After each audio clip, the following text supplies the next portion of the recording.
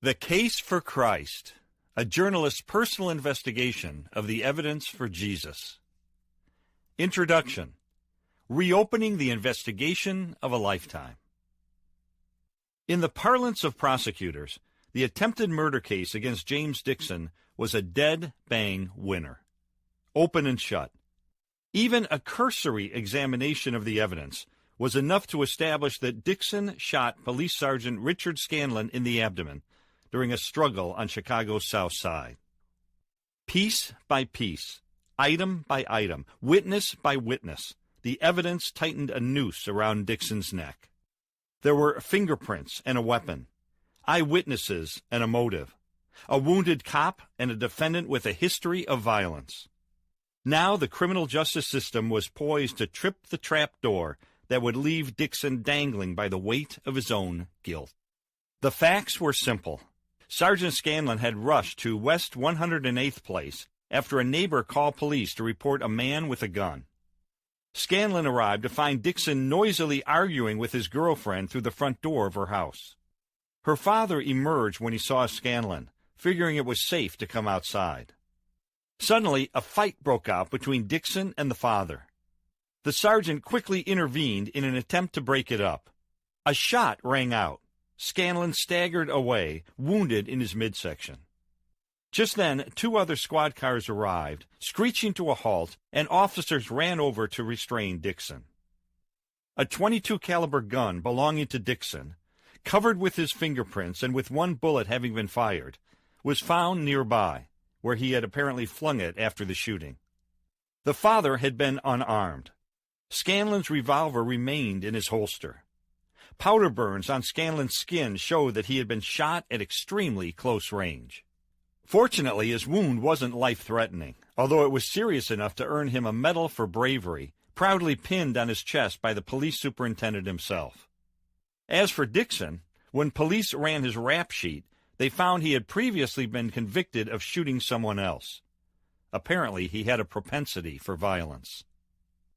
And there I sat, almost a year later, taking notes in a nearly deserted Chicago courtroom, while Dixon publicly admitted that, yes, he was guilty of shooting the 15-year police veteran. On top of all the other evidence, the confession clinched it.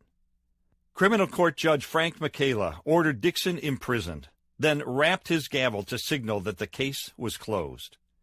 Justice had been served. I slipped my notebook into the inside pocket of my sports coat and ambled downstairs toward the press room. At the most, I figured my editor would give me 3 paragraphs to tell the story in the next day's Chicago Tribune. Certainly that's all it deserved. This wasn't much of a tale. Or so I thought. I answered the phone in the press room and recognized the voice right away. It was an informant I had cultivated during the year I had been covering the criminal courts building. I could tell he had something hot for me, because the bigger the tip, the faster and softer he would talk, and he was whispering a mile a minute. "Lee, do you know the Dixon case?" he asked. "Yeah, sure," I replied. "Covered it 2 days ago. Pretty routine." "Don't be so sure. The word is a few weeks before the shooting, Sergeant Scanlon was at a party showing off his pen gun." "His what?" "A pen gun. It's a .22 caliber pistol that's made to look like a fountain pen. They're illegal for anyone to carry, including cops." When I told him I didn't see the relevance of this, his voice got even more animated. "Here's the thing. Dixon didn't shoot Scanlon. Scanlon was wounded when his own pen gun accidentally went off in his shirt pocket. He framed Dixon so he wouldn't get in trouble for carrying an unauthorized weapon. Don't you see? Dixon is innocent." "Impossible," I exclaimed. "Check out the evidence yourself," came his reply. "See where it really points." I hung up the phone and dashed up the stairs to the prosecutor's office, pausing briefly to catch my breath before strolling inside. "You know the Dixon case?" I asked casually, not wanting to tip my hand too early. "If you don't mind, I'd like to go over the details once more." Color drained from his face. I can't talk about it," he stammered. "No comment." It turned out that my informant had already passed along his suspicions to the prosecutor's office. Behind the scenes, a grand jury was being convened to reconsider the evidence. Amazingly, unexpectedly, the once airtight case against James Dixon was being reopened. At the time, I started my own investigation, studying the crime scene, interviewing witnesses, talking with Dixon, and examining the physical evidence. As I thoroughly checked out the case, the strangest thing happened. All the new facts I uncovered, and yes, even the old evidence that had once pointed so convincingly toward Dixon's guilt, snugly fit the pen gun theory. Witnesses said that before Scanlon arrived on the scene, Dixon had been pounding his gun on the door of his girlfriend's house. The gun discharged in a downward direction. In the cement of the front porch, there was a chip that was consistent with the bullet's impact. This would account for the bullet that was missing from Dixon's gun. Dixon said he didn't want to be caught with a gun, so he hid it in some grass across the street before police arrived. I found a witness who corroborated that. This explained why the gun had been found some distance from the shooting scene, even though nobody had ever seen Dixon throw it. There were powder burns concentrated inside, but not above, the left pocket of Scanlon's shirt. The bullet hole was at the bottom of the pocket. Conclusion? A weapon had somehow discharged in the pocket's interior.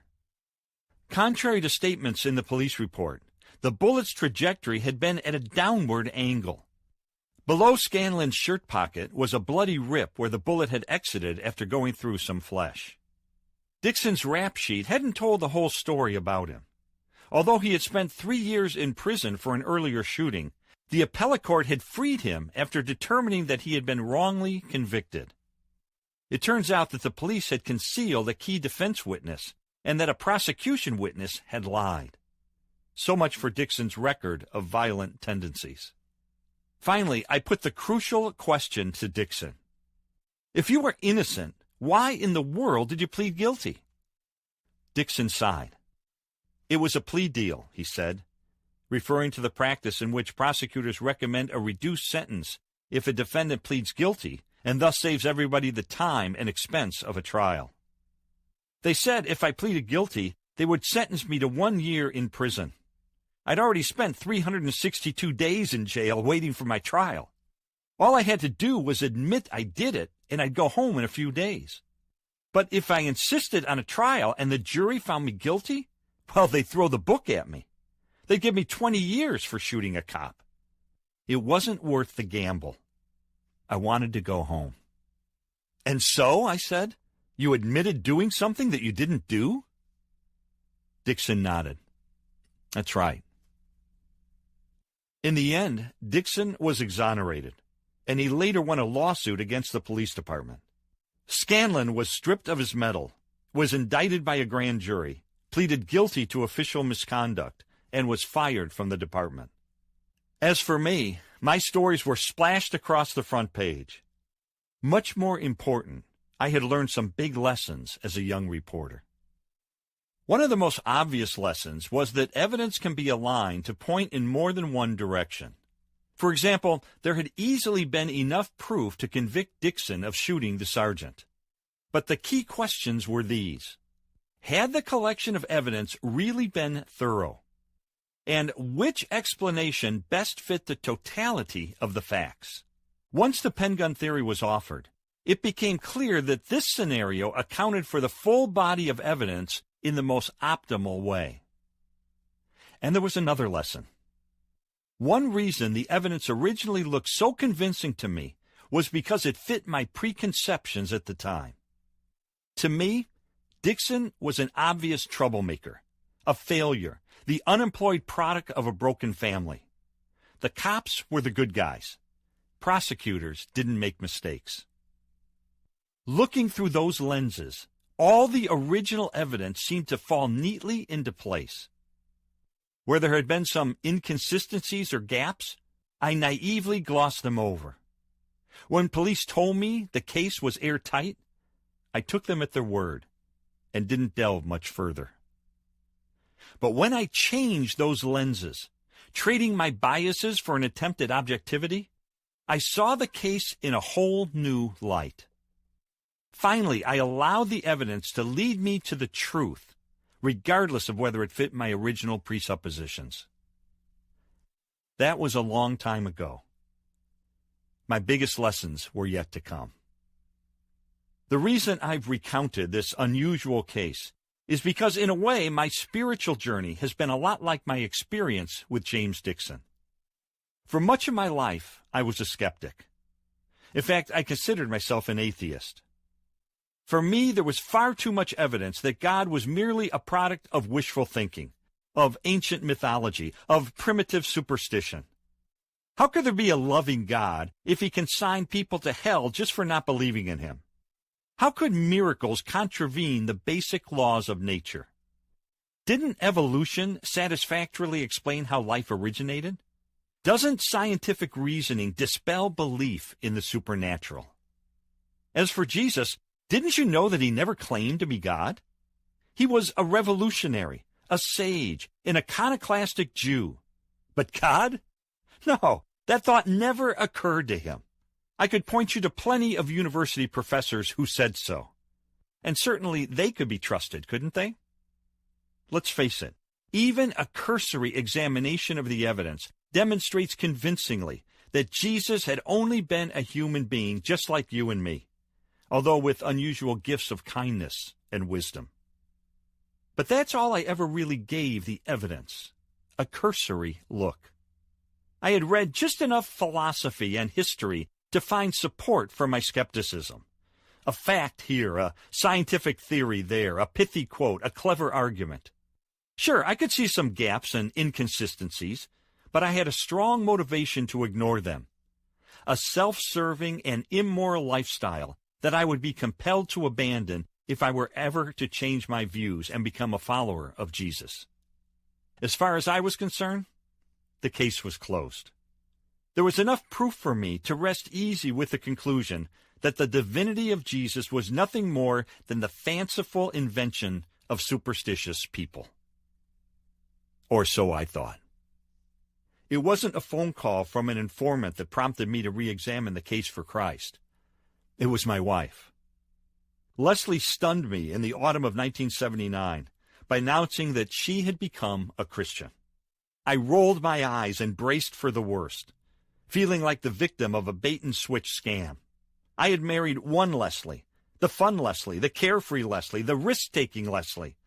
And now I feared she was going to turn into some sort of sexually repressed prude who would trade our upwardly mobile lifestyle for all-night prayer vigils and volunteer work in grimy soup kitchens. Instead, I was pleasantly surprised, even fascinated, by the fundamental changes in her character, her integrity, and her personal confidence. Eventually, I wanted to get to the bottom of what was prompting these subtle but significant shifts in my wife's attitudes. So I launched an all-out investigation into the facts surrounding the case for Christianity. Setting aside my self-interest and prejudices as best I could, I read books, interviewed experts, asked questions, analyzed history, explored archaeology, studied ancient literature, and for the first time in my life, I picked apart the Bible verse by verse. I plunged into the case with more vigor than with any story I had ever pursued. I applied the training I had received at Yale Law School, as well as my experience as legal affairs editor of the Chicago Tribune. And over time, the evidence of the world, of history, of science, of philosophy, of psychology, began to point toward the unthinkable. It was like the James Dixon case revisited. Maybe you too have been basing your spiritual outlook on the evidence you've observed around you or gleaned long ago from books, college professors, family members, or friends. But is your conclusion really the best explanation for the evidence? If you were to dig deeper, to confront your preconceptions and systematically seek out proof, what would you find? That's what this book is about. In effect, I'm going to retrace and expand upon the spiritual journey I took for nearly 2 years. I'll take you along as I interview 13 leading scholars and authorities who have impeccable academic credentials. I have crisscrossed the country, from Minnesota to Georgia, from Virginia to California, to elicit their expert opinions, to challenge them with the objections I had when I was a skeptic, to force them to defend their positions with solid data and cogent arguments, and to test them with the very questions that you might ask if given the opportunity. In this quest for truth, I've used my experience as a legal affairs journalist to look at numerous categories of proof: eyewitness evidence, documentary evidence, corroborating evidence, rebuttal evidence, scientific evidence, psychological evidence, circumstantial evidence, and yes, even fingerprint evidence. That sounds intriguing, doesn't it? These are the same classifications that you'd encounter in a courtroom. And maybe taking a legal perspective is the best way to envision this process, with you in the role of a juror. If you were selected for a jury in a real trial, you would be asked to affirm up front that you haven't formed any preconceptions about the case. You would be required to vow that you would be open-minded and fair, drawing your conclusions based on the weight of the facts and not on your whims or prejudices. You would be urged to thoughtfully consider the credibility of the witnesses, carefully sift the testimony, and rigorously subject the evidence to your common sense and logic. I'm asking you to do the same thing while reading this book. Ultimately, it's the responsibility of jurors to reach a verdict. That doesn't mean that they have 100% certainty, because we can't have absolute proof about virtually anything in life. In a trial, jurors are asked to weigh the evidence and come to the best possible conclusion. In other words, hearkening back to the James Dixon case, which scenario fits the facts most snugly? That's your task. I hope you take it seriously, because there may be more than just idle curiosity hanging in the balance. If Jesus is to be believed, and I realize that may be a big if for you at this point, then nothing is more important than how you respond to him. But who was he, really? Who did he claim to be? And is there any credible evidence to back up his assertions? That's what we'll seek to determine as we board a flight for Denver to conduct our first interview.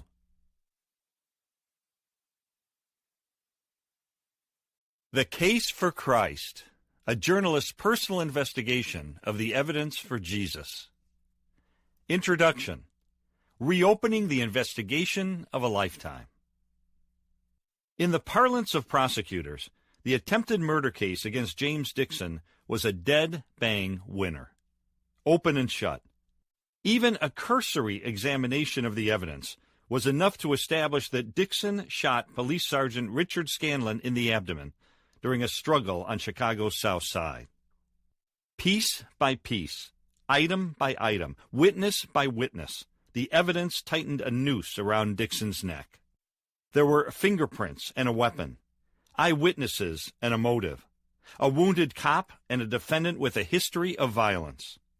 Now the criminal justice system was poised to trip the trap door that would leave Dixon dangling by the weight of his own guilt. The facts were simple. Sergeant Scanlon had rushed to West 108th Place after a neighbor called police to report a man with a gun.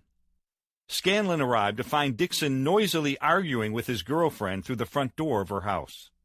Her father emerged when he saw Scanlon, figuring it was safe to come outside.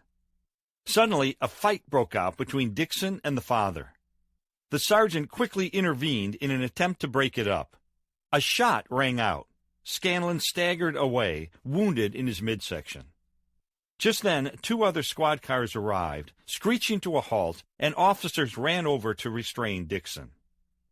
A .22 caliber gun belonging to Dixon, covered with his fingerprints and with 1 bullet having been fired, was found nearby, where he had apparently flung it after the shooting. The father had been unarmed. Scanlon's revolver remained in his holster. Powder burns on Scanlon's skin showed that he had been shot at extremely close range.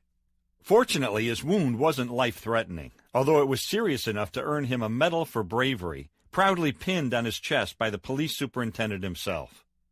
As for Dixon, when police ran his rap sheet, they found he had previously been convicted of shooting someone else. Apparently, he had a propensity for violence. And there I sat, almost a year later, taking notes in a nearly deserted Chicago courtroom, while Dixon publicly admitted that, yes, he was guilty of shooting the 15-year police veteran. On top of all the other evidence, the confession clinched it. Criminal Court Judge Frank Michaela ordered Dixon imprisoned, then rapped his gavel to signal that the case was closed. Justice had been served. I slipped my notebook into the inside pocket of my sports coat and ambled downstairs toward the press room. At the most, I figured my editor would give me 3 paragraphs to tell the story in the next day's Chicago Tribune. Certainly that's all it deserved. This wasn't much of a tale. Or so I thought. I answered the phone in the press room and recognized the voice right away. It was an informant I had cultivated during the year I had been covering the criminal courts building. I could tell he had something hot for me, because the bigger the tip, the faster and softer he would talk, and he was whispering a mile a minute. "Lee, do you know the Dixon case?" he asked. "Yeah, sure," I replied. "Covered it 2 days ago. Pretty routine." "Don't be so sure. The word is a few weeks before the shooting, Sergeant Scanlon was at a party showing off his pen gun." "His what?" "A pen gun. It's a .22 caliber pistol that's made to look like a fountain pen. They're illegal for anyone to carry, including cops." When I told him I didn't see the relevance of this, his voice got even more animated. "Here's the thing. Dixon didn't shoot Scanlon.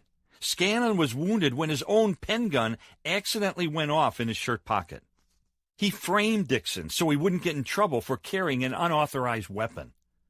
Don't you see? Dixon is innocent."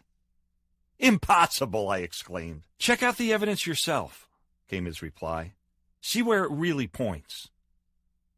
I hung up the phone and dashed up the stairs to the prosecutor's office, pausing briefly to catch my breath before strolling inside. "You know the Dixon case?" I asked casually, not wanting to tip my hand too early. "If you don't mind, I'd like to go over the details once more." Color drained from his face. I can't talk about it," he stammered. "No comment." It turned out that my informant had already passed along his suspicions to the prosecutor's office. Behind the scenes, a grand jury was being convened to reconsider the evidence. Amazingly, unexpectedly, the once airtight case against James Dixon was being reopened. At the time, I started my own investigation, studying the crime scene, interviewing witnesses, talking with Dixon, and examining the physical evidence. As I thoroughly checked out the case, the strangest thing happened. All the new facts I uncovered, and yes, even the old evidence that had once pointed so convincingly toward Dixon's guilt, snugly fit the pen gun theory. Witnesses said that before Scanlon arrived on the scene, Dixon had been pounding his gun on the door of his girlfriend's house. The gun discharged in a downward direction. In the cement of the front porch, there was a chip that was consistent with the bullet's impact. This would account for the bullet that was missing from Dixon's gun. Dixon said he didn't want to be caught with a gun, so he hid it in some grass across the street before police arrived. I found a witness who corroborated that. This explained why the gun had been found some distance from the shooting scene, even though nobody had ever seen Dixon throw it. There were powder burns concentrated inside, but not above, the left pocket of Scanlon's shirt. The bullet hole was at the bottom of the pocket. Conclusion? A weapon had somehow discharged in the pocket's interior. Contrary to statements in the police report, the bullet's trajectory had been at a downward angle. Below Scanlon's shirt pocket was a bloody rip where the bullet had exited after going through some flesh. Dixon's rap sheet hadn't told the whole story about him.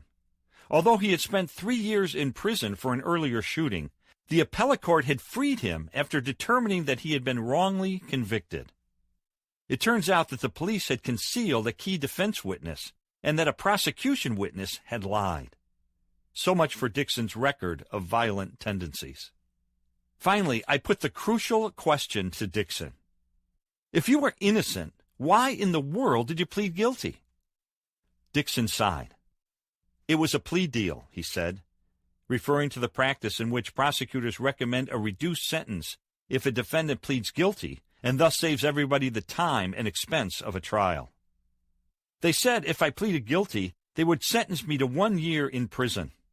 I'd already spent 362 days in jail waiting for my trial. All I had to do was admit I did it, and I'd go home in a few days.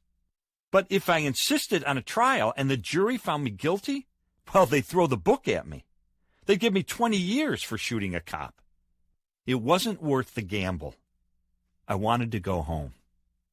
And so, I said, you admitted doing something that you didn't do? Dixon nodded. That's right. In the end, Dixon was exonerated, and he later won a lawsuit against the police department. Scanlon was stripped of his medal, was indicted by a grand jury, pleaded guilty to official misconduct, and was fired from the department.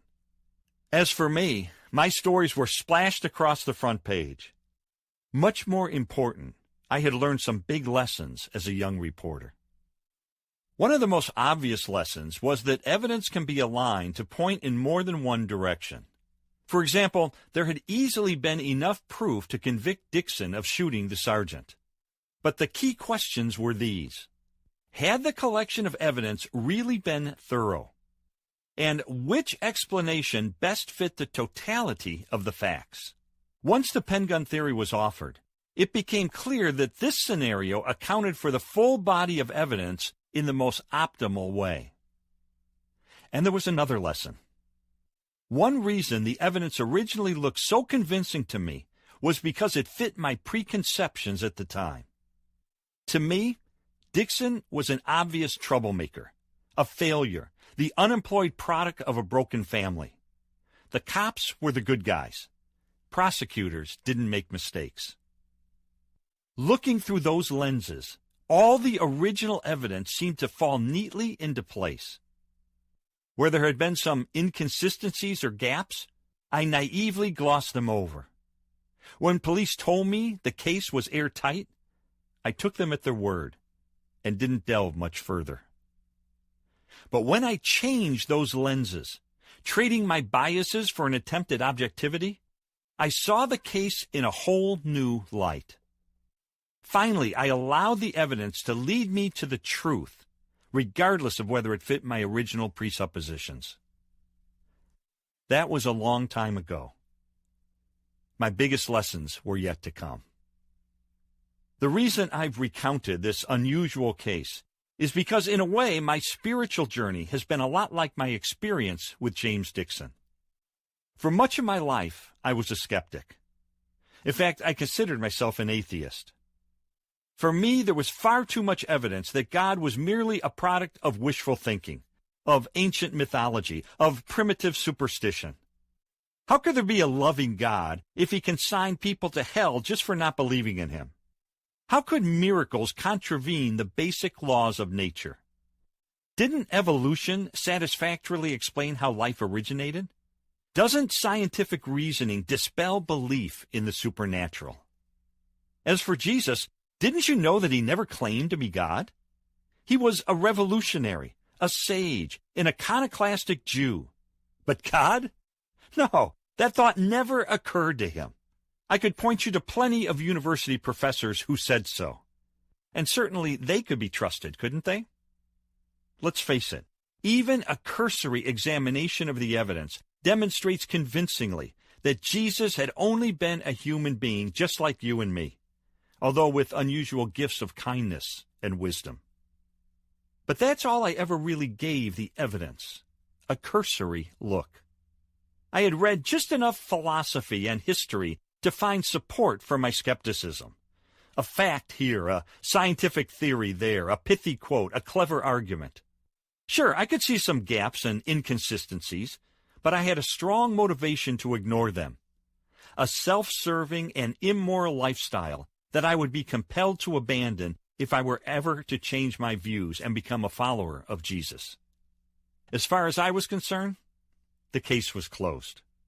There was enough proof for me to rest easy with the conclusion that the divinity of Jesus was nothing more than the fanciful invention of superstitious people.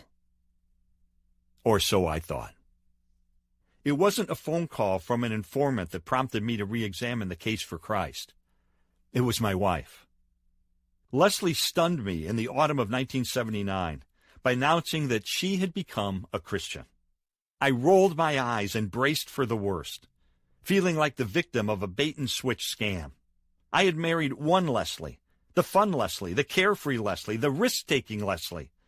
And now I feared she was going to turn into some sort of sexually repressed prude who would trade our upwardly mobile lifestyle for all-night prayer vigils and volunteer work in grimy soup kitchens. Instead, I was pleasantly surprised, even fascinated, by the fundamental changes in her character, her integrity, and her personal confidence. Eventually, I wanted to get to the bottom of what was prompting these subtle but significant shifts in my wife's attitudes. So I launched an all-out investigation into the facts surrounding the case for Christianity. Setting aside my self-interest and prejudices as best I could, I read books, interviewed experts, asked questions, analyzed history, explored archaeology, studied ancient literature, and for the first time in my life, I picked apart the Bible verse by verse. I plunged into the case with more vigor than with any story I had ever pursued. I applied the training I had received at Yale Law School, as well as my experience as legal affairs editor of the Chicago Tribune. And over time, the evidence of the world, of history, of science, of philosophy, of psychology, began to point toward the unthinkable. It was like the James Dixon case revisited. Maybe you too have been basing your spiritual outlook on the evidence you've observed around you or gleaned long ago from books, college professors, family members, or friends. But is your conclusion really the best explanation for the evidence? If you were to dig deeper, to confront your preconceptions and systematically seek out proof, what would you find? That's what this book is about. In effect, I'm going to retrace and expand upon the spiritual journey I took for nearly 2 years. I'll take you along as I interview 13 leading scholars and authorities who have impeccable academic credentials. I have crisscrossed the country, from Minnesota to Georgia, from Virginia to California, to elicit their expert opinions, to challenge them with the objections I had when I was a skeptic, to force them to defend their positions with solid data and cogent arguments, and to test them with the very questions that you might ask if given the opportunity. In this quest for truth, I've used my experience as a legal affairs journalist to look at numerous categories of proof: eyewitness evidence, documentary evidence, corroborating evidence, rebuttal evidence, scientific evidence, psychological evidence, circumstantial evidence, and yes, even fingerprint evidence. That sounds intriguing, doesn't it? These are the same classifications that you'd encounter in a courtroom. And maybe taking a legal perspective is the best way to envision this process, with you in the role of a juror. If you were selected for a jury in a real trial, you would be asked to affirm up front that you haven't formed any preconceptions about the case. You would be required to vow that you would be open-minded and fair, drawing your conclusions based on the weight of the facts and not on your whims or prejudices. You would be urged to thoughtfully consider the credibility of the witnesses, carefully sift the testimony, and rigorously subject the evidence to your common sense and logic. I'm asking you to do the same thing while reading this book. Ultimately, it's the responsibility of jurors to reach a verdict. That doesn't mean that they have 100% certainty, because we can't have absolute proof about virtually anything in life. In a trial, jurors are asked to weigh the evidence and come to the best possible conclusion. In other words, hearkening back to the James Dixon case, which scenario fits the facts most snugly? That's your task. I hope you take it seriously, because there may be more than just idle curiosity hanging in the balance. If Jesus is to be believed, and I realize that may be a big if for you at this point, then nothing is more important than how you respond to him. But who was he, really? Who did he claim to be? And is there any credible evidence to back up his assertions? That's what we'll seek to determine as we board a flight for Denver to conduct our first interview.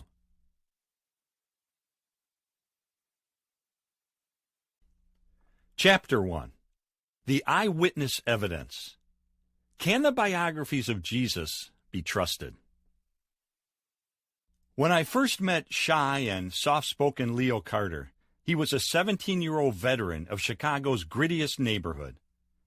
His testimony had put 3 killers in prison, and he was still carrying a .38 caliber slug in his skull, a grisly reminder of a horrific saga that began when he witnessed Elijah Baptist gun down a local grocer. Leo and a friend, Leslie Scott, were playing basketball when they saw Elijah, then a 16-year-old delinquent with 30 arrests on his rap sheet, slay Sam Blue outside his grocery store. Leo had known the grocer since childhood. When we didn't have any food, he'd give us some, Leo explained to me in a quiet voice. So when I went to the hospital and they said he was dead, I knew I'd have to testify about what I saw. Eyewitness testimony is powerful.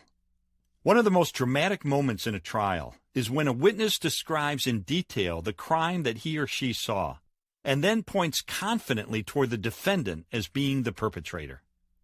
Elijah Baptist knew that the only way to avoid prison would be to somehow prevent Leo Carter and Leslie Scott from doing just that. So Elijah and 2 of his pals went hunting. Soon they tracked down Leo and Leslie, who were walking down the street with Leo's brother Henry, and they dragged all 3 at gunpoint to a darkened loading dock nearby. "I like you," Elijah's cousin said to Leo, "but I've got to do this."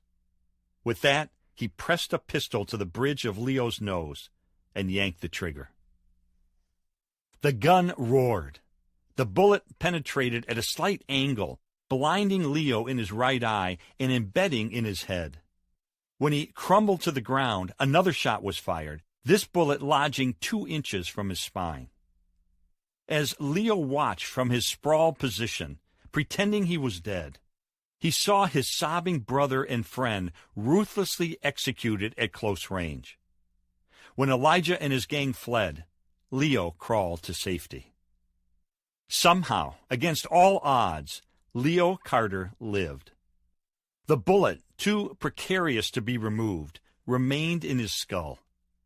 Despite searing headaches that strong medication couldn't dull, he became the sole eyewitness against Elijah Baptist at his trial for killing grocer Sam Blue. The jurors believed Leo, and Elijah was sentenced to 80 years in prison. And again, Leo was the only eyewitness to testify against Elijah and his 2 companions in the slayings of his brother and his friend. And once more his word was good enough to land the trio in prison for the rest of their lives. Leo Carter is one of my heroes. He made sure justice was served, even though he paid a monumental price for it. When I think of eyewitness testimony, even to this day, all these years later, his face still appears in my mind. Yes, eyewitness testimony can be compelling and convincing.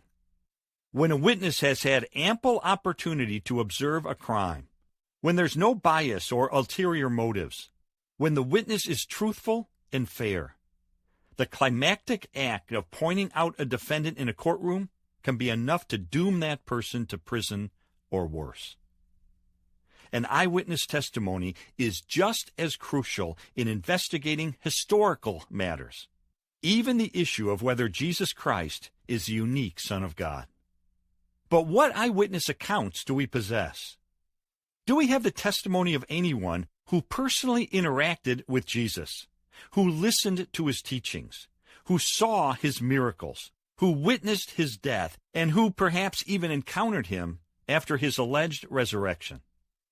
Do we have any records from first-century journalists who interviewed eyewitnesses, asked tough questions, and faithfully recorded what they scrupulously determined to be true? Equally important, how well would these accounts withstand the scrutiny of skeptics? I knew that just as Leo Carter's testimony clinched the convictions of 3 brutal murderers, eyewitness accounts from the mists of distant time could help resolve the most important spiritual issue of all. To get solid answers, I arranged to interview the nationally renowned scholar who literally wrote the book on the topic, Dr. Craig Blomberg, author of The Historical Reliability of the Gospels. I knew Blomberg was smart. In fact, even his appearance fit the stereotype. Tall at 6'2" and lanky, with short, wavy brown hair unceremoniously combed forward, a fuzzy beard and thick, rimless glasses. He looked like the type who would have been valedictorian of his high school. He was. A National Merit Scholar. He was. And a magna cum laude graduate of a prestigious seminary. He was from Trinity Evangelical Divinity School. But I wanted someone who was more than just intelligent and educated. I was searching for an expert who wouldn't gloss over nuances or blithely dismiss challenges to the records of Christianity.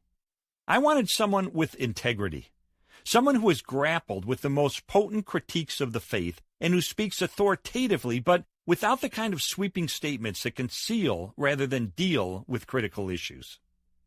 I was told Blomberg was exactly what I was looking for, and I flew to Denver wondering if he could measure up. Admittedly, I had a few doubts, especially when my research yielded one profoundly disturbing fact that he would probably have preferred had remained hidden. Blomberg still holds out hope that his beloved childhood heroes, the Chicago Cubs, will win the World Series in his lifetime. Frankly, that was enough to make me a bit suspicious of his discernment. The first interview, Craig L. Blomberg, Ph.D. Craig Blomberg is widely considered to be one of the country's foremost authorities on the biographies of Jesus, which are called the 4 Gospels. He received his doctorate in New Testament from Aberdeen University in Scotland, later serving as a senior research fellow at Tyndale House at Cambridge University in England, where he was part of an elite group of international scholars that produced a series of acclaimed works on Jesus. For the last dozen years, he has been a professor of New Testament at the highly respected Denver Seminary. In addition to the historical reliability of the Gospels, Blomberg's books include The Historical Reliability of John's Gospel, Jesus and the Gospels, Interpreting the Parables, Can We Still Believe the Bible, and commentaries on the Gospel of Matthew and 1 Corinthians. He also helped edit Volume 6 of Gospel Perspectives, which deals at length with the miracles of Jesus. And he co-authored Introduction to Biblical Interpretation and a Handbook of New Testament Exegesis. He contributed chapters on the historicity of the Gospels to the award-winning book Jesus Under Fire. His memberships include the Society for the Study of the New Testament, Society of Biblical Literature, and the Institute for Biblical Research. As I expected, his office had more than its share of scholarly volumes stacked on the shelves. He was even wearing a tie emblazoned with drawings of books. However, I quickly noted that his office walls were dominated not by dusty tomes from ancient historians, but by artwork from his young daughters. Their whimsical and colorful depictions of llamas, houses, and flowers weren't haphazardly pinned up as a casual afterthought. They had obviously been treated as prizes, painstakingly matted, carefully framed, and personally autographed by Elizabeth and Rachel themselves. Clearly, I thought to myself, this man has a heart as well as a brain. Blomberg speaks with the precision of a mathematician. Yes, he taught mathematics too earlier in his career, carefully measuring each word out of an apparent reluctance to tread even one nuance beyond where the evidence warrants. Exactly what I was looking for. As he settled into a high-backed chair, cup of coffee in hand, I too sipped some coffee to ward off the Colorado chill. Since I sensed Blomberg was a get-to-the-point kind of guy, I decided to start my interview by cutting to the core of the issue. "Tell me this," I said with an edge of challenge in my voice. Is it really possible to be an intelligent, critically thinking person and still believe that the four Gospels were written by the people whose names have been attached to them? Blomberg set his cup of coffee on the edge of his desk and looked intently at me. The answer is yes, he said with conviction. He sat back and continued. It's important to acknowledge that, strictly speaking, the Gospels are anonymous.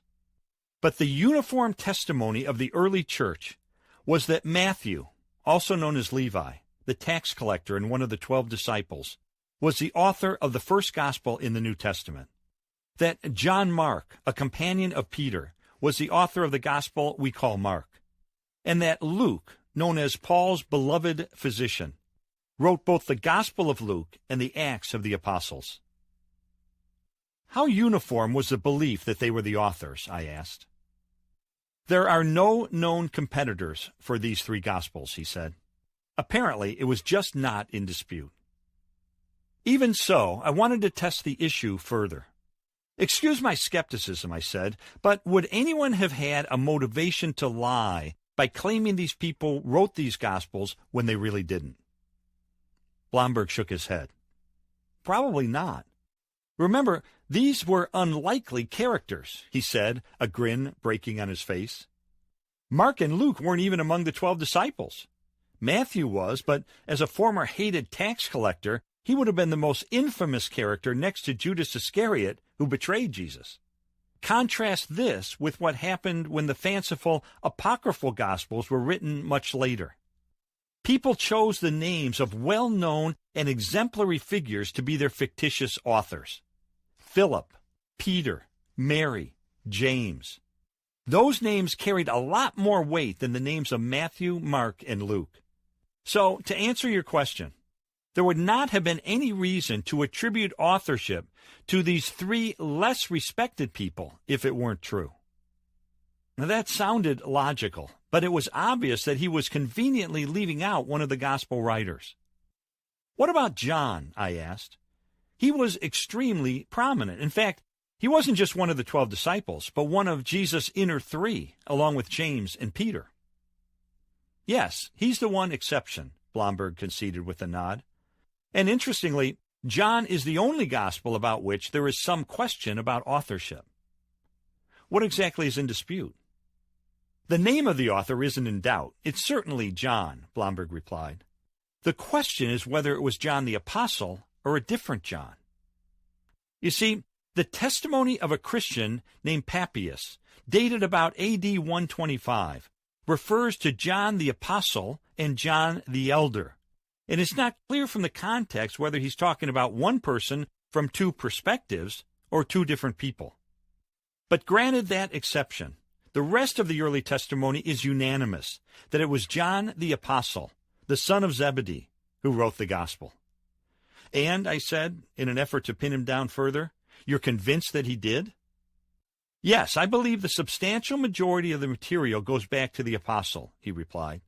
However, if you read the Gospel closely, you can see some indication that its concluding verses may have been finalized by an editor. Personally, I have no problem believing that somebody closely associated with John may have functioned in that role, putting the last verses into shape and potentially creating the stylistic uniformity of the entire document. But in any event, he stressed, the Gospel is obviously based on eyewitness material, as are the other three Gospels. While I appreciated Blomberg's comments so far, I wasn't ready to move on yet. The issue of who wrote the Gospels is tremendously important, and I wanted specific details, names, dates, quotations. I finished off my coffee and put the cup on his desk. Pen poised, I prepared to dig deeper. Let's go back to Matthew, Mark, and Luke, I said.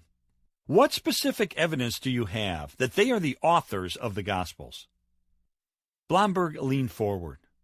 Again, the oldest and probably most significant testimony comes from Papias, who in about AD 125 specifically affirmed that Mark had carefully and accurately recorded Peter's eyewitness observations.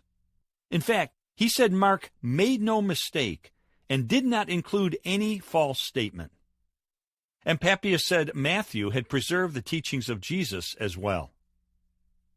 Then Irenaeus, writing about AD 180, confirmed the traditional authorship. In fact, here, he said, reaching for a book, he flipped it open and read Irenaeus' words. Matthew published his own gospel among the Hebrews in their own tongue when Peter and Paul were preaching the gospel in Rome and founding the church there. After their departure, Mark, the disciple and interpreter of Peter, himself handed down to us in writing the substance of Peter's preaching. Luke, the follower of Paul, set down in a book the gospel preached by his teacher. Then John, the disciple of the Lord, who also leaned on his breast, himself produced his gospel while he was living at Ephesus in Asia. I looked up from the notes I was taking. Okay, let me clarify this, I said. If we can have confidence that the Gospels were written by the disciples Matthew and John, by Mark, the companion of the disciple Peter, and by Luke, the historian, companion of Paul, and sort of a first-century journalist, we can be assured that the events they recorded are based on either direct or indirect eyewitness testimony. As I was speaking, Blomberg was mentally sifting my words. When I finished, he nodded. Exactly, he said crisply. There were still some troubling aspects of the Gospels that I needed to clarify. In particular, I wanted to better understand the kind of literary genre they represented. When I go to the bookstore and look in the biography section, I don't see the same kind of writing that I see in the Gospels, I said. When somebody writes a biography these days, they thoroughly delve into the person's life. But look at Mark. He doesn't talk about the birth of Jesus or really anything through Jesus' early adult years. Instead, he focuses on a 3-year period and spends half his gospel on the events leading up to and culminating in Jesus' last week. How do you explain that? Blomberg held up a couple of fingers. There are 2 reasons, he replied. One is literary, and the other is theological. The literary reason is that basically this is how people wrote biographies in the ancient world. They did not have the sense, as we do today, that it was important to give equal proportion to all periods of an individual's life, or that it was necessary to tell the story in strictly chronological order, or even to quote people verbatim, as long as the essence of what they said was preserved. Ancient Greek and Hebrew didn't even have a symbol for quotation marks. The only purpose for which they thought history was worth recording was because there were some lessons to be learned from the characters described. Therefore, the biographer wanted to dwell at length on those portions of the person's life that were exemplary, that were illustrative, that could help other people, that gave meaning to a period of history. And what's the theological reason, I asked? It flows out of the point I just made. Christians believe that as wonderful as Jesus' life and teachings and miracles were, they were meaningless if it were not historically factual that Christ died and was raised from the dead, and that this provided atonement or forgiveness of the sins of humanity. So Mark, in particular, as the writer of probably the earliest gospel, devotes roughly half of his narrative to the events leading up to, including 1 week's period of time and culminating in Christ's death and resurrection. Given the significance of the crucifixion, he concluded, this makes perfect sense in ancient literature. In addition to the 4 Gospels, scholars often refer to what they call Q, which stands for the German word Quell or source. Because of similarities in language and content, it has traditionally been assumed that Matthew and Luke drew upon Mark's earlier gospel in writing their own. In addition, scholars have said that Matthew and Luke also incorporated some material from this mysterious Q, material that is absent from Mark. What exactly is Q? I asked Blomberg. It's nothing more than a hypothesis, he replied, again leaning back comfortably in his chair. With few exceptions, it's just sayings or teachings of Jesus, which once may have formed an independent, separate document. You see, it was a common literary genre to collect the sayings of respected teachers, sort of as we compile the top music of a singer and put it into a best-of album. Q may have been something like that. At least that's the theory. But if Q existed before Matthew and Luke, it would constitute early material about Jesus. Perhaps, I thought, it can shed some fresh light on what Jesus was really like. Let me ask this, I said. If you isolate just the material from Q, what kind of picture of Jesus do you get? Blomberg stroked his beard and stared at the ceiling for a moment as he pondered the question. Well, you have to keep in mind that Q was a collection of sayings, and therefore it didn't have the narrative material that would have given us a more fully orbed picture of Jesus, he replied, speaking slowly as he chose each word with care. Even so, you find Jesus making some very strong claims. For instance, that he was wisdom personified, that he was the one by whom God will judge all humanity, whether they confess him or disavow him.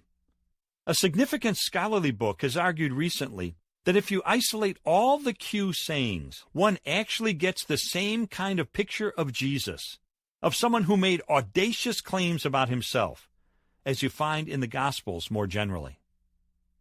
I wanted to push him further on this point. Would he be seen as a miracle worker? I inquired.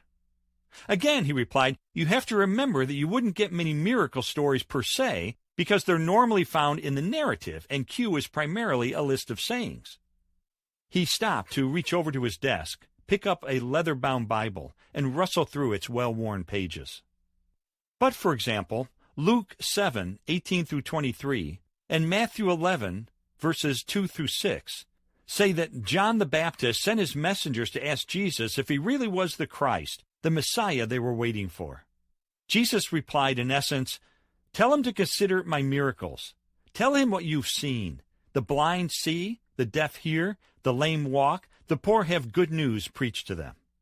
So even in Q, he concluded, there is clearly an awareness of Jesus' ministry of miracles. Blomberg's mention of Matthew brought to mind another question concerning how the Gospels were put together. Why, I asked, would Matthew, purported to be an eyewitness to Jesus, incorporate part of a Gospel written by Mark, whom everyone agrees was not an eyewitness?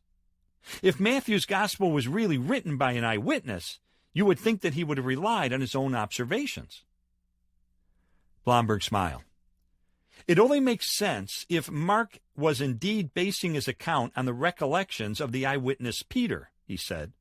As you said yourself, Peter was among the inner circle of Jesus and was privy to seeing and hearing things that the other disciples didn't. So it would make sense for Matthew, even though he was an eyewitness, to rely on Peter's version of events as transmitted through Mark. Yes, I thought to myself, that did make some sense. In fact, an analogy began to form in my mind from my years as a newspaper reporter. I recall being part of a crowd of journalists that once cornered the famous Chicago political patriarch, the late Mayor Richard J. Daley, to pepper him with questions about a scandal that was brewing in the police department. He made some remarks before escaping into his limousine. Even though I was an eyewitness to what had taken place, I immediately went to a radio reporter who had been closer to Daley and asked him to play back the tape of what Daley had just said. That way I could make sure I had his words correctly written down. That, I mused, was apparently what Matthew did with Mark.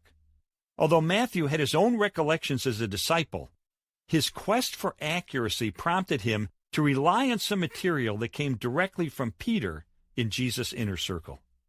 Feeling satisfied with Blomberg's initial answers concerning the first three Gospels, called the Synoptics, which means to view at the same time because of their similar outline and interrelationship, next I turn my attention to John's Gospel. Anyone who reads all four Gospels will immediately recognize that there are obvious differences between the Synoptics and the Gospel of John, and I wanted to know whether this means there are irreconcilable contradictions between them. Could you clarify the differences between the Synoptic Gospels and John's Gospel? I asked Blomberg. His eyebrows shot up. Huge question, he exclaimed. I hope to write a whole book on the topic. After I assured him that I was only after the essentials of the issue, not an exhaustive discussion, he settled back into his chair. Well, it's true that John is more different than similar to the synoptics, he began.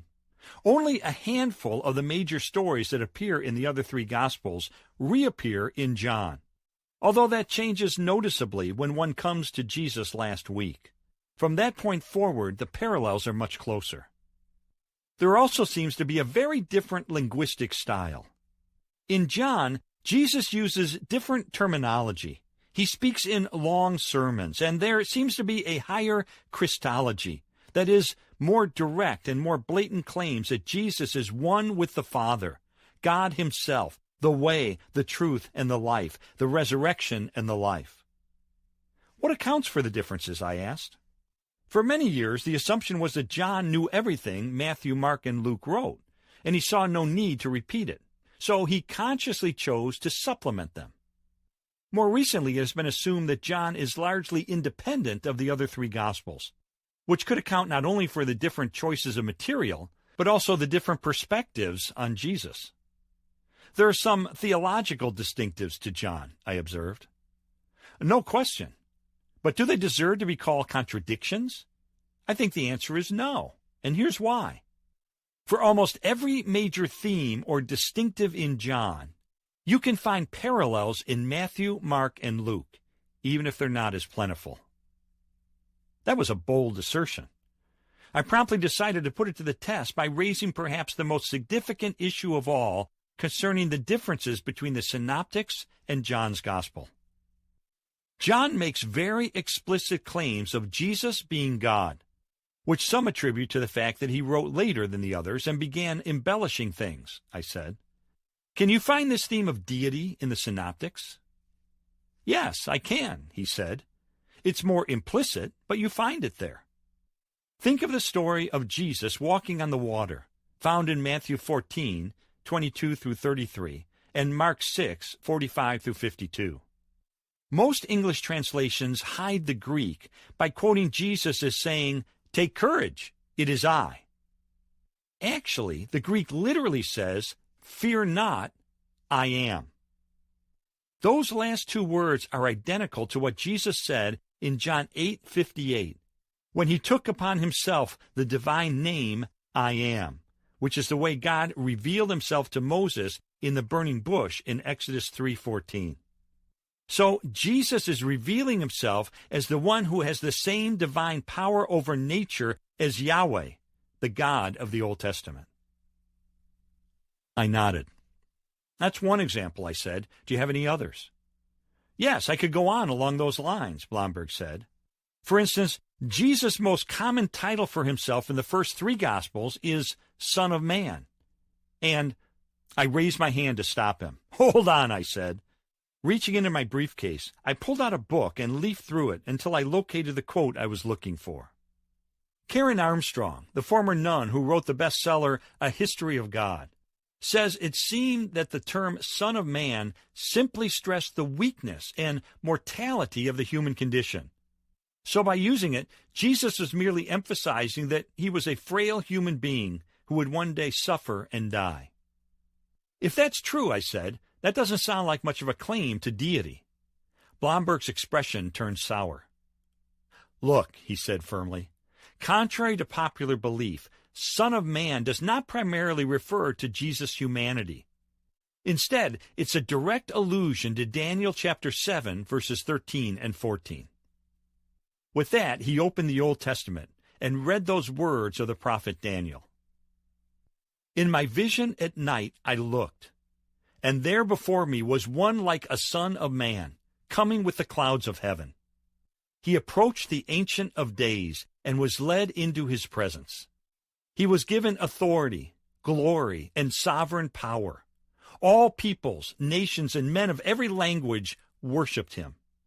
His dominion is an everlasting dominion that will not pass away, and his kingdom is one that will never be destroyed. Blomberg shut the Bible. So look at what Jesus is doing by applying the term Son of Man to himself, he continued. This is someone who approaches God himself in his heavenly throne room and is given universal authority and dominion. That makes Son of Man a title of great exaltation, not of mere humanity. Later I came upon a comment by another scholar whom I would soon interview for this book, William Lane Craig, who has made a similar observation. He said, Son of Man is often thought to indicate the humanity of Jesus, just as the reflex expression Son of God indicates his divinity. In fact, just the opposite is true. The Son of Man was a divine figure in the Old Testament book of Daniel, who would come at the end of the world to judge humankind and rule forever. Thus, the claim to be the Son of Man would be, in effect, a claim to divinity. Continued Blomberg, in addition, Jesus claims to forgive sins in the Synoptics, and that's something only God can do. Jesus accepts prayer and worship. Jesus says, whoever acknowledges me, I will acknowledge before my Father in heaven. Final judgment is based on one's reaction to whom? This mere human being? No, that would be a very arrogant claim. Final judgment is based on one's reaction to Jesus as God. As you can see, there's all sorts of material in the Synoptics about the deity of Christ that then merely becomes more explicit in John's Gospel. In authoring the last Gospel, John did have the advantage of being able to mull over theological issues for a longer period of time. So I asked Blomberg, doesn't the fact that John was writing with more of a theological bent mean that his historical material may have been tainted and therefore less reliable? I don't believe John was more theological, Blomberg stressed. He just has a different cluster of theological emphases. Matthew, Mark, and Luke each have very distinctive theological angles that they want to highlight. Luke, the theologian of the poor and of social concern. Matthew, the theologian trying to understand the relationship of Christianity and Judaism. Mark, who shows Jesus as the suffering servant. You can make a long list of the distinctive theologies of Matthew, Mark, and Luke. I interrupted because I was afraid Blomberg was missing my broader point. Okay, but don't those theological motivations cast doubt on their ability and willingness to accurately report what happened? I asked. Isn't it likely that their theological agenda would prompt them to color and twist the history they recorded? It certainly means that, as with any ideological document, we have to consider that as a possibility, he admitted. There are people with axes to grind who distort history to serve their ideological ends. But unfortunately, people have concluded that always happens, which is a mistake. In the ancient world, the idea of writing dispassionate, objective history merely to chronicle events with no ideological purpose was unheard of. Nobody wrote history if there wasn't a reason to learn from it. I smiled. I suppose you could say that makes everything suspect, I suggested. Yes, at one level it does, he replied. But if we can reconstruct reasonably accurate history from all kinds of other ancient sources, we ought to be able to do that from the Gospels, even though they too are ideological. Blomberg thought for a moment, searching his mind for an appropriate analogy to drive home his point. Finally, he said, here's a modern parallel from the experience of the Jewish community that might clarify what I mean. Some people, usually for anti-Semitic purposes, deny or downplay the horrors of the Holocaust. But it has been the Jewish scholars who've created museums, written books, preserved artifacts, and documented eyewitness testimony concerning the Holocaust. Now, they have a very ideological purpose, namely to ensure that such an atrocity never occurs again. But they have also been the most faithful and objective in their reporting of historical truth. Christianity was likewise based on certain historical claims that God uniquely entered into space and time in the person of Jesus of Nazareth. So the very ideology that Christians were trying to promote required as careful historical work as possible. He let his analogy sink in. Turning to face me more directly, he asked, "Do you see my point?" I nodded to indicate that I did. It's one thing to say that the Gospels are rooted in direct or indirect eyewitness testimony. It's another to claim that this information was reliably preserved until it was finally written down years later. This, I knew, was a major point of contention, and I wanted to challenge Blomberg with this issue as forthrightly as I could. Again, I picked up Armstrong's popular book, A History of God. "Listen to something else she wrote," I said. "We know very little about Jesus. The first full-length account of his life was St. Mark's Gospel, which was not written until about the year 70, some 40 years after his death. By that time, the historical facts had been overlaid with mythical elements which expressed the meaning Jesus had acquired for his followers. It is this meaning that St. Mark primarily conveys rather than a reliable, straightforward portrayal." Tossing the book back into my open briefcase, I turned to Blomberg and continued. "Some scholars say the Gospels were written so far after the events that legend developed and distorted what was finally written down, turning Jesus from merely a wise teacher into the mythological Son of God. Is that a reasonable hypothesis? Or is there good evidence that the Gospels were recorded earlier than that, before legend could totally corrupt what was ultimately recorded?" Blomberg's eyes narrowed, and his voice took on an adamant tone. "There are two separate issues here, and it's important to keep them separate," he said. "I do think there's good evidence for suggesting early dates for the writing of the Gospels. But even if there wasn't, Armstrong's argument doesn't work anyway." "Why not?" I asked. "The standard scholarly dating, even in very liberal circles, is Mark in the 70s, Matthew and Luke in the 80s, John in the 90s.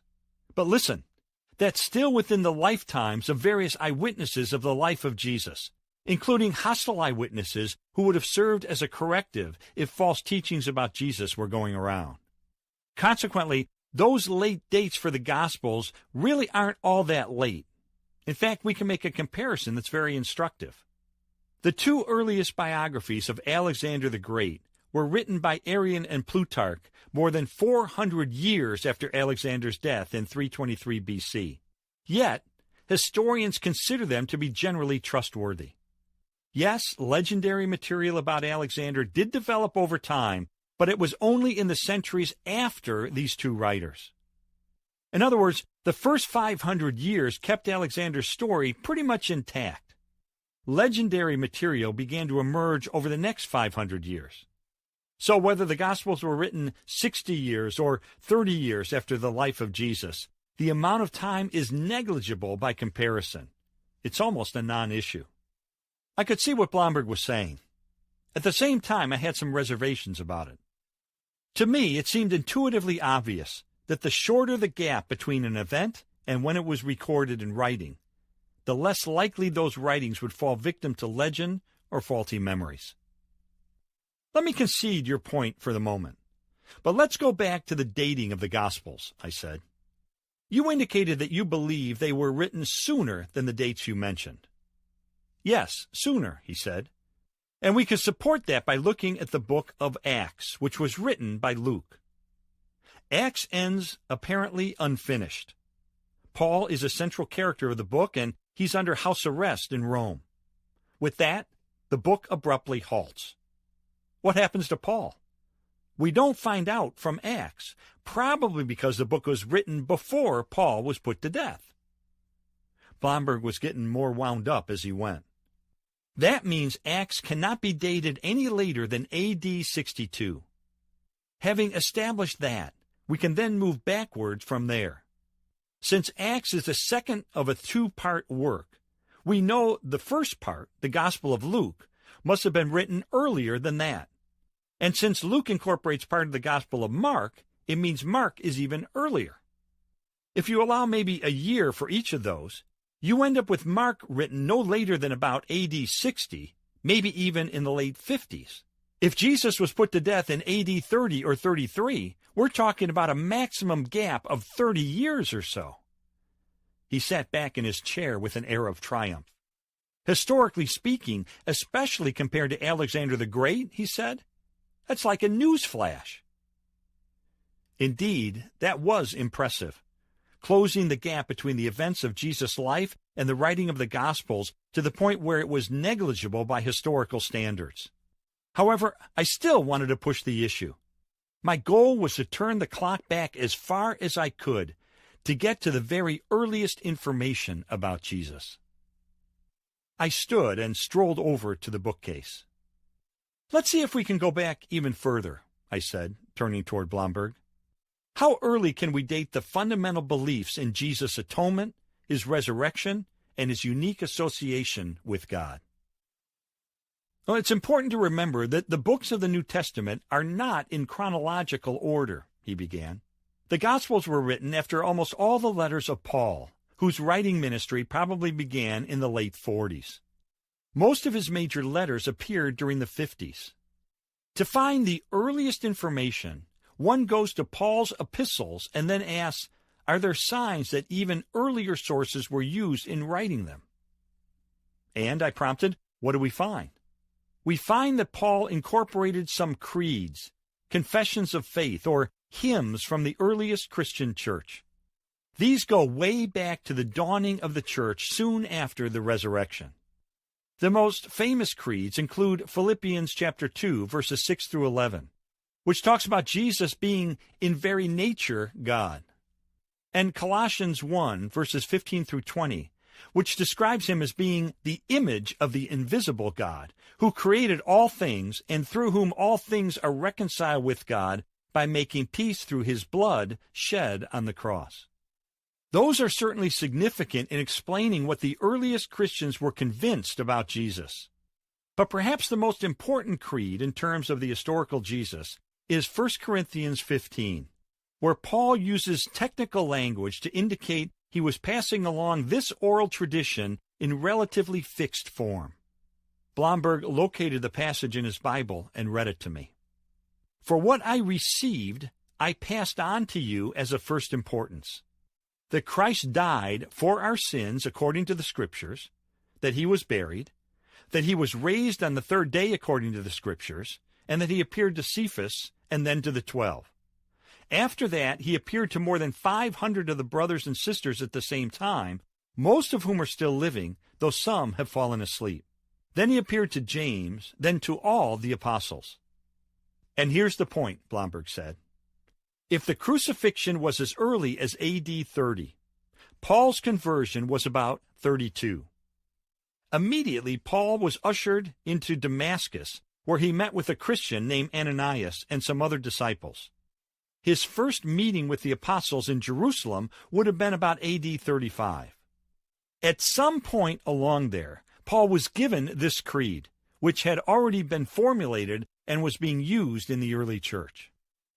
Now, here you have the key facts about Jesus' death for our sins, plus a detailed list of those to whom he appeared in resurrected form, all dating back to within 2 to 5 years of the events themselves.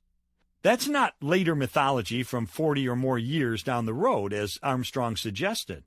A good case can be made for saying that Christian belief in the resurrection, though not yet written down, can be dated to within 2 years of that very event. "This is enormously significant," he said, his voice raising a bit in emphasis. "Now you're not comparing 30 to 60 years with 500 years as generally acceptable for other data. You're talking about 2. I couldn't deny the importance of that evidence. It certainly seemed to take the wind out of the charge that the resurrection, which is cited by Christians as the crowning confirmation of Jesus' divinity, was merely a mythological concept that developed over long periods of time as legends corrupted the eyewitness accounts of Christ's life. For me, this struck especially close to home. As a skeptic, that was one of my biggest objections to Christianity. I leaned against the bookcase. We had covered a lot of material, and Blomberg's climactic assertion seemed like a good place to pause. It was getting late in the afternoon. We had been talking for quite a while without a break. However, I didn't want to end our conversation without putting the eyewitness accounts to the same kind of test to which a lawyer or journalist would subject them. I needed to know, Would they stand up under that scrutiny, or would they be exposed as questionable at best or unreliable at worst? The necessary groundwork having been laid, I invited Blomberg to stand and stretch his legs before we sat back down to resume our discussion. Chapter 2. Testing the Eyewitness Evidence. Do the biographies of Jesus stand up to scrutiny? 16-year-old Michael McCullough's words were so faint that jurors couldn't hear them above the soft puffing sound of the mechanical respirator that was keeping him alive. A lip reader had to hunch over Michael's bed, discern what he was saying, and repeat his testimony to the makeshift courtroom. Paralyzed from the neck down by a bullet that severed his spinal cord, Michael was too frail to be transported to the courthouse for the trial of the two youths accused of attacking him. Instead, the judge, jury, defendants, lawyers, reporters, and spectators crowded into Michael's hospital room, which was declared a temporary branch of Cook County Circuit Court. Under questioning by prosecutors, Michael recalled how he left his apartment at a Chicago housing project with $2 in his pocket. He said he was accosted in a stairway by the two defendants, who intentionally shot him in the face as they tried to steal his money. His story was backed up by two other youths who had watched in horror as the assault took place. The defendants never denied the shooting. Instead, they claimed that the gun accidentally discharged while they were waving it around. Defense attorneys knew that the only way they could get their clients off with a reduced sentence was if they could succeed in undermining the testimony that the shooting was a vicious and premeditated act of violence. They did their best to cast doubt on the eyewitness accounts. They questioned the witnesses' ability to view what happened, but they failed to make any inroads. They tried to exploit inconsistencies in the stories, but the accounts harmonized on the central points. They demanded more corroboration, but clearly no more was needed. They raised hints about character, but the victim and witnesses were law-abiding youths with no criminal record. They hoped to show a bias against the defendants, but they couldn't find one. They questioned whether one witness, a 9-year-old boy named Keith, was old enough to understand what it meant to tell the truth under oath, but it was obvious to everyone that he did. With defense attorneys unable to shake the credibility of the victim and the prosecution witnesses, the two defendants were convicted of attempted murder and sentenced to 50 years in the penitentiary. 18 days later, Michael died. Defense attorneys have a challenging job: to raise questions, to generate doubts, to probe the soft and vulnerable spots of a witness's story. They do this by subjecting the testimony to a variety of tests. The idea is that honest and accurate testimony will withstand scrutiny, while false, exaggerated, or misleading testimony will be exposed. In Michael's case, justice prevailed because the jurors could tell that the witnesses and the victim were sincerely and precisely accounting what they had experienced. In Michael's case, justice prevailed because the jurors could tell that the witnesses and victim were sincerely and precisely recounting what they had experienced. Now let's return to our investigation of the historical evidence concerning Jesus. The time had come to subject Dr. Blomberg's testimony to tests that would either reveal its weaknesses or underscore its strength. Many of these would be the same tests that had been used by defense attorneys in Michael's case so many years earlier. There are 8 different tests I'd like to ask you about, I said to Blomberg as we sat down after our 15-minute break. Blomberg picked up a fresh cup of steaming black coffee and leaned back. I wasn't sure, but it seemed he was looking forward to the challenge. Number 1, the intention test. This test seeks to determine whether it was the stated or implied intention of the writers to accurately preserve history. Were these first-century writers even interested in recording what actually happened? I asked. Blomberg nodded. Yes, they were, he said. You can see that at the beginning of the Gospel of Luke, which reads very much like prefaces to other generally trusted historical and biographical works of antiquity. Picking up his Bible, Blomberg read the opening of Luke's Gospel. Many have undertaken to draw up an account of the things that have been fulfilled among us, just as they were handed down to us by those who from the first were eyewitnesses and servants of the word. With this in mind, since I myself have carefully investigated everything from the beginning, I too decided to write an orderly account for you, most excellent Theophilus, so that you may know the certainty of the things you have been taught. As you can see, Blomberg continued, Luke is clearly saying he intended to write accurately about the things he investigated and found to be well supported by witnesses. What about the other Gospels, I asked? They don't start with similar declarations. Does that mean their writers didn't have the same intentions? It's true that Mark and Matthew don't have this kind of explicit statement, came Blomberg's reply. However, they are close to Luke in terms of genre, and it seems reasonable that Luke's historical intent would closely mirror theirs. And John, I asked? The only other statement of purpose in the Gospels comes in John 20, verse 31. These are written that you may believe that Jesus is the Messiah, the Son of God, and that by believing you may have life in his name. That, I objected, sounds more like a theological statement than a historical one. I'll grant you that, Blomberg replied. But if you're going to be convinced enough to believe, the theology has to flow from accurate history. Besides, there's an important piece of explicit evidence that can't be overlooked. Consider the way the Gospels are written, in a sober and responsible fashion, with accurate incidental details, with obvious care and exactitude.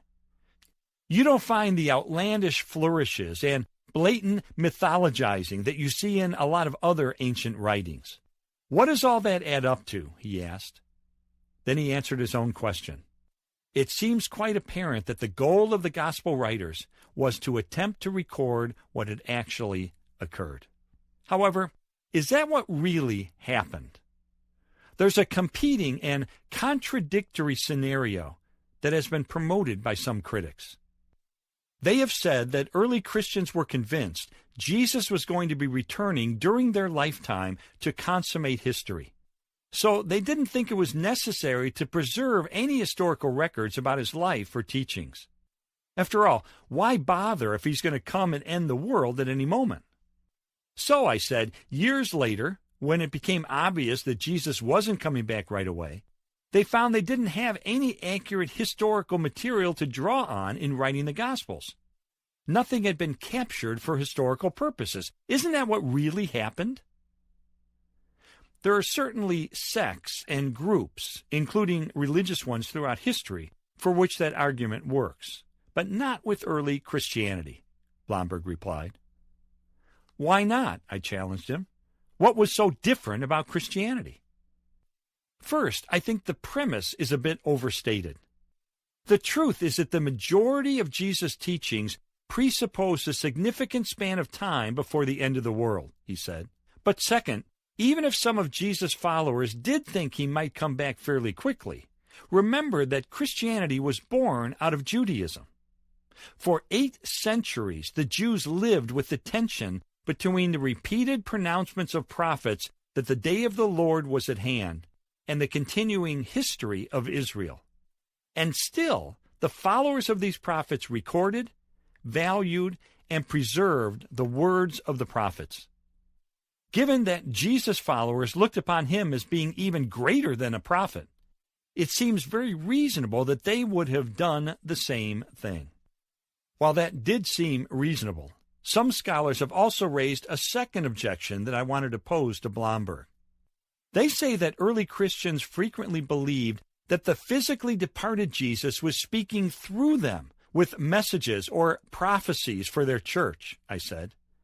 Since these prophecies were considered as authoritative as Jesus' own words when he was alive on earth, the early Christians didn't distinguish between these newer sayings and the original words of the historical Jesus.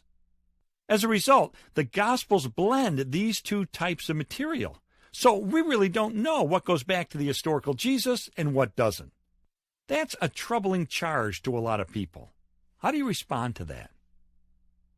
That argument has less historical support than the previous one, he said with a smile. In fact, within the New Testament itself, there is evidence that disproves this hypothesis. There are occasions when early Christian prophecy is referred to, but it's always distinguished from what the Lord has said. For example, in 1 Corinthians 7, Paul clearly distinguishes when he is a word from the Lord and when he is quoting the historical Jesus. In the book of Revelation, one can clearly distinguish the handful of times in which Jesus directly speaks to this prophet, traditionally assumed to be John the Apostle, and when John is recounting his own inspired visions. And in 1 Corinthians 14, when Paul is discussing the criteria for true prophecy, he talks about the responsibility of the local church to test the prophets. Drawing on his Jewish background, we know that the criteria for true prophecy would have included whether the prediction comes true and whether these new statements cohere with previously revealed words of the Lord. But the strongest argument is what we never find in the Gospels. After Jesus' ascension, there were a number of controversies that threatened the early church. Should believers be circumcised? How should speaking in tongues be regulated? How to keep Jew and Gentile united? What are the appropriate roles for women in ministry? Whether believers could divorce non-Christian spouses? These issues could have been conveniently resolved if the early Christians had simply read back into the Gospels what Jesus had told them from the world beyond. But this never happened. The continuance of these controversies demonstrates that Christians were interested in distinguishing between what happened during Jesus' lifetime and what was debated later in the churches. Number 2, the ability test. Even if the writers intended to reliably record history, were they able to do so? How can we be sure that the material about Jesus' life and teachings was well preserved for 30 years before it was finally written down in the Gospels? I asked Blomberg, won't you concede that faulty memories, wishful thinking, and the development of legend would have irreparably contaminated the Jesus tradition prior to the writing of the Gospels? He started his answer by establishing the context. We have to remember that we're in a foreign land, in a distant time and place, and in a culture that has not yet invented computers or even the printing press, he replied. Books, or actually scrolls of papyrus, were relatively rare. Therefore, education, learning, worship, teaching in religious communities, all of this was done by word of mouth. Rabbis became famous for having the entire Old Testament committed to memory. So it would have been well within the capability of Jesus' disciples to have committed much more to memory than appears in all 4 Gospels put together, and to have passed it along accurately. Wait a second, I interjected. Frankly, that kind of memorization seems incredible. How is that possible? Yes, it is difficult for us to imagine today, he conceded, but this was an oral culture in which there was great emphasis placed on memorization. And remember that 80 to 90% of Jesus' words were originally in poetic form. That doesn't mean stuff that rhymes, but it has meter, balanced lines, parallelism, and so forth. And this would have created a great memory help. The other thing that needs to be said is that the definition of memorization was more flexible back then. In studies of cultures with oral traditions, there was freedom to vary how much of the story was told on any given occasion. What was included, what was left out, what was paraphrased, what was explained, and so forth. One study suggested that in the ancient Middle East, anywhere from 10 to 40% of any given retelling of sacred tradition could vary from one occasion to the next. However, there were always fixed points that were unalterable, and the community had the right to intervene and correct the storyteller if he erred on those important aspects of the story. It's an interesting, he paused, searching his mind for the right word, coincidence that 10 to 40% is pretty consistently the amount of variation among the synoptics on any given passage. Blomberg was hinting at something. I wanted him to be more explicit. Spell it out for me, I said. What precisely are you saying? I'm saying that it's likely that a lot of the similarities and differences among the synoptics can be explained by assuming that the disciples and other early Christians had committed to memory a lot of what Jesus said and did, but they felt free to recount this information in various forms, always preserving the significance of Jesus' original teachings and deeds. Still, I had some questions about the ability of these early Christians to accurately preserve this oral tradition. I had too many memories of childhood party games in which words got garbled within a matter of minutes. You've probably played the game of telephone yourself. One child whispers something into another child's ear. For instance, "You're my best friend." And this gets whispered to others around a big circle until at the end it comes out grossly distorted. Perhaps, "You're a brutish fiend." Let's be candid, I said to Blomberg. Isn't this a good analogy for what probably happened to the oral tradition about Jesus? Blomberg wasn't buying that explanation. No, not really, he said. Here's why. When you're carefully memorizing something and taking care not to pass it along until you're sure you've got it right, you're doing something very different from playing the game of telephone. In telephone, half the fun is that the person may not have got it right or even heard it right the first time, and they cannot ask the person to repeat it.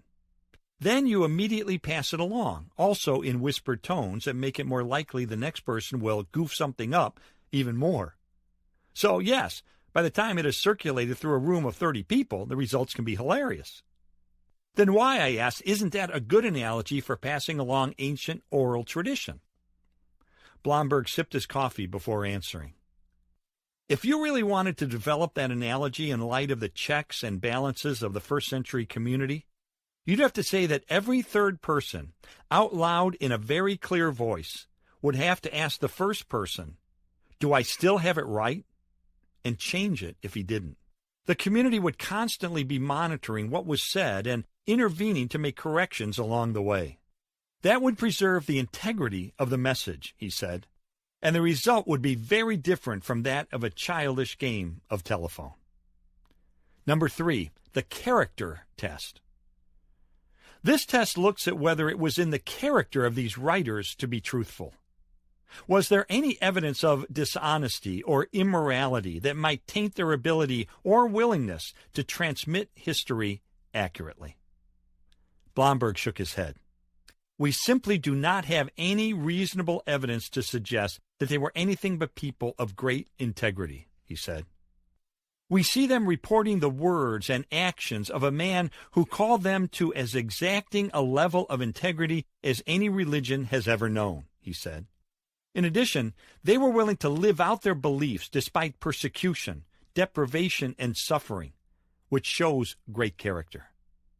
In terms of honesty, in terms of truthfulness, in terms of virtue and morality, these people had a track record that should be envied. Number 4, the consistency test. Here's a test that skeptics often charge the Gospels with failing. After all, aren't they hopelessly contradictory with each other? Aren't there irreconcilable discrepancies among the various Gospel accounts? And if they are, how can anyone trust anything they say? Blomberg acknowledged that there are numerous points at which the Gospels appear to disagree. These range all the way from very minor variations in wording to the most famous apparent contradictions, he said. My own conviction is, once you allow for the elements I've talked about earlier, of paraphrase, of abridgment, of explanatory additions, of selection, of omission, the Gospels are extremely consistent with each other by ancient standards, which are the only standards by which it's fair to judge them. Ironically, I pointed out, if the Gospels had been identical to each other, word for word, this would have raised charges that the authors had conspired among themselves to coordinate their stories in advance, and that would have cast doubt on them. That's right, Blomberg agreed. If the Gospels were too consistent, that in itself would invalidate them as independent witnesses. People would then say we really only have one testimony that everyone is just parroting. My mind flashed to the words of Simon Greenleaf of Harvard Law School, one of history's most important legal figures and the author of an influential treatise on evidence. After studying the consistency among the four gospel writers, he offered this evaluation. There is enough of a discrepancy to show that there could have been no previous concert among them, and at the same time such substantial agreement as to show that they all were independent narrators of the same great transaction. From the perspective of a classical historian, German scholar Hans Stier has concurred that agreement over basic data and divergence of details suggest credibility, because fabricated accounts tend to be fully consistent and harmonized. Every historian, he wrote, is especially skeptical at the moment when an extraordinary happening is only reported in accounts which are completely free of contradictions. While that's true, I didn't want to ignore the difficulties that are raised by the ostensible discrepancies among the Gospels. I decided to probe the issue further by pressing Blomberg on some apparent clear-cut contradictions that skeptics frequently seize upon as examples of why the Gospels are unreliable. I began with a well-known story of a healing. In Matthew, it says a centurion himself came to ask Jesus to heal his servant, I pointed out. However, Luke says the centurion sent the elders to do this. Now, that's an obvious contradiction, isn't it? No, I don't think so, Blomberg replied. Think about it this way. In our world today, we may hear a news report that says, the president today announced that, when in fact the speech was written by a speechwriter and delivered by the press secretary, and with a little luck, the president may have glanced at it somewhere in between. Yet nobody accuses the broadcast of being in error. In a similar way, in the ancient world, it was perfectly understood and acceptable that actions were often attributed to people when in fact they occurred through their subordinates or emissaries, in this case, through the elders of the Jewish people. So you're saying that Matthew and Luke can both be right at the same time? That's exactly what I'm saying, he replied. That seemed plausible, so I posed a second example. What about Mark and Luke saying that Jesus sent the demons into the swine at Gerasa, while Matthew says it was Gadara? People look at that and say, this is an obvious contradiction that cannot be reconciled. It's two different places, case closed. Well, don't shut the case yet, Blomberg chuckled. Here's one possible solution. One was a town, the other was a province. That seemed a little too glib for me. He appeared to be skimming over the real difficulties that are raised by this issue. It gets more complicated than that, I said. Gerasa, the town, wasn't anywhere near the Sea of Galilee. Yet that's where the demons, after going into the swine, supposedly took the herd over the cliff to their deaths. Okay, good point, he said. But there have been ruins of a town that have been excavated at exactly the right point on the eastern shore of the Sea of Galilee. The English form of the town's name often gets pronounced Kersa, but as a Hebrew word translated or transliterated into Greek, it could have come out sounding something very much like Gerasa. So it may very well have been in Gerasa, whose spelling in Greek was rendered as Gerasa, in the province of Gadara. Well done, I conceded with a smile. I'll surrender on that one. But here's a problem that's not so easy. What about the discrepancies between the genealogies of Jesus in Matthew and Luke? Skeptics often point to them as being hopelessly in conflict. This is another case of multiple options, he said. Such as? The two most common have been that Matthew reflects Joseph's lineage, because most of his opening chapter is told from Joseph's perspective, and Joseph, as the adoptive father, would have been the legal ancestor through whom Jesus' royal lineage would have been traced. These are themes that are important for Matthew. Luke then would have traced the genealogy through Mary's lineage. And since both are from the ancestry of David, once you get back that far, the lines converge. A second option is that both genealogies reflect Joseph's lineage in order to create the necessary legalities. But one is Joseph's human lineage, the Gospel of Luke, and the other is Joseph's legal lineage, with the two diverging at the points where someone in the line did not have a direct offspring. They had to raise up legal heirs through various Old Testament practices. The problem is made greater because some names are omitted, which was perfectly acceptable by standards of the ancient world. And there are textual variants. Names being translated from one language into another often took on different spellings and were easily confused for the name of a different individual. Blomberg had made his point. There are at least some rational explanations. Even if they might not be airtight, at least they provide a reasonable harmonization of the gospel accounts. Not wanting our conversation to degenerate into a stump the scholar game, I decided to move on. In the meantime, Blomberg and I agreed that the best overall approach would be to study each issue individually to see whether there's a rational way to resolve the apparent conflict among the Gospels. Certainly there's no shortage of authoritative books that thoroughly examine, sometimes in excruciating detail, how these differences might be reconciled. And, said Blomberg, there are occasions when we may need to hold judgment in abeyance and simply say that since we've made sense out of the vast majority of the texts and determined them to be trustworthy, we can then give them the benefit of the doubt when we're not sure on some of the other details. Number 5, the bias test. This test analyzes whether the gospel writers had any biases that would have colored their work. Did they have any vested interest in skewing the material they were reporting on? We can't underestimate the fact that these people loved Jesus, I pointed out. They were not neutral observers. They were his devoted followers. Wouldn't that make it likely that they would change things to make him look good? Well, I'll concede this much, Blomberg replied. It creates the potential for this to happen. But on the other hand, people can so honor and respect someone that it prompts them to record his life with great integrity. That's the way they would show their love for him. And I think that's what happened here. Besides, these disciples had nothing to gain except criticism, ostracism, and martyrdom. They certainly had nothing to win financially. If anything, this would have provided pressure to keep quiet, to deny Jesus, to downplay him, even to forget they had ever met him. Yet, because of their integrity, they proclaimed what they saw, even when it meant suffering and death. Number 6, the cover-up test. When people testify about events they saw, they will often try to protect themselves or others by conveniently forgetting to mention details that are embarrassing or hard to explain. As a result, this raises uncertainty about the veracity of their entire testimony.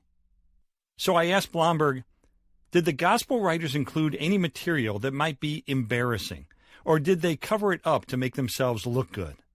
Did they report anything that would be uncomfortable or difficult for them to explain? There's actually quite a bit along those lines, he said. There's a large body of Jesus' teaching called the hard sayings of Jesus. Some of it is very ethically demanding.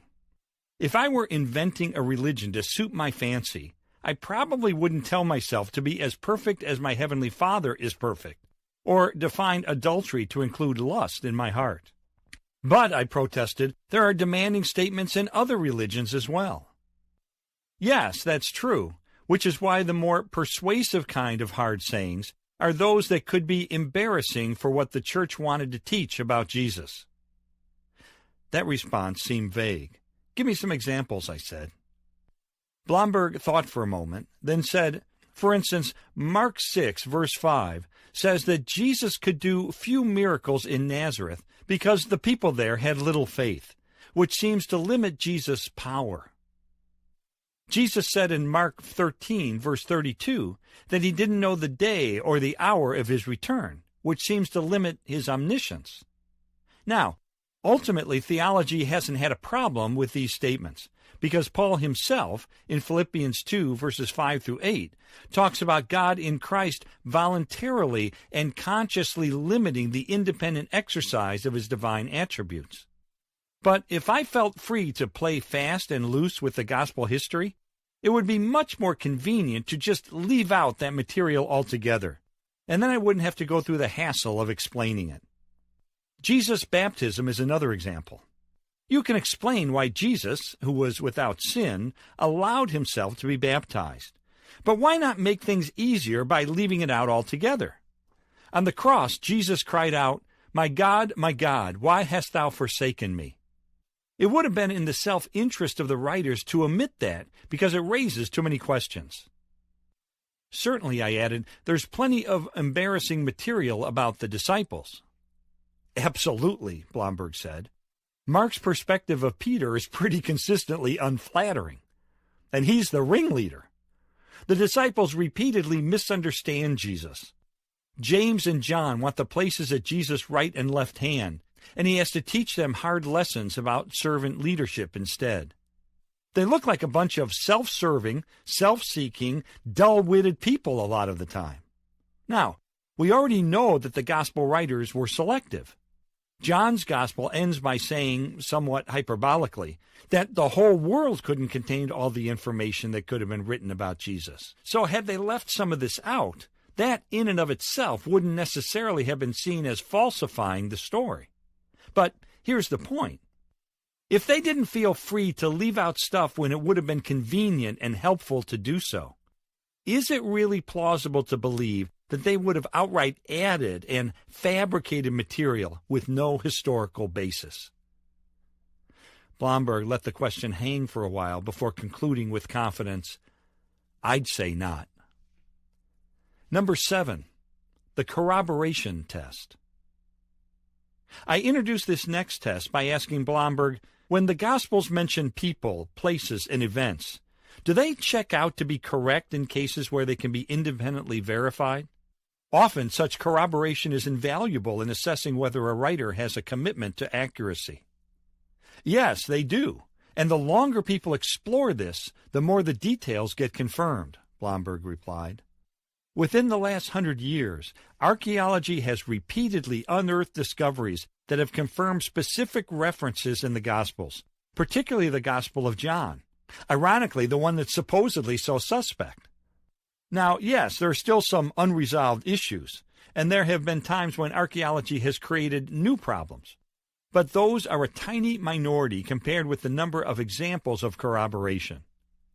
In addition, we can learn through non-Christian sources a lot of facts about Jesus that corroborate key teachings and events in his life. And when you stop to think that ancient historians, for the most part, dealt only with political rulers, emperors, kings, military battles, official religious people, and major philosophical movements, it's remarkable how much we can learn about Jesus and his followers, even though they fit none of those categories at the time these historians were writing. That was a concise and helpful answer. However, while I had no reason to doubt Blomberg's assessment, I decided it would be worthwhile to do some further research along these lines. I picked up my pen and jotted a reminder to myself in the margin of my notes. Get expert opinions from archaeologist and historian. Number 8, the adverse witness test. This test asks the question, were others present who would have contradicted or corrected the Gospels if they had been distorted or false? In other words, do we see examples of contemporaries of Jesus complaining that the Gospel accounts were just plain wrong? Many people had various reasons for wanting to discredit this movement and would have done so if they could have simply told history better, Blomberg said. Yet look at what his opponents did say. In later Jewish writings, Jesus is called a sorcerer who led Israel astray, which acknowledges that he really did work marvelous wonders, although the writers dispute the source of his power. This would have been a perfect opportunity to say something like, The Christians will tell you he worked miracles, but we're here to tell you he didn't. Yet that's the one thing we never see his opponents saying. Instead, they implicitly acknowledge that what the Gospels wrote, that Jesus performed miracles, is true. I asked, could this Christian movement have taken root right there in Jerusalem, in the very area where Jesus had done much of his ministry, had been crucified, buried, and resurrected, if people knew him, were aware that the disciples were exaggerating or distorting the things that he did?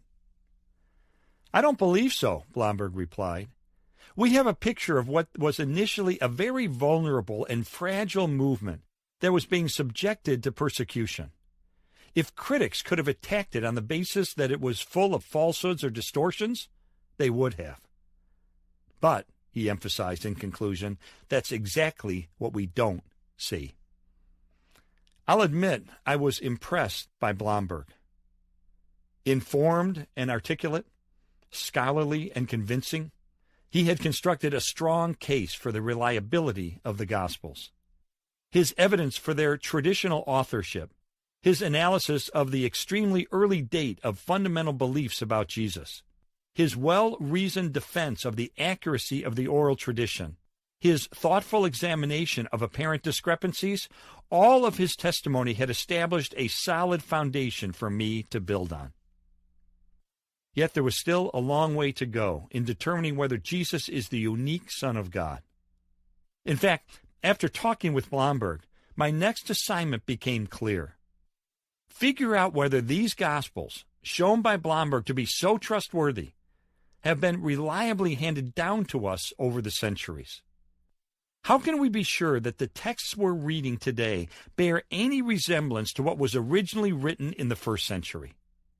What's more, how do we know that the Gospels are telling us the full story about Jesus?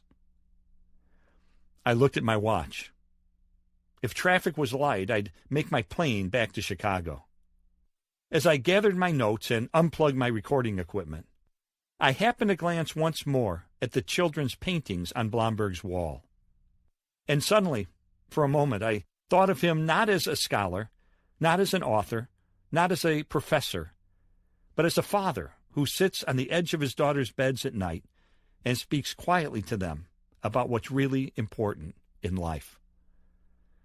What does he tell them, I wondered, about the Bible, about God, about this Jesus who makes such outrageous claims about himself? I couldn't resist one last line of questions. What about your own faith? I asked. How has all this research affected your beliefs? I barely got the words out of my mouth before he replied, it has strengthened them, no question. I know from my own research that there's very strong evidence for the trustworthiness of the gospel accounts.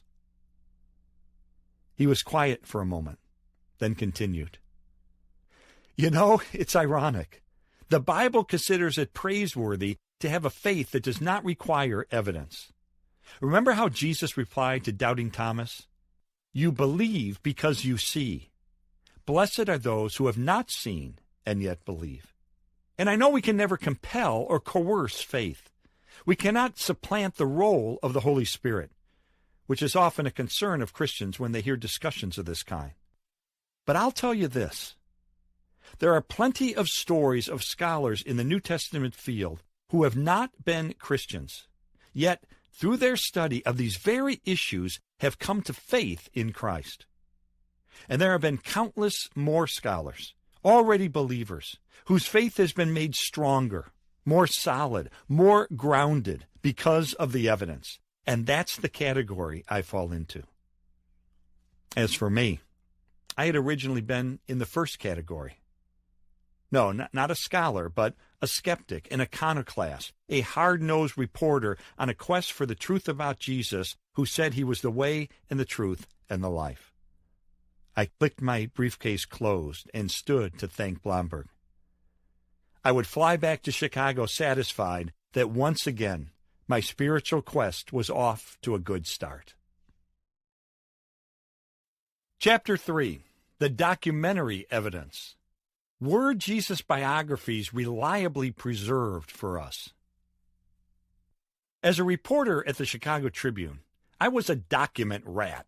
I spent countless hours rummaging through court files and sniffing for tidbits of news.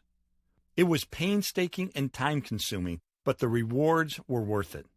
I managed to scoop the competition with front-page stories on a regular basis. For example, I once stumbled upon some top-secret grand jury transcripts that had inadvertently been put in a public file. My subsequent articles exposed massive bid rigging behind some of Chicago's biggest public works projects, including the construction of major expressways. But the most eye-popping cache of documents I ever uncovered came in a landmark case in which Ford Motor Company was charged with reckless homicide for the fiery deaths of 3 teenagers in a subcompact Pinto. It was the first time a U.S. manufacturer had been criminally charged for allegedly marketing a dangerous product. When I checked the court file in tiny Winnemac, Indiana, I found scores of confidential Ford memos revealing that the automaker knew in advance that the Pinto could explode when struck from behind at about 20 miles an hour. The documents indicated that the automaker decided against improving the car's safety to save a few dollars per vehicle and to increase its luggage space. A Ford lawyer who happened to be strolling through the courthouse spotted me making photocopies of the documents. Frantically, he rushed into court to get a judicial order sealing the file from the public's view. But it was too late. My story, headlined, "Ford Ignored Pinto Fire Peril, Secret Memos Show," was bannered in the Tribune and then flashed throughout the country. Obtaining secret corporate memos is one thing. Verifying their authenticity is another. Before a journalist can publish his or her contents, or a prosecutor can admit the documents as evidence in a trial, steps must be taken to make sure they're genuine. Concerning the so-called Pinto papers, could the Ford letterheads on which they were written be counterfeits? Could the signatures be forgeries? How could I know for sure? And since the memos had obviously been photocopied numerous times, how could I be confident that their contents hadn't been tampered with? In other words, how could I be certain that each copied document was identical to the original memo, which I didn't possess? What's more, how could I be positive that these memos told the whole story? After all, they represented just a small fraction of the internal correspondence at Ford. What if there were other memos, still hidden from the public's view, that would shed a whole different light on the matter if they were revealed? These are significant questions, and they're equally relevant in examining the New Testament. When I hold a Bible in my hands, essentially I'm holding copies of ancient historical records. The original manuscripts of the biographies of Jesus, Matthew, Mark, Luke, and John, and all the other books in the Old and New Testaments have long ago crumbled into dust. So how can I be sure that these modern-day versions, the end product of countless copying throughout the ages, bear any resemblance to what the authors originally wrote? In addition, how can I tell if these 4 biographies are telling the whole story? What if there were other biographies of Jesus that have been censored because the early church didn't like the image of Jesus they portrayed? How could I have confidence that church politics haven't squelched biographies of Jesus that were every bit as accurate as the 4 that were finally included in the New Testament, and that would shed important new light on the words and deeds of this controversial carpenter from Nazareth? These 2 issues, whether Jesus' biographies were reliably preserved for us and whether equally accurate biographies have been suppressed by the church, merited careful consideration. I knew that there was one scholar universally recognized as a leading authority on these matters. I flew to Newark and then drove a rental car to Princeton to visit him on short notice. The second interview, Bruce M. Metzger, Ph.D. I found 84-year-old Bruce Metzger on a Saturday afternoon at his usual hangout, the library at Princeton Theological Seminary, where, he said with a smile, I like to dust off the books. Actually, he wrote some of the best of them, especially when the topic is the text of the New Testament. In all, he authored or edited 50 books, including the New Testament, its background, growth, and content, the text of the New Testament, the canon of the New Testament, manuscripts of the Greek Bible, textual commentary on the Greek New Testament, introduction to the Apocrypha, and the Oxford Companion to the Bible. Several have been translated into German, Chinese, Japanese, Korean, Malagasy, and other languages. He also was co-editor of the New Oxford Annotated Bible with the Apocrypha, and general editor of more than 25 volumes in the series New Testament Tools and Studies. Metzger's education included a master's degree from Princeton Theological Seminary and both a master's degree and doctorate from Princeton University. He was awarded honorary doctorates by 5 colleges and universities, including St. Andrews University in Scotland, the University of Munster in Germany, and Potchefstroom University in South Africa. In 1969, he served as resident scholar at Tyndale House, Cambridge, England. He was a visiting fellow at Clare Hall, University of Cambridge in 1974, and at Wolfson College, Oxford in 1979. At the time of the interview, he was professor emeritus at Princeton Theological Seminary after a 46-year career teaching the New Testament. Metzger was chairman of the New Revised Standard Version Bible Committee, a corresponding fellow of the British Academy, and served on the curatorium of the Vitas Latina Institute at the Monastery of Buran, Germany. He was president of the Society of Biblical Literature, the International Society for New Testament Studies, and the North American Patristic Society. If you scan the footnotes of any authoritative book on the text of the New Testament, the odds are you're going to see Metzger cited time after time. His books are mandatory reading in universities and seminaries around the world. He is held in the highest regard by scholars from across a wide range of theological beliefs. In many ways, Metzger, born in 1914, was a throwback to an earlier generation. Alighting from a gray Buick he called my gas buggy, he was wearing a dark gray suit and blue paisley tie, which is about as casual as he got during his visits to the library, even on a weekend. His white hair was neatly combed. His eyes, bright and alert, were framed by rimless glasses. He walked slower than he used to, but he had no difficulty methodically climbing the stairway to the second floor, where he conducted his research in an obscure and austere office. He hadn't lost his sense of humor. He showed me a tin canister he inherited as chairman of the Revised Standard Version Bible Committee. He opened the lid to reveal the ashes of an RSV Bible that had been torched in a 1952 bonfire during a protest by a fundamentalist preacher. It seems he didn't like it when the committee changed fellows of the King James Version to comrades in Hebrews 1, verse 9, Metzger explained with a chuckle. He accused them of being communists. Though Metzger's speech was hesitant at times, and he was prone to replying in quaint phrases like, quite so, he continued to remain on the cutting edge of New Testament scholarship. When I asked for some statistics, he didn't rely on the numbers in his 1992 book on the New Testament. He had conducted fresh research to get up-to-date figures. His quick mind had no problem recalling details of people and places, and he was fully conversant with all the current debates among New Testament experts. His office, about the size of a jail cell, was windowless and painted institutional gray. It had 2 wooden chairs. He insisted I take the more comfortable one. That was part of his charm. He was thoroughly kind, surprisingly modest and self-effacing, with a gentle spirit that made me want to someday grow old with the same mellow kind of grace.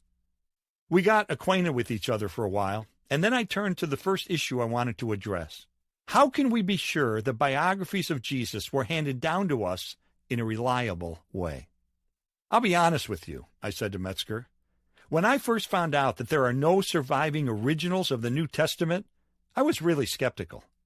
I thought, if all we have are copies of copies of copies, how can I have any confidence that the New Testament we have today bears any resemblance whatsoever to what was originally written? How do you respond to that? This isn't an issue that's unique to the Bible. It's a question we can ask of other documents that have come down to us from antiquity, he replied. But what the New Testament has in its favor, especially when compared with other ancient writings, is the unprecedented multiplicity of copies that have survived. Why is that important? I asked. Well, the more often you have copies that agree with each other, especially if they emerge from different geographical areas, the more you can cross-check them to figure out what the original document was like. The only way they'd agree would be where they went back genealogically in a family tree that represents the descent of the manuscripts. Okay, I said, I can see having a lot of copies from various places can help. But what about the age of the documents? Certainly that's important as well, isn't it? Quite so, he replied. And this is something else that favors the New Testament. We have copies commencing within a couple of generations from the writing of the originals, whereas in the case of other ancient texts, maybe 5, 8, or 10 centuries elapsed between the original and the earliest surviving copy. In addition to the Greek manuscripts, we also have translations of the Gospels into other languages at a relatively early time, into Latin, Syriac, and Coptic. And beyond that, we have what may be called secondary translations made a little later, like Armenian and Gothic. And lots of others, Georgian, Ethiopic, a great variety. How does that help? Because even if we had no Greek manuscripts today, by piecing together the information from these translations from a relatively early date, we could actually reproduce the contents of the New Testament. In addition to that, even if we lost all the Greek manuscripts and the early translations, we could still reproduce the contents of the New Testament from the multiplicity of quotations in commentaries, sermons, letters, and so forth from the early church fathers. While that seemed impressive, it was difficult to judge this evidence in isolation. I needed some context to better appreciate the uniqueness of the New Testament. How, I wondered, did it compare with other well-known works of antiquity? When you talk about a great multiplicity of manuscripts, I said, how does that contrast with other ancient books that are routinely accepted by scholars as being reliable? For instance, tell me about the writing of authors from about the time of Jesus. Having anticipated the question, Metzger referred to some handwritten notes he had brought along. Consider Tacitus, the Roman historian who wrote his Annals of Imperial Rome in about AD 116, he began. His first 6 books exist today in only one manuscript, and it was copied about AD 850. Books 11 through 16 are in another manuscript dating from the 11th century. Books 7 through 10 are lost. So there is a long gap between the time that Tacitus sought his information and wrote it down and the only existing copies. With regard to the first-century historian Josephus, we have 9 Greek manuscripts of his work, The Jewish War, and these copies were written in the 10th, 11th, and 12th centuries. There is a Latin translation from the 4th century and medieval Russian materials from the 11th or 12th century. Those numbers were surprising. There is but the thinnest thread of manuscripts connecting these ancient works to the modern world. By comparison, I asked, how many New Testament Greek manuscripts are in existence today? Metzger's eyes got wide. More than 5,000 have been cataloged, he said with enthusiasm, his voice going up an octave. Incidentally, that number as of mid-2015 had risen to 5,843. That was a mountain of manuscripts compared to the anthills of Tacitus and Josephus. Is that unusual in the ancient world? What would the runner-up be, I asked. The quantity of New Testament materials is almost embarrassing in comparison with the other works of antiquity, he said. Next to the New Testament, the greatest amount of manuscript testimony is of Homer's Iliad, which was the Bible of the ancient Greeks. There are fewer than 650 Greek manuscripts of it today. Some are quite fragmentary. They come down to us from the 2nd and 3rd century AD and following. When you consider that Homer composed his epic about 800 BC, you can see that there's a very lengthy gap. Very lengthy was an understatement. It was 1,000 years. There was, in fact, no comparison. The manuscript evidence for the New Testament was overwhelming, when juxtaposed against other revered writings of antiquity, works that modern scholars have absolutely no reluctance treating as authentic. My curiosity about the New Testament manuscripts having been piqued, I asked Metzger to describe some of them for me. The earliest are fragments of papyrus, which was a writing material made from the papyrus plant that grew in the marshes of the Nile Delta in Egypt, he said. There are now 99 fragmentary pieces of papyrus that contain one or more passages or books of the New Testament. The most significant to come to light are the Chester Beatty Biblical Papyri, discovered about 1930. Of these, Beatty Biblical Papyrus No. 1 contains portions of the four Gospels and the book of Acts, and it dates from the 3rd century. Papyrus No. 2 contains large portions of 8 letters of Paul, plus portions of Hebrews, dating to about the year 200. Papyrus No. 3 has a sizable section of the book of Revelation, dating from the 3rd century. Another group of important papyrus manuscripts was purchased by a Swiss bibliophile, M. Martin Bodmer. The earliest of these, dating from about 200, contains about 2/3 of the Gospel of John. Another papyrus, containing portions of the Gospels of Luke and John, dates from the 3rd century. At this point, the gap between the writing of the biographies of Jesus and the earliest manuscripts was extremely small. But what is the oldest manuscript we possess? How close in time, I wondered, can we get to the original writings, which experts call autographs? Of the entire New Testament, I said, what is the earliest portion that we possess today? Metzger didn't have to ponder the answer. That would be a fragment of the Gospel of John containing material from chapter 18. It has 5 verses, 3 on one side, 2 on the other, and it measures about 2.5 by 3.5 inches, he said. How was it discovered? It was purchased in Egypt as early as 1920. But it sat unnoticed for years among similar fragments of papyri. Then in 1934, C.H. Roberts of St. John's College, Oxford, was sorting through the papyri at the John Rylands Library in Manchester, England. He immediately recognized this as preserving a portion of John's Gospel. He was able to date it from the style of the script. And what was his conclusion? I asked. How far back does it go? He concluded it originated between AD 100 to 150. Lots of other prominent paleographers, like Sir Frederick Kenyon, Sir Harold Bell, Adolf Deisman, W.H.P. Hatch, Ulrich Wilken, and others, have agreed with his assessment. Deisman was convinced that it goes back at least to the reign of Emperor Hadrian, which was AD 117 to 138, or even Emperor Trajan, which was AD 98 to 117. That was a stunning discovery. The reason? Skeptical German theologians in the last century argued strenuously that the 4th Gospel was not even composed until at least the year 160, too distant from the events of Jesus' life to be of much historical use. They were able to influence generations of scholars who scoffed at this Gospel's reliability. This certainly blows that opinion out of the water, I commented. Yes, it does, he said. Here we have, at a very early date, a fragment of a copy of John all the way over in a community along the Nile River in Egypt, far from Ephesus in Asia Minor, where the Gospel was probably originally composed. This finding has literally rewritten popular views of history, pushing the composition of John's Gospel much closer to the days when Jesus walked the earth. I made a mental note to check with an archaeologist about whether any other findings have bolstered the confidence we can have in the 4th Gospel.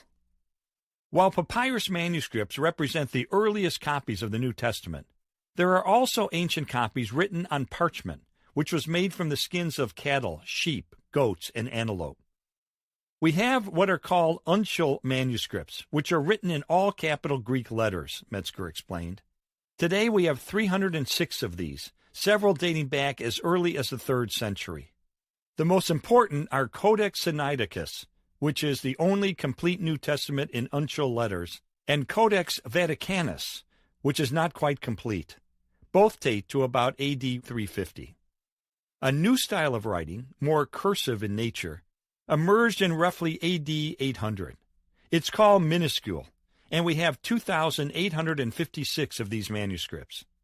Then there are also lectionaries, which contain New Testament scripture in the sequence it was to be read in the early churches at appropriate times during the year.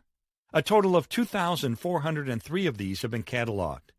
That puts the grand total of Greek manuscripts at 5,664. And as an aside, by mid-2015, that number had grown to 5,843. In addition to the Greek documents, he said, there are thousands of other ancient New Testament manuscripts in other languages. There are 8,000 to 10,000 Latin Vulgate manuscripts, plus a total of 8,000 in Ethiopic, Slavic, and Armenian. In all, there are about 24,000 manuscripts in existence. What's your opinion, then? I asked, wanting to confirm clearly what I thought I was hearing him say. In terms of the multiplicity of manuscripts and the time gap between the originals and our first copies, how does the New Testament stack up against other well-known works of antiquity? Extremely well, he replied. We can have great confidence in the fidelity with which this material has come down to us, especially compared with any other ancient literary work. That conclusion is shared by distinguished scholars throughout the world. Said the late F.F. Bruce, eminent professor at the University of Manchester, England, and the author of The New Testament Documents, Are They Reliable? There is no body of ancient literature in the world which enjoys such a wealth of good textual attestation as the New Testament. Metzger had already mentioned the name of Sir Frederick Kenyon, former director of the British Museum and author of The Paleography of Greek Papyri. Kenyon has said that in no other case is the interval of time between the composition of the book and the date of the earliest manuscripts so short as in that of the New Testament. His conclusion? The last foundation for any doubt that the Scriptures have come down to us substantially as they were written has now been removed. However, what about discrepancies among the various manuscripts? In the days before lightning-fast photocopying machines, manuscripts were laboriously hand-copied by scribes, letter by letter, word by word, line by line, in a process that was ripe for errors. Now I wanted to zero in on whether these copying mistakes have rendered our modern Bibles hopelessly riddled with inaccuracies. With the similarities in the way Greek letters are written, and with the primitive conditions under which the scribes worked, it would seem inevitable that copying errors would creep into the text, I said. Quite so, Metzger conceded. And in fact, aren't there literally tens of thousands of variations among the ancient manuscripts that we have? Quite so. Doesn't that therefore mean we can't trust them? I asked, sounding more accusatory than inquisitive. No, sir, it does not, Metzger replied firmly. First, let me say this. Eyeglasses weren't invented until 1373 in Venice, and I'm sure that astigmatism existed among the ancient scribes. That was compounded by the fact that it was difficult under any circumstances to read faded manuscripts on which some of the ink had flaked away. And there were other hazards, inattentiveness on the part of the scribes, for example. So, yes, although for the most part, scribes were scrupulously careful, errors did creep in. But, he was quick to add, there are factors counteracting that. For example, sometimes the scribe's memory would play tricks on him. Between the time it took for him to look at the text and then to write down the words, the order of the words might get shifted. He may write down the right words, but in the wrong sequence. This is nothing to be alarmed at because Greek, unlike English, is an inflected language. Meaning? I prompted him. Meaning it makes a whale of a difference in English if you say dog bites man or man bites dog. Sequence matters in English. But in Greek, it doesn't. One word functions as a subject of the sentence regardless of where it stands in the sequence. Consequently, the meaning of the sentence isn't distorted if the words are out of what we consider to be the right order. So yes, some variations among manuscripts exist, but generally they're inconsequential variations like that. Differences in spelling would be another example. I keyed in on the most important issue. How many doctrines of the church are in jeopardy because of variance? I don't know of any doctrine that is in jeopardy, he responded confidently. None? None, he repeated. Now, the Jehovah's Witnesses come to our door and say, your Bible is wrong in the King James Version of 1 John 5, verses 7 and 8, where it talks about the Father, the Word, and the Holy Ghost, and these three are one. They'll say, that's not in the earliest manuscripts, and that's true enough. I think that these words are found in only about 7 or 8 copies, all from the 15th or 16th century. I acknowledge that it is not part of what the author of 1 John was inspired to write. But that does not dislodge the firmly witnessed testimony of the Bible to the doctrine of the Trinity. At the baptism of Jesus, the Father speaks, his beloved Son is baptized, and the Holy Spirit descends on him. At the end of 2 Corinthians, Paul says, may the grace of the Lord Jesus Christ and the love of God and the fellowship of the Holy Spirit be with you all. There are many places where the Trinity is represented. So, the variations, when they occur, tend to be minor rather than substantive. Yes, that's correct, and scholars work very carefully to try to resolve them by getting back to the original meaning. The more significant variations do not overthrow any doctrine of the church. Any good Bible will have notes that will alert the reader to variant readings of any consequence. But again, these are rare. However, even if it's true that the transmission of the New Testament through history has been unprecedented in its reliability, how do we know that we have the whole picture? What about allegations that church councils squelched equally legitimate documents because they didn't like the picture of Jesus they portrayed? How do we know that the 27 books of the New Testament represent the best and most reliable information? Why is it that our Bibles contain Matthew, Mark, Luke, and John, but many other ancient Gospels, the Gospel of Philip, the Gospel of the Egyptians, the Gospel of Truth, the Gospel of the Nativity of Mary, were excluded? It was time to turn to the question of the canon, a term that comes from a Greek word meaning rule, norm, or standard, and that describes the books that have been accepted as official in the church and included in the New Testament. Metzger is considered a leading authority in that field. How did the early church leaders determine which books would be considered authoritative and which would be discarded? I asked. What criteria did they use in determining which documents would be included in the New Testament? Basically, the early church had 3 criteria, he said. First, the books must have apostolic authority. That is, they must have been written either by apostles themselves, who were eyewitnesses to what they wrote about, or by followers of apostles. So in the case of Mark and Luke, while they weren't among the 12 disciples, early tradition has it that Mark was a helper of Peter and Luke was an associate of Paul. Second, there was the criterion of conformity to what was called the rule of faith. That is, was the document congruent with the basic Christian tradition that the church recognized as normative? And third, there was a criterion of whether a document had had continuous acceptance and usage by the church at large.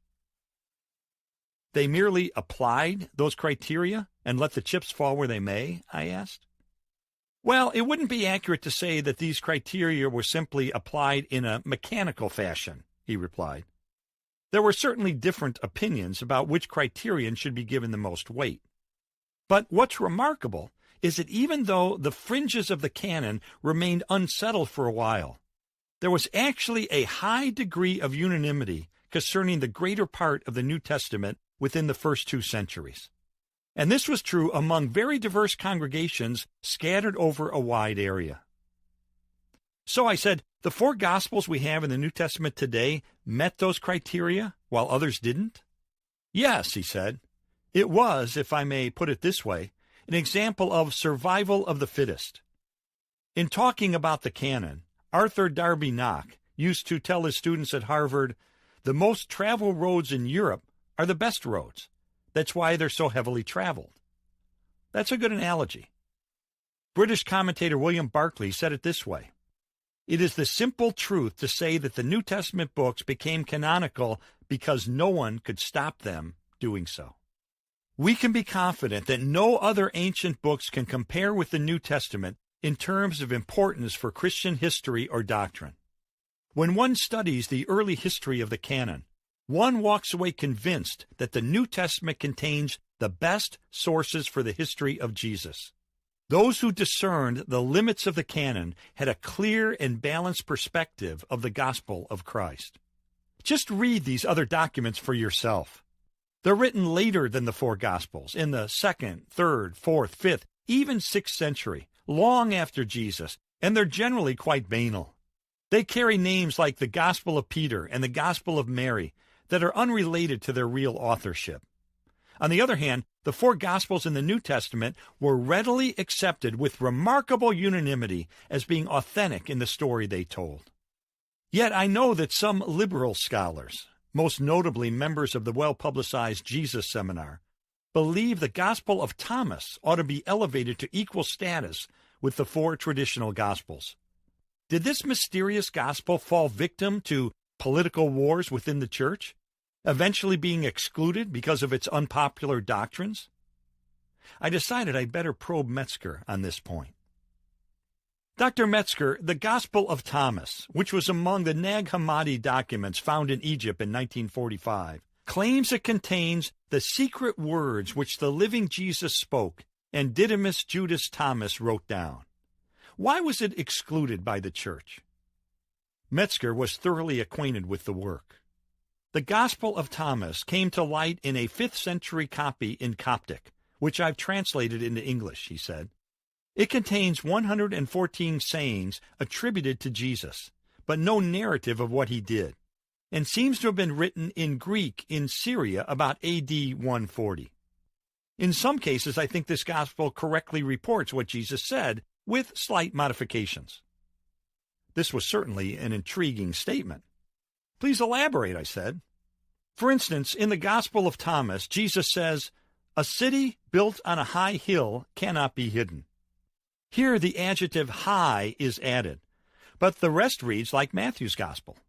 Or Jesus says, "Render to Caesar the things that are Caesar's, render to God the things that are God's, render to me the things that are mine." In this case, the later phrase has been added. However, there are some things in Thomas that are totally alien to the canonical Gospels. Jesus says, "Split wood, I am there. Lift up a stone, and you'll find me there."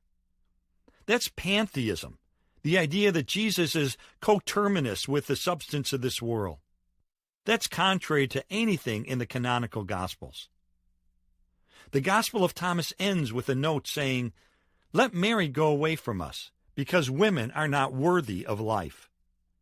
Jesus is quoted as saying, "Lo, I shall lead her in order to make her a male, so that she too may become a living spirit, resembling you males. For every woman who makes herself male will enter into the kingdom of heaven." Metzger's eyebrows shot up as if he were surprised at what he had just uttered. "Now, this is not the Jesus we know from the four canonical Gospels," he said emphatically. I asked, what about the charge that Thomas was purposefully excluded by church councils in some sort of conspiracy to silence it? "That's just not historically accurate," came Metzger's response. What the synods and councils did in the 5th century and following was to ratify what already had been accepted by high and low Christians alike. It is not right to say that the Gospel of Thomas was excluded by some fiat on the part of a council. The right way to put it is, the Gospel of Thomas excluded itself. It did not harmonize with other testimony about Jesus that early Christians accepted as trustworthy. So you would disagree with anyone who would try to elevate Thomas to the same status as that of the four Gospels? I asked. Yes, I would very much disagree. I think the early church exercised a judicious act in discarding it. To take it up now, it seems to me, would be to accept something that's less valid than the other Gospels, he replied. Now, don't get me wrong. I think the Gospel of Thomas is an interesting document, but it's mixed up with pantheistic and anti-feminist statements that certainly deserves to be given the left foot of fellowship, if you know what I mean. You have to understand that the canon was not the result of a series of contests involving church politics. The canon is rather the separation that came about because of the intuitive insight of Christian believers. They could hear the voice of the Good Shepherd in the Gospel of John. They could hear it only in a muffled and distorted way in the Gospel of Thomas, mixed in with a lot of other things. When the pronouncement was made about the canon, it merely ratified what the general sensitivity of the church had already determined. You see, the canon is a list of authoritative books more than it is an authoritative list of books. These documents didn't derive their authority from being selected. Each one was authoritative before anyone gathered them together.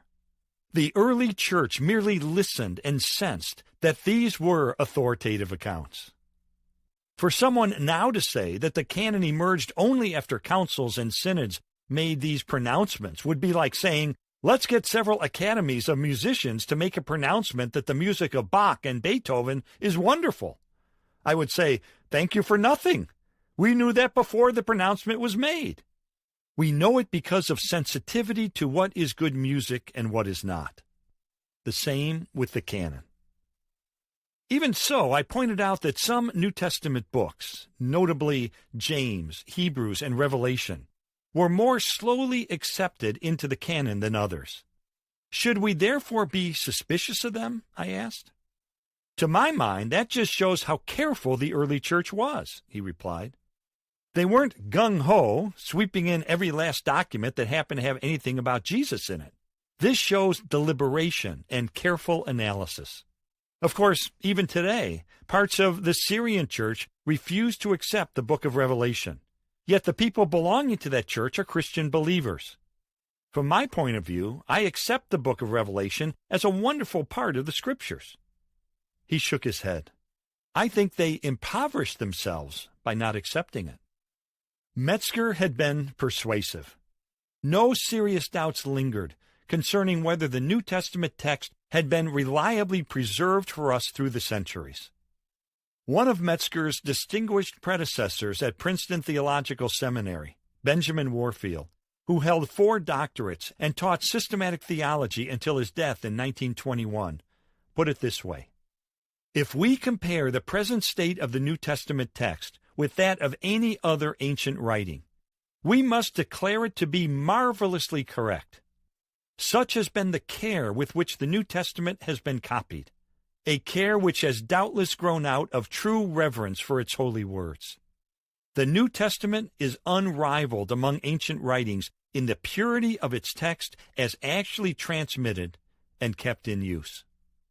In terms of which documents were accepted into the New Testament, generally there has never been any serious dispute about the authoritative nature of 20 of the New Testament's 27 books, from Matthew through Philemon, plus 1 Peter and 1 John. This, of course, includes the 4 Gospels that represent Jesus' biographies.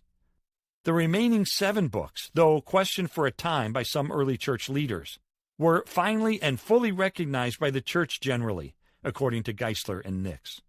As for the pseudepigrapha, the proliferation of Gospels, epistles, and apocalypses in the first few centuries after Jesus, including the Gospels of Nicodemus, Barnabas, Bartholomew, Andrew, the Epistle of Paul to the Laodiceans, and the Apocalypse of Stephen, and others. They are fanciful and heretical, neither genuine nor valuable as a whole, and virtually no Orthodox father, canon, or council considered them to be authoritative or deserving of inclusion in the New Testament. In fact, I accepted Metzger's challenge by reading many of them myself. Compared with the careful, sober, precise, eyewitness quality of Matthew, Mark, Luke, and John, these works truly deserve the description that they received from Eusebius, the early church historian: totally absurd and impious.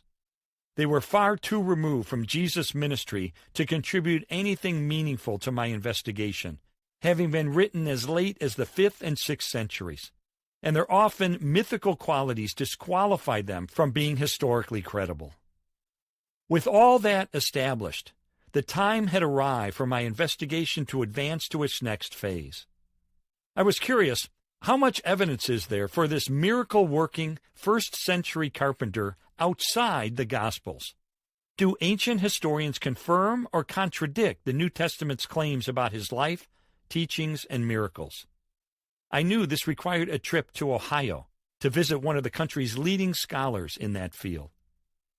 As we stood, I thanked Dr. Metzger for his time and expertise. He smiled warmly and offered to walk me downstairs. I didn't want to consume any more of his Saturday afternoon, but my curiosity wouldn't let me leave Princeton without satisfying myself about one remaining issue. All these decades of scholarship, of study, of writing textbooks, of delving into the minutiae of the New Testament text, what has all this done to your personal faith? I asked. Oh, he said, sounding happy to discuss the topic, it has increased the basis of my personal faith to see the firmness with which these materials have come down to us, with a multiplicity of copies, some of which are very, very ancient. So, I started to say, scholarship has not diluted your faith? He jumped in before I could finish my sentence. On the contrary, he stressed, it has built it. I have asked questions all my life. I've dug into the text. I've studied this thoroughly. And today, I know with confidence that my trust in Jesus has been well placed. He paused while his eyes surveyed my face. Then he added for emphasis, very well placed. Chapter 4. The Corroborating Evidence. Is there credible evidence for Jesus outside his biographies? Harry Alleman turned and stabbed his finger at me. You, he sputtered, spitting out the word with disgust. Why do you keep writing those things about me? Then he spun around and disappeared down a back stairwell to escape the reporters who were pursuing him through the courthouse. Actually, it was hard to be a crime reporter in Chicago during the 1970s and not write about Harry Alleman. He was, after all, the quintessential crime syndicate hitman. And Chicagoans, in a perverse way, love to read about the mob.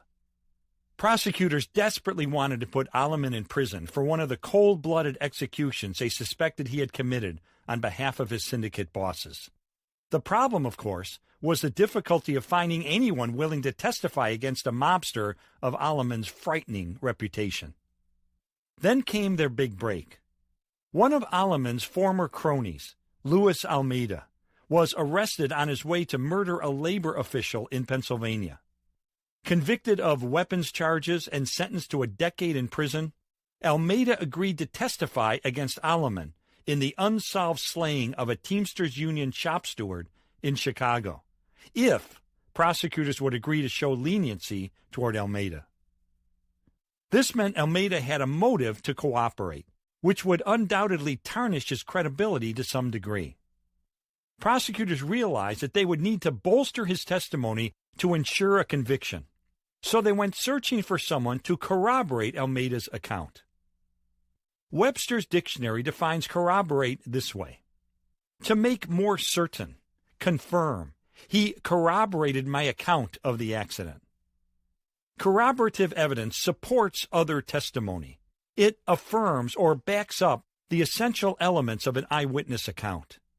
It can be a public record, a photograph, or additional testimony from a second or third person. It can verify a person's entire testimony or just key parts of it. In effect, corroborative evidence acts like the support wires that keep a tall antenna straight and unwavering. The more corroborative evidence, the stronger and more secure the case. But where would prosecutors find corroboration of Almeida's story?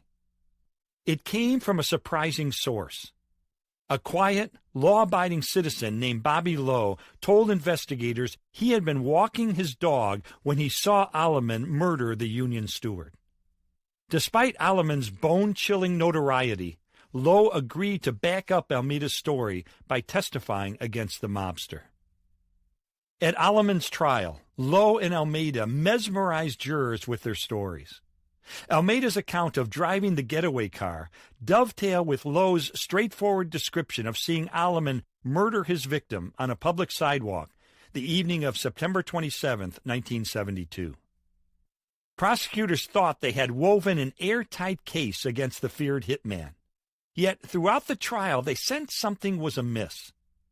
Their skepticism first surfaced when Alleman decided against having a jury trial, opting instead to have a judge hear his case. At the end of the trial, the prosecutor's worst suspicions were realized. Despite compelling testimony by Lowe and Almeida, the judge ended up declaring Alleman innocent and letting him go free. What had happened? Remember, this took place in Cook County, Illinois, where corruption so often lurks. Years later, it was revealed that the judge had been slipped $10,000 in return for the acquittal. When an FBI informant disclosed the bribe, the then-retired judge committed suicide, and prosecutors refiled the murder charge against Alleman. By the time the second trial was held, the law had been changed so that prosecutors could demand a jury hear the case. That's what they did. And finally, a full 25 years after the murder, Alleman was found guilty and sentenced to prison, where he later died. In spite of the delays, the Alleman saga shows how significant corroborative evidence can be. And the same is true in dealing with historical issues.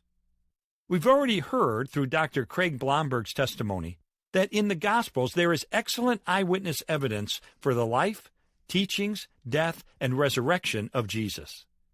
But is there any other evidence to corroborate that? Are there writings outside the Gospels that affirm or support any of the essentials about Jesus or early Christianity? In other words, is there any additional documentation that can help seal the case for Christ, as Bobby Lowe's testimony sealed the case against Harry Alleman? The answer, according to our next witness, is yes.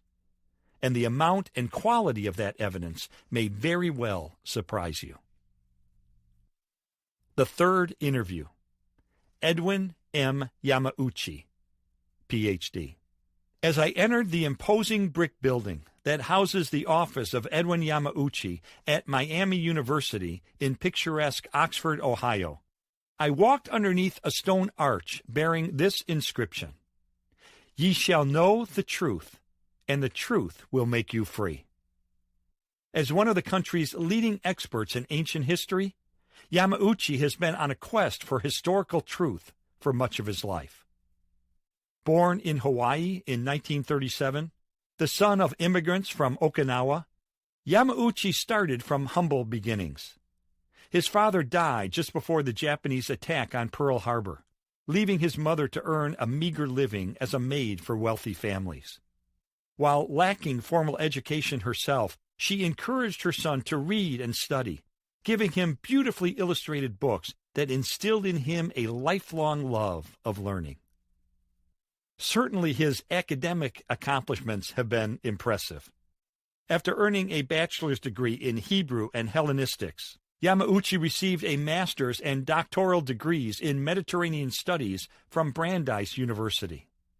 He has been awarded 8 fellowships from the Rutgers Research Council, National Endowment for the Humanities, the American Philosophical Society, and others. He has studied 22 languages, including Arabic, Chinese, Egyptian, Russian, Syriac, Ugaritic, and even Comanche. He has delivered 71 papers before learned societies, lectured at more than 100 seminaries, universities, and colleges, including Yale, Princeton, and Cornell, served as chairman and then president of the Institute for Biblical Research and president of the Conference on Faith and History, and published 80 articles in 37 scholarly journals. In 1968, he participated in the first excavations of the Herodian Temple in Jerusalem, revealing evidence of the temple's destruction in AD 70. Archaeology has also been the theme of several of his books, including The Stones and the Scriptures and Archaeology, and The World of the First Christians. Though born into a Buddhist background, Yamauchi has been following Jesus ever since 1952, the year I was born. I was especially curious to see whether his long-term commitment to Christ would color his assessment of the historical evidence.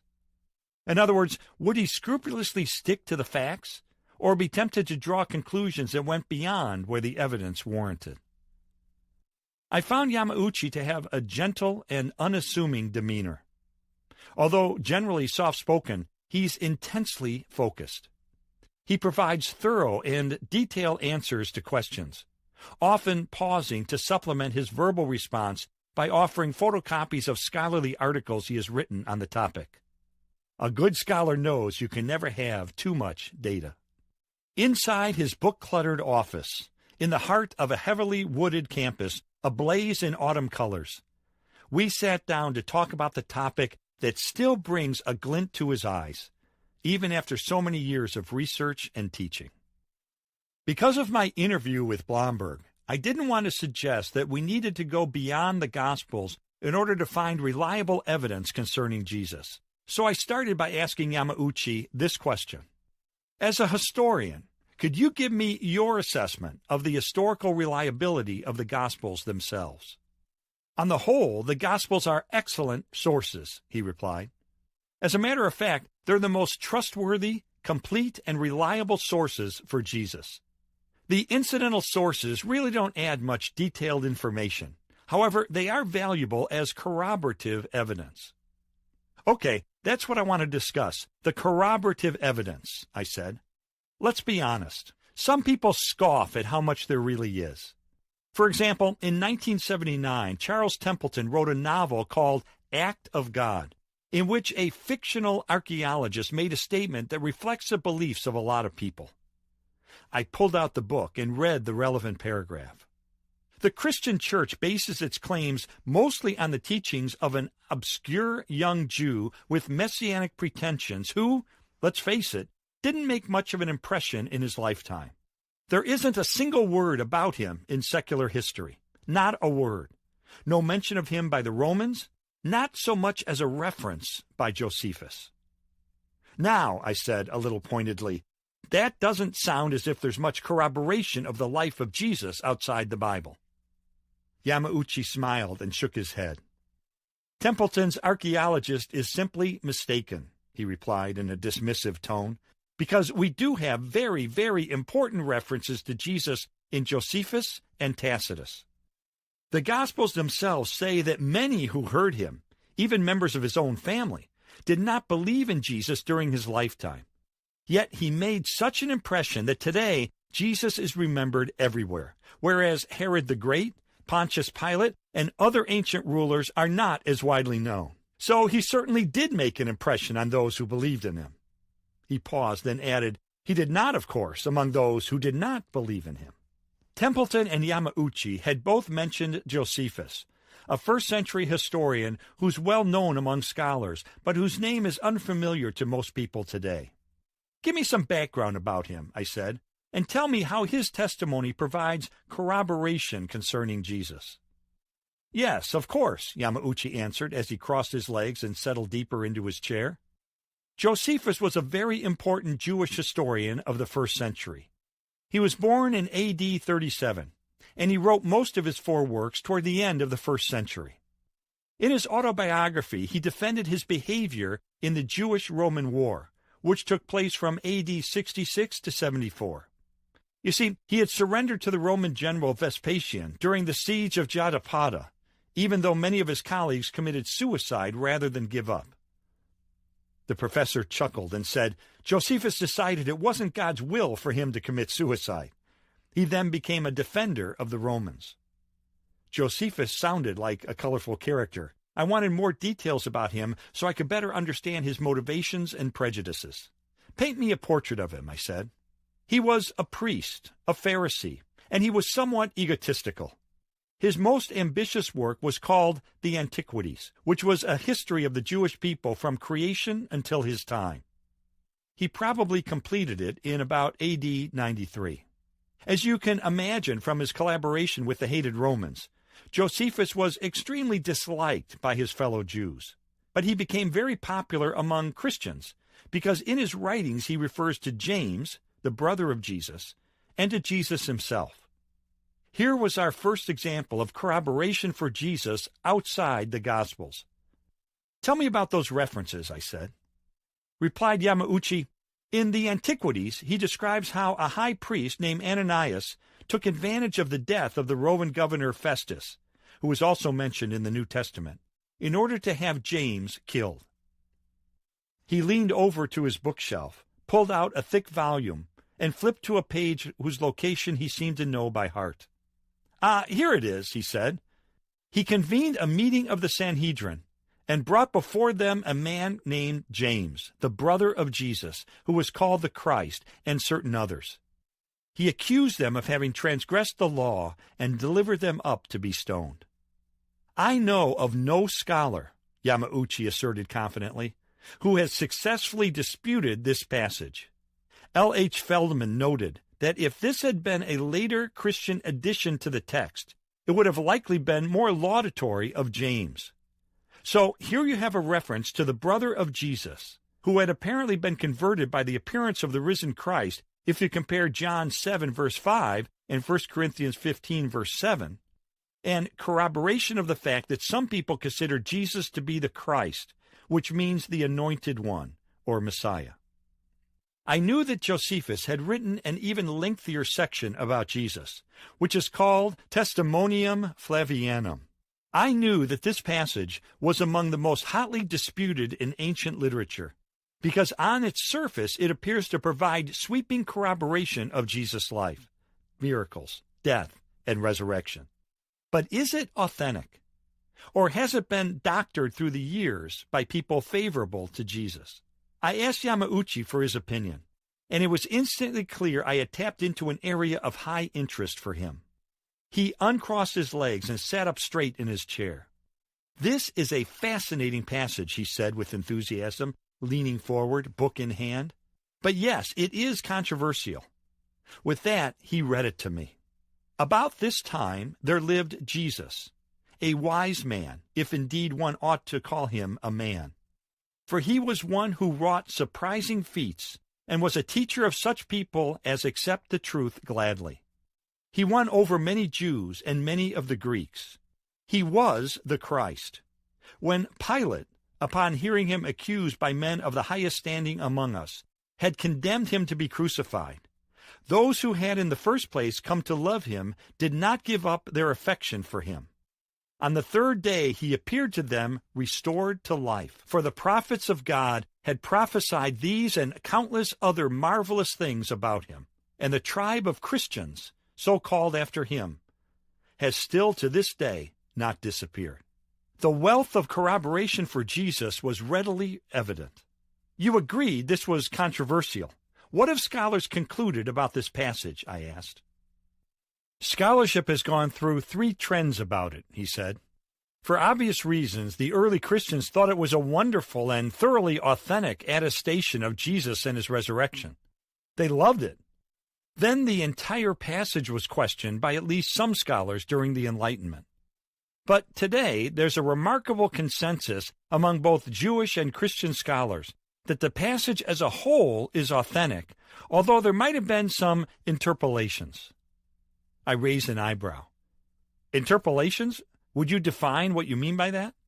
"That means early Christian copyists inserted some phrases that a Jewish writer like Josephus would not have written," Yamauchi said. He pointed to a sentence in the book. For instance, the first line says, "About this time there lived Jesus, a wise man." That phrase is not normally used of Jesus by Christians, so it seems authentic for Josephus. But the next phrase says, "If indeed one ought to call him a man." This implies Jesus was more than human, which appears to be an interpolation. I nodded to let him know I was following him so far. It goes on to say, "For he was one who wrought surprising feats, and was a teacher of such people as accept the truth gladly. He won over many Jews and many of the Greeks." That seems to be quite in accord with the vocabulary Josephus uses elsewhere, and is generally considered authentic. But then there's this unambiguous statement: "He was the Christ." That seems to be an interpolation. Because, I interrupted, Josephus says in his reference to James that Jesus was called the Christ. That's right, said Yamauchi. It's unlikely Josephus would have flatly said Jesus was the Messiah here, when elsewhere he merely said he was considered to be the Messiah by his followers. The next part of the passage, which talks about Jesus' trial and crucifixion, and the fact that his followers still loved him, is unexceptional and considered genuine. Then there's this phrase, "On the third day he appeared to them restored to life." Again, this is a clear declaration of belief in the resurrection, and thus it's unlikely that Josephus wrote it. So these three elements seem to have been interpolations. What's the bottom line, I asked? That this passage in Josephus probably was originally written about Jesus, although without those 3 points I mentioned. But even so, Josephus corroborates important information about Jesus. That he was the martyred leader of the church in Jerusalem, and that he was a wise teacher who had established a wide and lasting following, despite the fact that he had been crucified under Pilate at the instigation of some of the Jewish leaders. While these references did offer some important independent verification about Jesus, I wondered why a historian like Josephus wouldn't have said more about such an important figure of the first century. I knew that some skeptics, like Boston University philosopher Michael Martin, have made this same critique. So I asked for Yamauchi's reaction to this statement by Martin, who doesn't believe Jesus ever lived. If Jesus did exist, one would have expected Josephus to have said more about him. It is unexpected that Josephus mentioned him in passing while mentioning other messianic figures and John the Baptist in greater detail. Yamauchi's response seemed uncharacteristically strong. From time to time, some people have tried to deny the existence of Jesus, but this is really a lost cause, he said, with a tone of exasperation. There is overwhelming evidence that Jesus did exist, and these hypothetical questions are really very vacuous and fallacious. But I'd answer by saying this. Josephus was interested in political matters and the struggle against Rome. So for him, John the Baptist was more important because he seemed to pose a greater political threat than did Jesus. I jumped in. Hold on a second. Aren't there some scholars who have portrayed Jesus as a zealot, or at least sympathetic to the zealots, I asked, referring to a first-century revolutionary group that opposed Rome politically? Yamauchi dismissed the objection with a wave of his hand. That is a position the Gospels themselves do not support, he replied, because remember, Jesus didn't even object to paying taxes to the Romans. Therefore, because Jesus and his followers didn't pose an immediate political threat, it's certainly understandable that Josephus isn't more interested in this sect, even though in hindsight it turned out to be very important indeed. So, in your assessment, how significant are these two references by Josephus?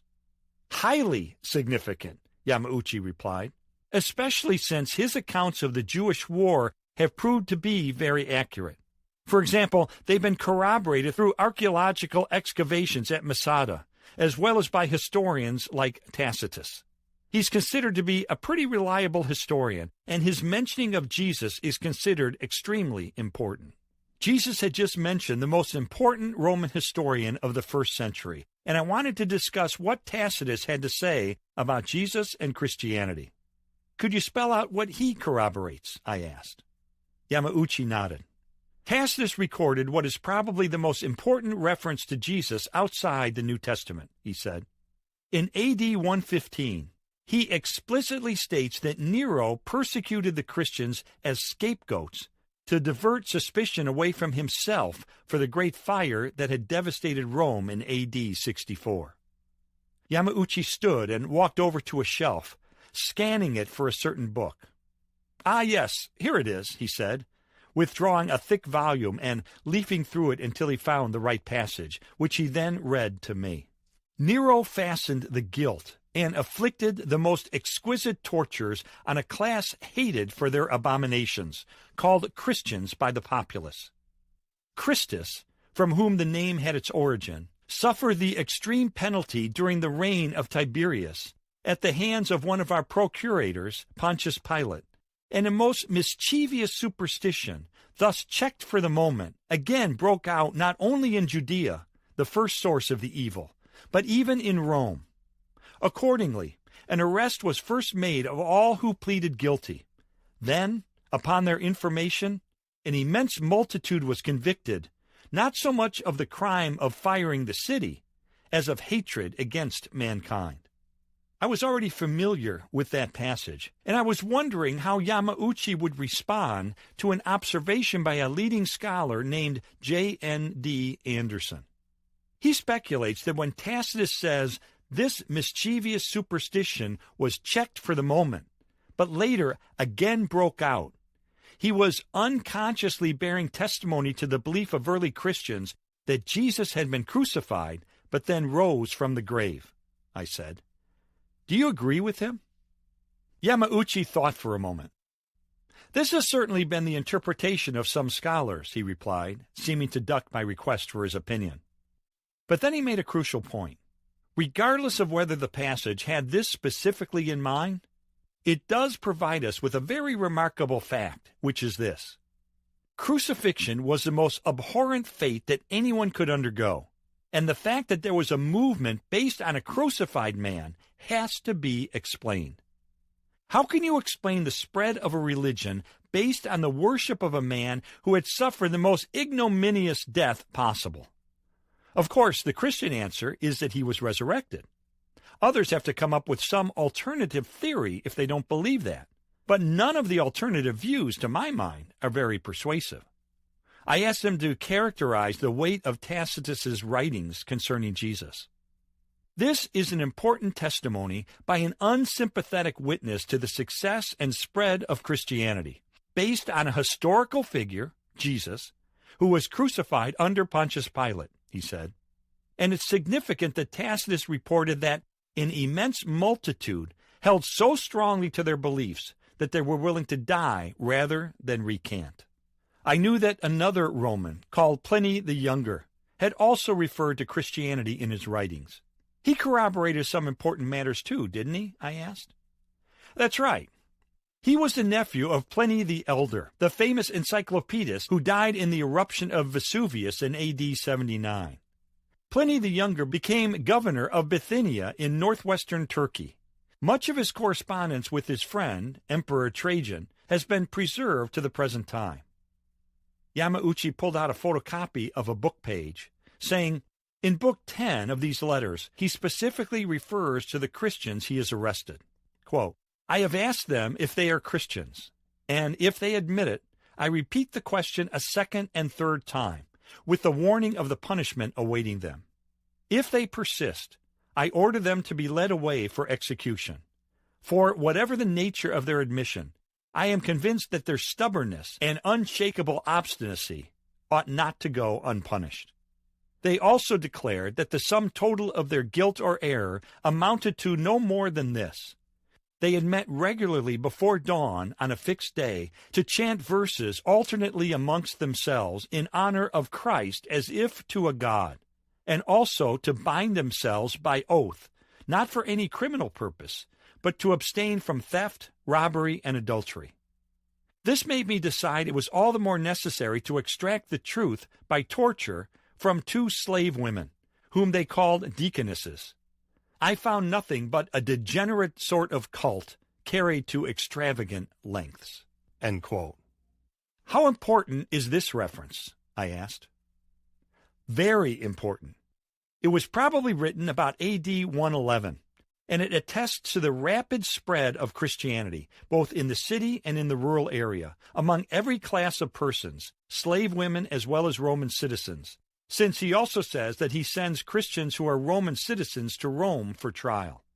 And it talks about the worship of Jesus as God, that Christians maintained high ethical standards, and that they were not easily swayed from their beliefs. To me, one of the most problematic references in the New Testament is where the gospel writers claim that the earth went dark during part of the time that Jesus hung on the cross. Wasn't this merely a literary device to stress the significance of the crucifixion, and not a reference to an actual historical occurrence? After all, if darkness had fallen over the earth, wouldn't there be at least some mention of this extraordinary event outside the Bible? However, Dr. Gary Habermas has written about a historian named Thallus, who in AD 52 wrote a history of the eastern Mediterranean world since the Trojan War. Although Thallus's work has been lost, it was quoted by Julius Africanus in about AD 221, and it made reference to the darkness that the Gospels had written about. Could this, I asked, be independent corroboration of this biblical claim? Explained Yamauchi, in this passage, Julius Africanus says, Thallus, in the third book of his histories, explains away the darkness as an eclipse of the sun, unreasonably as it seems to me. So, Thallus apparently was saying, yes, there had been darkness at the time of the crucifixion, and he speculated it had been caused by an eclipse. Africanus then argues that it couldn't have been an eclipse, given when the crucifixion occurred. Yamauchi reached over to his desk and retrieved a piece of paper.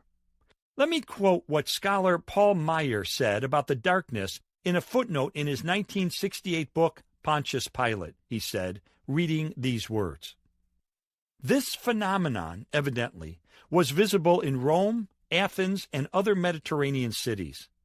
According to Tertullian, it was a cosmic or world event. Phlegon, a Greek author from Caria, writing a chronology soon after 137 A.D., reported that in the fourth year of the 202nd Olympiad, in other words, 33 A.D., there was the greatest eclipse of the sun, and that it became night in the 6th hour of the day, that is, noon, so that stars even appeared in the heavens. There was a great earthquake in Bithynia, and many things were overturned in Nicaea." Yamauchi concluded, so there is, as Paul Meyer points out, non-biblical attestation of the darkness that occurred at the time of Jesus' crucifixion. Apparently, some found the need to try to give it a natural explanation by saying it was an eclipse. Yamauchi's mentioning of Pilate reminded me of how some critics have questioned the accuracy of the Gospels because of the way they portray this Roman leader. While the New Testament paints him as being vacillating and willing to yield to the pressure of a Jewish mob by executing Jesus, other historical accounts picture him as being obstinate and inflexible. Doesn't this represent a contradiction between the Bible and secular historians, I asked? No, it really doesn't, said Yamauchi. Meyer's study of Pilate shows that his protector or patron was Sejanus, and that Sejanus fell from power in AD 31 because he was plotting against the emperor. I was puzzled. What does that have to do with anything? I asked. Well, this loss would have made Pilate's position very weak in AD 33, which is most likely when Jesus was crucified, the professor responded. So it would certainly be understandable that Pilate would have been reluctant to offend the Jews at that time and to get into further trouble with the emperor. That means the biblical description is most likely correct. Having talked primarily about Roman corroboration of Jesus, I wanted to turn a corner at this point and discuss whether any other Jewish accounts besides that of Josephus verify anything about Jesus. I asked Yamauchi about references to Jesus in the Talmud, an important Jewish work finished about AD 500 that incorporates the Mishnah, compiled about AD 200. Jews as a whole did not go into great detail about heretics, he replied. There are a few passages in the Talmud that mention Jesus, calling him a false Messiah who practiced magic and who was justly condemned to death. They also repeat the rumor that Jesus was born of a Roman soldier and Mary, suggesting there was something unusual about his birth. So I said, in a negative way, these Jewish references do corroborate some things about Jesus. Yes, that's right, he said. Professor M. Wilcox put it this way in an article that appeared in a scholarly reference work. The Jewish traditional literature, although it mentions Jesus only quite sparingly, and must in any case be used with caution, supports the gospel claim that he was a healer and miracle worker, even though it ascribes these activities to sorcery. In addition, it preserves the recollection that he was a teacher, that he had disciples, 5 of them, and that at least in the earlier rabbinic period, not all of the sages had finally made up their minds that he was a heretic or a deceiver. Although we were finding quite a few references to Jesus outside the Gospels, I was wondering why there were not even more of them. While I knew that few historical documents from the first century have survived, I asked, overall, shouldn't we have expected to find more about Jesus in ancient writings outside the Bible? When people begin religious movements, it's often not until many generations later that people record things about them, Yamauchi said. But the fact is that we have better historical documentation for Jesus than for the founder of any other ancient religion. That caught me off guard. Really, I said. Can you elaborate on that? For example, although the Gathas of Zoroaster, about 1000 BC, are believed to be authentic, most of the Zoroastrian scriptures were not put into writing until after the 3rd century AD. The most popular Parsi biography of Zoroaster was written in AD 1278. The scriptures of Buddha, who lived in the 6th century BC, were not put into writing until after the Christian era, and the first biography of Buddha was written in the 1st century AD. Although we have the sayings of Muhammad, who lived from AD 570 to 632 in the Quran, his biography was not written until 767, more than a full century after his death. So the situation with Jesus is unique and quite impressive in terms of how much we can learn about him aside from the New Testament. I wanted to pick up on that theme and summarize what we had gleaned about Jesus so far from non-biblical sources. Let's pretend we didn't have any of the New Testament or other Christian writings, I said. Even without them, what would we be able to conclude about Jesus from ancient non-Christian sources, such as Josephus, the Talmud, Tacitus, Pliny the Younger, and others? Yamauchi smiled. We would still have a considerable amount of important historical evidence. In fact, it would provide a kind of outline for the life of Jesus, he said. Then he went on, raising a finger to emphasize each point. We would know that, first, Jesus was a Jewish teacher. Second, many people believe that he performed healings and exorcisms. Third, some people believed he was the Messiah. Fourth, he was rejected by the Jewish leaders. Fifth, he was crucified under Pontius Pilate in the reign of Tiberius.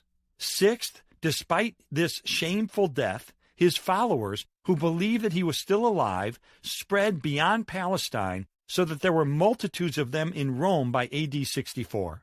And seventh, all kinds of people from the cities and countryside, men and women, slave and free, worshipped him as God. This was indeed an impressive amount of independent corroboration.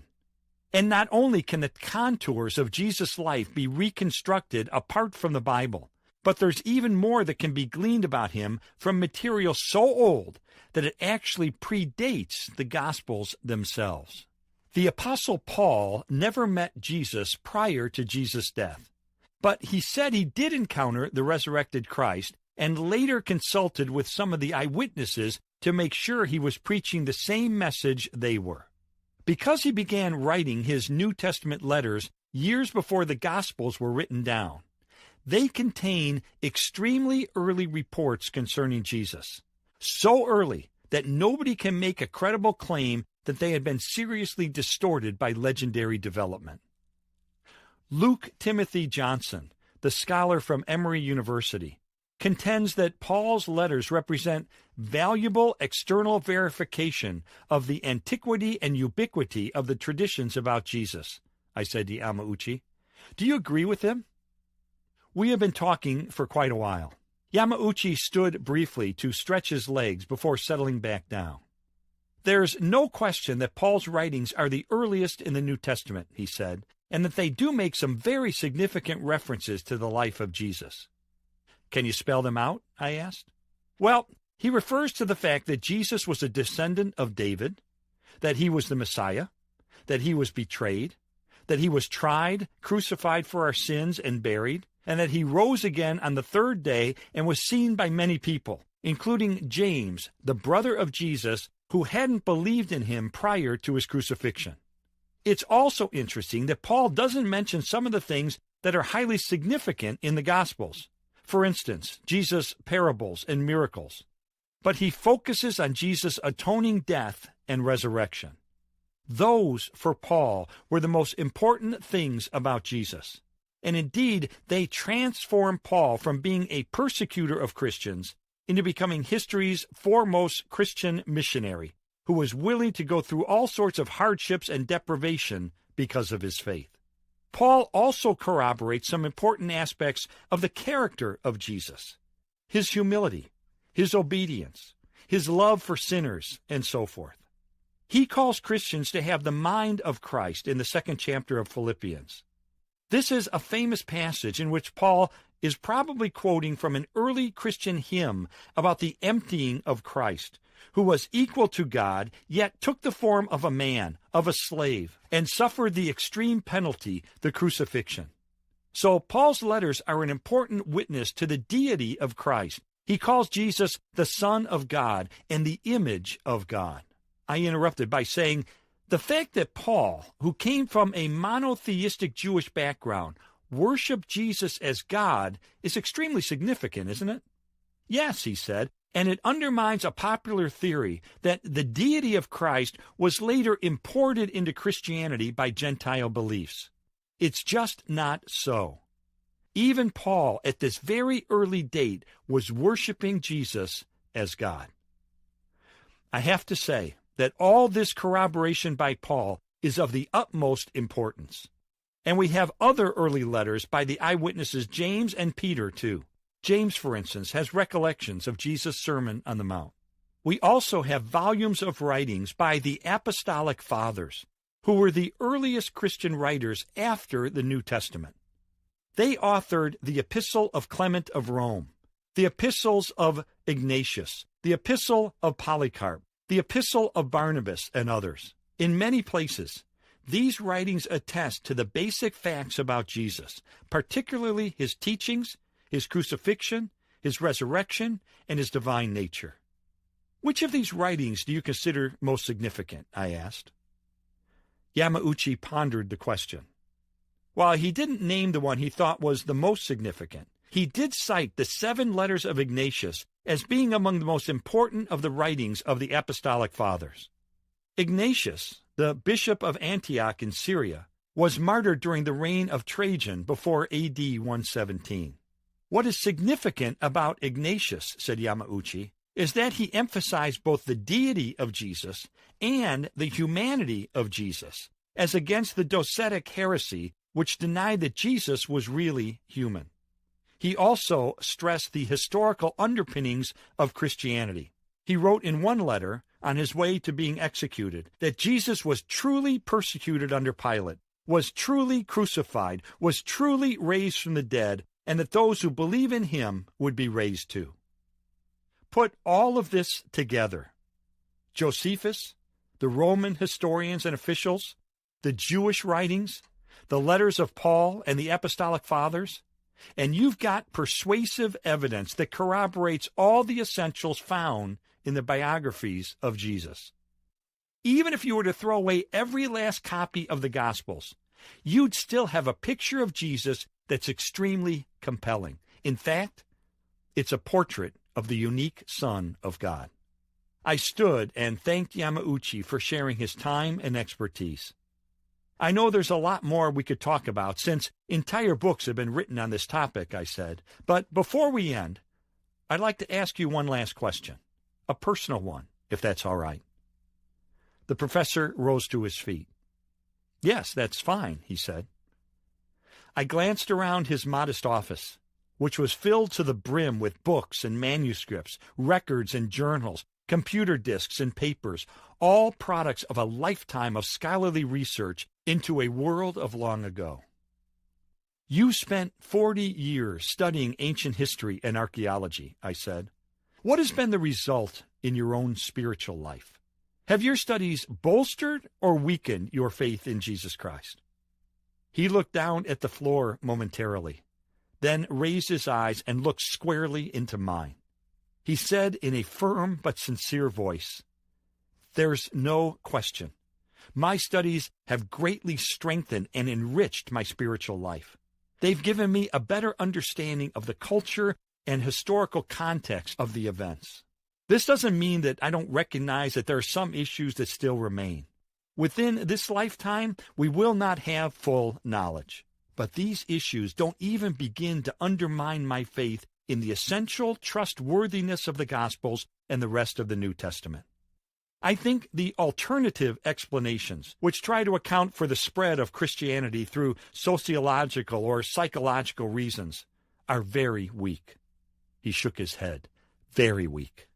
Then he added, for me, the historical evidence has reinforced my commitment to Jesus Christ as the Son of God who loves us and died for us and was raised from the dead. It's that simple.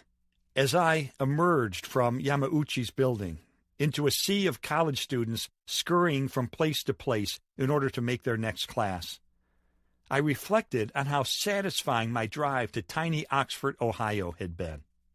I came seeking corroboration for Jesus, and I walked away with a rich reservoir of material affirming every major aspect of his life, miracles, deity, and victory over death. I knew that our brief conversation had only scratched the surface. Under my arm, I was carrying The Verdict of History, renamed later The Historical Jesus, which I had reread in preparation for my interview. In it, historian Gary Habermas details a total of 39 ancient sources documenting the life of Jesus, from which he enumerates more than 100 reported facts concerning Jesus' life, teachings, crucifixion, and resurrection.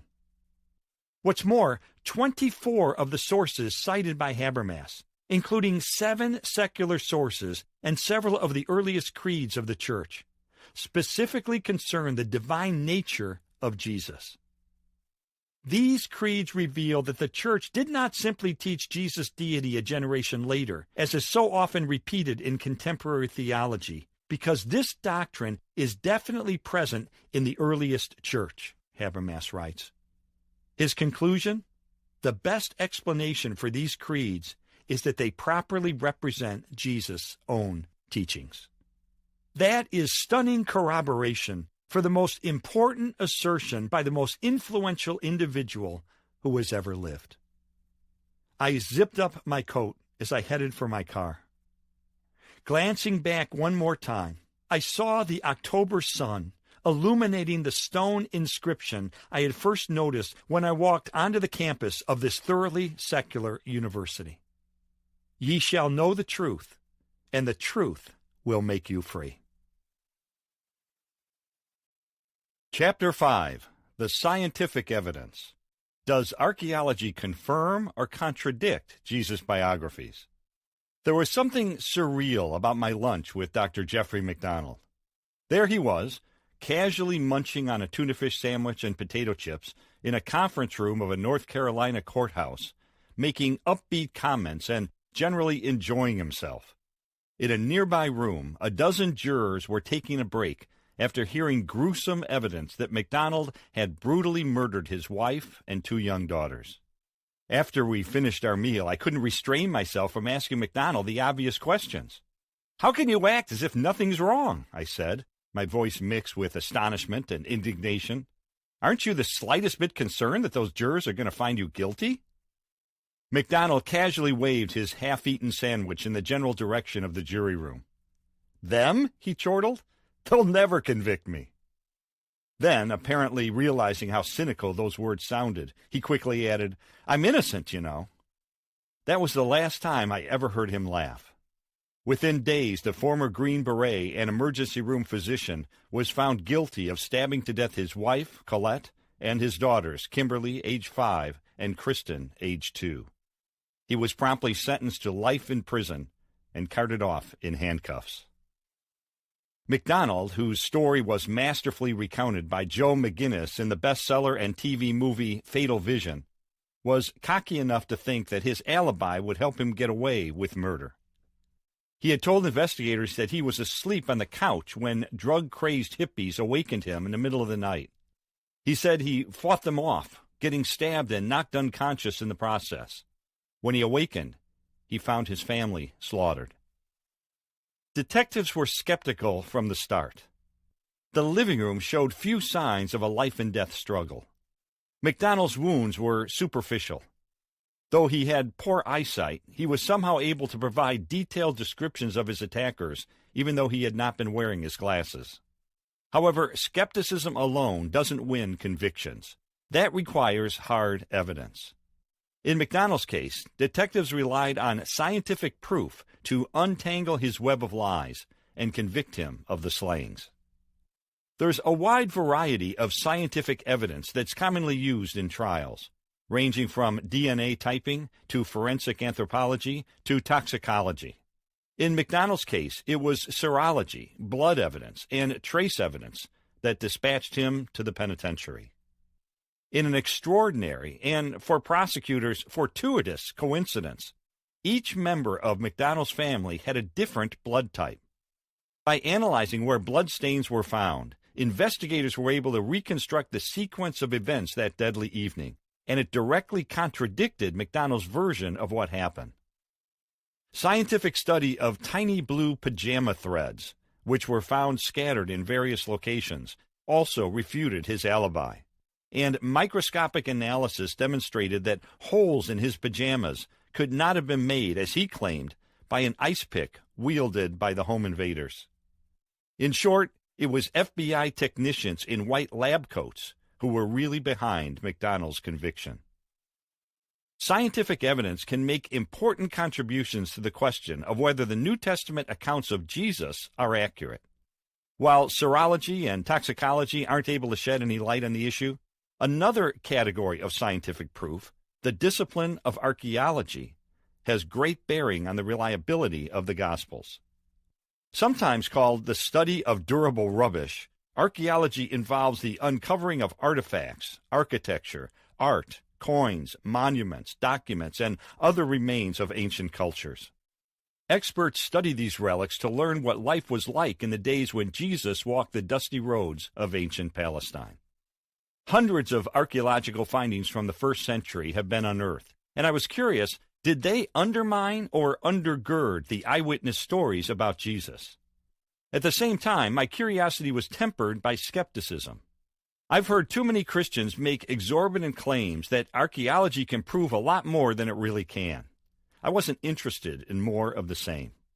So I went on a quest for a recognized authority who has personally dug among the ruins of the Middle East, who has an encyclopedic knowledge of ancient findings, and who possesses enough scientific restraint to acknowledge the limits of archaeology, while at the same time explaining how it can illuminate life in the first century. The fourth interview, John McCrae, Ph.D. When scholars and students study archaeology, many turn to John McCrae's thorough and dispassionate 432-page textbook, Archaeology and the New Testament. When the Arts and Entertainment Television Network wanted to ensure the accuracy of its Mysteries of the Bible program, they called McCrae as well. And when National Geographic needed a scientist who could explain the intricacies of the biblical world, the phone rang in McCrae's office at well-respected Wheaton College in suburban Chicago. Having studied at Hebrew University, the École Biblique et Archéologique Française in Jerusalem, Vanderbilt University Divinity School, and the University of Chicago, where he earned his doctorate in 1967, McCrae was a professor of New Testament and archaeology at Wheaton for more than 15 years. His articles have appeared in 17 encyclopedias and dictionaries. His research has been featured in the Bulletin of the Near East Archaeology Society and other academic journals, and he has presented 29 scholarly papers at professional societies. McCrae is also a former research associate and trustee of the W.F. Albright Institute of Archaeological Research in Jerusalem, a former trustee of the American Schools of Oriental Research, a trustee of the Near East Archaeological Society, and a member of the editorial board of Archaeology in the Biblical World and the Bulletin for Biblical Research, which is published by the Institute for Biblical Research. As much as McCrae enjoys writing and teaching about the ancient world, He relishes opportunities to personally explore archaeological digs. He supervised excavating teams at Caesarea, Sepphoris, and Herodium, all in Israel, over an 8-year period. He has studied Roman archaeological sites in England and Wales, analyzed digs in Greece, and retraced much of the Apostle Paul's journeys. At age 66, McCrae's hair is turning silvery, and his glasses have become thicker, but he still exudes an air of adventure. Over the desk in his office, and in fact also over his bed at home, is a detailed horizontal photograph of Jerusalem. "I live in the shadow of it," he remarked, a sense of longing in his voice, as he pointed out specific locations of excavations and significant findings. His office features the kind of cozy couch you'd find in the front porch of a country home. I settled into it while McCrae, casually dressed in an open-neck shirt and a sports jacket that looked comfortably worn, leaned back in his desk chair. Seeking to test whether he would overstate the influence of archaeology, I decided to open our interview by asking him what it can't tell us about the reliability of the New Testament. After all, as McCrae notes in his textbook, even if archaeology can establish that the cities of Medina and Mecca existed in western Arabia during the 6th and 7th centuries, that doesn't prove that Muhammad lived there or that the Quran is true. "Archaeology has made some important contributions," he began, speaking in a drawl he picked up as a child in southeastern Oklahoma. "But certainly it can't prove whether the New Testament is the Word of God. If we dig in Israel and find ancient sites that are consistent with where the Bible said we'd find them, that shows that its history and geography are accurate. However, it doesn't confirm that what Jesus Christ said is right. Spiritual truths cannot be proved or disproved by archaeological discoveries." As an analogy, he offered the story of Heinrich Schliemann, who searched for Troy in an effort to prove the historical accuracy of Homer's Iliad. "He did find Troy," McCrae observed with a gentle smile, "but that didn't prove the Iliad was true. It was merely accurate in a particular geographical reference." Once we had set some boundaries for what archaeology can't establish, I was anxious to begin exploring what it can tell us about the New Testament. I decided to launch into this topic by making an observation that grew out of my experience as an investigative journalist with a legal background. In trying to determine if a witness is being truthful, journalists and lawyers will test all the elements of his or her testimony that can be tested. If this investigation reveals that the person was wrong in those details, this casts considerable doubt on the veracity of his or her entire story. However, if the minutiae check out, this is some indication, not conclusive proof, but some evidence that maybe the witness is being reliable in his or her overall account. For instance, if a man were telling about a trip he took from St. Louis to Chicago, and he mentioned that he had stopped in Springfield, Illinois, to see the movie Titanic at the Odeon Theater, and that he had eaten a large Clark bar he bought at the concession counter, investigators could determine whether such a theater exists in Springfield, as well as if it were showing this particular film and selling this specific brand and size of candy bar at the time that he said he was there. If their findings contradict what the person claimed, this seriously tarnishes his trustworthiness. If the details check out, this doesn't prove that his entire story is true, but it does enhance his reputation for being accurate. In a sense, this is what archaeology accomplishes. The premise is that if an ancient historian's incidental details check out to be accurate time after time, this increases our confidence in other material that the historian wrote, but that cannot be as readily cross-checked. So I asked McCrae for his professional opinion. Does archaeology affirm or undermine the New Testament when it checks out the details in those accounts? McCrae was quick to answer. "Oh, there's no question that the credibility of the New Testament is enhanced," he said, "just as the credibility of any ancient document is enhanced when you excavate and find that the author was accurate in talking about a particular place or event." As an example, he brought up his own digs in Caesarea, on the coast of Israel, where he and others excavated the harbor of Herod the Great. For a long time, people questioned the validity of a statement by Josephus, the first-century historian, that this harbor was as large as the one at Piraeus, which is a major harbor of Athens. People thought Josephus was wrong, because when you see the stones above the surface of the water in the contemporary harbor, it's not very big. But when we began to do underwater excavation, we found that the harbor extended far out into the water underground, that it had fallen down, and that its total dimensions were indeed comparable to the harbor at Piraeus. So, it turns out Josephus was right after all. This was one more bit of evidence that Josephus knew what he was talking about. So what about the New Testament writers? Did they really know what they were talking about? I wanted to put that issue to the test in my next line of questioning.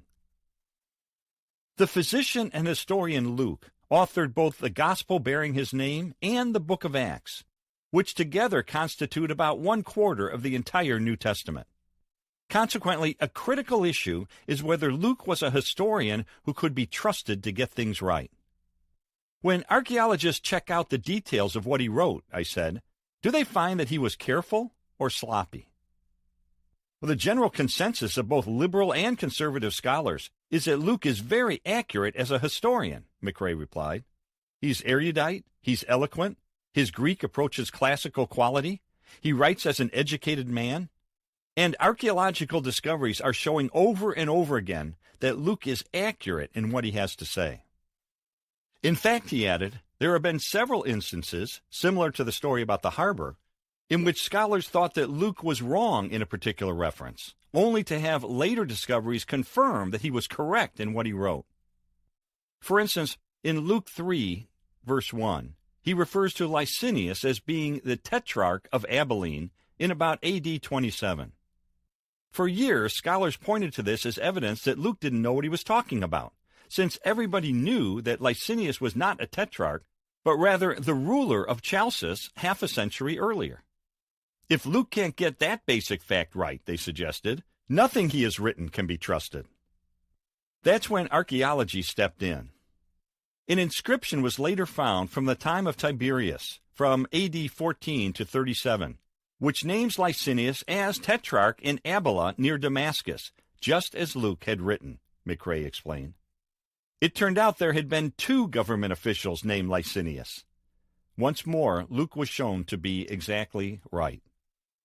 Another example is Luke's reference in Acts 17, verse 6, to politarchs, which is translated as city officials by the NIV, in the city of Thessalonica.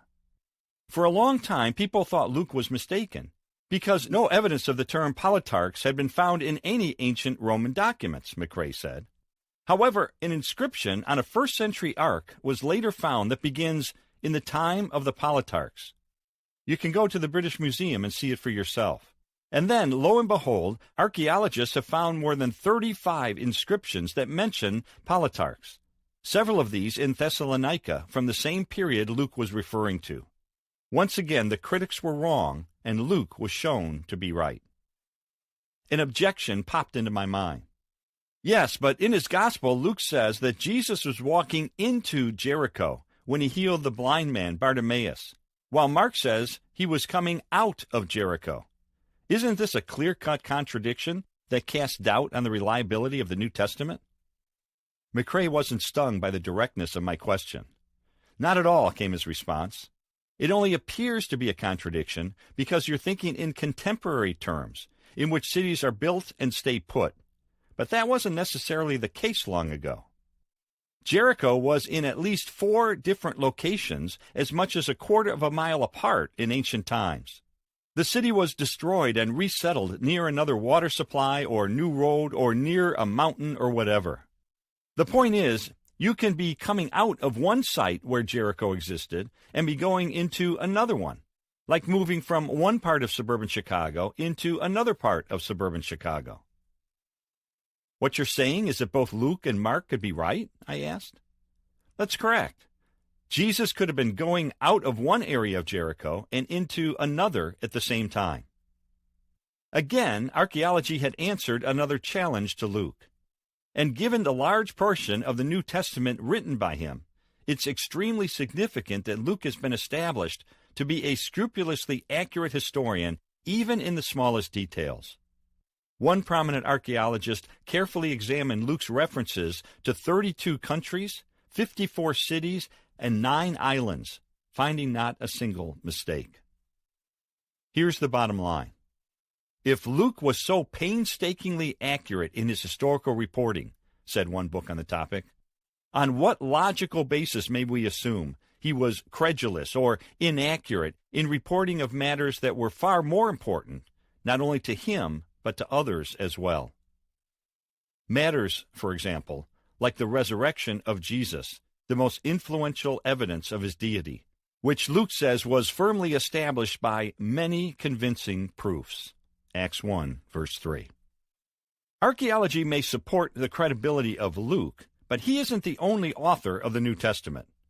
I wondered what scientists would have to say about John, whose gospel was sometimes considered suspect because he talked about locations that couldn't be verified. Some scholars charge that since he failed to get these basic details straight, John must not have been close to the events of Jesus' life. That conclusion, however, has been turned upside down in recent years. There have been several discoveries that have shown John to be very accurate, McRae pointed out. For example, John 5, verses 1 through 15, records how Jesus healed an invalid by the pool of Bethesda. John provides the detail that the pool had 5 porticos.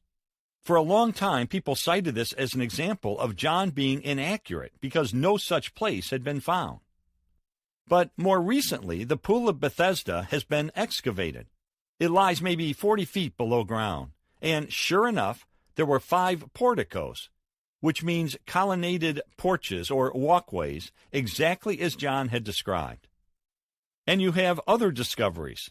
The pool of Siloam from John 9, verse 7, Jacob's well from John 4, verse 12, the probable location of the stone pavement near the Jaffa Gate where Jesus appeared before Pilate in John 19:13, even Pilate's own identity, all of which have lent historical credibility to John's gospel. So this challenges the allegation that the Gospel of John was written so long after Jesus that it can't possibly be accurate, I said. Most definitely, he replied.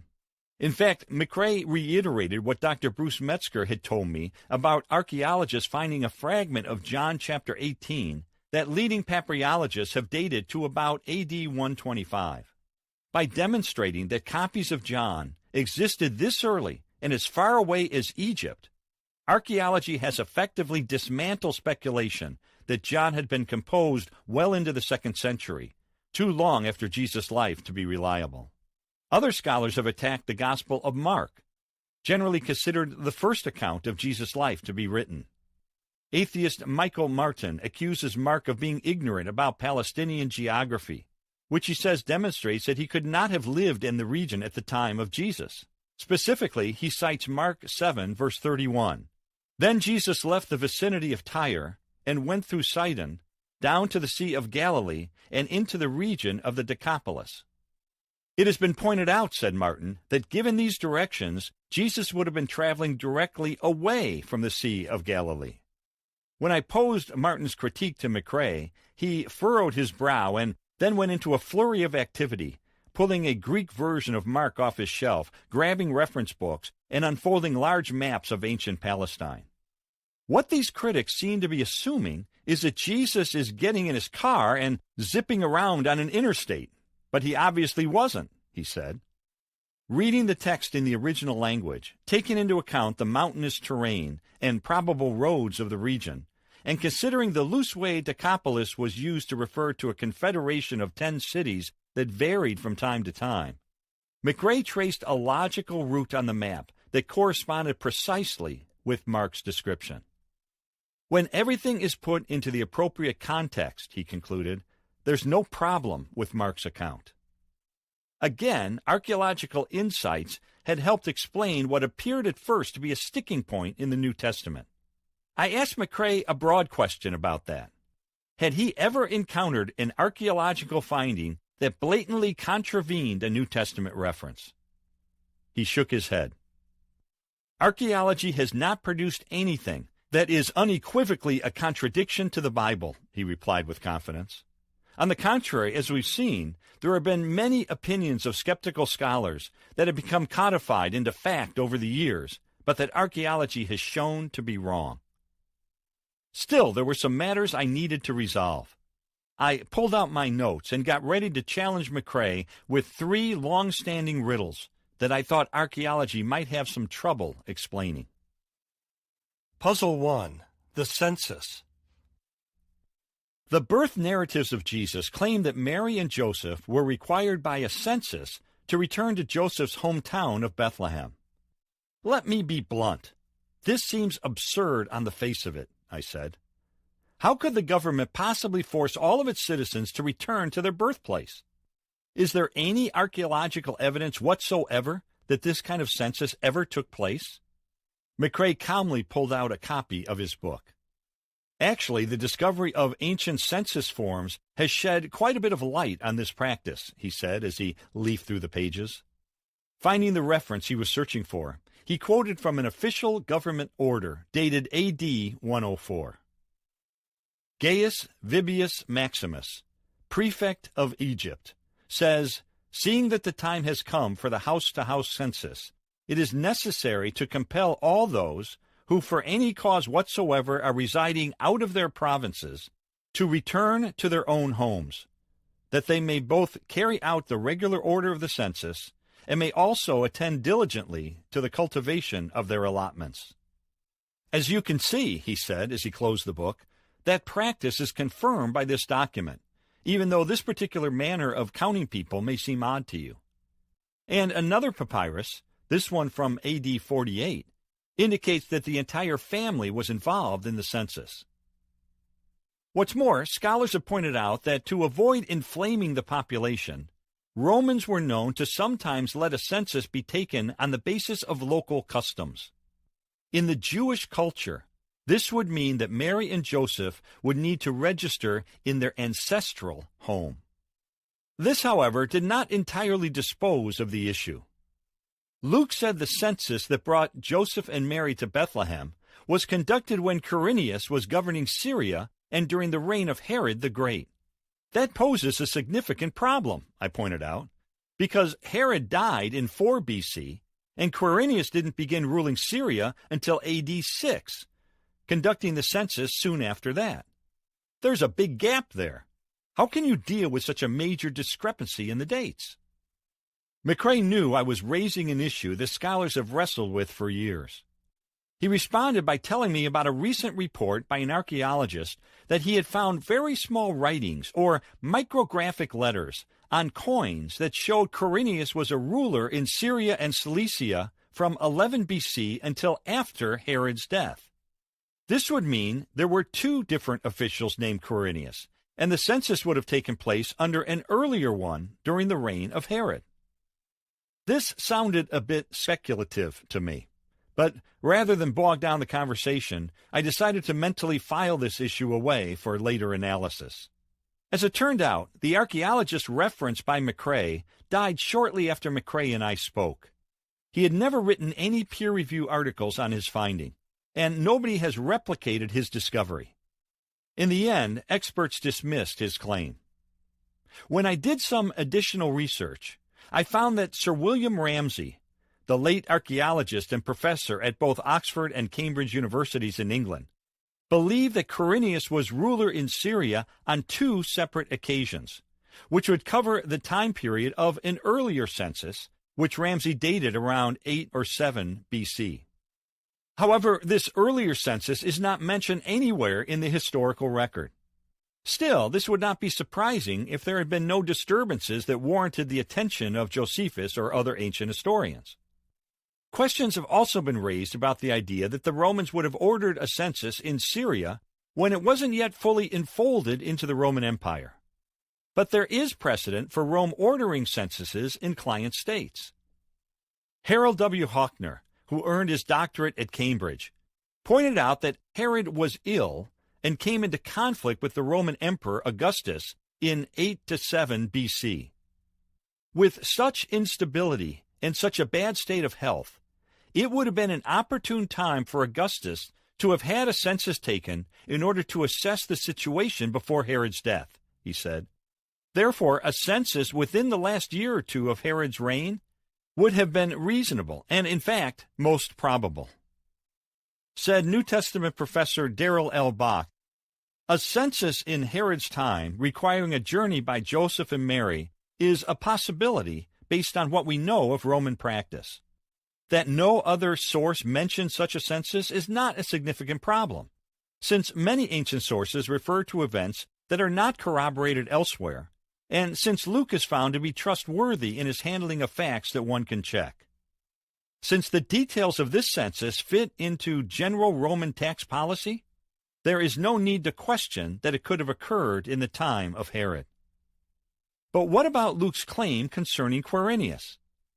Some scholars have pointed out that Luke's text could be translated, "This census took place before Quirinius was governing Syria," which would resolve the problem.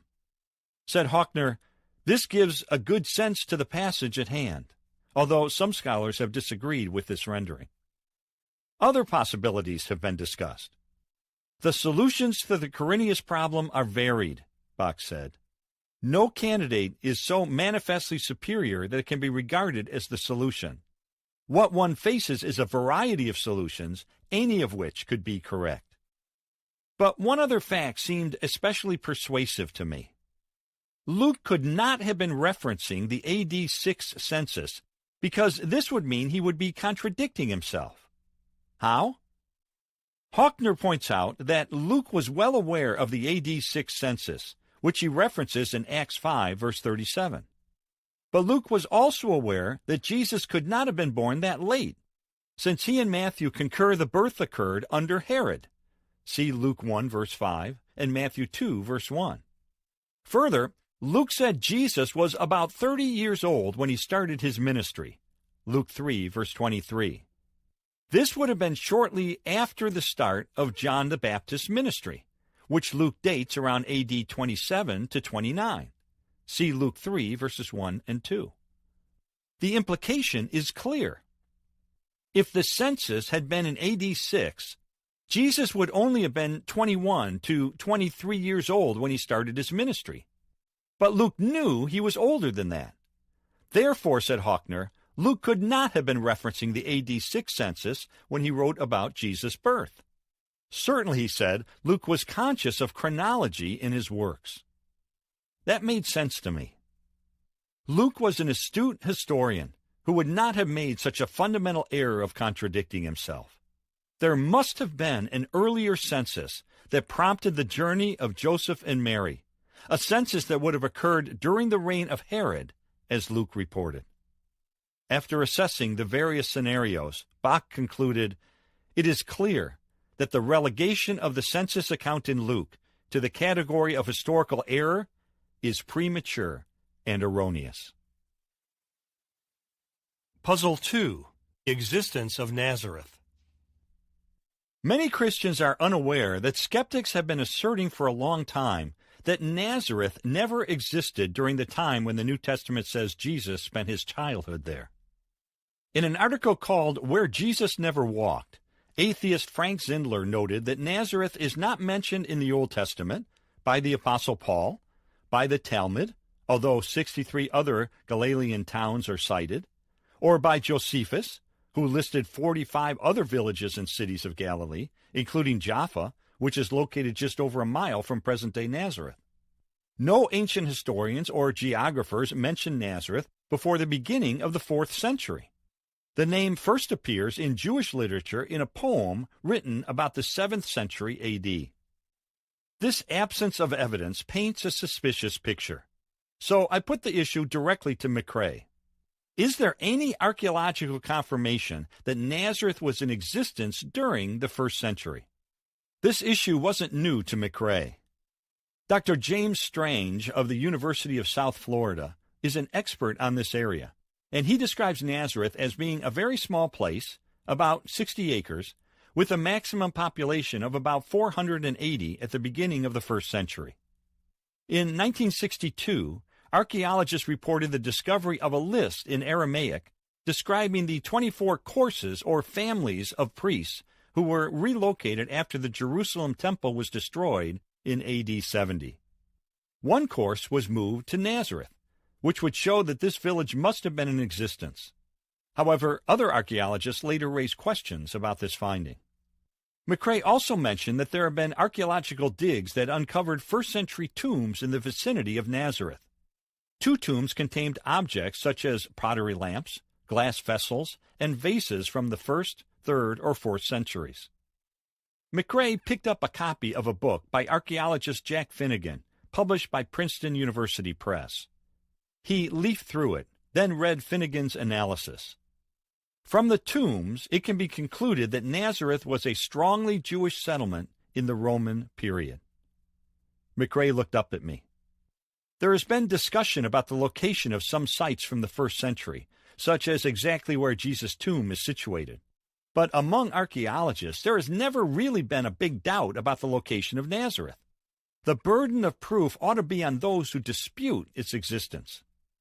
That burden became more difficult in subsequent years, after the discovery of 2 houses from 1st century Nazareth. In 2006, the Nazareth Archaeological Project began excavating beneath the Sisters of Nazareth Convent, a location known since 1880.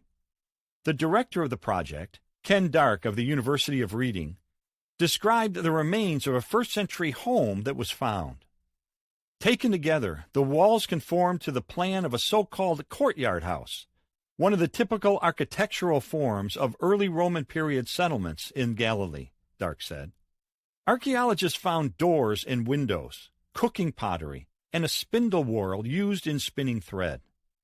Fragments of limestone vessels, which Jews believed could not become impure, were also found, suggesting a Jewish family lived there. The home must date from the 1st century A.D. or earlier, Dark concluded. No stratified pottery earlier or later than the early Roman period was discovered in layers associated with the house. Another 1st century house, similar in structure, was discovered nearby in an excavation by Yardina Alexandra of the Israel Antiquities Authority in 2009. Such evidence would be consistent with what archaeologists of the Roman provinces elsewhere conventionally term a small town, Dark said. The evidence suggests that Jesus' boyhood was spent in a conservative Jewish community that had little contact with Hellenistic or Roman culture.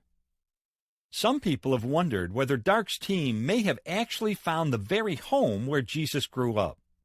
While clues from later centuries suggest Byzantines may have believed that this was the home where Jesus spent his childhood, Dark concluded that it is impossible to say on archaeological grounds.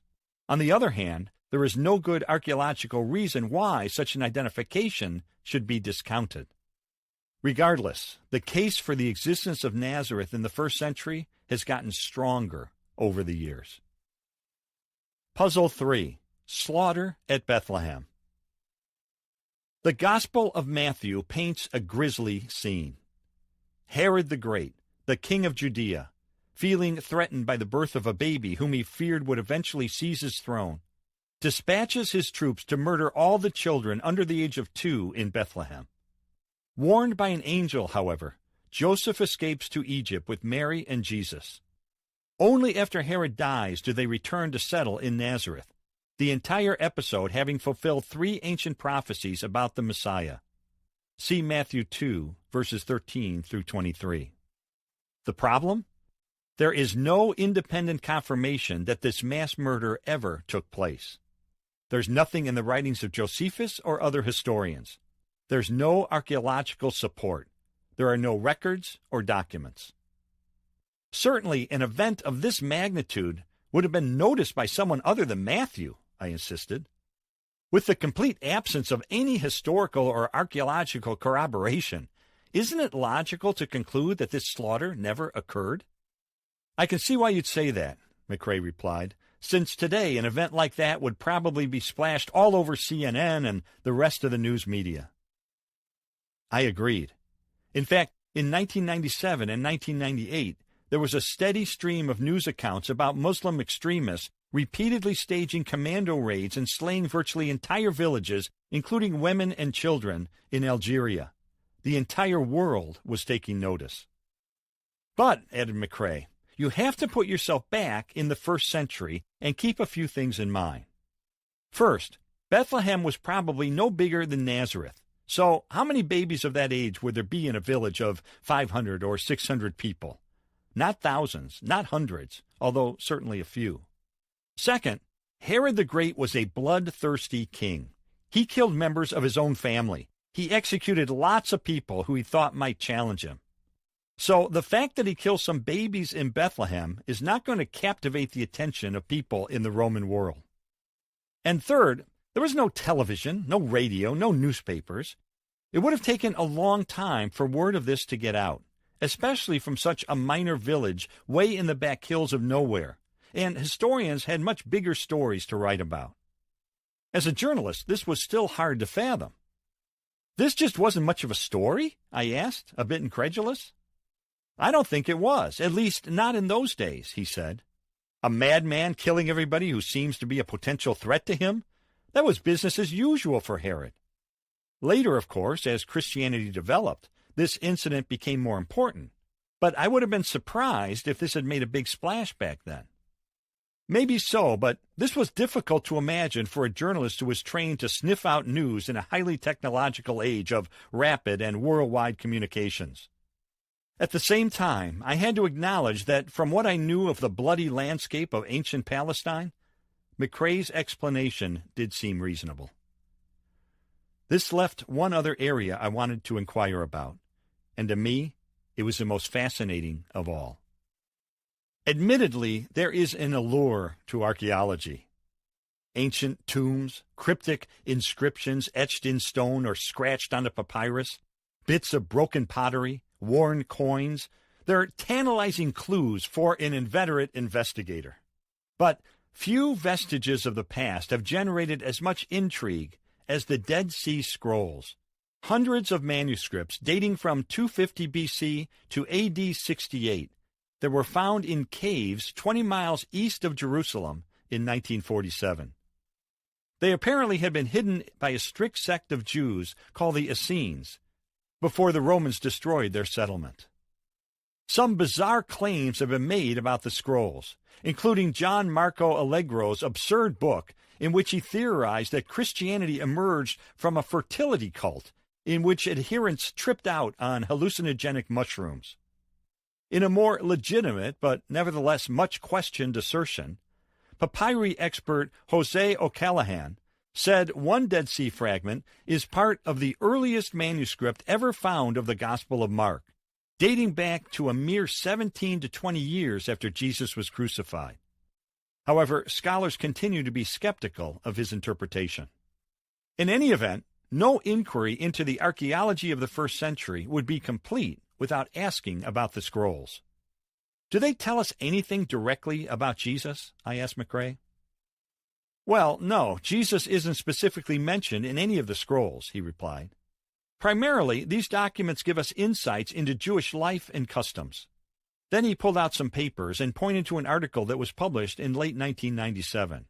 Although, he added, there is a very interesting development involving a manuscript called 4Q521 that could tell us something about who Jesus was claiming to be. That whet my appetite. Tell me about it, I said, with some urgency in my voice.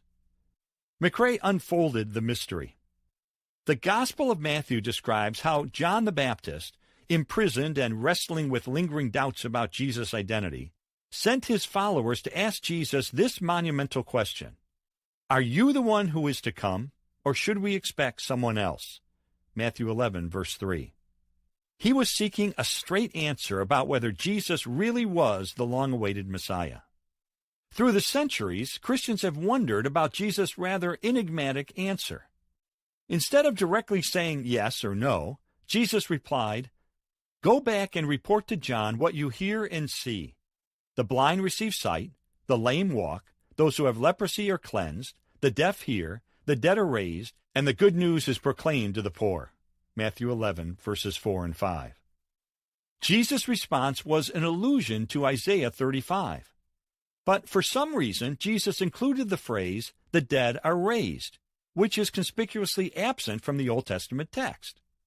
This is where Q4-521 comes in. This non-biblical manuscript from the Dead Sea collection, written in Hebrew, dates back to 30 years before Jesus was born. It contains a version of Isaiah 61 that does include this missing phrase, "the dead are raised." Scroll scholar Craig Evans has pointed out that this phrase in 4Q521 is unquestionably embedded in a messianic context, McRae said. It refers to the wonders that the Messiah will do when he comes, and when heaven and earth will obey him.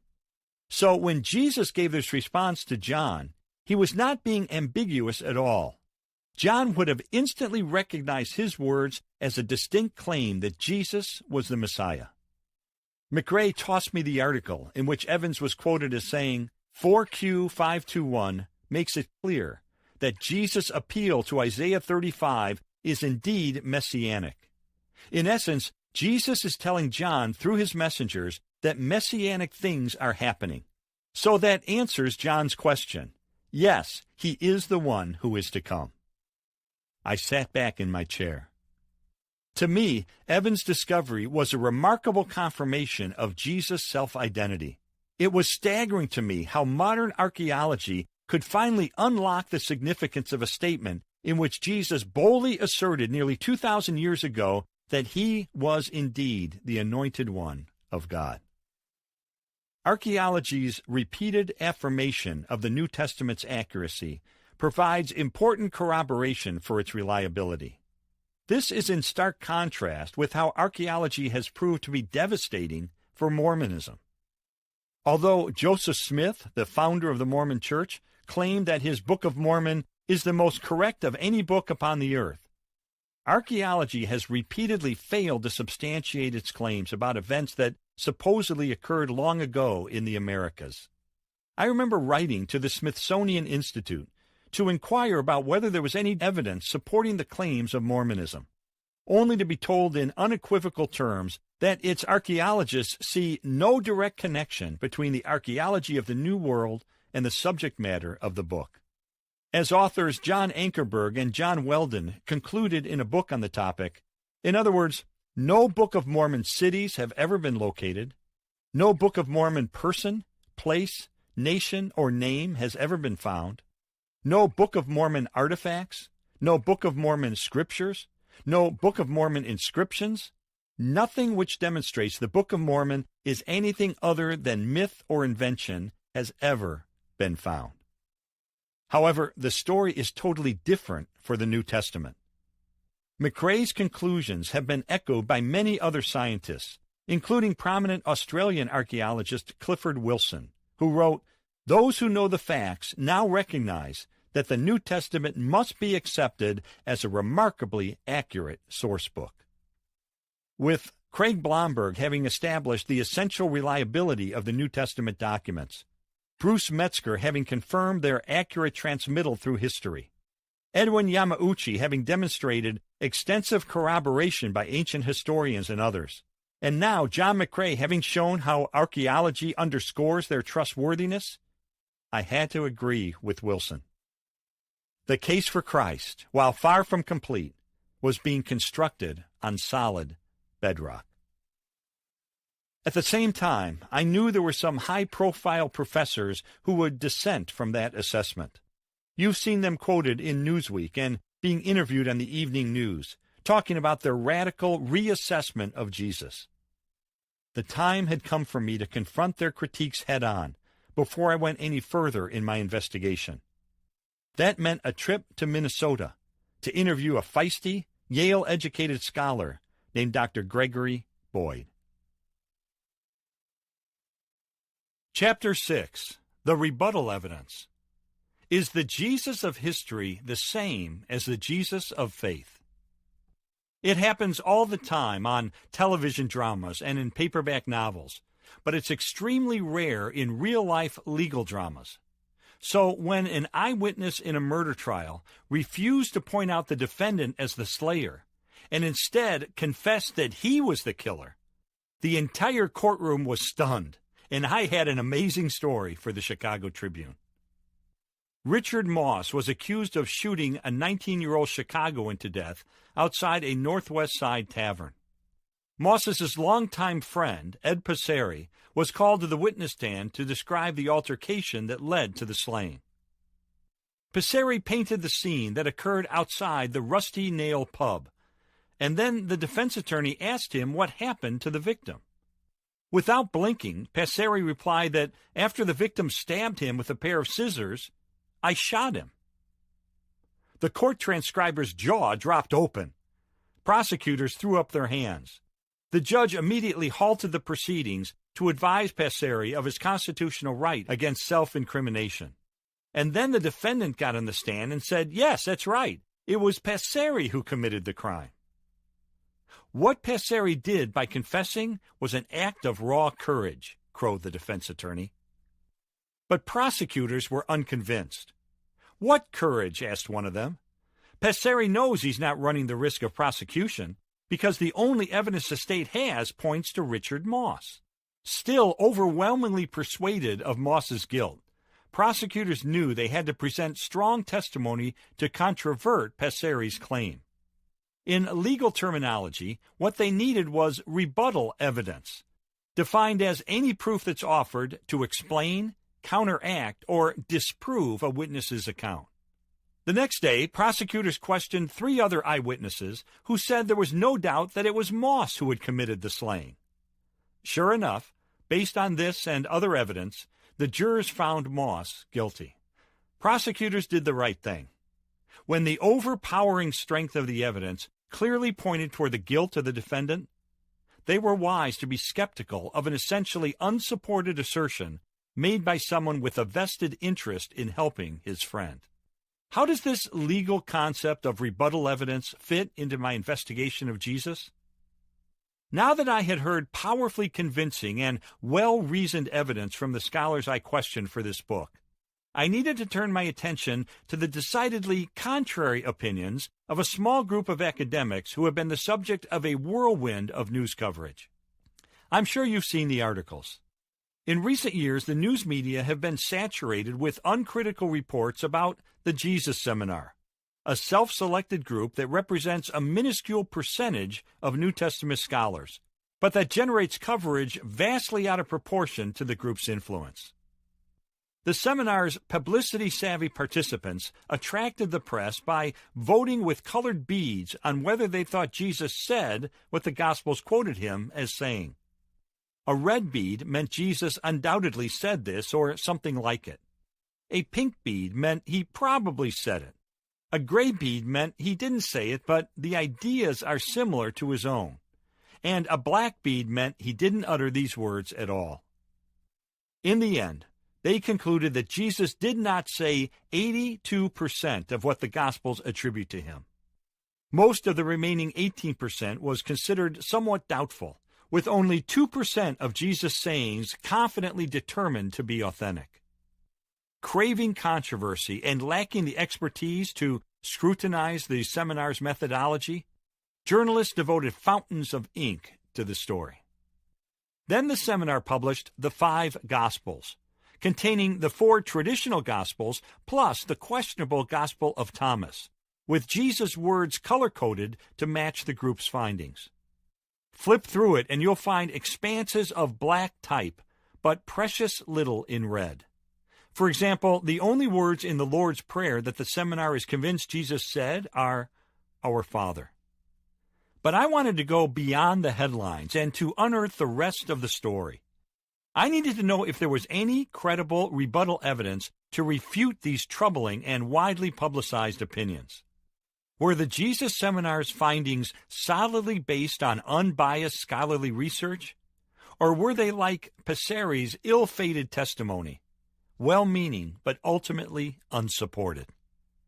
For answers, I made the 6-hour drive to St. Paul, Minnesota, to confer with Dr. Gregory Boyd, the Ivy League-educated theology professor whose books and articles have challenged the Jesus Seminar head-on. The 5th interview. Gregory A. Boyd, Ph.D. Boyd first clashed with the Jesus Seminar in 1996 when he wrote a devastating critique of liberal perspectives of Jesus called Cynic, Sage, or Son of God, Recovering the Real Jesus in an Age of Revisionist Replies. The heavily footnoted 416-page tome was honored by readers of Christianity Today as one of their favorite books of the year. His popular paperback, Jesus Under Siege, continues the same themes on a more introductory level. Boyd's other books include the award-winning Letters from a Skeptic, in which he and his then-doubting father wrestle through tough issues involving Christianity, culminating in his father becoming a committed Christian, and God at War, The Bible and Spiritual Conflict. He also co-authored The Jesus Legend, a case for the historical reliability of the synoptic Jesus tradition. In addition, he was a contributing scholar to the Quest Study Bible, which was designed for people who are asking intellectual questions about the Christian faith. After receiving a bachelor's degree in philosophy from the University of Minnesota, Boyd earned a Master of Divinity degree, cum laude, from Yale University Divinity School, and a doctorate, magna cum laude, from Princeton Theological Seminary. He is not, however, a stereotypical ivory tower intellectual. With wavy black hair, a wiry frame, and a wry smile, Boyd looks like the academic counterpart of comedian Howie Mandel. And like Mandel, he is pure kinetic energy. Words gush from him like water from a ruptured pipe. He spins out sophisticated ideas and theological concepts at a dizzying rate. He fidgets, he gestures, he squirms in his chair. There's no time to tuck in his shirt all the way, to file the flurry of papers strewn about his office, or to shelve the books that sit in untidy stacks on his floor. He's too busy thinking, debating, questioning, wondering, dreaming, contemplating, inventing, and tackling one project after another. In fact, one career can't contain him. In addition to his position as adjunct professor of theology at Bethel University, he's also a pastor at Woodland Hills Church, where his passionate preaching has helped attendance grow from 42 in 1992 to 2,500 today. This real-world environment helps anchor him in the reality of everyday life. For fun, he debates atheists. He grappled with the late Gordon Stein on the topic, Does God Exist? He and pastor-turned-skeptic Dan Barker sparred over, Did Jesus rise from the dead? And in a program sponsored by the Islamic Center of Minnesota, he challenged a Muslim on the issue, Is God a Trinity? Boyd's agile mind, quick wit, empathy with people, and deep reservoir of biblical and philosophical knowledge make him a formidable foe. What's more, he blends popular culture and serious scholarship as well as anyone I know. He knows football as well as footnotes. He can start a sentence with an offhand observation about a new movie and end it with a stratospheric reference to a profound philosophical conundrum. He's as comfortable reading a current comic strip or watching a trendy sitcom as he is writing his impressive book, Trinity and Process, a critical evaluation and reconstruction of Hartshorne's dipolar theism towards a Trinitarian metaphysics. His casual and colloquial style, what other biblical scholar gets away with words like funky and wacko, quickly made me feel at home as we squeezed into his second-floor office. It was soon clear that Boyd was wound up and ready to go. I decided to start from the perspective of the average consumer of news. People pick up a magazine or newspaper, read the conclusions of the Jesus Seminar, and assume that this represents the mainstream of New Testament scholarship, I said. But is that really the case? No, he said, looking as if he had just bitten into something sour. No, that's not the case. But you're right, people get that impression. He rocked in his chair until he got comfortable enough to tell a story. When Time came out with its first major article on the Jesus Seminar, he said, I happened to be in the process of talking about Christianity with a guy whom I was building a relationship with. He was very skeptical by nature and quite inebriated with New Age ideas. We had a mutual friend who was hospitalized, and when I went to visit him, this other guy was already there, reading Time. As I walked into the room, he said to me, "Well, Greg, it looks like the scholars disagree with you." And he threw the magazine at me. Boyd shook his head in both sadness and disbelief. You see, that article gave him the reason to stop taking me seriously. Even though he knew I was a scholar, he interpreted this article as saying that the majority of scholars, at least those who aren't wacko fundamentalists, hold these views. I could empathize with Boyd's story, having heard too many people equate the Jesus Seminar with all scholars. "Do you think that impression is an accident?" I asked. "Well, the Jesus Seminar certainly portrays itself that way," Boyd replied. "In fact, this is one of its most irritating facets, not just to evangelicals, but to other scholars as well. If you look at their book, The Five Gospels, they give 7 pillars of scholarly wisdom, as if you must follow their methodology if you're going to be a true scholar. But a lot of scholars, from a wide spectrum of backgrounds, would have serious reservations about one or even most of these pillars. And the Jesus Seminar calls its translation of the Bible the Scholar's Version. Well, what does that imply? That other versions aren't scholarly?" He paused for a moment, then cut to the core of the issue. "Here's the truth," he said. "The Jesus Seminar represents an extremely small number of radical fringe scholars who are on the far, far left wing of New Testament thinking. It does not represent mainstream scholarship. And ironically, they have their own brand of fundamentalism. They say they have the right way of doing things, period." He smiled. "In the name of diversity," he added with a chuckle, "they can actually be quite narrow." "At least," I said, "the participants in the Jesus Seminar have been very upfront about their goals, haven't they?" "Yes, that's right. They're explicit in saying they want to rescue the Bible from fundamentalism and to free Americans from the naive belief that the Jesus of the Bible is the real Jesus. They say they want a Jesus who's relevant for today. One of them said that the traditional Jesus did not speak to the needs of the ecological crisis, the nuclear crisis, the feminist crisis, so we need a new picture of Jesus. As another one said, we need a new fiction. One of the twists is that they're going directly to the masses instead of to other scholars. They want to take their findings out of the ivory tower and bring them into the marketplace to influence popular opinion.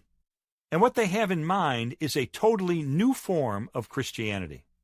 The idea of a new Jesus, a new faith, a new Christianity was intriguing. "So tell me about this Jesus that people from the Jesus Seminar have discovered," I said. "What's he like?" Basically, they discovered what they set out to find. Some think he was a political revolutionary, some a religious fanatic, some a wonder worker, some a feminist, some an egalitarian, some a subversive. There's a lot of diversity, he said. Then he zeroed in on the key issue. But there is one picture that they all agree with. Jesus, first of all, must be a naturalistic Jesus. In other words, whatever else is said about him, Jesus was a man like you or me. Maybe he was an extraordinary man. Maybe he tapped into our inherent potential as no one else ever has, but he was not supernatural. So they say Jesus and his early followers didn't see him as God or the Messiah, and they didn't see his death as having any special significance. His crucifixion was unfortunate and untimely, and stories about his resurrection came later as a way of trying to deal with that sad reality. I stood and strolled over to his bookshelf as I formulated my next question. Okay, but you personally have faith that Jesus was resurrected, and maybe your faith taints your viewpoint too much, I said. The Jesus Seminar paints itself as being on an unbiased quest for truth, as compared with religiously committed people like you, who have a theological agenda. Boyd turned in his seat to face me. But that's not what's really going on, he insisted. The participants of the Jesus Seminar are at least as biased as evangelicals, and I would say more so. They bring a whole set of assumptions to their scholarship, which of course we all do to some degree. Their major assumption, which incidentally is not the product of unbiased scholarly research, is that the Gospels are not even generally reliable. They conclude this at the outset because the Gospels include things that seem historically unlikely, like miracles, walking on water, raising the dead. These things, they say, just don't happen. That's naturalism, which says that for every effect in the natural or physical world, there is a natural cause. Yeah, but isn't that the way people typically live their lives? I asked. Are you saying that we should be looking for supernatural explanations behind everything that takes place? Everyone would agree that you don't appeal to supernatural causes if you don't have to, Boyd said. But these scholars go beyond that and say you don't ever have to. They operate under the assumption that everything in history has happened according to their own experiences. And since they've never seen the supernatural, they assume miracles have never occurred in history. Here's what they do. They rule out the possibility of the supernatural from the beginning, and then they say, now, bring on the evidence about Jesus. No wonder they get the results they do.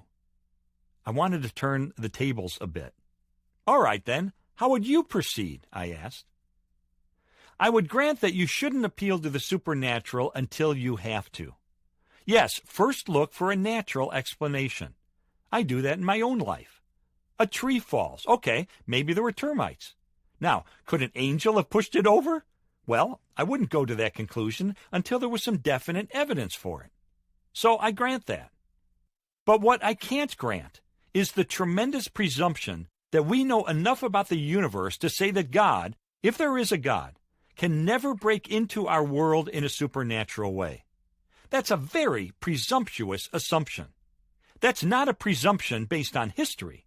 Now you're doing metaphysics. I think there should be a certain amount of humility in the historical investigation to say, you know what? It is just possible that Jesus Christ did rise from the dead. It's just possible that his disciples actually saw what the Gospels say they saw.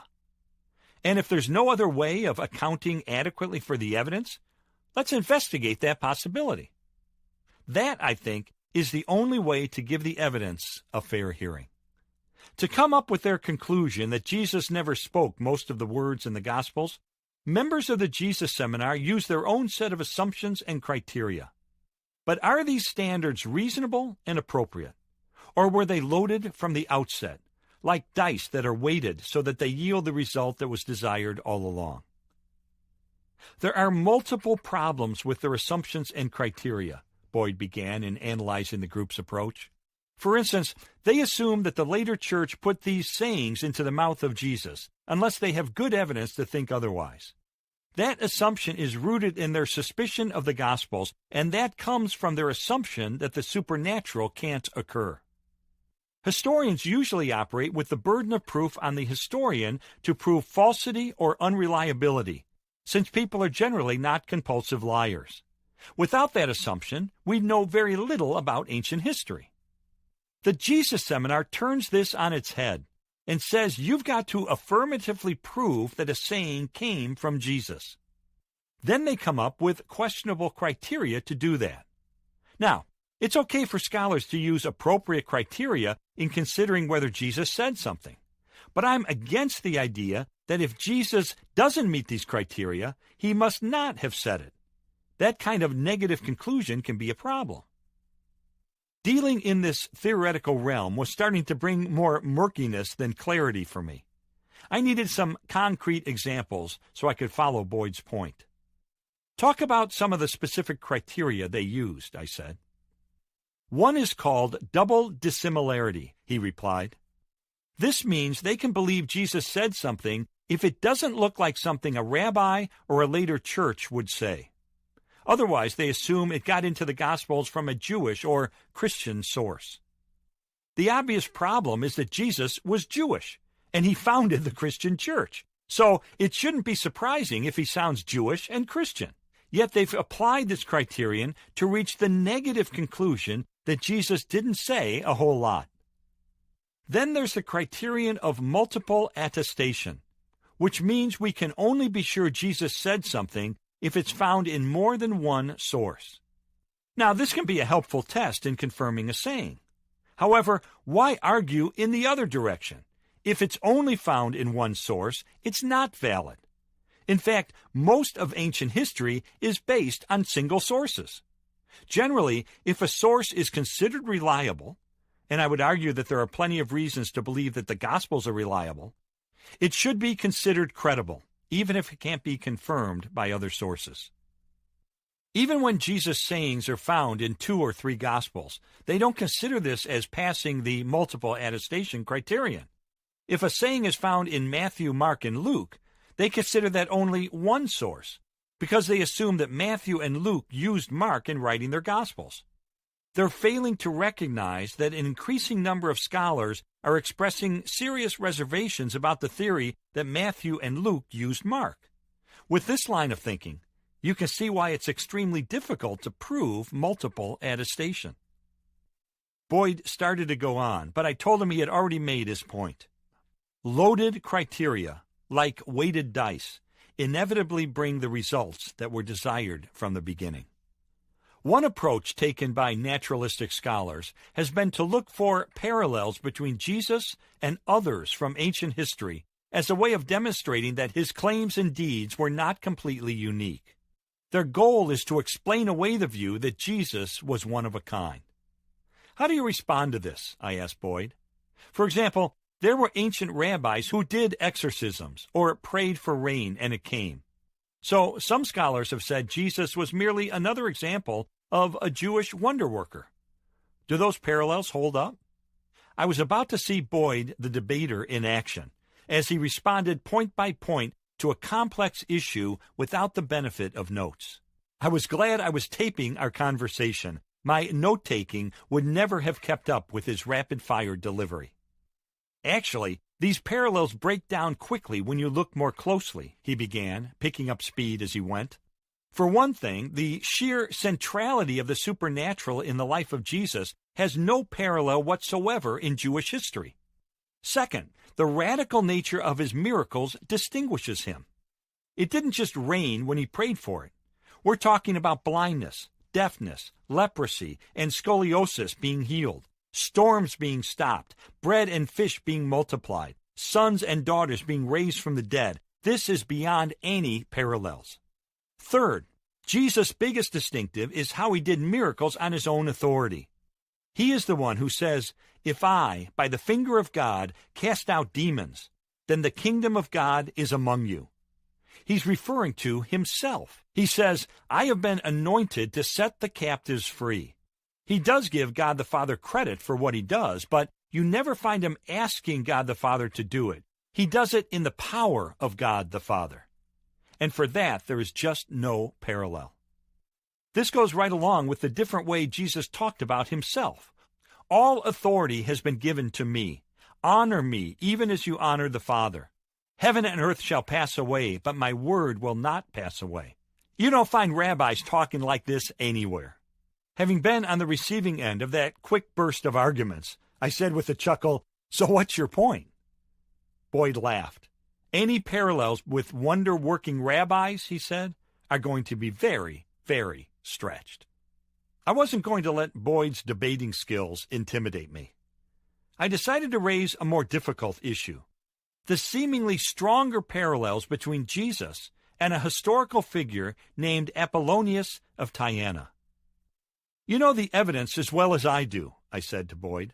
"Here's someone from the 1st century who is said to have healed people and to have exorcised demons, who may have raised a young girl from the dead, and who appeared to some of his followers after he died. People point to that and say, aha, if you're going to admit that the Apollonius story is legendary, why not say the same thing about the Jesus story?" Boyd was nodding to indicate he was tracking with me. "I'll admit that initially this sounds impressive," he said. "When I first heard about Apollonius as a college student, I was really taken aback.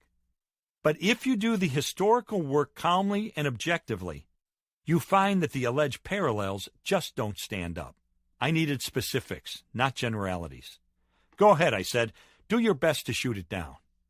"Okay, well, first, his biographer, Philostratus, was writing a century and a half after Apollonius lived, whereas the Gospels were written within a generation of Jesus.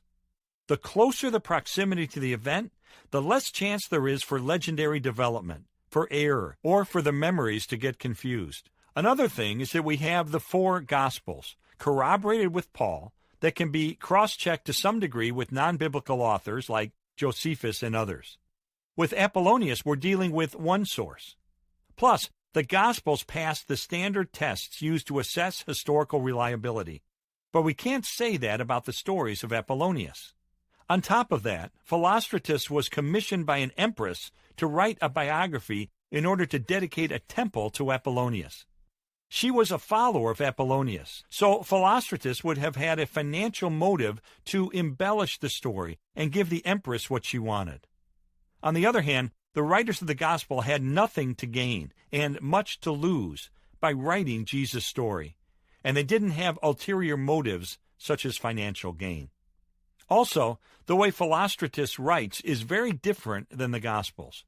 The Gospels have a very confident eyewitness perspective, as if they had a camera there. But Philostratus includes a lot of tentative statements, like, "It is reported that," or "Some say this young girl had died, others say she was just ill." To his credit, he backs off and treats stories like stories. And here's a biggie. Philostratus was writing in the early 3rd century in Cappadocia, where Christianity had already been present for quite a while. So any borrowing would have been done by him, not by Christians. You can imagine the followers of Apollonius seeing Christianity as competition and saying, "Oh yeah? Well, Apollonius did the same things Jesus did." Sort of like, my dad can beat up your dad. One final point. I'm willing to admit that Apollonius may have done some amazing things, or at least trick people into thinking he did. But that doesn't in any way compromise the evidence for Jesus. Even if you grant the evidence for Apollonius, you're still left with having to deal with the evidence for Christ. Okay, I thought to myself, let's give this one more try. A lot of college students are taught that many of the themes seen in the life of Jesus are merely echoes of ancient mystery religions, in which there are stories about God's dying and rising, and rituals of baptism and communion.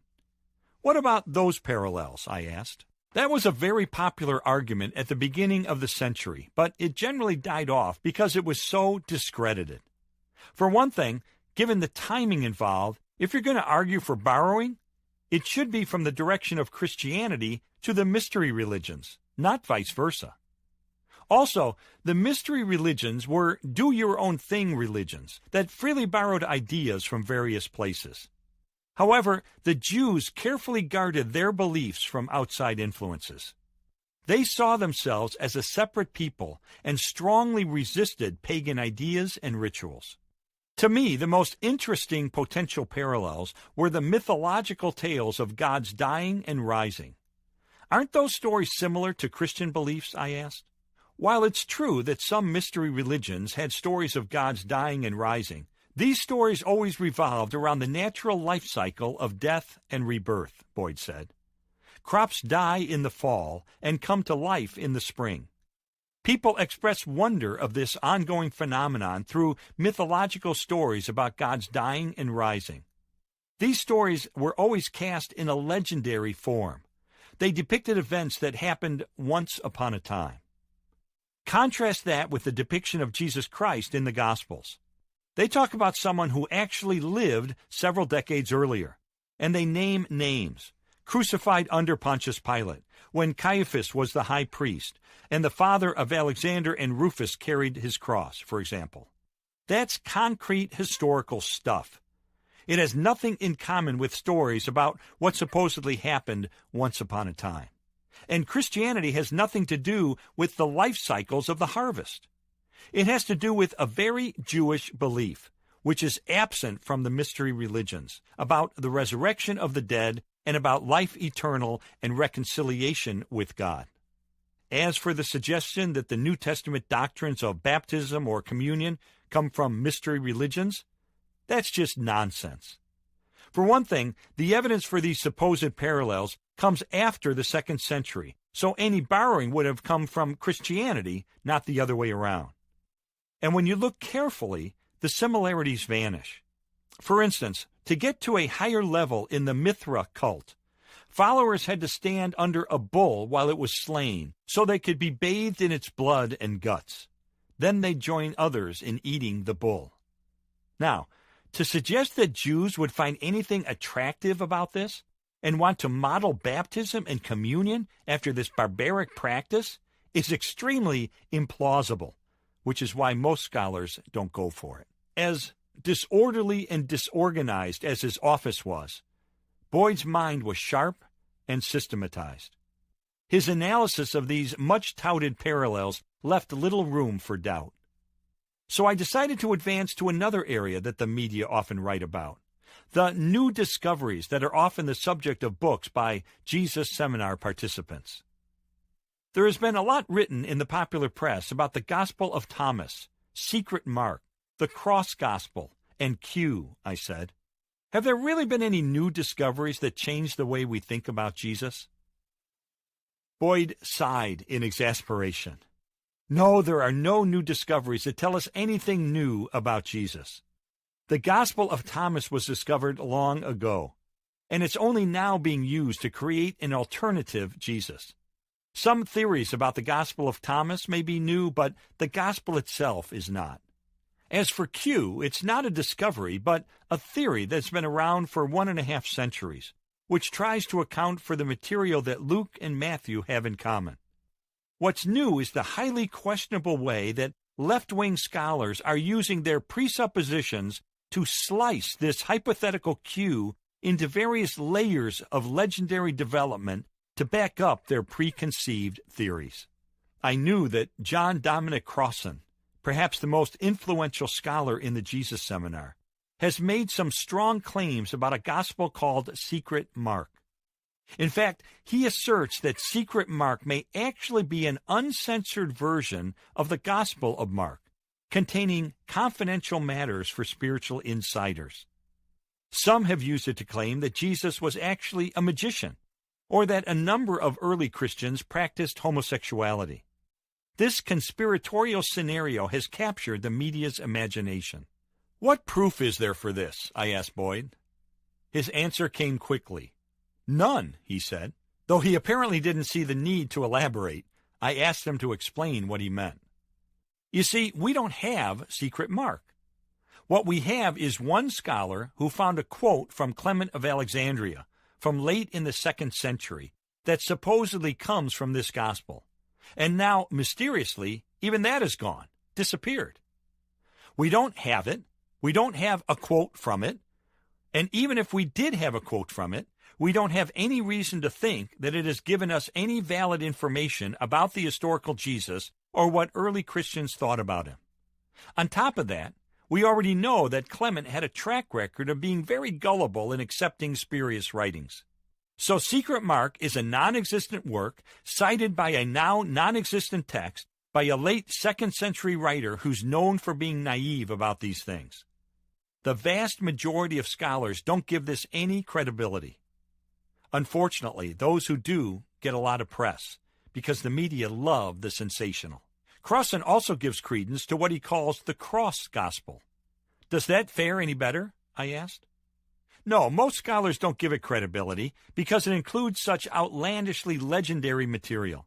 For instance, Jesus comes out of his tomb and he's huge. He goes up beyond the sky, and the cross comes out of the tomb and actually talks.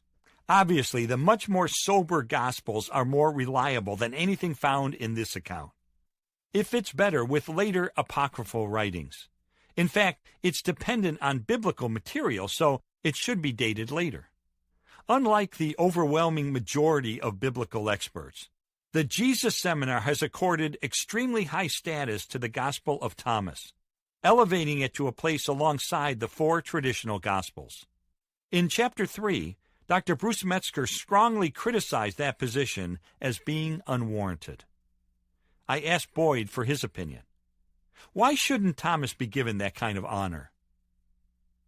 Everyone concedes that this gospel has been significantly influenced by Gnosticism, which was a religious movement in the 2nd, 3rd, and 4th centuries that supposedly had secret insights, knowledge, or revelations that would allow people to know the key to the universe.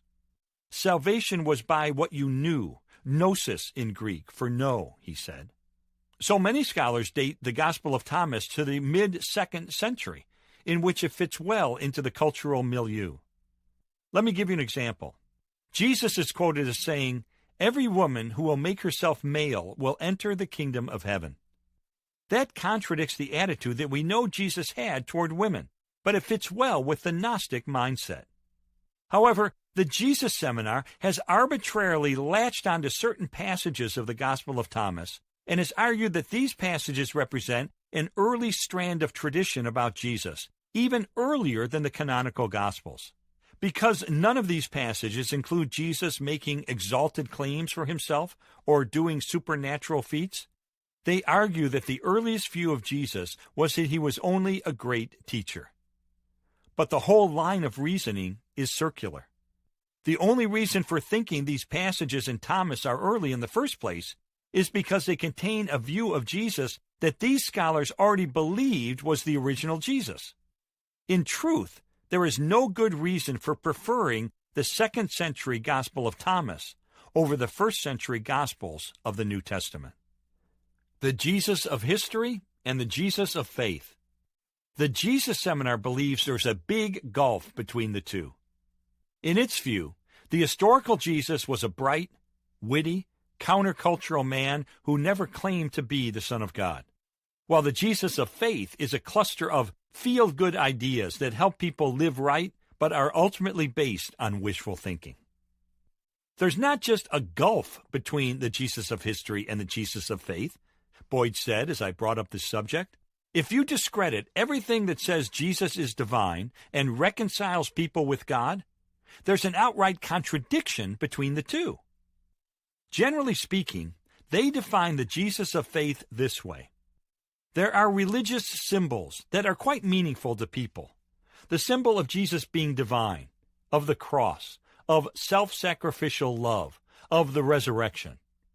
Even though people don't really believe that those things actually happened, they nevertheless can inspire people to live a good life, to overcome existential angst, to realize new potentialities, to resurrect hope in the midst of despair, blah, blah, blah. He shrugged his shoulders. "Sorry," he said, "I've heard this stuff so much, it comes out of my ears." So these liberals say historical research can't possibly discover the Jesus of faith, because the Jesus of faith is not rooted in history. He's merely a symbol, Boyd continued. But listen, Jesus is not a symbol of anything unless he's rooted in history. The Nicene Creed doesn't say, "We wish these things were true." It says, Jesus Christ was crucified under Pontius Pilate, and on the 3rd day he rose again from the dead, and it goes on from there. The theological truth is based on historical truth. That's the way the New Testament talks. Look at the sermon of Peter in the 2nd chapter of Acts. He stands up and says, "You guys are a witness of these things. They weren't done in secret. David's tomb is still with us, but God has raised Jesus from the dead. Therefore, we proclaim him to be the Son of God." Take away miracles, and you take away the resurrection, and then you've got nothing to proclaim. Paul said that if Jesus wasn't raised from the dead, our faith is futile, it's useless, it's empty. Boyd stopped for a moment. His voice dropped a notch, from preaching mode to a more intense expression of personal conviction. "I don't want to base my life on a symbol," he said resolutely. "I want reality, and the Christian faith has always been rooted in reality. What's not rooted in reality is the faith of liberal scholars. They're the ones who are following a pipe dream. But Christianity is not a pipe dream." We had spent a lot of time talking about the Jesus of the Jesus Seminar, a symbolic Jesus, but one who's impotent to offer the world anything except the illusion of hope. But before we left, I wanted to hear about the Jesus of Gregory Boyd. I needed to know whether this Jesus he researches and writes scholarly books about as a theology professor is the same Jesus he preaches about in his church on Sunday mornings. Let me get this straight, I said. Your Jesus, the Jesus you relate to, is both a Jesus of history and a Jesus of faith. Boyd clenched his fist for emphasis, as if I just scored a touchdown. Yes, that's it exactly, Lee, he exclaimed. Moving to the very edge of his chair, he spelled out precisely what his scholarship and what his heart have brought him to believe. It's like this. If you love a person, your love goes beyond the facts of that person, but it's rooted in the facts about that person. For example, you love your wife because she's gorgeous, she's nice, she's sweet, she's kind. All those things are facts about your wife, and therefore you love her. But your love goes beyond that. You can know all these things about your wife and not be in love with her and put your trust in her, but you do. So the decision goes beyond the evidence, yet it is there also on the basis of the evidence. So it is with falling in love with Jesus. To have a relationship with Jesus Christ goes beyond just knowing the historical facts about him. Yet it's rooted in the historical facts about him. I believe in Jesus on the basis of the historical evidence, but my relationship with Jesus goes way beyond the evidence. I have put my trust in him and walk with him on a daily basis. I interrupted to say, yes, but will you acknowledge that Christianity makes some claims about Jesus that are just plain hard to believe? Yes, of course I do, he replied. That's why I'm glad we have such incredibly strong evidence to show us they're true. For me, he added, it comes down to this. There's no competition. The evidence for Jesus being who the disciples say he was, for having done the miracles that he did, for rising from the dead, for making the claims that he did, is just light years beyond my reasons for thinking that the left-wing scholarship of the Jesus Seminar is correct. What do these scholars have? Well, there's a brief allusion to a lost secret gospel in a late 2nd century letter that has unfortunately only been seen by one person and has now itself been lost. There's a 3rd century account of the crucifixion and resurrection that stars a talking cross and that less than a handful of scholars think predates the Gospels.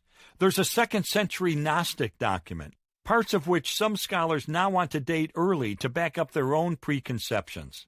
And there is a hypothetical document built on shaky assumptions that is being sliced thinner and thinner by using circular reasoning. Boyd flopped back in his chair. No, I'm sorry, he said, shaking his head. I don't buy it. It's far more reasonable to put my trust in the Gospels, which passed the tests of historical scrutiny with flying colors, than to put my hope in what the Jesus Seminar is saying. Back at my hotel, I mentally played back my interview with Boyd. I felt the same way he did. If the Jesus of faith is not also the Jesus of history, he's powerless and he's meaningless. Unless he's rooted in reality, unless he established his divinity by rising from the dead, he's just a feel-good symbol who's as irrelevant as Santa Claus. But there's good evidence that he's more than that. I had already heard well-supported eyewitness, documentary, corroborating, and scientific evidence supporting the New Testament claim that he is God incarnate, and I was getting ready to hit the road again to dig out even more historical material about his character and resurrection. Meanwhile, Gregory Boyd isn't a lone voice crying out against the Jesus Seminar. He's part of a growing crescendo of criticism, coming not just from prominent conservative evangelicals, but also from other well-respected scholars representing a wide variety of theological backgrounds. An example was as close as my motel's nightstand, where I reached over to pick up a book called The Real Jesus, which I had recently purchased. Its author is Dr. Luke Timothy Johnson, the highly regarded professor of New Testament and Christian origins at the Candler School of Theology of Emory University.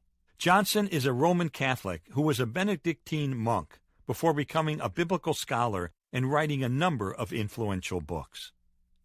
Johnson systematically skewers the Jesus Seminar, saying it by no means represents the cream of New Testament scholarship.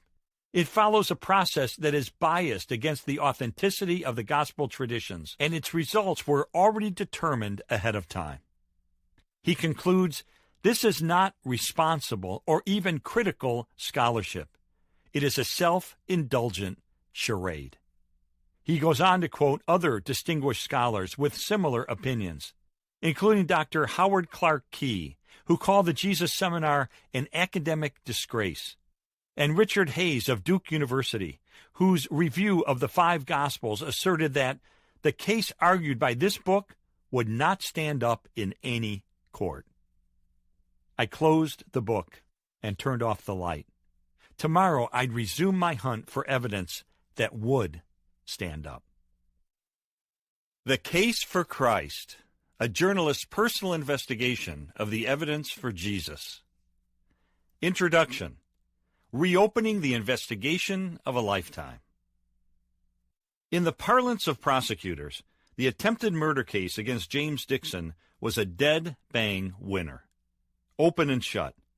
Even a cursory examination of the evidence was enough to establish that Dixon shot Police Sergeant Richard Scanlon in the abdomen during a struggle on Chicago's South Side. Piece by piece, item by item, witness by witness, the evidence tightened a noose around Dixon's neck.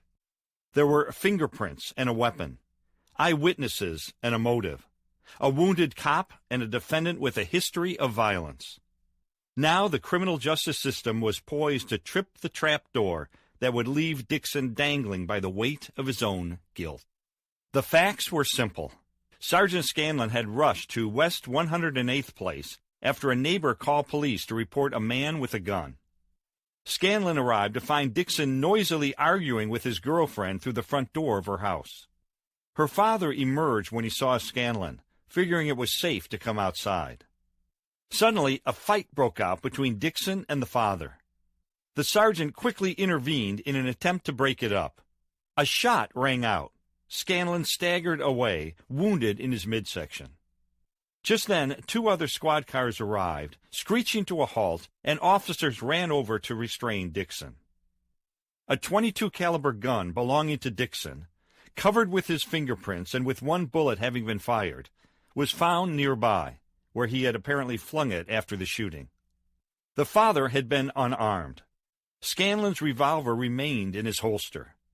Powder burns on Scanlon's skin showed that he had been shot at extremely close range.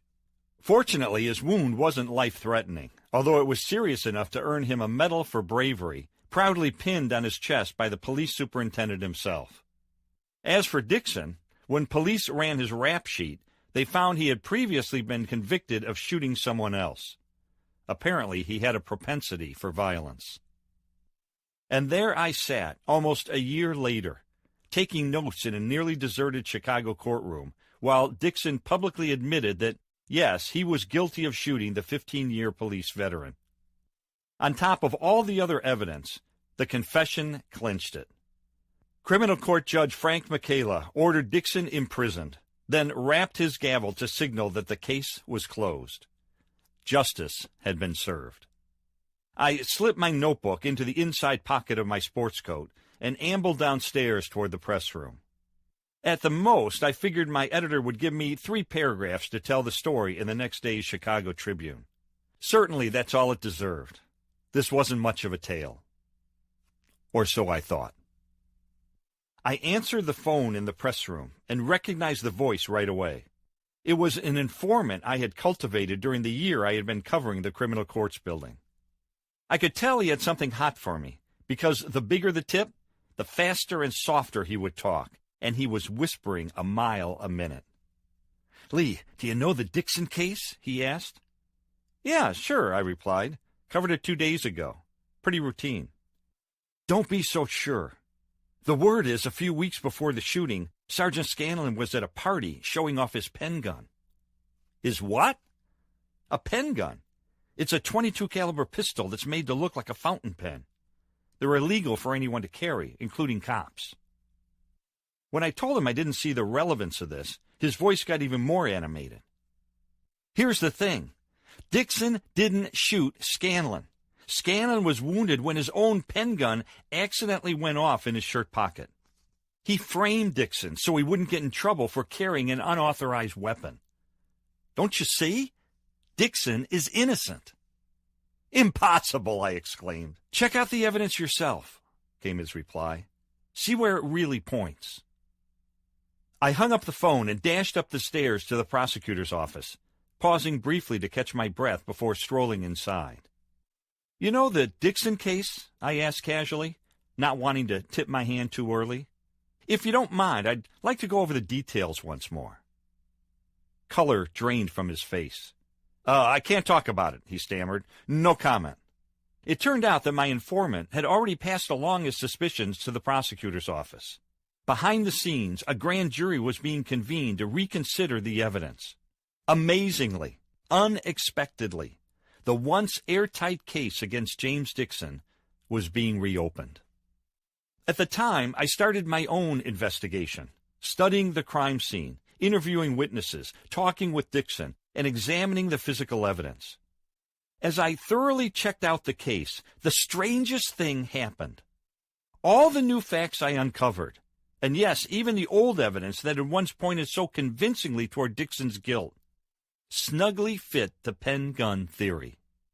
Witnesses said that before Scanlon arrived on the scene, Dixon had been pounding his gun on the door of his girlfriend's house.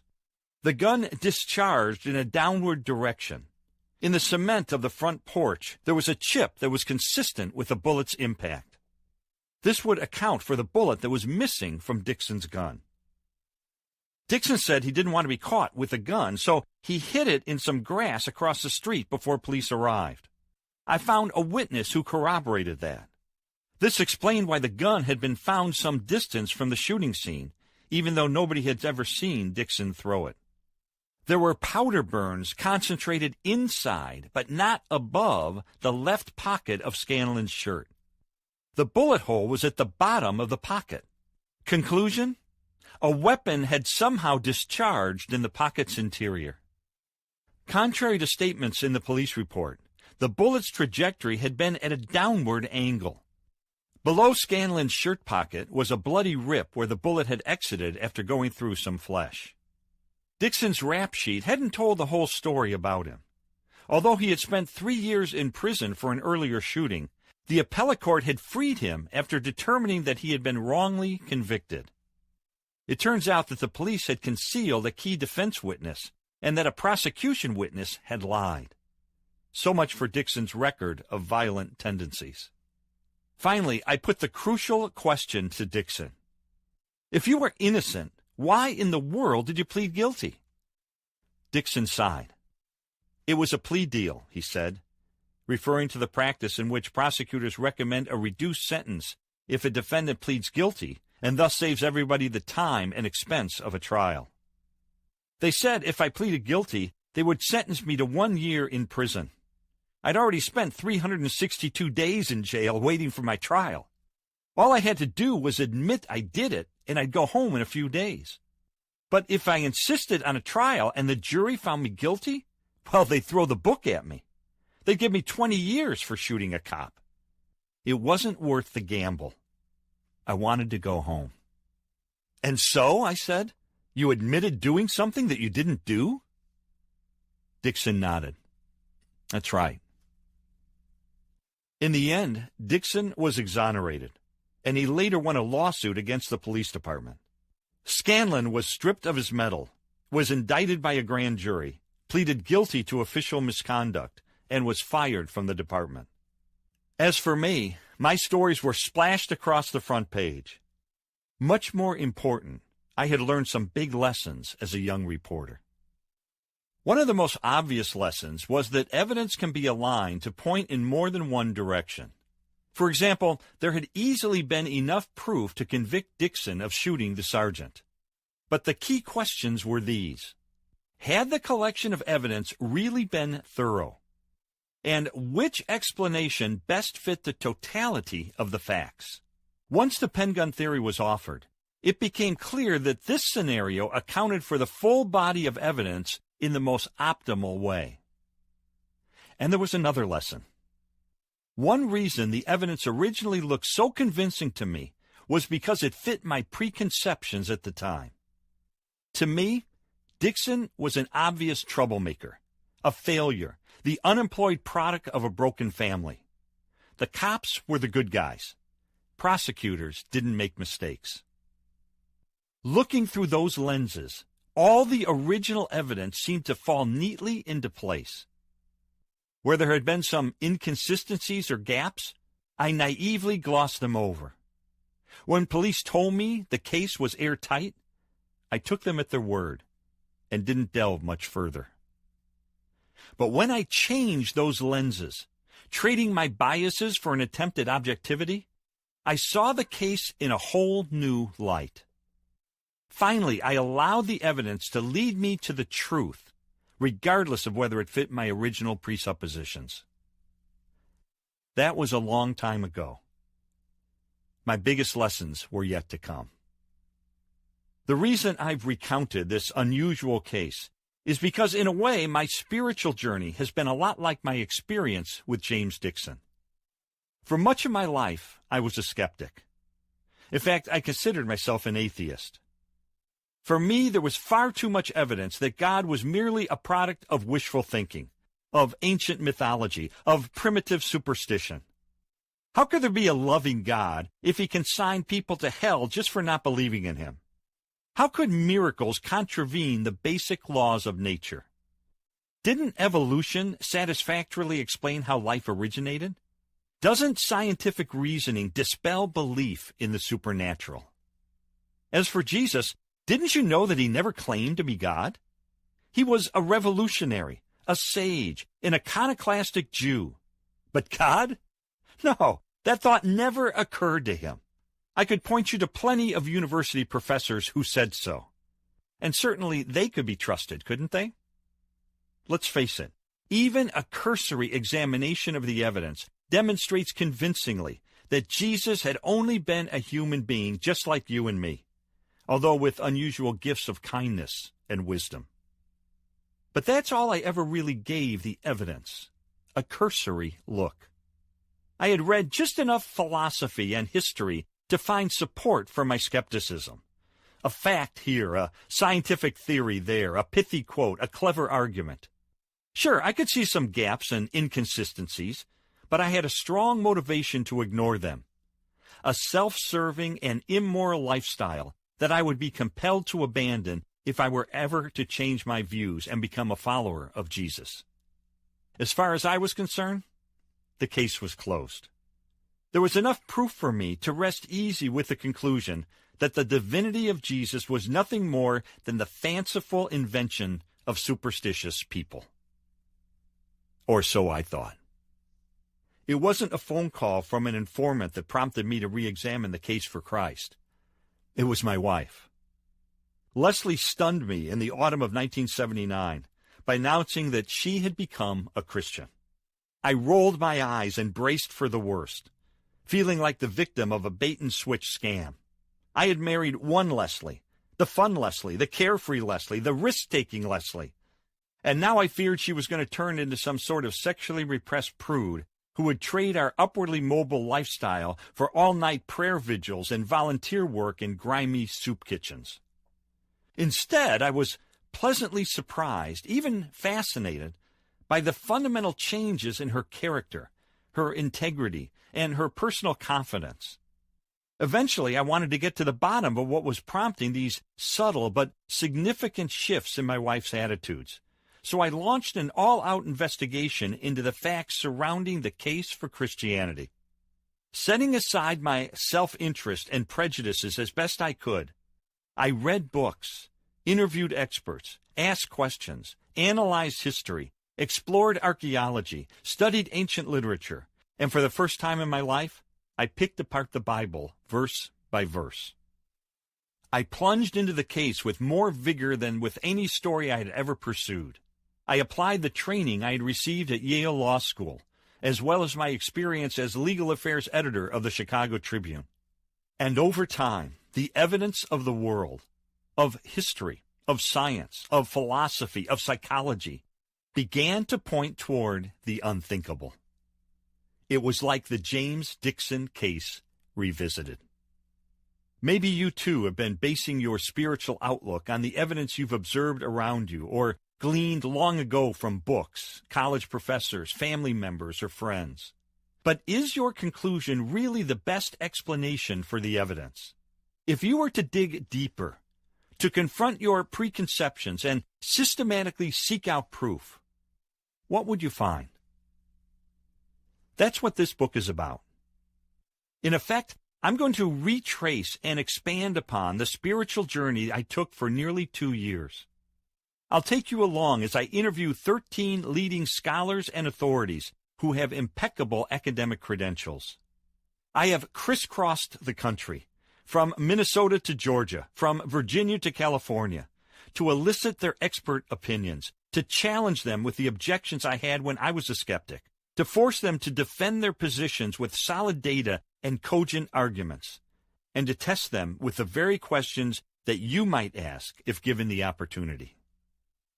In this quest for truth, I've used my experience as a legal affairs journalist to look at numerous categories of proof: eyewitness evidence, documentary evidence, corroborating evidence, rebuttal evidence, scientific evidence, psychological evidence, circumstantial evidence, and yes, even fingerprint evidence. That sounds intriguing, doesn't it? These are the same classifications that you'd encounter in a courtroom. And maybe taking a legal perspective is the best way to envision this process, with you in the role of a juror. If you were selected for a jury in a real trial, you would be asked to affirm up front that you haven't formed any preconceptions about the case. You would be required to vow that you would be open-minded and fair, drawing your conclusions based on the weight of the facts and not on your whims or prejudices. You would be urged to thoughtfully consider the credibility of the witnesses, carefully sift the testimony, and rigorously subject the evidence to your common sense and logic. I'm asking you to do the same thing while reading this book. Ultimately, it's the responsibility of jurors to reach a verdict. That doesn't mean that they have 100% certainty, because we can't have absolute proof about virtually anything in life. In a trial, jurors are asked to weigh the evidence and come to the best possible conclusion. In other words, hearkening back to the James Dixon case, which scenario fits the facts most snugly? That's your task. I hope you take it seriously, because there may be more than just idle curiosity hanging in the balance. If Jesus is to be believed, and I realize that may be a big if for you at this point, then nothing is more important than how you respond to him. But who was he, really? Who did he claim to be? And is there any credible evidence to back up his assertions? That's what we'll seek to determine as we board a flight for Denver to conduct our first interview.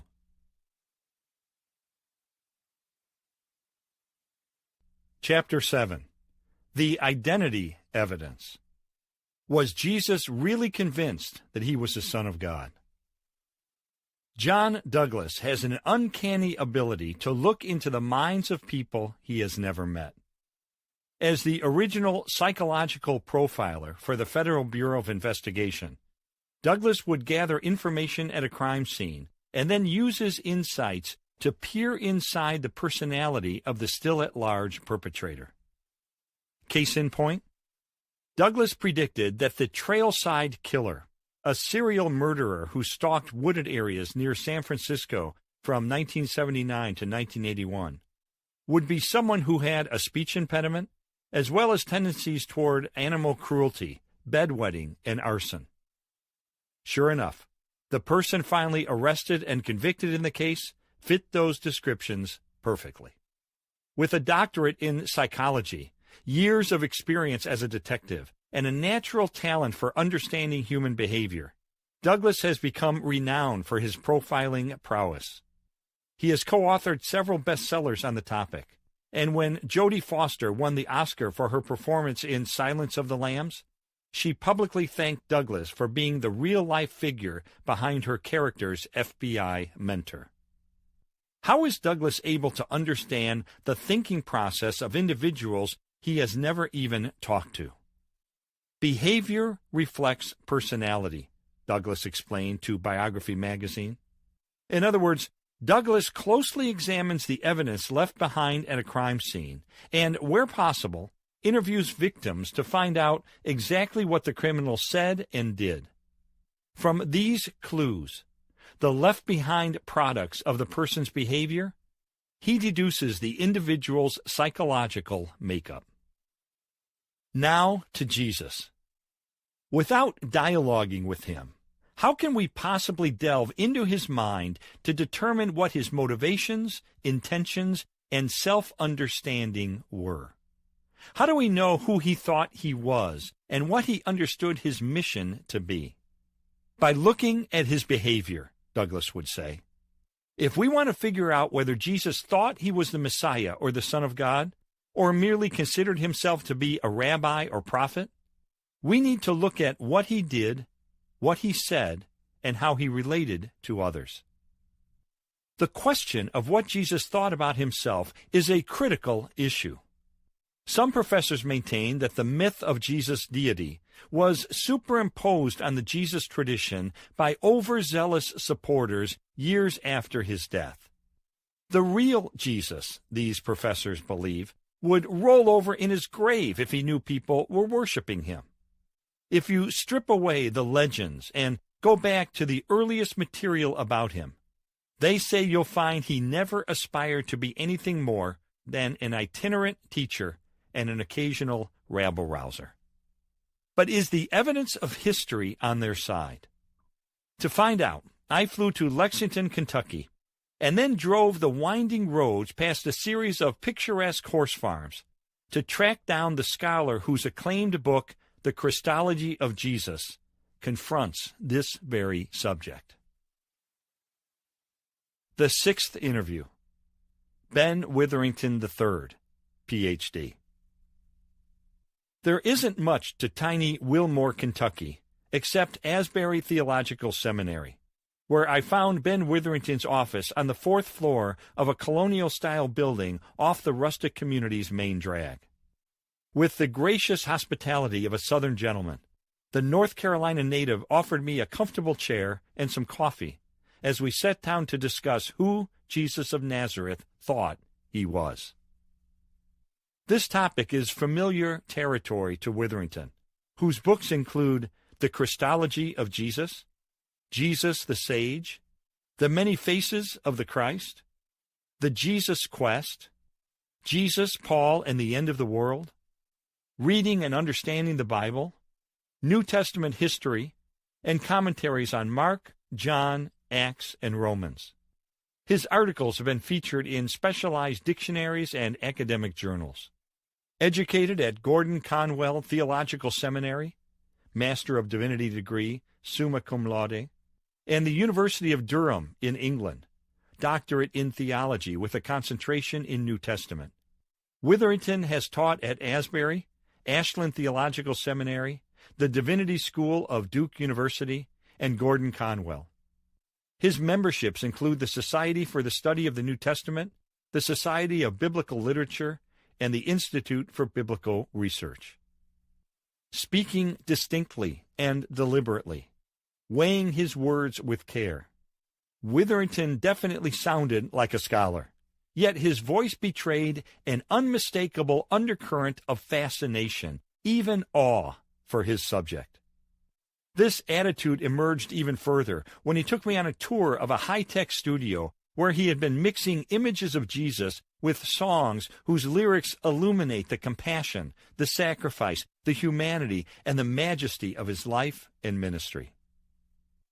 For a scholar who writes heavily footnoted, cautiously nuanced, and academically precise prose on the technical issues involving Jesus, this artistic wedding of video and music is a poetic outlet for exploring the side of Jesus that only the creative arts can come close to capturing. Back in Witherington's office, I decided to begin examining the issue of Jesus' self-understanding with a question that often springs to the minds of readers when they're exposed to the Gospels for the first time. The truth is that Jesus was a bit mysterious about his identity, wasn't he? I asked as Witherington pulled up a chair across from me. He tended to shy away from forthrightly proclaiming himself to be the Messiah or the Son of God. Was that because he didn't think of himself in those terms, or because he had other reasons? No, it's not because he didn't think of himself in those terms, Witherington said as he settled into his chair and crossed his legs. If he had simply announced, "Hi folks, I'm God," that would have been heard as, "I'm Yahweh," because the Jews of his day didn't have a concept of the Trinity. They only knew of God the Father, whom they called Yahweh, and not God the Son or God the Holy Spirit. So if someone were to say he was God, that wouldn't have made any sense to them and would have been seen as clear-cut blasphemy. And it would have been counterproductive to Jesus in his efforts to get people to listen to his message. Besides, there were already a host of expectations about what the Messiah would look like, and Jesus didn't want to be pigeonholed into someone else's categories. Consequently, he was very careful about what he said publicly. In private, with his disciples, that was a different story, but the Gospels primarily tell us about what he did in public. It was a 1977 book by British theologian John Hick and a half-dozen like-minded colleagues who prompted a firestorm of controversy by charging that Jesus never thought of himself as God incarnate or the Messiah. These concepts, they wrote, developed later and were written into the Gospels, so it appeared that Jesus was making these claims about himself. To explore that allegation, Witherington has gone back to the very earliest traditions about Jesus, the most primitive material, unquestionably safe from legendary development, and discovered persuasive clues concerning how Jesus really regarded himself. I wanted to delve into that research, starting with this question. What clues can we find about Jesus' self-understanding from the way he related to others? Witherington thought for a moment, then replied, "Look at his relationship with his disciples. Jesus has 12 disciples, yet notice he's not one of the 12. While that may sound like a detail without a difference, Witherington said it's quite significant. If the 12 represent a renewed Israel, where does Jesus fit in? He asked. He's not just part of Israel, not merely part of the redeemed group.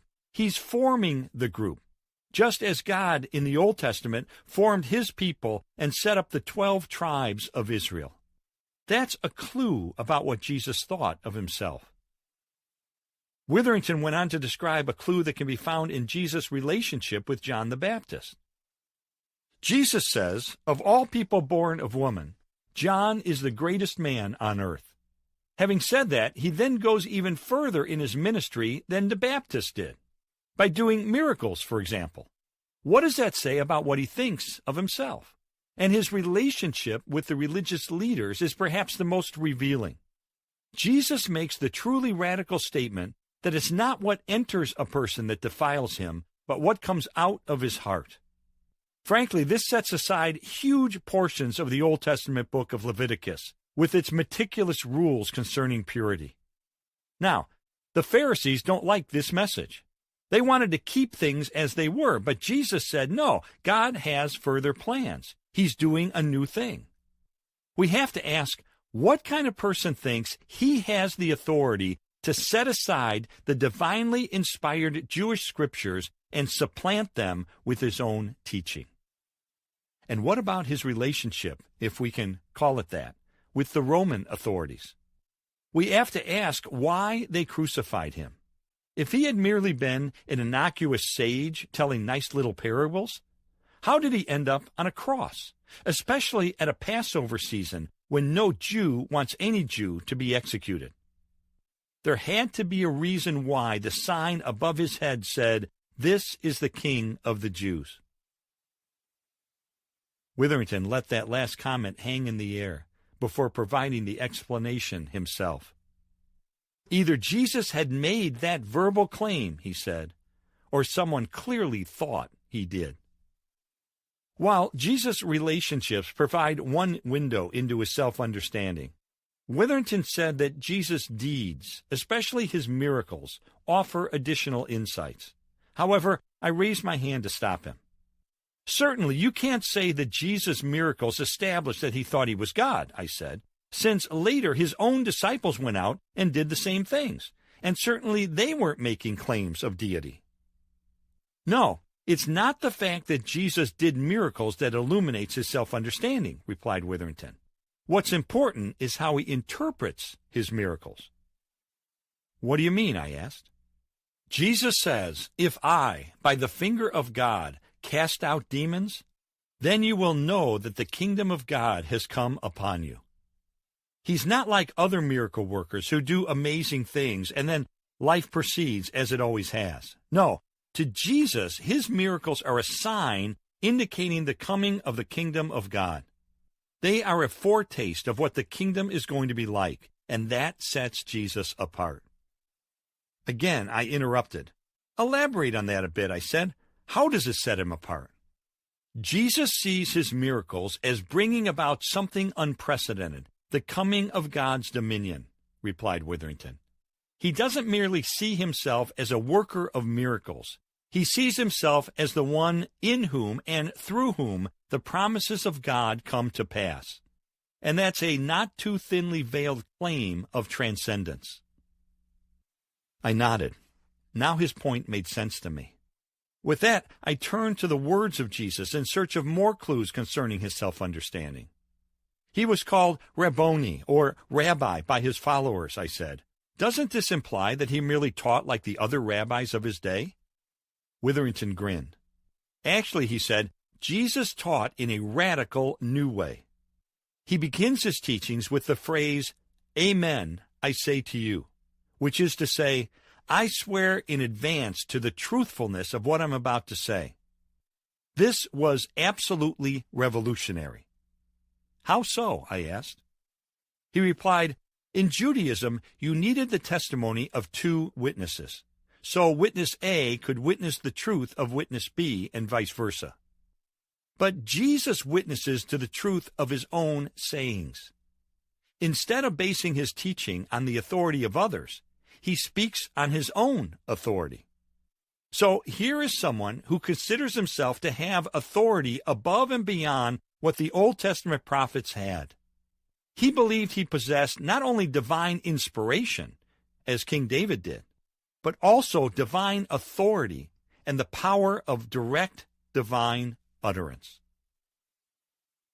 In addition to employing the Amen phrase in his teaching, Jesus used the term Abba when he was relating to God. What does that tell you about what he thought about himself? I asked. Abba connotes intimacy in a relationship between a child and his father, Witherington explained. Interestingly, it's also the term disciples use for a beloved teacher in early Judaism. But Jesus used it of God, and as far as I can tell, he and his followers were the only ones praying to God that way. When I asked Witherington to expand on the importance of this, he said, in the context in which Jesus operated, it was customary for Jews to work around having to say the name of God. His name was the most holy word you could speak, and they even feared mispronouncing it. If they were going to address God, they might say something like, the Holy One, blessed be He. But they were not going to use his personal name. And Abba is a personal term, I said. Very personal, he replied. It's the term of endearment in which a child would say to a parent, Father dearest, what would you have me do? However, I spotted an apparent inconsistency. Wait a second, I interjected. Praying Abba must not imply that Jesus thinks he's God, because he taught his disciples to use that same term in their own prayers, and they're not God. Actually, came Witherington's reply, the significance of Abba is that Jesus is the initiator of an intimate relationship that was previously unavailable. The question is, what kind of person can change the terms of relating to God? What kind of a person can initiate a new covenantal relationship with God. His distinction made sense to me. So, how significant do you consider Jesus' use of Abba to be? I asked. Quite significant, he answered. It implies that Jesus had a degree of intimacy with God that is unlike anything in the Judaism of his day. And listen, here's the kicker. Jesus is saying that only through having a relationship with him does this kind of prayer language, this kind of Abba relationship with God become possible. That says volumes of how he regarded himself. Witherington started to add another clue. Jesus repeated reference to himself as the Son of Man, but I let him know that a previous expert, Craig Blomberg, had already explained that this was a reference to Daniel chapter 7. This term, Witherington agreed, is extremely important in revealing Jesus' messianic or transcendent self-understanding.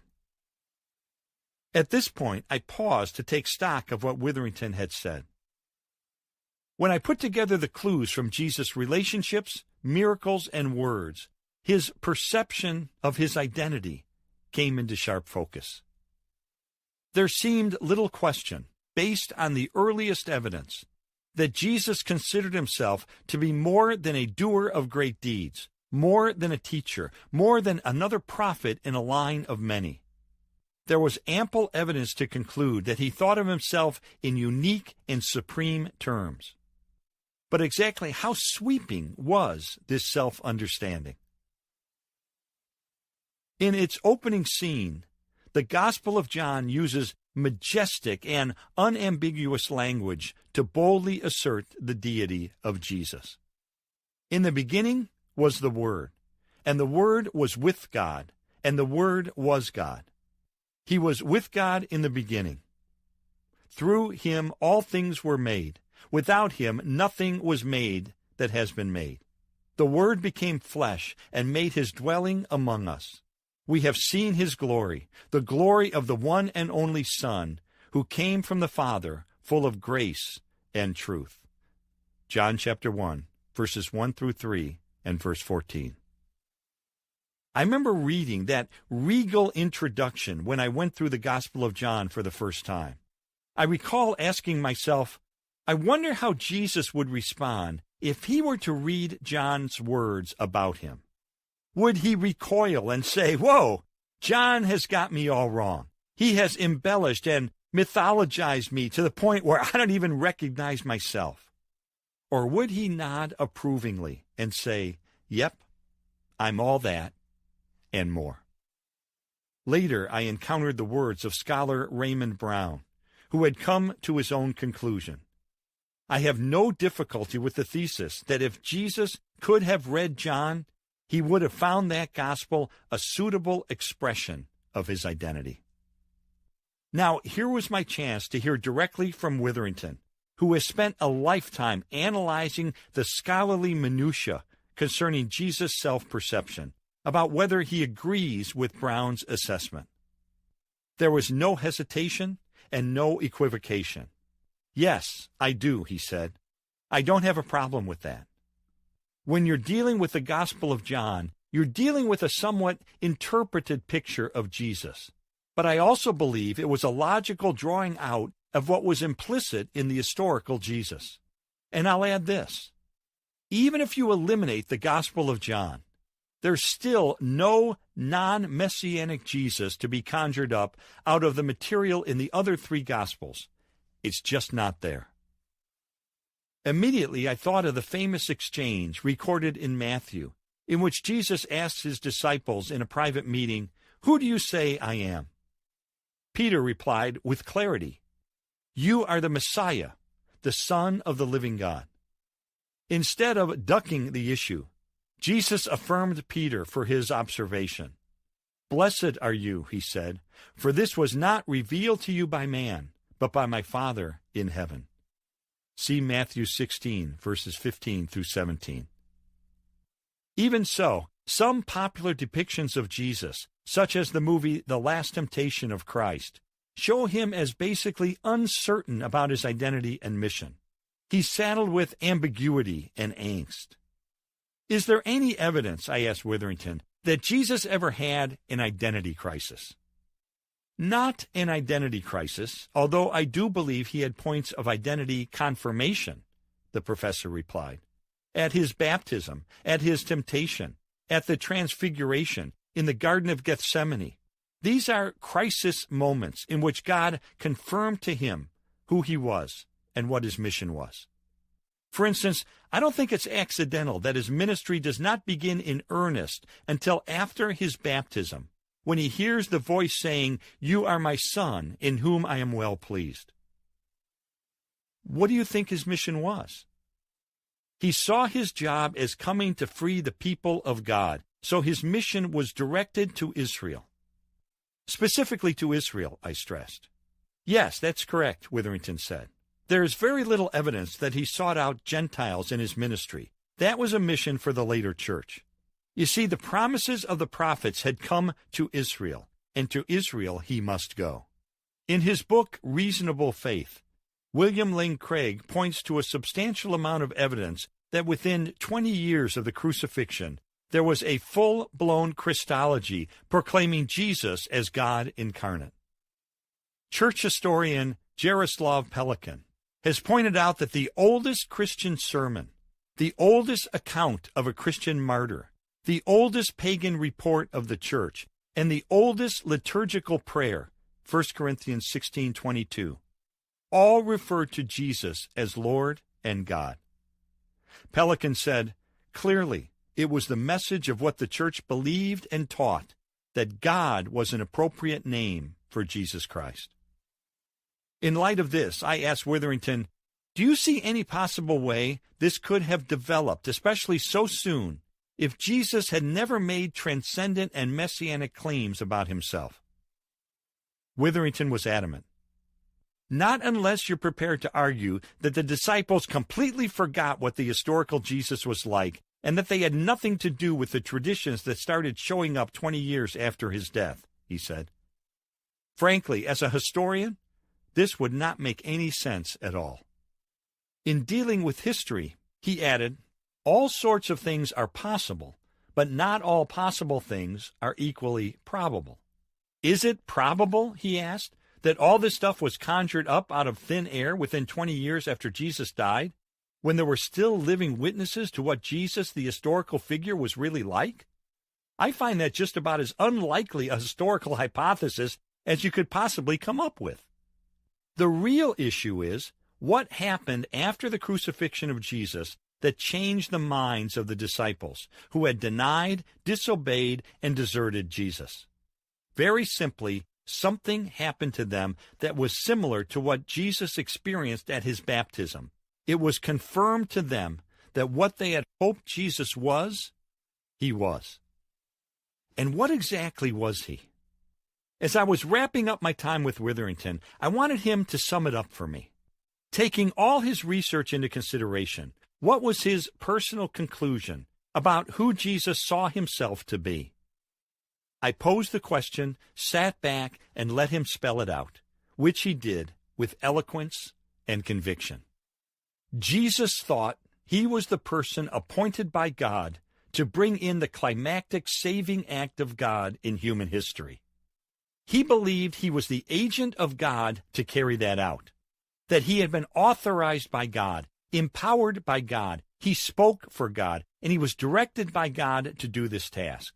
So what Jesus said, God said. What Jesus did was the work of God. Under the Jewish concept of agency, a man's agent is as himself. Remember how Jesus sent out his apostles and said, "Whatever they do to you, they've done to me"? There was a strong connection between a man and his agent, whom he sends on a mission. Well, Jesus believed he was on a divine mission, and the mission was to redeem the people of God. The implication is that the people of God were lost, and that God had to do something, as he always has done, to intervene and set them back on the right track. But there was a difference this time. This was the last time. This was the last chance. Did Jesus believe he was the Son of God, the anointed one of God, The answer is yes. Did he see himself as the Son of Man? The answer is yes. Did he see himself as the final Messiah? Yes, that's the way he viewed himself. Did he believe that anybody less than God could save the world? No, I don't believe he did. And here's where the paradox gets as quizzical as it can possibly get. The way God was going to save the world was by his Son dying. The most human of all human acts, to die.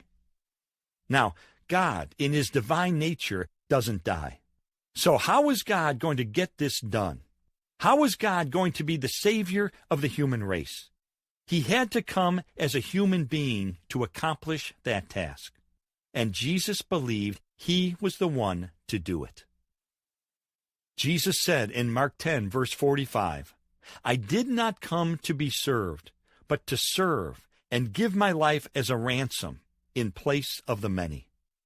This is either the highest form of megalomania, or it's the example of someone who really believes, as he said, "I and the Father are one." In other words, I have the authority to speak for the Father. I have the power to act for the Father. If you reject me, you've rejected the Father. Even if you eliminated the fourth gospel and just read the synoptics, this would still be the conclusion you would come to. And it is the conclusion that Jesus would have led us to if we had a Bible study and asked him this question. We have to ask, why is there no other first-century Jew who has millions of followers today? Why isn't there a John the Baptist movement? Why, of all first-century figures, including the Roman emperors, is Jesus still worshipped today while the others have crumbled into the dust of history? It's because this Jesus, the historical Jesus, is also the living Lord. That's why. It's because he's still around, while the others are long gone. Like Witherington, many other scholars have painstakingly picked apart the earliest evidence for Jesus and reached the same conclusion. Wrote Craig, "Here is a man who thought of himself as the Son of God in a unique sense, who claimed to act and speak with divine authority, who held himself to be a worker of miracles, and who believed that people's eternal destiny hinged on whether or not they believed in him." Then he added a remark that's especially startling. The clues sufficient for a high Christological self-understanding of Jesus are present even in the attenuated 20% of Jesus' sayings recognized by the members of the Jesus Seminar as authentic. The evidence for concluding that Jesus intended to stand in the very place of God is absolutely convincing, concurred theologian Royce Gordon Grunler. So extraordinary is Jesus' assertion, said Craig, that inevitably the issue of his sanity has to be brought up. He notes that after James Dunn completed his own epic study of this issue, Dunn was compelled to comment, "One last question cannot be ignored. Was Jesus mad?" At the airport in Lexington, waiting for my flight back to Chicago, I dropped coins into a payphone and called for an appointment to interview one of the country's leading experts on psychology. It was time to find out. Chapter 8. The Psychological Evidence. Was Jesus crazy when he claimed to be the Son of God? When a psychologist or psychiatrist testifies, he shall wear a cone-shaped hat that is not less than 2 feet tall. The surface of the hat shall be imprinted with stars and lightning bolts. Additionally, he shall be required to don a white beard that is not less than 18 inches in length, and shall punctuate crucial elements of his testimony by stabbing the air with a wand. Whenever a psychologist or psychiatrist provides testimony, the bailiff shall contemporaneously dim the courtroom lights and administer 2 strikes to a Chinese gong. by suggesting this amendment to the state statutes in 1997. New Mexico State Senator Duncan Scott left no doubt about his attitude toward experts who testify that defendants are insane and therefore not legally responsible for their crimes. Apparently, Scott's cynicism was shared by a majority of his colleagues. They voted to approve this tongue-in-cheek proposal. The joke got as far as the House of Representatives, which eventually blocked it from becoming law. Admittedly, there's an undercurrent of skepticism in courthouses over psychiatrists and psychologists who testify concerning the mental state of defendants, their ability to cooperate with their attorney in preparing their defense, and whether they were legally insane at the time they committed their crime. Even so, most lawyers recognize that mental health professionals offer important insights for the criminal justice system. I recall a case in which a mild-mannered housewife stood accused of murdering her husband. At first glance, she appeared no different than anybody's mother, well-dressed, pleasant, kindly, looking as if she had just emerged from baking a fresh batch of chocolate chip cookies for the neighborhood children. I scoffed when a psychologist testified she was mentally unable to stand trial. Then her lawyer put her on the witness stand. Initially, her testimony was clear, rational, and lucid. However, it slowly became more and more bizarre as she described, calmly and with great seriousness, how she had been assaulted by a succession of famous individuals, including Dwight Eisenhower and the ghost of Napoleon. By the time she finished, nobody in the courtroom doubted that she was totally out of touch with reality. The judge committed her to a mental institution until she was well enough to face the charges against her. Looks can be deceiving. It's the psychologist's job to peer beneath the defendant's veneer and draw conclusions concerning his or her mental condition. It's an inexact science, which means mistakes and even abuses can occur. But overall, psychological testimony provides important safeguards for defendants. How does all of this relate to Jesus?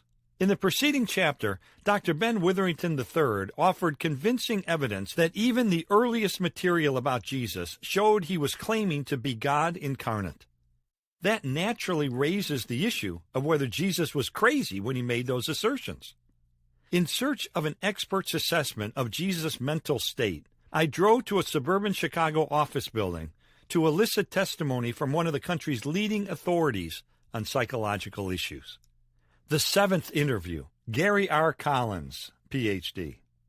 With a master's degree in psychology from the University of Toronto and a doctorate in clinical psychology from Purdue University, Collins has been studying, teaching, and writing about human behavior for almost half a century. He was a professor of psychology at Trinity Evangelical Divinity School for 2 decades, most of that time as chairman of its psychology division. A live wire with boundless energy and enthusiasm, Collins is a prolific author. He has written nearly 150 articles for journals and other periodicals. He was editor of Christian Counseling Today and contributing editor of the Journal of Psychology and Theology. He also has produced an astounding 45 books on psychology-related topics, including The Magnificent Mind, Family Shock, Can You Trust Psychology, and the classic textbook Christian Counseling, A Comprehensive Guide. In addition, he was general editor of the 30-volume Resources for Christian Counseling, a series of books for mental health professionals. I found Collins in his bright and airy office at the American Association of Christian Counselors, a 15,000-member society of which he was the president. With salt and pepper hair and silver-rimmed glasses, he was looking dapper in a maroon turtleneck sweater, herringbone sports jacket, and gray slacks. Sorry, no pointy hat or flowing white beard. I started our interview by gesturing out the window, where snow was gently falling on evergreen trees. A few miles in that direction is a state mental institution, I said. If we were to go over there, I'm sure we'd find some people who claim that they're God. We'd say they were insane. Jesus said he was God. Was he crazy too? If you want the short answer, Collins said with a chuckle, it's no. But I insisted This is a legitimate topic that's worthy of further analysis. Experts say that people suffering from delusional psychosis may appear rational much of the time, yet can have grandiose beliefs that they are superlative individuals. Some can even attract followers who believe they're geniuses. Maybe that's what happened with Jesus, I suggested. Well, it's true that people with psychological difficulties will often claim to be somebody they're not, Collins replied as he clasped his hands behind his head. They'll sometimes claim to be Jesus himself, or President of the United States, or someone else famous, like Lee Strobel, he quipped. However, he continued, psychologists don't just look at what a person says. They'll go much deeper than that. They'll look at a person's emotions, because disturbed individuals frequently show inappropriate depression, or they may be vehemently angry, or perhaps they're plagued with anxiety. But look at Jesus. He never demonstrated inappropriate emotions. For instance, he cried at the death of his friend Lazarus. That's natural for an emotionally healthy individual. He certainly got angry at times, I asserted. Yes, he did, but it was a healthy kind of anger at people taking advantage of the downtrodden by lining their pockets at the temple. He wasn't just irrationally ticked off because someone was annoying him. This was a righteous reaction against injustice and the blatant mistreatment of people. Other deluded people will have misperceptions, he added. They think people are watching them or are trying to get them when they're not. They're out of contact with reality. They misperceive the actions of other people and accuse them of doing things that they have no intention of ever doing. Again, we don't see this in Jesus. He was obviously in contact with reality. He wasn't paranoid, although he rightfully understood that there were some very real dangers around him. Or people with psychological difficulties may have thinking disorders. They can't carry on logical conversations. They'll jump to faulty conclusions. They're irrational. We don't see this in Jesus. He spoke clearly, powerfully, and eloquently. He was brilliant and had absolutely amazing insights into human nature. Another sign of mental disturbances is unsuitable behavior, such as dressing oddly or being unable to relate socially to others. Jesus' behavior was quite in line with what would be expected, and he had deep and abiding relationships with a wide variety of people from different walks of life. He paused, though I sensed he wasn't finished yet. I prompted him to continue by asking, "What else do you observe about him?" Collins gazed out the window at the beautiful and peaceful snow-blanketed landscape. When he resumed, it was as if he were reminiscing about an old friend. He was loving, but he didn't let his compassion immobilize him. He didn't have a bloated ego, even though he was often surrounded by adoring crowds. He maintained balance despite an often demanding lifestyle. He always knew what he was doing and where he was going. He cared deeply about people, including women and children, who weren't seen as being important back then. He was able to accept people while not merely winking at their sin. He responded to individuals based on where they were at and what they uniquely needed. "So, doctor, your diagnosis," I asked him. "All in all, I just don't see signs that Jesus was suffering from any known mental illness," he concluded, adding with a smile, "He was much healthier than anyone else I know, including me." Granted, as we look back through history, we don't see obvious signs of delusion in Jesus. But what about people who were directly interacting with him? What did they see from their much closer vantage point? Some people who were on the scene in the first century would vehemently disagree with you, I pointed out to Collins. They did conclude that Jesus was crazy. John 10, verse 20, tells us that many Jews thought he was demon-possessed and raving mad. Those are strong words. Yes, but that's hardly a diagnosis by a trained mental health professional, Collins countered. Look at what prompted those words. Jesus' moving and profound teaching about being the Good Shepherd. They were reacting because his assertions about himself were so far beyond their understanding of the norm, not because Jesus was truly mentally unbalanced. And notice that their comments were immediately challenged by others, who said in verse 21, "These are not the sayings of a man possessed by a demon. Can a demon open the eyes of the blind?" Why is that significant, I asked. Because Jesus wasn't just making outrageous claims about himself. He was backing them up with miraculous acts of compassion, like healing the blind.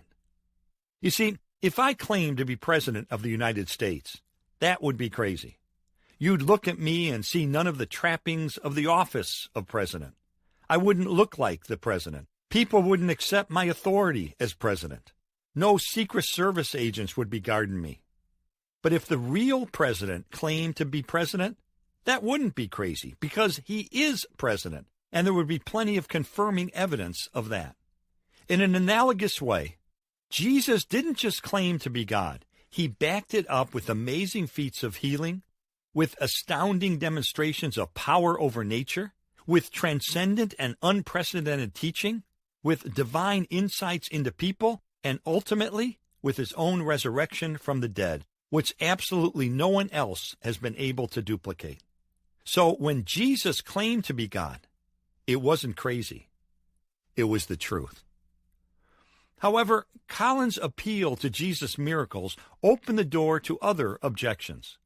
Some people have tried to shoot down these miracles that supposedly help authenticate Jesus' claim to being the Son of God, I said, pulling out a book from my briefcase. I read him the words of skeptic Charles Templeton. Many illnesses, then and now, were psychosomatic and could be cured when the sufferer's perception changed. Just as today a placebo prescribed by a physician in whom the patient has faith can effect an apparent cure, so in an early time, faith in the healer could banish adverse symptoms.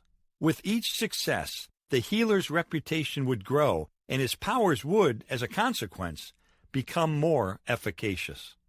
Does this, I demanded, explain away the miracles that supposedly back up Jesus' claim to being the Son of God? Collins' reaction surprised me. I wouldn't have a whole lot of disagreement with what Templeton wrote, Collins replied. You wouldn't? Not really. Might Jesus have sometimes healed by suggestion? I have no problem with that. Sometimes people can have a psychologically induced illness, and if they get a new purpose for living, a new direction, they don't need the illness anymore. The placebo effect? If you think you're going to get better, you often do get better.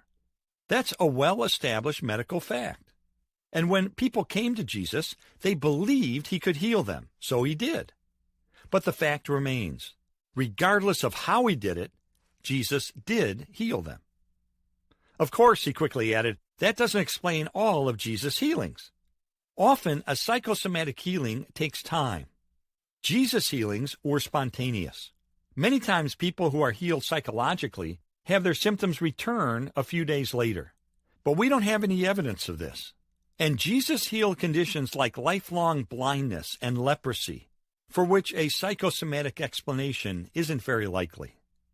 On top of that, he brought people back from the dead, and death is not a psychologically induced state. Plus, you have all of his nature miracles, the calming of the sea, turning water into wine. They defy naturalistic answers. Well, maybe. However, Collins' mention of the miracle of turning water into wine brought up another possible explanation of Jesus' amazing feats. Have you ever seen a stage hypnotist give water to someone they've put in a trance and then suggest to them that they were drinking wine? They smack their lips, they get giddy, they start feeling intoxicated, just as if they were swigging a cheap Bordeaux. British author Ian Wilson has raised the question of whether this is how Jesus convinced the wedding guests at Cana that he transformed jugs of water into the finest fermented libation. In fact, Wilson discusses the possibility that Jesus may have been a master hypnotist, which could explain the supposedly supernatural aspects of his life. For instance, hypnosis could account for his exorcisms, his transfiguration, during which 3 of his followers saw his face glow and his garments shine as white as light, and even his healings. As evidence, Wilson cites the modern example of a 16-year-old boy whose serious skin disorder was inexplicably healed through hypnotic suggestion. Perhaps Lazarus wasn't really brought back from the dead. Couldn't he have been in a death-like trance that had been induced by hypnosis? As for the resurrection, Jesus could have effectively conditioned the disciples to hallucinate his appearances in response to certain prearranged cues, the breaking of bread, for a predetermined period after his death, Wilson speculated. This would even explain the enigmatic reference in the Gospels to Jesus' inability to perform many miracles in his hometown of Nazareth. Said Wilson, Jesus failed precisely where, as a hypnotist, we would most expect him to fail, among those who knew him best, those who had seen him grow up as an ordinary child. Largely responsible for any hypnotist's success rate are the awe and mystery with which he surrounds himself, and these essential factors would have been entirely lacking in Jesus' hometown. You have to admit, I said to Collins, that this is a rather interesting way of trying to explain away Jesus' miracles. There was a look of incredulity on his face. This guy has a whole lot more faith in hypnosis than I do, he exclaimed. While it's a clever argument, it just doesn't stand up to analysis. It's full of holes. One by one, Collins began to enumerate them. First, there's the problem of a whole bunch of people being hypnotized. Not everybody is equally susceptible. Stage hypnotists will talk in a certain soothing tone of voice to the audience and watch for people who seem to be responding. And then they'll pick these people as their volunteers because they're readily susceptible to hypnosis. In a big group, many people are resistant. When Jesus multiplied the bread and fish, there were 5,000 witnesses. How could he have hypnotized them all? Second, hypnosis doesn't generally work on people who are skeptics and doubters.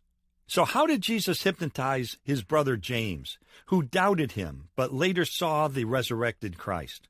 How did he hypnotize Saul of Tarsus, the opponent of Christianity, who had never even met Jesus until he saw him after his resurrection?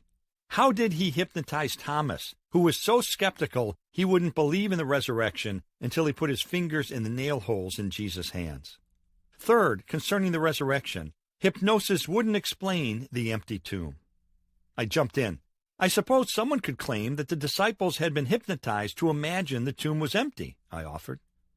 Even if that were possible, Collins replied, Jesus certainly couldn't have hypnotized the Pharisees and Roman authorities, and they would have gladly produced his body if it had remained in the tomb.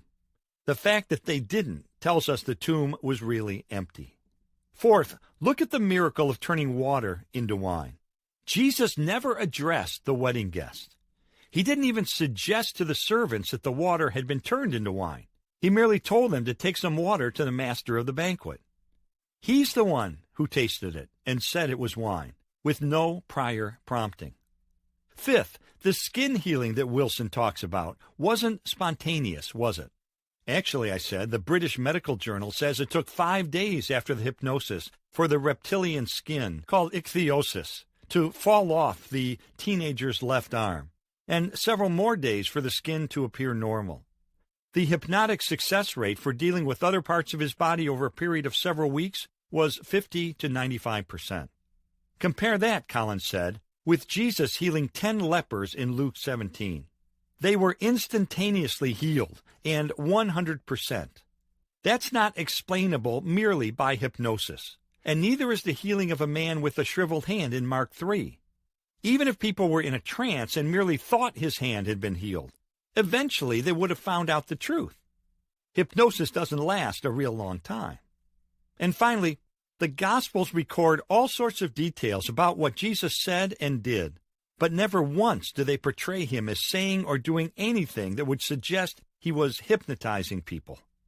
I could go on and on. I laughed. I told you it was an interesting explanation. I didn't say it was convincing, I said. Yet books are being written to advance these kind of ideas. It's just amazing to me, Collins replied, how people will grasp at anything to try to disprove Jesus' miracles.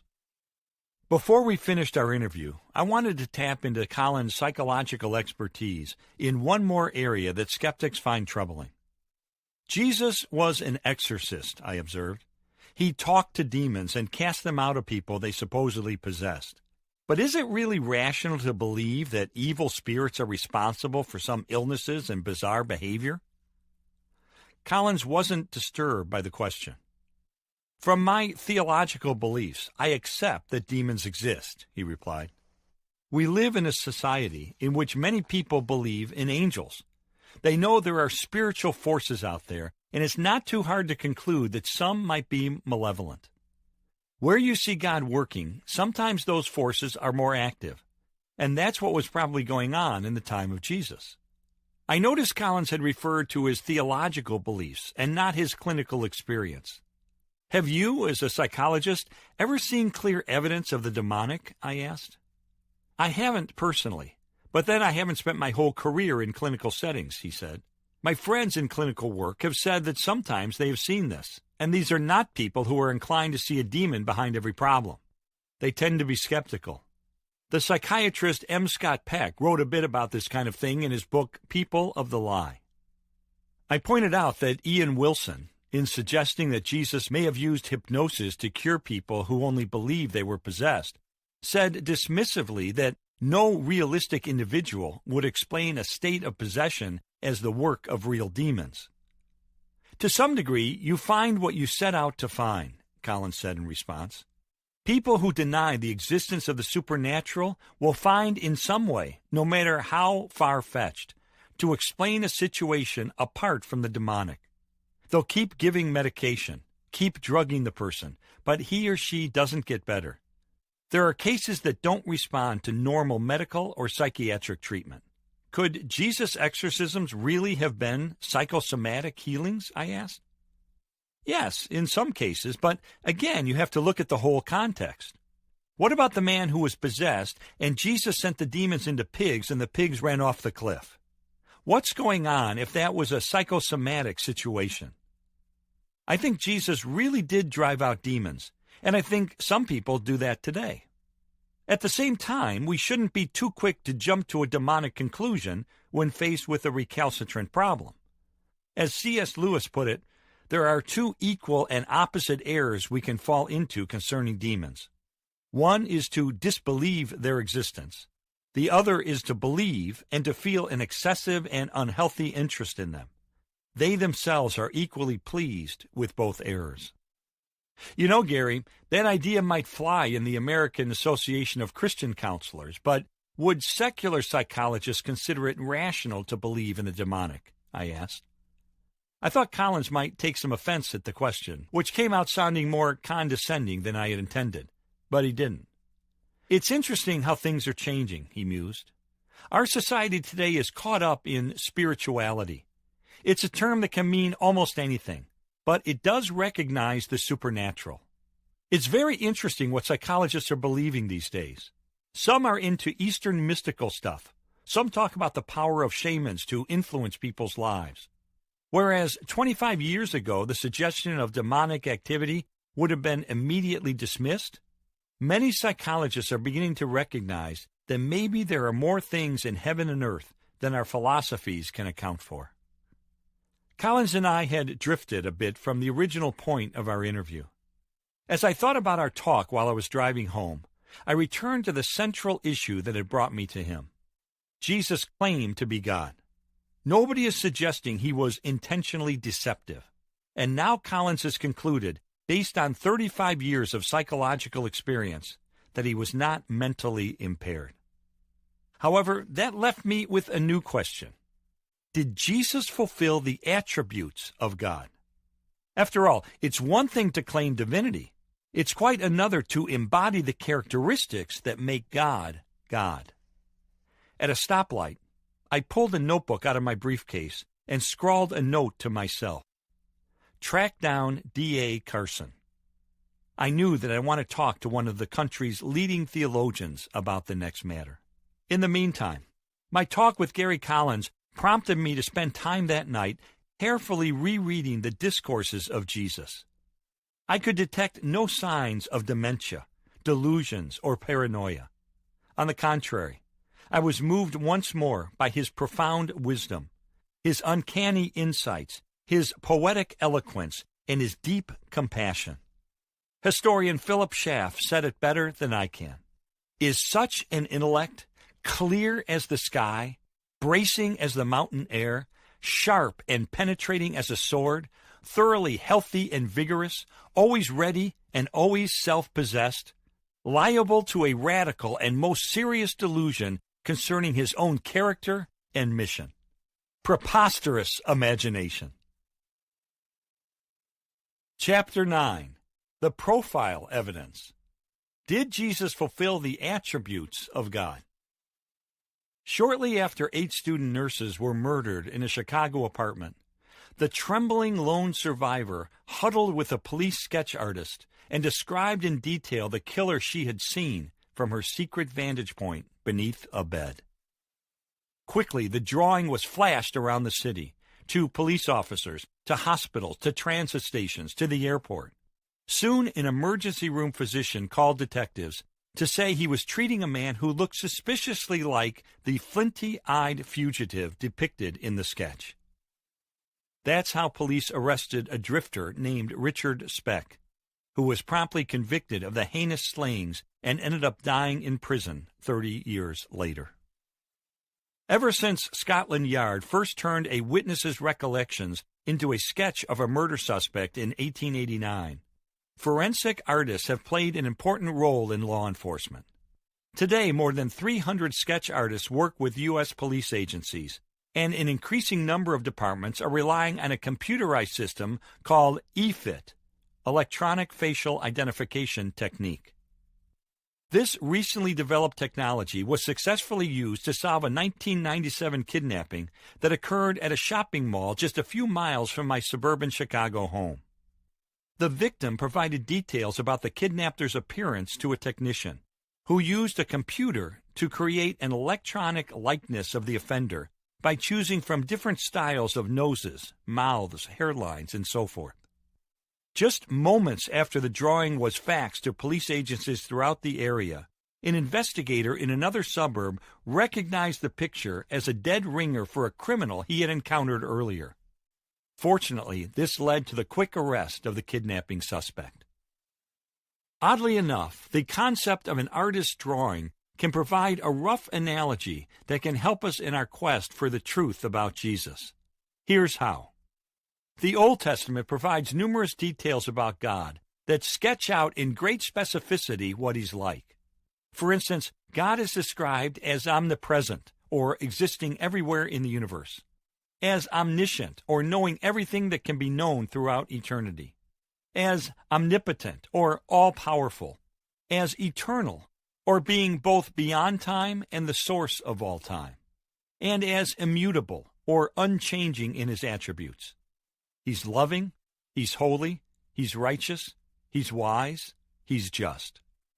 Now, Jesus claims to be God, but does he fulfill these characteristics of deity? In other words, if we examine Jesus carefully, does his likeness closely match the sketch of God that we find elsewhere in the Bible? If it doesn't, we can conclude that his claim to being God is false. This is an extremely complex and mind-stretching issue. For example, when Jesus was delivering the Sermon on the Mount on a hillside outside Capernaum, he wasn't simultaneously standing on Main Street of Jericho. So, in what sense could he be called omnipresent? How can he be called omniscient if he readily admits in Mark 13, verse 32, that he doesn't know everything about the future? If he's eternal, why does Colossians 1, verse 15, call him the firstborn over all creation? On the surface, these issues seem to suggest that Jesus doesn't resemble the sketch of God.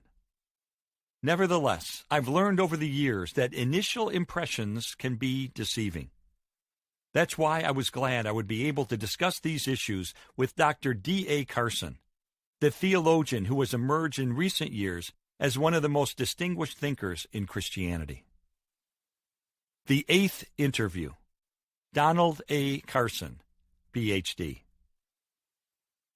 D.A. Carson, a research professor of New Testament at Trinity Evangelical Divinity School, has written or edited more than 40 books, including The Sermon on the Mount, Exegetical Fallacies, The Gospel According to John, and the award-winning The Gagging of God. He can read a dozen languages. His mastery of French stems from a childhood spent in Quebec, and is a member of the Tyndale Fellowship for Biblical Research, the Society for Biblical Literature, and the Institute for Biblical Research. His areas of expertise include the historical Jesus, postmodernism, Greek grammar, and the theology of the apostles Paul and John. After initially studying chemistry, receiving a Bachelor of Science degree from McGill University, Carson went on to receive a Master of Divinity degree before going to England, where he earned a doctorate in New Testament at prestigious Cambridge University. He taught at 3 other colleges and seminaries before joining Trinity in 1978. I had never met Carson before I drove to Trinity's Deerfield, Illinois campus for our interview. Frankly, I was expecting a starched academic. But while I found Carson to be every bit the scholar I had anticipated, I was taken aback by his warm, sincere, and pastoral tone as he responded to what turned out to be, in some cases, rather caustic questions. Our conversation was held in an otherwise deserted faculty lounge over Christmas break. Carson was wearing a white windbreaker over a button-down shirt, blue jeans, and Adidas shoes.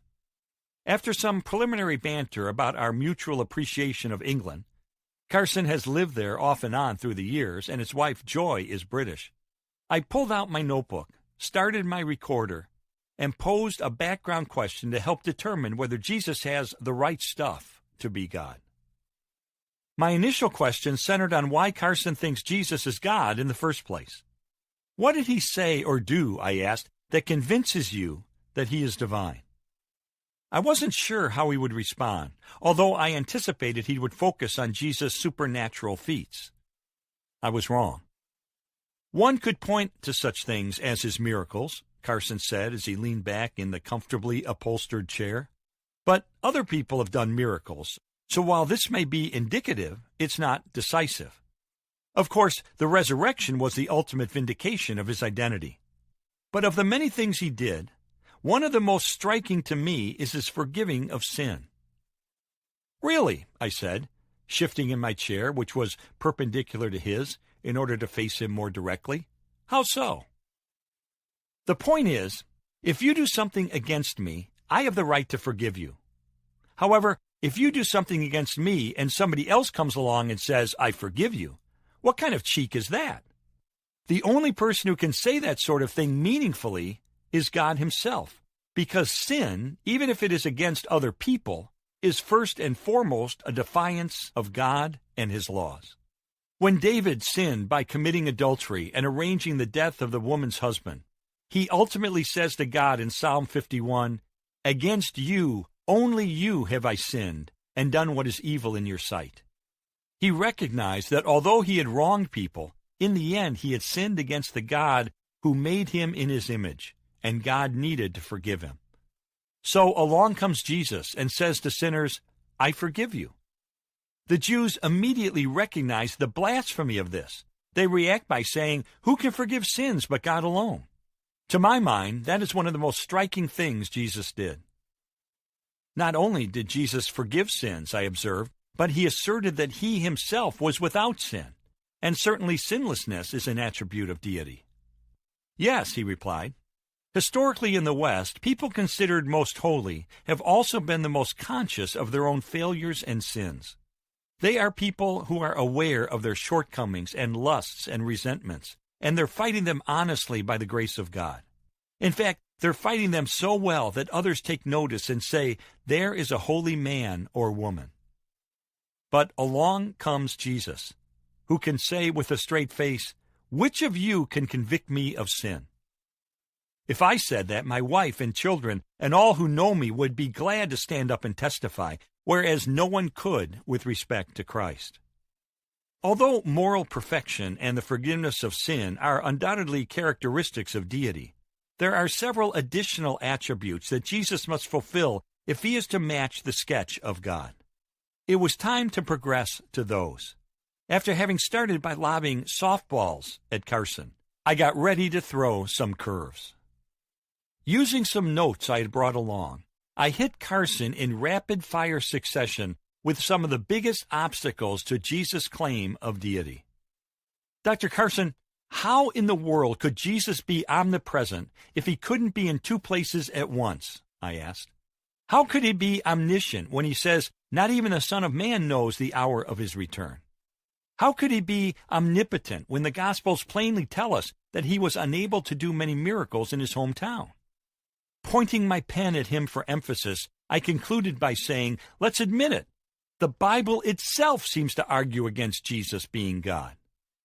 While Carson didn't flinch, he did concede that these questions have no simple answers. After all, they strike at the very heart of the incarnation. God becoming man, Spirit taking on flesh, the infinite becoming finite, the eternal becoming time-bound. It's a doctrine that has kept theologians busy for decades. And that's where Carson chose to start his answer, by going back to the way scholars have tried to respond to these matters through the years. Historically, there have been 2 or 3 approaches to this, he began, sounding a bit as if he were beginning a classroom lecture. For example, at the end of the last century, the great theologian Benjamin Warfield worked through the Gospels and ascribed various bits to either Christ's humanity or to his deity. When Jesus does something that's a reflection of him being God, that's ascribed to Christ's deity. When there's something reflecting his limitations or finiteness or his humanness, for example, his tears, does God cry? That's ascribed to his humanity. That explanation was fraught with problems, it seemed to me. If you do that, wouldn't you end up with a schizophrenic Jesus? I asked. It's easy to slip into that unwittingly, he replied. All the confessional statements have insisted that both Jesus' humanity and his deity remain distinct, yet they combined in one person. So you want to avoid a solution in which there are essentially 2 minds, sort of a Jesus human mind and a Christ heavenly mind.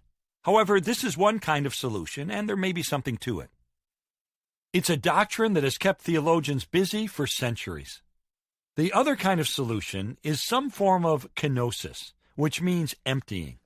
This spins out of Philippians chapter 2, where Paul tells us that Jesus, being in the form of God, did not think equality with God was something to be exploited. That's the way it should be translated. But emptied himself. He became a nobody. That seemed a little ambiguous to me. Can you be more explicit? I asked. What exactly did he empty himself of? Apparently, I had put my finger on the issue. Ah, that's the question, Carson replied with a nod. Through the centuries, people have given various answers to that. For instance, did he empty himself of his deity? Well, then he would no longer be God. Did he empty himself of the attributes of his deity? I have a problem with that too, because it's difficult to separate attributes from reality.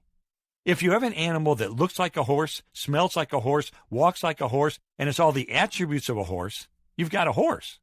So I don't know what it means for God to empty himself of his attributes and still be God. Some have said that he didn't empty himself of his attributes, but he emptied himself on the use of his attributes, a self-limiting type of thing. That's getting closer, although there are times when that was not what he was doing. He was forgiving sins the way only God can, which is an attribute of deity. Others go further by saying he emptied himself of the independent use of his attributes. That is, he functioned like God when his heavenly Father gave him explicit sanction to do so. Now, that's much closer. The difficulty is that there is a sense in which the eternal Son has always acted in line with his Father's commandments. You don't want to lose that, even in eternity past, but it's getting closer. I sensed we were somewhere in the vicinity of the bullseye, but I wasn't sure we were going to get much closer. That seemed to be Carson's sentiment too. Strictly speaking, he said, Philippians 2 does not tell us precisely what the eternal Son emptied himself of. He emptied himself. He became a nobody. Some kind of emptying is at issue, but let's be frank.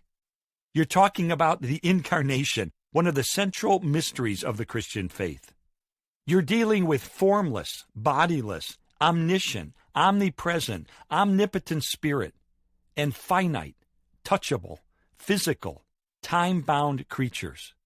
For one to become the other inevitably binds you up in mysteries.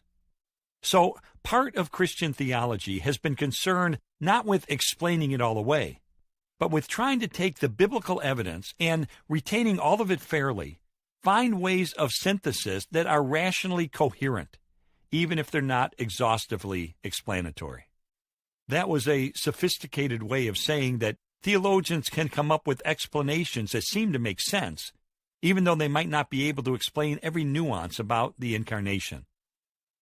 In a way, that seemed logical. If the incarnation is true, it's not surprising that finite minds couldn't totally comprehend it. It seemed to me that some sort of voluntary emptying of Jesus' independent use of his attributes was reasonable in explaining why he didn't exhibit the omnis, omniscience, omnipotence, and omnipresence in his earthly existence, even though the New Testament clearly states that all of these qualities are ultimately true of him. That, however, was only part of the problem. I flipped to the next page of my notes and began another line of questioning about some specific biblical passages that seemed to directly contradict Jesus' claim to being God. Part of the sketch that Jesus must match is that God is an uncreated being who existed from eternity past. Isaiah 57, verse 15, describes God as He who lives forever. But, I said to Carson, there are some verses that seem to strongly suggest that Jesus was a created being. For instance, I said, John 3:16 calls Jesus the begotten Son of God. And Colossians 1, verse 15 says he was the firstborn over all creation. Don't they clearly imply that Jesus was created as opposed to being the creator? One of Carson's areas of expertise is Greek grammar, which he called upon in responding to both of those verses.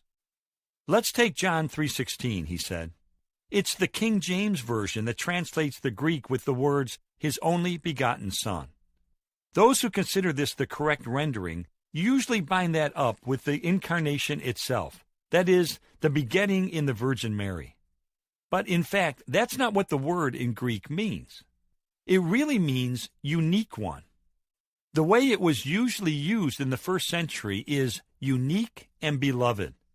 So John 3:16 is simply saying that Jesus is the unique and beloved Son, or as the New International Version translates it, the one and only Son, rather than saying he is ontologically begotten in time.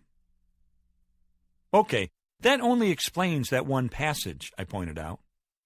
Okay, let's look at the Colossians verse, which uses the term firstborn. The vast majority of commentators, whether conservative or liberal, recognize that in the Old Testament, the firstborn, because of the laws of succession, normally received the lion's share of the estate, or the firstborn would become king in the case of a royal family. The firstborn, therefore, was the one ultimately with all the rights of the father. By the 2nd century before Christ, there are places where the word no longer has any notion of actual begetting or of being born first, but carries the idea of the authority that comes with the position of being the rightful heir. That's the way it applies to Jesus, as virtually all scholars admit. In light of that, the very expression firstborn is slightly misleading. What would be a better translation, I asked. I think supreme heir would be more appropriate, he responded. While that would explain the Colossians passage, Carson went even further with one last point. If you're going to quote Colossians 1, verse 15, you have to keep it in context by going to Colossians 2, verse 9, where the very same author stresses, For in Christ all the fullness of deity lives in bodily form. The author wouldn't contradict himself, so the term firstborn cannot exclude Jesus' eternality, since that is part of what it means to possess the fullness of the divine. For me, that nailed the issue. But there were other troubling passages as well. For example, in Mark 10, someone addresses Jesus as good teacher, prompting him to reply, "Why do you call me good? No one is good except God alone." Wasn't he denying his divinity by saying this? I asked. No, I think he was trying to get the fellow to stop and think about what he was saying, Carson explained. The parallel passage in Matthew is a little more expansive and does not find Jesus downplaying his deity at all. I think all he's saying is, wait a minute, why are you calling me good? Is this just a polite thing, like you say, good day? What do you mean by good? You call me good master. Is this because you're trying to honey up to me? In a fundamental sense, there's only one who is good, and that's God. But Jesus is not implicitly saying, so don't call me that. He's saying, do you really understand what you're saying when you say that? Are you really ascribing to me what should only be ascribed to God? That could be teased out to mean, I really am what you say. You speak better than you know. Or, don't you dare call me that. Next time, call me sinner Jesus like everyone else does. In terms of all that Jesus says and does elsewhere, which way does it make sense to take it? With so many verses that call Jesus sinless, holy, righteous, innocent, undefiled, and separate from sinners? The answer was pretty obvious. If Jesus was God, what kind of God was he?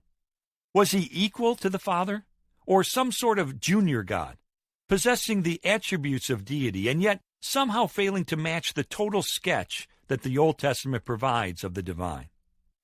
That question comes out of another passage that I pointed out to Carson. Jesus said in John 14, verse 28, "The Father is greater than I." Some people look at this and conclude that Jesus must have been a lesser God.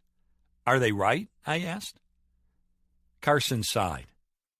My father was a preacher, he replied, and a dictum in our home when I was growing up was, a text without context becomes a pretext for a proof text.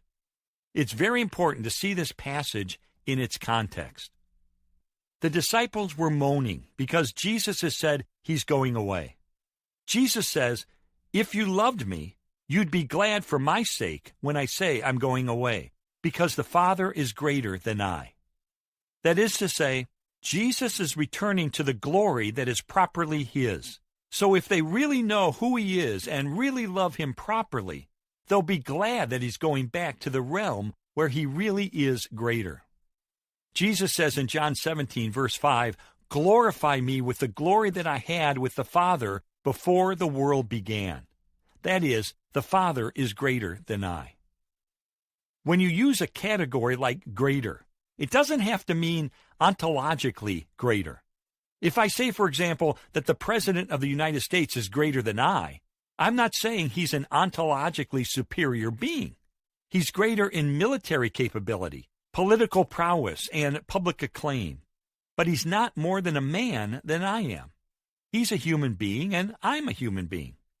So when Jesus says, the Father is greater than I, one must look at the context and ask if Jesus is saying, the Father is greater than I because he's God and I'm not. Frankly, that would be a pretty ridiculous thing to say. Suppose I got up on some podium to preach and said, I solemnly declare to you that God is greater than I am. That would be a rather useless observation. The comparison is only meaningful if they're already on the same plane and there's some delimitation going on. Jesus is in the limitations of the incarnation. He's going to the cross. He's going to die. But he's about to return to the Father and to the glory he had with the Father before the world began. He's saying, you guys are moaning for my sake. You ought to be glad because I'm going home. It's in that sense that the Father is greater than I. So I said, this isn't an implicit denial of his deity. No, he concluded, it's really not. The context makes that clear. While I was ready to accept the fact that Jesus was not a lesser God, I had a different and more sensitive issue to raise. How could Jesus be a compassionate God, yet endorse the idea of eternal suffering for those who reject him? The Bible says that the Father is loving. The New Testament affirms the same about Jesus. But how can they really be loving while at the same time sending people to hell? After all, Jesus teaches more about hell than anyone in the entire Bible. Doesn't that contradict his supposed gentle and compassionate character? In posing this question to Carson, I quoted the hard-edged words of agnostic Charles Templeton.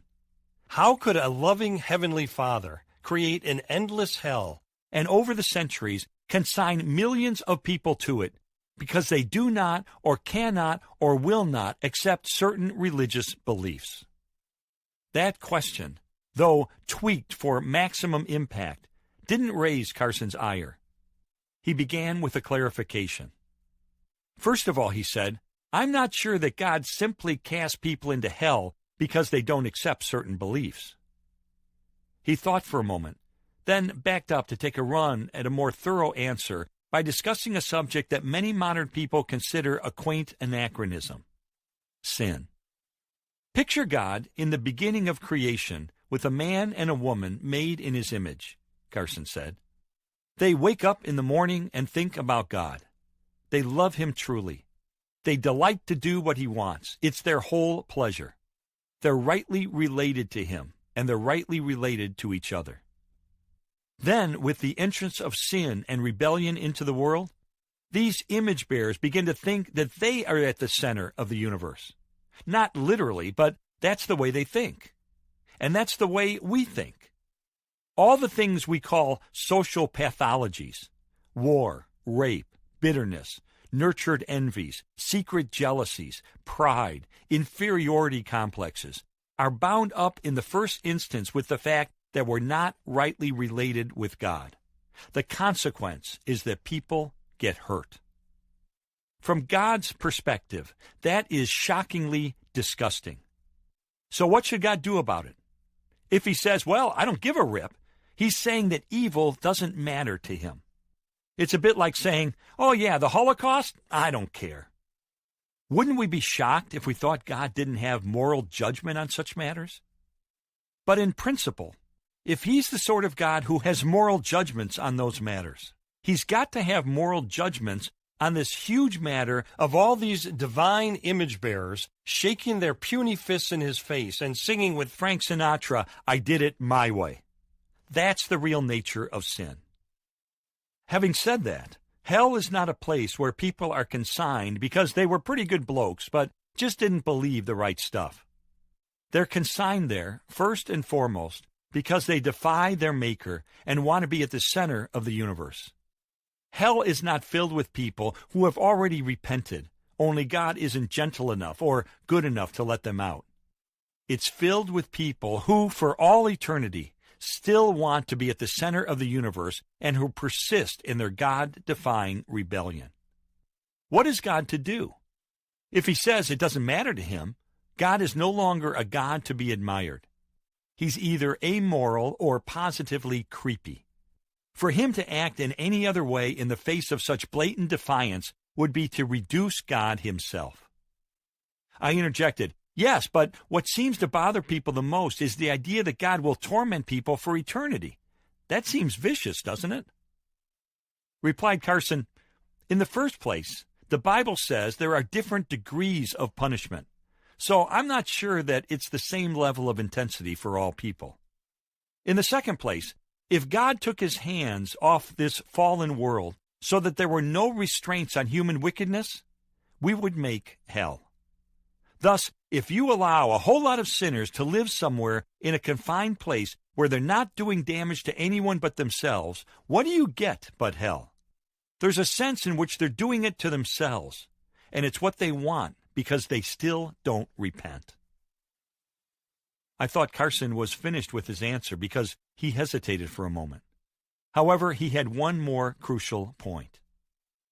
One of the things that the Bible does insist is that in the end, not only will justice be done, but justice will be seen to be done, so that every mouth will be stopped.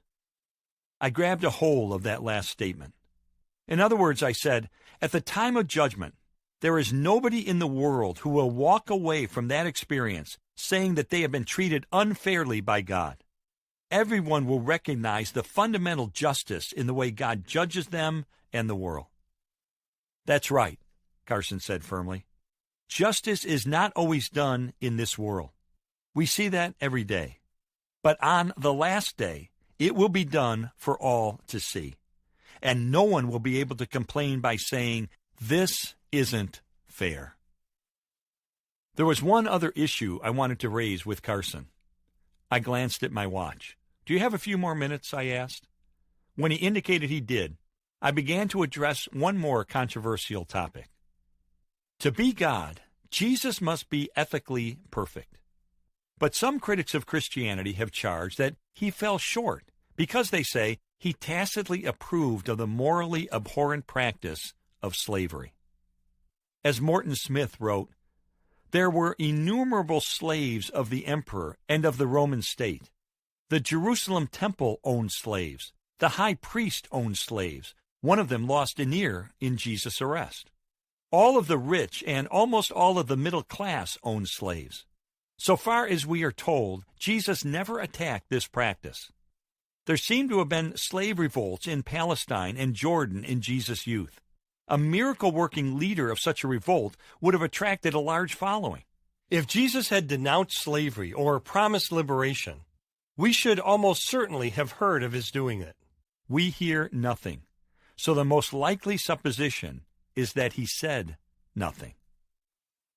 How can Jesus' failure to push for the abolition of slavery be squared with God's love for all people? Why didn't Jesus stand up and shout, "Slavery is wrong"? I asked.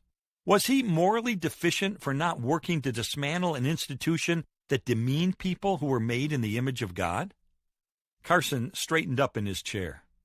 "I really think that people who raise that objection are missing the point," he said. "If you'll permit me, I'll set the stage by talking about slavery, ancient and modern, because in our culture, the issue is understandably charged with overtones that it didn't have in the ancient world." I gestured for him to continue. "Please, go ahead," I said. In his book, Race and Culture, African-American scholar Thomas Sowell points out that every major world culture until the modern period, without exception, has had slavery, Carson explained. While it could be tied to military conquest, usually slavery served an economic function. They didn't have bankruptcy laws, so if you got yourself into terrible hock, you sold yourself and or your family into slavery. As it was discharging a debt, slavery was also providing work. It wasn't necessarily all bad. At least it was an option for survival. Please understand me. I'm not trying to romanticize slavery in any way. However, in Roman times, there were menial laborers who were slaves, and there were also others who were the equivalent of distinguished PhDs, who were teaching families. And there was no association of a particular race with slavery. In American slavery, though, all blacks and only blacks were slaves. That was one of the peculiar horrors of it, and it generated an unfair sense of black inferiority that many of us continue to fight to this day. Now, let's look at the Bible. In Jewish society, under the law, everyone was to be freed every Jubilee. In other words, there was a slavery liberation every 7th year. Whether or not things actually worked out that way, this was nevertheless what God said. And this was the framework in which Jesus was brought up. But you have to keep your eyes on Jesus' mission. Essentially, he did not come to overturn the Roman economic system, which included slavery. He came to free men and women from their sins. And here's my point. What his message does is transform people so they begin to love God with all their heart, soul, mind, and strength, and to love their neighbor as themselves. Naturally, this has an impact on the idea of slavery. Look at what the Apostle Paul says in his letter to Philemon concerning a runaway slave named Onesimus. Paul doesn't say to overthrow slavery, because all that would do would be to get him executed. Instead, he tells Philemon he better treat Onesimus as a brother in Christ, just as he would treat Paul himself.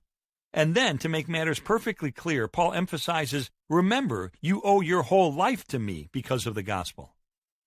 The overthrowing of slavery, then, is through the transformation of men and women by the gospel, rather than through merely changing an economic system.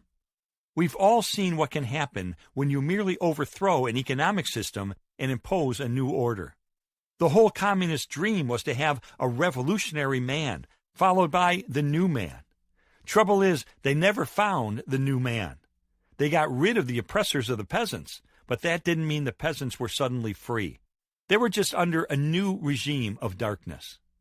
In the final analysis, if you want lasting change, you've got to transform the hearts of human beings, and that was Jesus' mission. It's also worth asking the question that Sowell poses. How did slavery stop?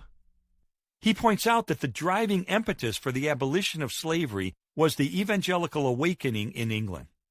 Christians rammed abolition through Parliament in the beginning of the 19th century and then eventually used British gunboats to stop the slave trade across the Atlantic. While there were about 11 million Africans who were shipped to America, and many didn't make it, there would be about 13 million Africans shipped to become slaves in the Arab world.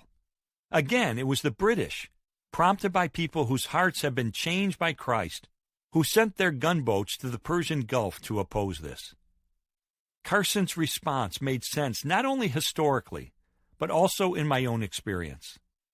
For example, years ago I knew a businessman who was a rabid racist with a superior and condescending attitude toward anyone of another color. He hardly made any effort to conceal his contempt for African Americans, letting his bigoted bile frequently spill out in crude jokes and caustic remarks. No amount of argumentation could dissuade him from his disgusting opinions. Then he became a follower of Jesus. As I watched in amazement, his attitudes, his perspective, and his values changed over time as his heart was renewed by God. He came to realize that he could no longer harbor ill will toward any person, since the Bible teaches that all people are made in the image of God. Today, I can honestly say that he is genuinely caring and accepting toward others, including those who are different from him. Legislation didn't change him. Reasoning didn't change him. Emotional appeals didn't change him. He will tell you that God changed him from the inside out, decisively, completely, permanently. That's one of many examples I've seen of the power of the gospel that Carson was talking about. The power to transform vengeful haters into humanitarians, hard-hearted hoarders into soft-hearted givers, power-mongers into selfless servants, and people who exploit others through slavery or some other form of oppression into people who embrace all. This squares with what the Apostle Paul said in Galatians 3, verse 28. There is neither Jew nor Gentile, neither slave nor free, nor is there male and female, for you are all one in Christ Jesus. Carson and I talked, sometimes in animated tones, for 2 hours, filling more tapes than I would fit into this chapter. I found his answers to be well-reasoned and theologically sound.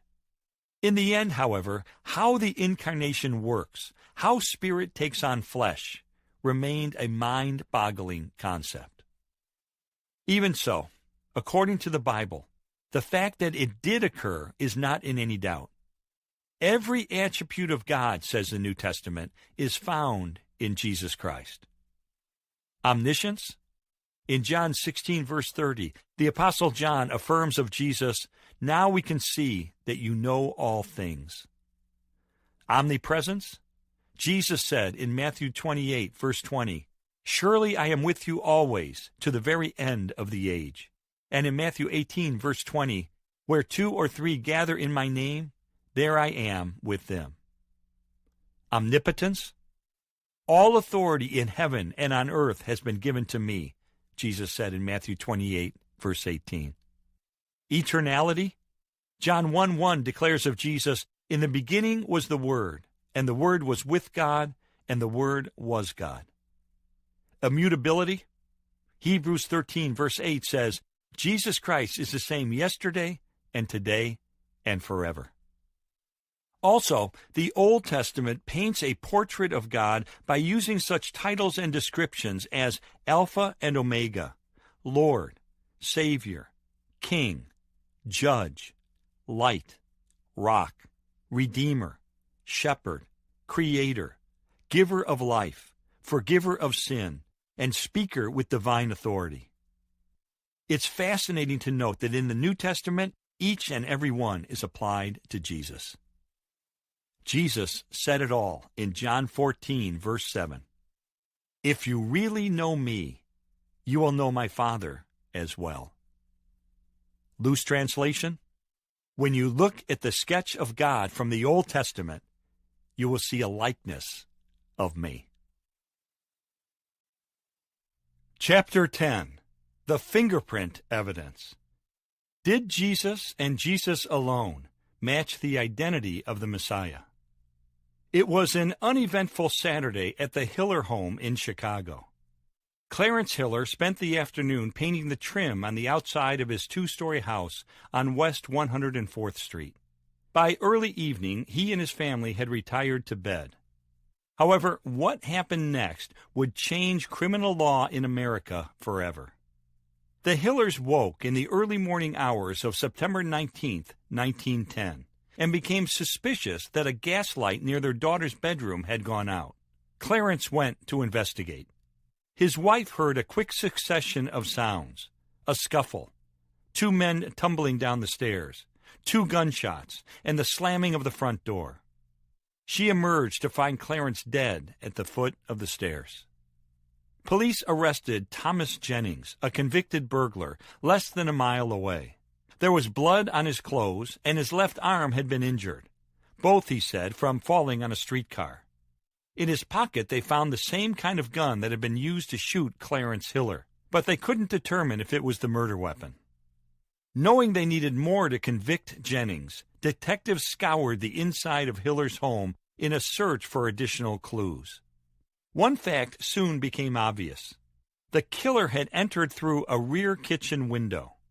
Detectives went outside, and there, next to that window, forever imprinted in the white paint that the murder victim himself had so carefully applied to a railing only hours before his death, they found 4 clear fingerprints from someone's left hand. Fingerprint evidence was a new concept at the time, having been recently introduced at an international police exhibition in St. Louis. So far, fingerprints had never been used to convict anyone of murder in the United States. Despite strong objections by defense attorneys that such evidence was unscientific and inadmissible, 4 officers testified that the fingerprints in the paint perfectly matched those of Thomas Jennings, and him alone. The jury found Jennings guilty. The Illinois Supreme Court upheld his conviction in a historic ruling, and he was later hanged. The premise behind fingerprint evidence is simple. Each individual has unique ridges on his or her fingers. When a print found on an object matches the pattern of ridges on a person's finger, investigators can conclude with scientific certainty that this specific individual has touched that object. In many criminal cases, fingerprint identification is the pivotal evidence.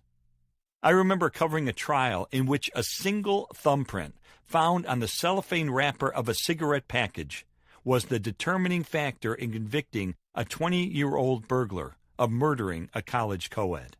That's how conclusive fingerprint evidence can be.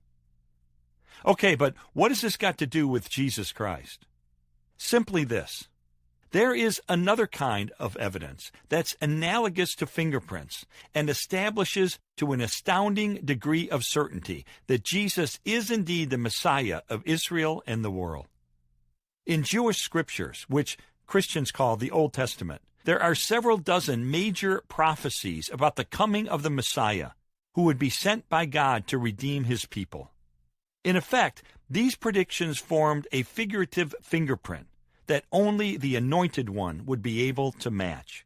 This way, the Israelites could rule out any imposters and validate the credentials of the authentic Messiah. The Greek word for Messiah is Christ. But was Jesus really the Christ? Did he miraculously fulfill these predictions that were written hundreds of years before he was born? And how do we know that he was the only individual throughout history who fit the prophetic fingerprint? There are plenty of scholars with long strings of initials after their name whom I could have asked about this topic. However, I wanted to interview someone for whom this was more than just an abstract academic exercise.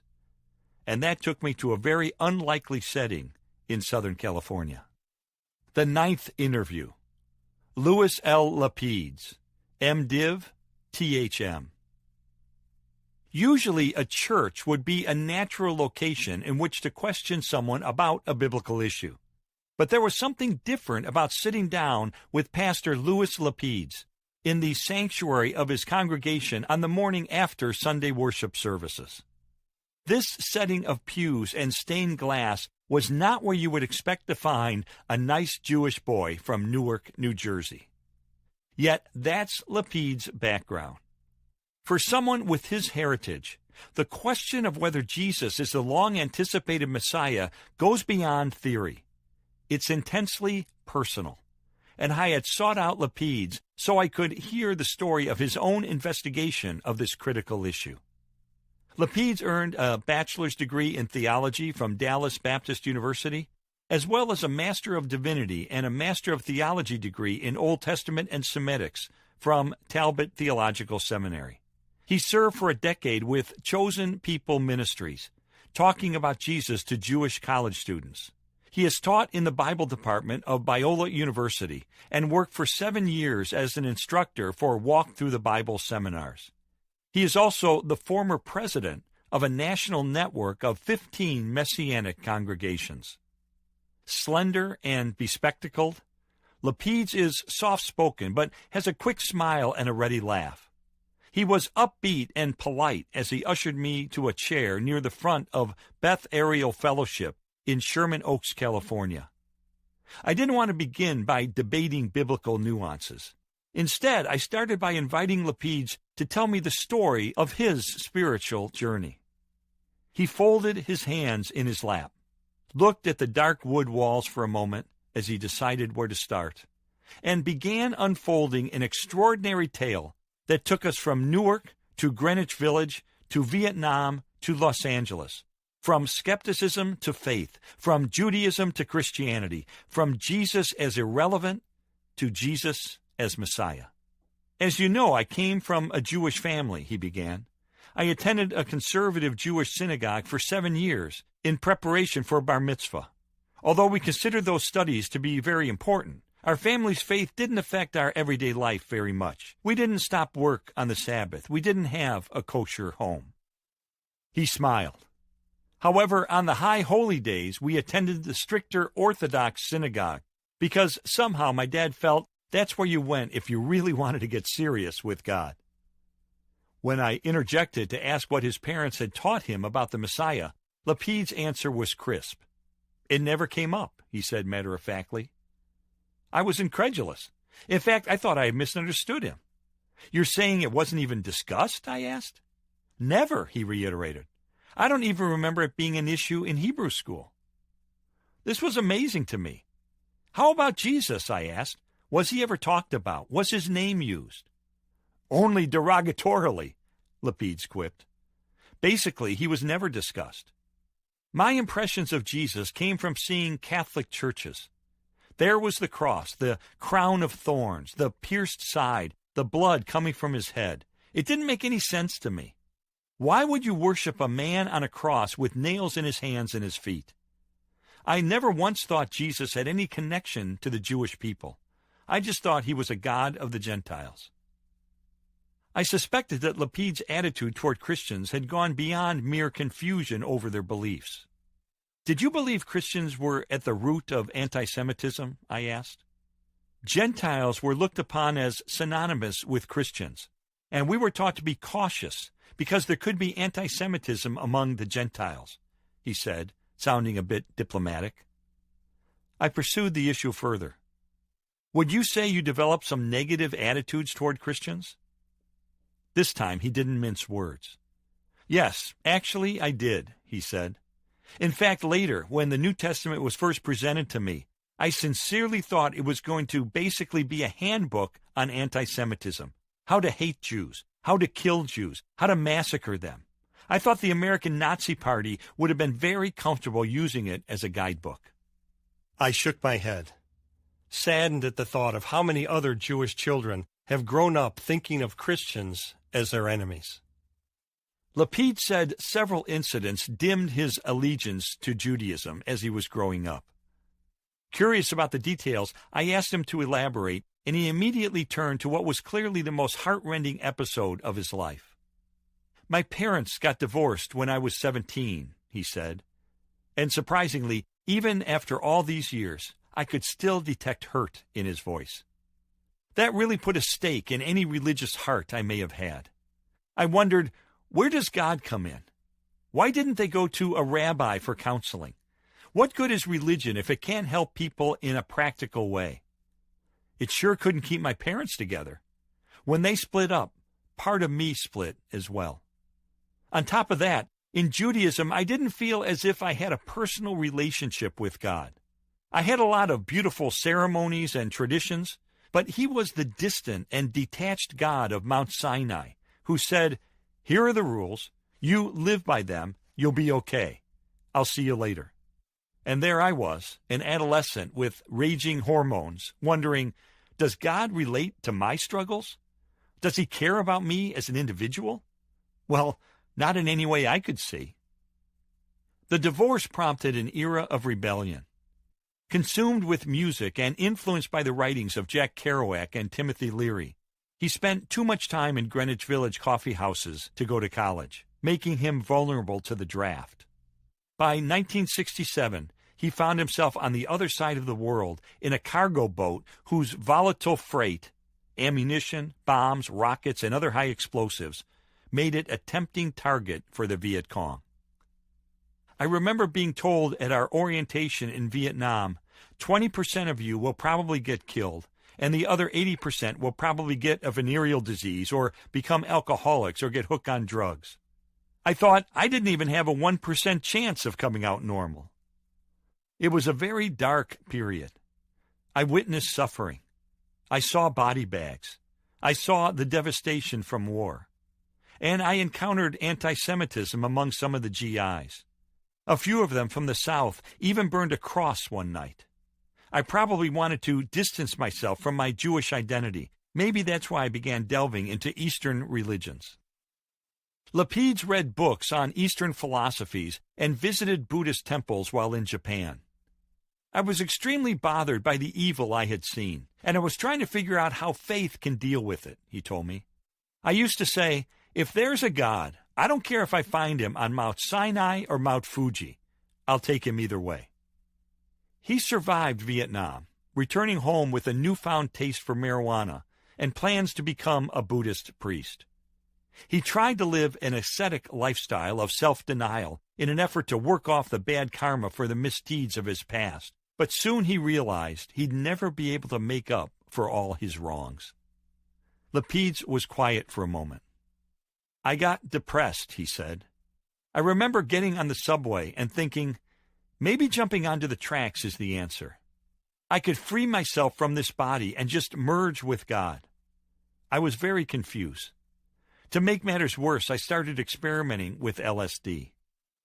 Looking for a new start, he decided to move to California, where his spiritual quest continued. I went to Buddhist meetings, but that was empty, he said. Chinese Buddhism was atheistic. Japanese Buddhism worshipped statues of Buddha. Zen Buddhism was too elusive. I went to Scientology meetings, but they were too manipulative and controlling. Hinduism believed in all these crazy orgies that the god would have, and in gods who were blue elephants. None of it made sense. None of it was satisfying. He even accompanied friends to meetings that had satanic undercurrents. I would watch and think, something is going on here, but it's not good, he said. In the midst of my drug-crazed world, I told my friends, I believe there's a power of evil that's beyond me, that can work in me, that exists as an entity. I had seen enough evil in my life to believe that. He looked at me with an ironic smile. I guess I accepted Satan's existence, he said, before I accepted God's. It was 1969. Lapid's curiosity prompted him to visit Sunset Strip to gawk at an evangelist who had chained himself to an 8-foot cross to protest the way local tavern owners had managed to get him evicted from his storefront ministry. There on the sidewalk, Lapid's encountered some Christians who engaged him in an impromptu spiritual debate. A bit cocky, he started throwing Eastern philosophy at them. "There is no God out there," he said, gesturing toward the heavens. "We're God.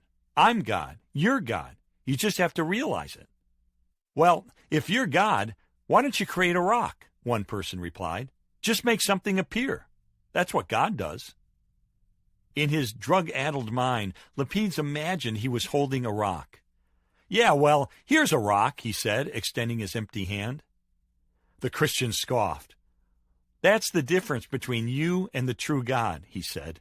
"When God creates something, everyone can see it. It's objective, not subjective." That registered with Lapid's. After thinking about it for a while, he said to himself, "If I find God, he's got to be objective. I'm through with this Eastern philosophy that says it's all my mind and that I can create my own reality. God has to be an objective reality if he's going to have any meaning beyond my own imagination." When one of the Christians brought up the name of Jesus, Lapid's tried to fend him off with his stock answer. "I'm Jewish," he said. "I can't believe in Jesus." A pastor spoke up. "Do you know of the prophecies about the Messiah?" he asked. Lapid's was taken off guard. "Prophecies," he said. "I've never heard of them." The minister startled Lapid's by referring to some of the Old Testament predictions. "Wait a minute," Lapid's thought. "Those are my Jewish scriptures he's quoting. How could Jesus be in there?" When the pastor offered him a Bible, Lapid's was skeptical. "Is the New Testament in there?" he asked. The pastor nodded. "Okay, I'll read the Old Testament, but I'm not going to open up the other one," Lapid's told him. He was taken aback by the minister's response. "Fine," said the pastor. "Just read the Old Testament and ask the God of Abraham, Isaac, and Jacob, the God of Israel, to show you if Jesus is the Messiah." Because he is your Messiah. He came to the Jewish people initially, and then he was also the Savior of the world. To Lapid's, this was new information, intriguing information, astonishing information. So he went back to his apartment, opened the Old Testament to its first book, Genesis, and went hunting for Jesus among words that had been written hundreds of years before the carpenter of Nazareth had ever been born. Pretty soon, Lapid's told me, I was reading the Old Testament every day and seeing one prophecy after another. For instance, Deuteronomy talked about a prophet greater than Moses who will come and whom we should listen to. I thought, who can be greater than Moses? It sounded like the Messiah, someone as great and as respected as Moses, but a greater teacher and a greater authority. I grabbed a hold of that and went searching for him. As Lapid's progressed through the scriptures, he was stopped cold by Isaiah 53. With clarity and specificity, in a haunting prediction wrapped in exquisite poetry, here was the picture of a Messiah who would suffer and die for the sins of Israel and the world, all written more than 700 years before Jesus walked the earth. He was despised and rejected by mankind, a man of suffering and familiar with pain. Like one from whom people hide their faces, he was despised, and we held him in low esteem. Surely he took up our pain and bore our suffering, yet we considered him punished by God, stricken by him and afflicted. But he was pierced for our transgressions, he was crushed for our iniquities. The punishment that brought us peace was on him, and by his wounds we are healed. We all, like sheep, have gone astray. Each of us has turned to our own way, and the Lord has laid on him the iniquity of us all. He was oppressed and afflicted, yet he did not open his mouth. He was led like a lamb to the slaughter, and as a sheep before his shearers is silent, so he did not open his mouth. By oppression and judgment he was taken away. Yet who of his generation protested? For he was cut off from the land of the living. For the transgression of my people he was punished. He was assigned a grave with the wicked, and with the rich in his death, though he had done no violence, nor was any deceit in his mouth. For he bore the sins of many, and made intercession for the transgressors. Isaiah 53, verses 3 through 9 and 12. Instantly, Lepidus recognized this portrait. This was Jesus of Nazareth. Now he was beginning to understand the paintings he had seen in the Catholic churches he had passed as a child. The suffering Jesus, the crucified Jesus, the Jesus who he now realized had been pierced for our transgressions as he bore the sins of many. As Jews in the Old Testament sought to atone for their sins through a system of animal sacrifices, here was Jesus, the ultimate sacrificial Lamb of God who paid for sin once and for all. Here was the personification of God's plan of redemption. So breathtaking was this discovery that Lepidus could only come to one conclusion. It was a fraud. He believed that Christians had rewritten the Old Testament and twisted Isaiah's words to make it sound as if the prophet had been foreshadowing Jesus. Lepidus set out to expose the deception. I asked my stepmother to send me a Jewish Bible so I could check it out myself, he told me. She did, and guess what? I found that it said the same thing. Now I really had to deal with it. Over and over, Lepidus would come upon prophecies in the Old Testament, more than 46 major predictions in all. Isaiah revealed the manner of the Messiah's birth of a virgin. Micah pinpointed the place of his birth, Bethlehem. Genesis and Jeremiah specified his ancestry, a descendant of Abraham, Isaac, and Jacob, from the tribe of Judah, the house of David. The Psalms foretold his betrayal, his accusation by false witnesses, his manner of death, pierced in the hands and feet, although crucifixion hadn't been invented yet, and his resurrection. He would not decay, but would ascend on high, and on and on. Each one chipped away at Lepidus' skepticism until he was finally willing to take a drastic step. I decided to open the New Testament and just read the first page, he said. With trepidation, I slowly turned to Matthew as I looked up to heaven, waiting for the lightning bolt to strike. Matthew's initial words leaped off the page. A record of the genealogy of Jesus Christ, the son of David, the son of Abraham. Lepidus' eyes widened as he recalled the moment he first read that sentence. I thought, wow, son of Abraham, son of David. It was all fitting together. I went to the birth narratives and thought, look at this. Matthew is quoting from Isaiah 7, verse 14. The virgin will conceive and give birth to a son. And then I saw him quoting from the prophet Jeremiah. I sat there thinking, this is about Jewish people. Where do the Gentiles come in? What's going on here? I couldn't put it down. I read through the rest of the Gospels and I realized this wasn't a handbook for the American Nazi Party. It was an interaction between Jesus and the Jewish community. I got to the book of Acts, and this is incredible. They were trying to figure out how the Jews could bring the story of Jesus to the Gentiles. Talk about role reversal. So convincing were the fulfilled prophecies that Lepidus started telling people that he thought Jesus was the Messiah. At the time, this was merely an intellectual possibility to him, yet its implications were deeply troubling. I realized that if I were to accept Jesus into my life, there would have to be some significant changes in the way I was living, he explained. I'd have to deal with the drugs, the sex, and so forth. I didn't understand that God would help me make those changes. I thought I had to clean up my life on my own. Lepidus and some friends headed to the Mojave Desert for a getaway. Spiritually, he was feeling conflicted. He had been unsettled by nightmares of being torn apart by dogs pulling at him from opposite directions. Sitting among the desert scrub, he recalled the words someone had spoken to him on Sunset Strip. You're either on God's side or on Satan's side. He believed in the embodiment of evil, and that's not whose side he wanted to be on. So Lapides prayed, God, I've got to come to the end of this struggle. I have to know beyond a shadow of a doubt that Jesus is the Messiah. I need to know that you, as the God of Israel, want me to believe this. As he related the story to me, Lapides hesitated, unsure how to put into words what happened next. A few moments passed. Then he told me, the best I can put together out of that experience is that God objectively spoke to my heart. He convinced me experientially that he exists.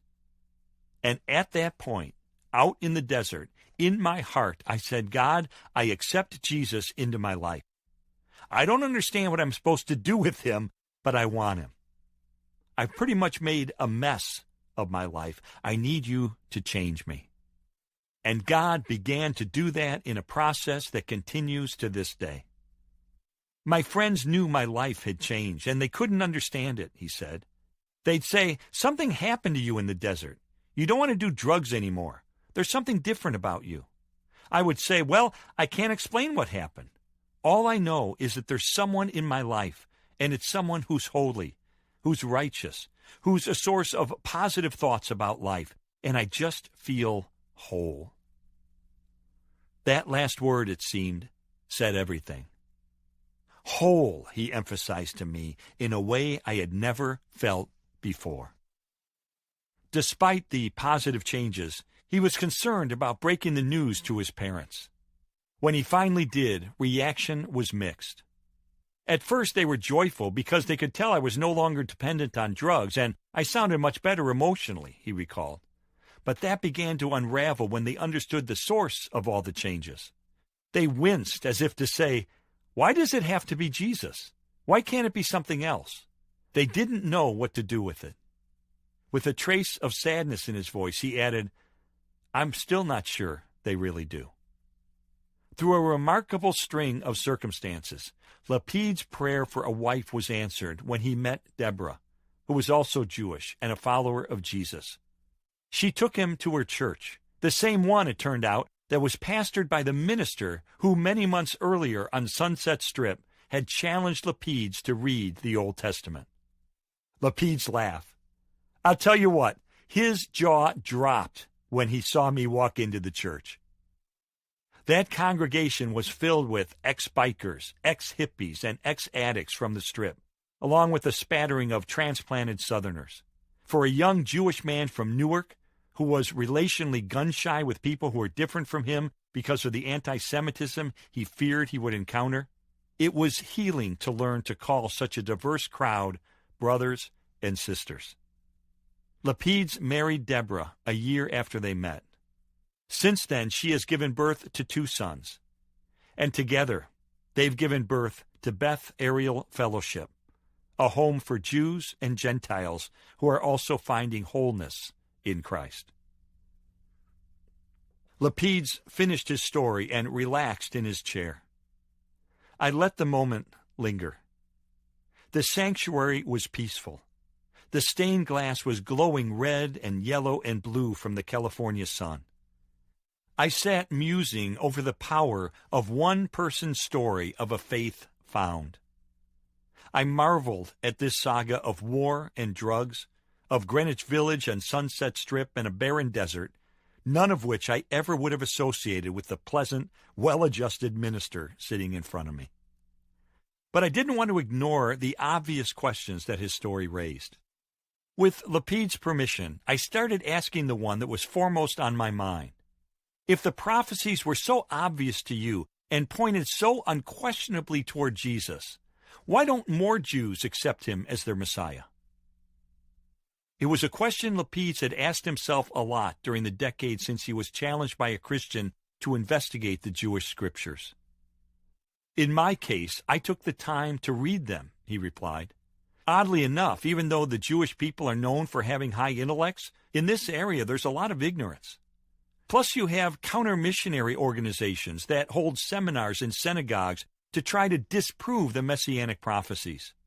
Jewish people hear them and use them as an excuse for not exploring the prophecies personally. They'll say, "The rabbi told me there's nothing to this." I'll ask them, "Do you think the rabbi just brought up an objection that Christianity has never heard before? I mean, scholars have been working on this for hundreds of years." There's great literature out there and powerful Christian answers to those challenges. If they're interested, I help them go further. I wondered about the ostracism a Jewish person faces if he or she becomes a Christian. "That's definitely a factor," he said. "Some people won't let the messianic prophecies grab them because they're afraid of the repercussions, potential rejection by their family and the Jewish community. That's not easy to face. Believe me, I know. Even so, some of the challenges to the prophecies sound pretty convincing when a person first hears them. So, one by one, I posed the most common objections to Lapides to see how he would respond. Number 1, the coincidence argument. First, I asked Lapides whether it's possible that Jesus merely fulfilled the prophecies by accident. Maybe he's just one of many throughout history who have coincidentally fit the prophetic fingerprint. "Not a chance," came his response. "The odds are so astronomical that they rule that out. Someone did the math and figured out that the probability of just 8 prophecies being fulfilled is 1 chance in 100 million billion. That number is millions of times greater than the total number of people who've ever walked the planet." He calculated that if you took this number of silver dollars, they would cover the state of Texas to a depth of 2 feet.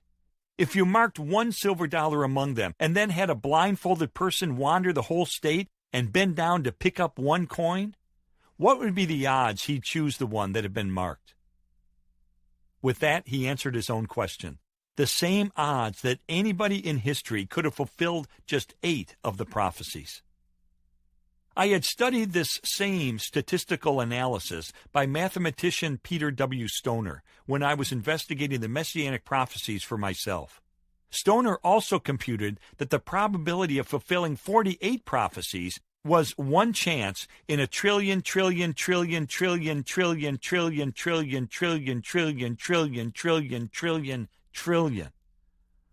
Our minds can't comprehend a number that big. This is a staggering statistic that's equal to the number of minuscule atoms in a trillion billion universes the size of our universe. The odds alone say it would be impossible for anyone to fulfill the Old Testament prophecies, Lapides concluded. Yet Jesus, and only Jesus throughout all of history, managed to do it. The words of the Apostle Peter popped into my head. "But the things which God announced beforehand by the mouth of all the prophets, that his Christ would suffer, he has thus fulfilled." Acts 3, verse 18. Number 2, the altered gospel argument. I painted another scenario for Lapides, asking, isn't it possible that the gospel writers fabricated details to make it appear that Jesus fulfilled the prophecies? For example, I said, the prophecies say the Messiah's bones would remain unbroken. So maybe John invented the story about the Romans breaking the legs of the 2 thieves being crucified with Jesus and not breaking his legs. And the prophecies talk about betrayal for 30 pieces of silver. So maybe Matthew played fast and loose with the facts and said, yeah, Judas sold out Jesus for that same amount. But that objection didn't fly any further than the previous one. In God's wisdom, he created checks and balances both inside and outside the Christian community, Lapides explained.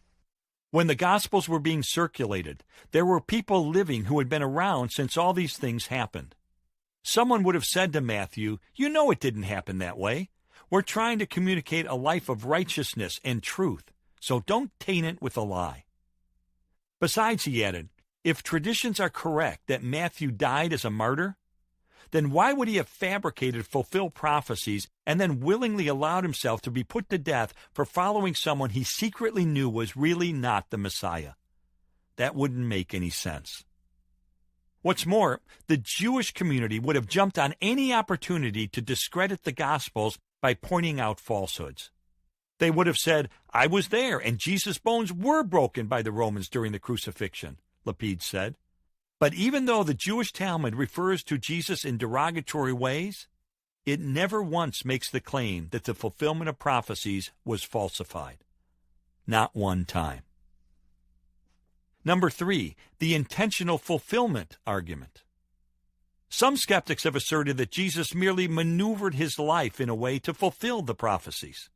Couldn't he have read Zechariah that the Messiah would ride a donkey into Jerusalem and then arrange to do exactly that? I asked.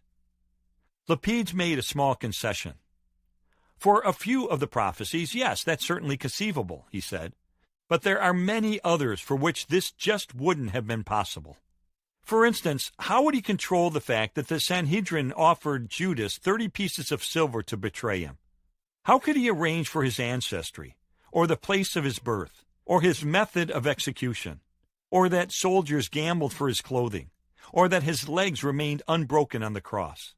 How would he arrange to perform miracles in front of skeptics? How would he arrange for his resurrection? And how would he arrange to be born when he was?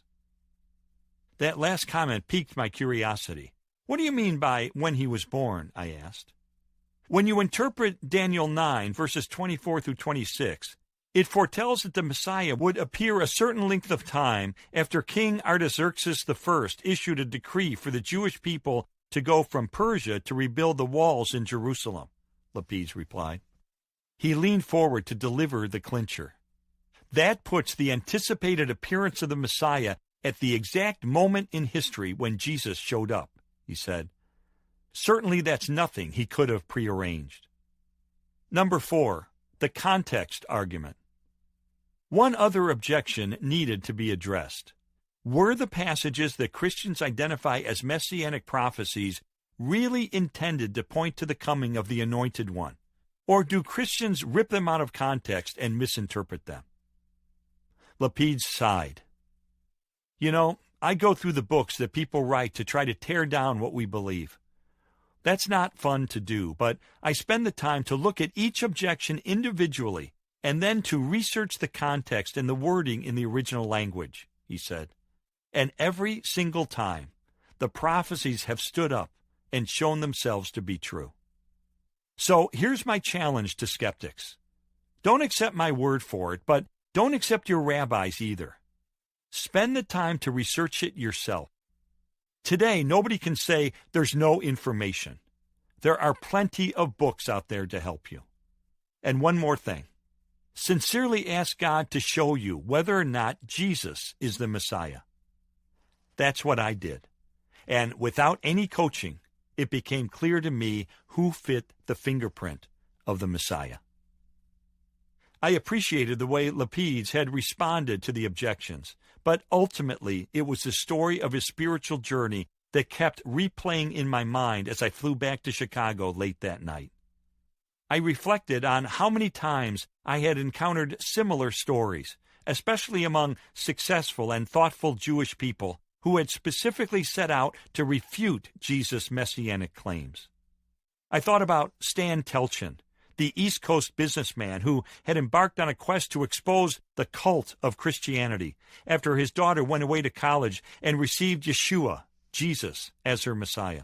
He was astonished to find that his investigation led him and his wife and second daughter to the same Messiah. He later became a Christian minister, and his book that recounts his story, Betrayed, has been translated into more than 20 languages. There was Jack Sternberg, a prominent cancer physician in Little Rock, Arkansas, who was so alarmed at what he found in the Old Testament that he challenged 3 rabbis to disprove that Jesus was the Messiah. They couldn't, and he too has claimed to have found wholeness in Christ. And there was Peter Greenspan, an obstetrician-gynecologist who practices in the Kansas City area and is a clinical assistant professor at the University of Missouri-Kansas City School of Medicine. Like Lapid's, he had been challenged to look for Jesus in Judaism. What he found troubled him, So he went to the Torah and Talmud, seeking to discredit Jesus' messianic credentials. Instead, he concluded that Jesus did miraculously fulfill the prophecies. For him, the more he read books by those trying to undermine the evidence for Jesus as the Messiah, the more he saw the flaws in their arguments. Ironically, concluded Greenspan, I think I actually came to faith in Yeshua by reading what detractors wrote. He found, as have Lapides and others, that Jesus' words in the Gospel of Luke have proved true. Everything must be fulfilled that is written about me in the law of Moses and the prophets and the Psalms. Luke 24, verse 44. It was fulfilled, and only in Jesus, the sole individual in history who has matched the prophetic fingerprint of God's anointed one. The Case for Christ, a journalist's personal investigation of the evidence for Jesus. Introduction. Reopening the investigation of a lifetime. In the parlance of prosecutors, the attempted murder case against James Dixon was a dead-bang winner. Open and shut. Even a cursory examination of the evidence was enough to establish that Dixon shot Police Sergeant Richard Scanlon in the abdomen during a struggle on Chicago's South Side. Piece by piece, item by item, witness by witness, the evidence tightened a noose around Dixon's neck. There were fingerprints and a weapon, eyewitnesses and a motive, a wounded cop and a defendant with a history of violence. Now the criminal justice system was poised to trip the trap door that would leave Dixon dangling by the weight of his own guilt. The facts were simple. Sergeant Scanlon had rushed to West 108th Place after a neighbor called police to report a man with a gun. Scanlon arrived to find Dixon noisily arguing with his girlfriend through the front door of her house. Her father emerged when he saw Scanlon, figuring it was safe to come outside. Suddenly, a fight broke out between Dixon and the father. The sergeant quickly intervened in an attempt to break it up. A shot rang out. Scanlon staggered away, wounded in his midsection. Just then, 2 other squad cars arrived, screeching to a halt, and officers ran over to restrain Dixon. A .22 caliber gun belonging to Dixon, covered with his fingerprints and with 1 bullet having been fired, was found nearby, where he had apparently flung it after the shooting. The father had been unarmed. Scanlon's revolver remained in his holster. Powder burns on Scanlon's skin showed that he had been shot at extremely close range. Fortunately, his wound wasn't life-threatening, although it was serious enough to earn him a medal for bravery, proudly pinned on his chest by the police superintendent himself.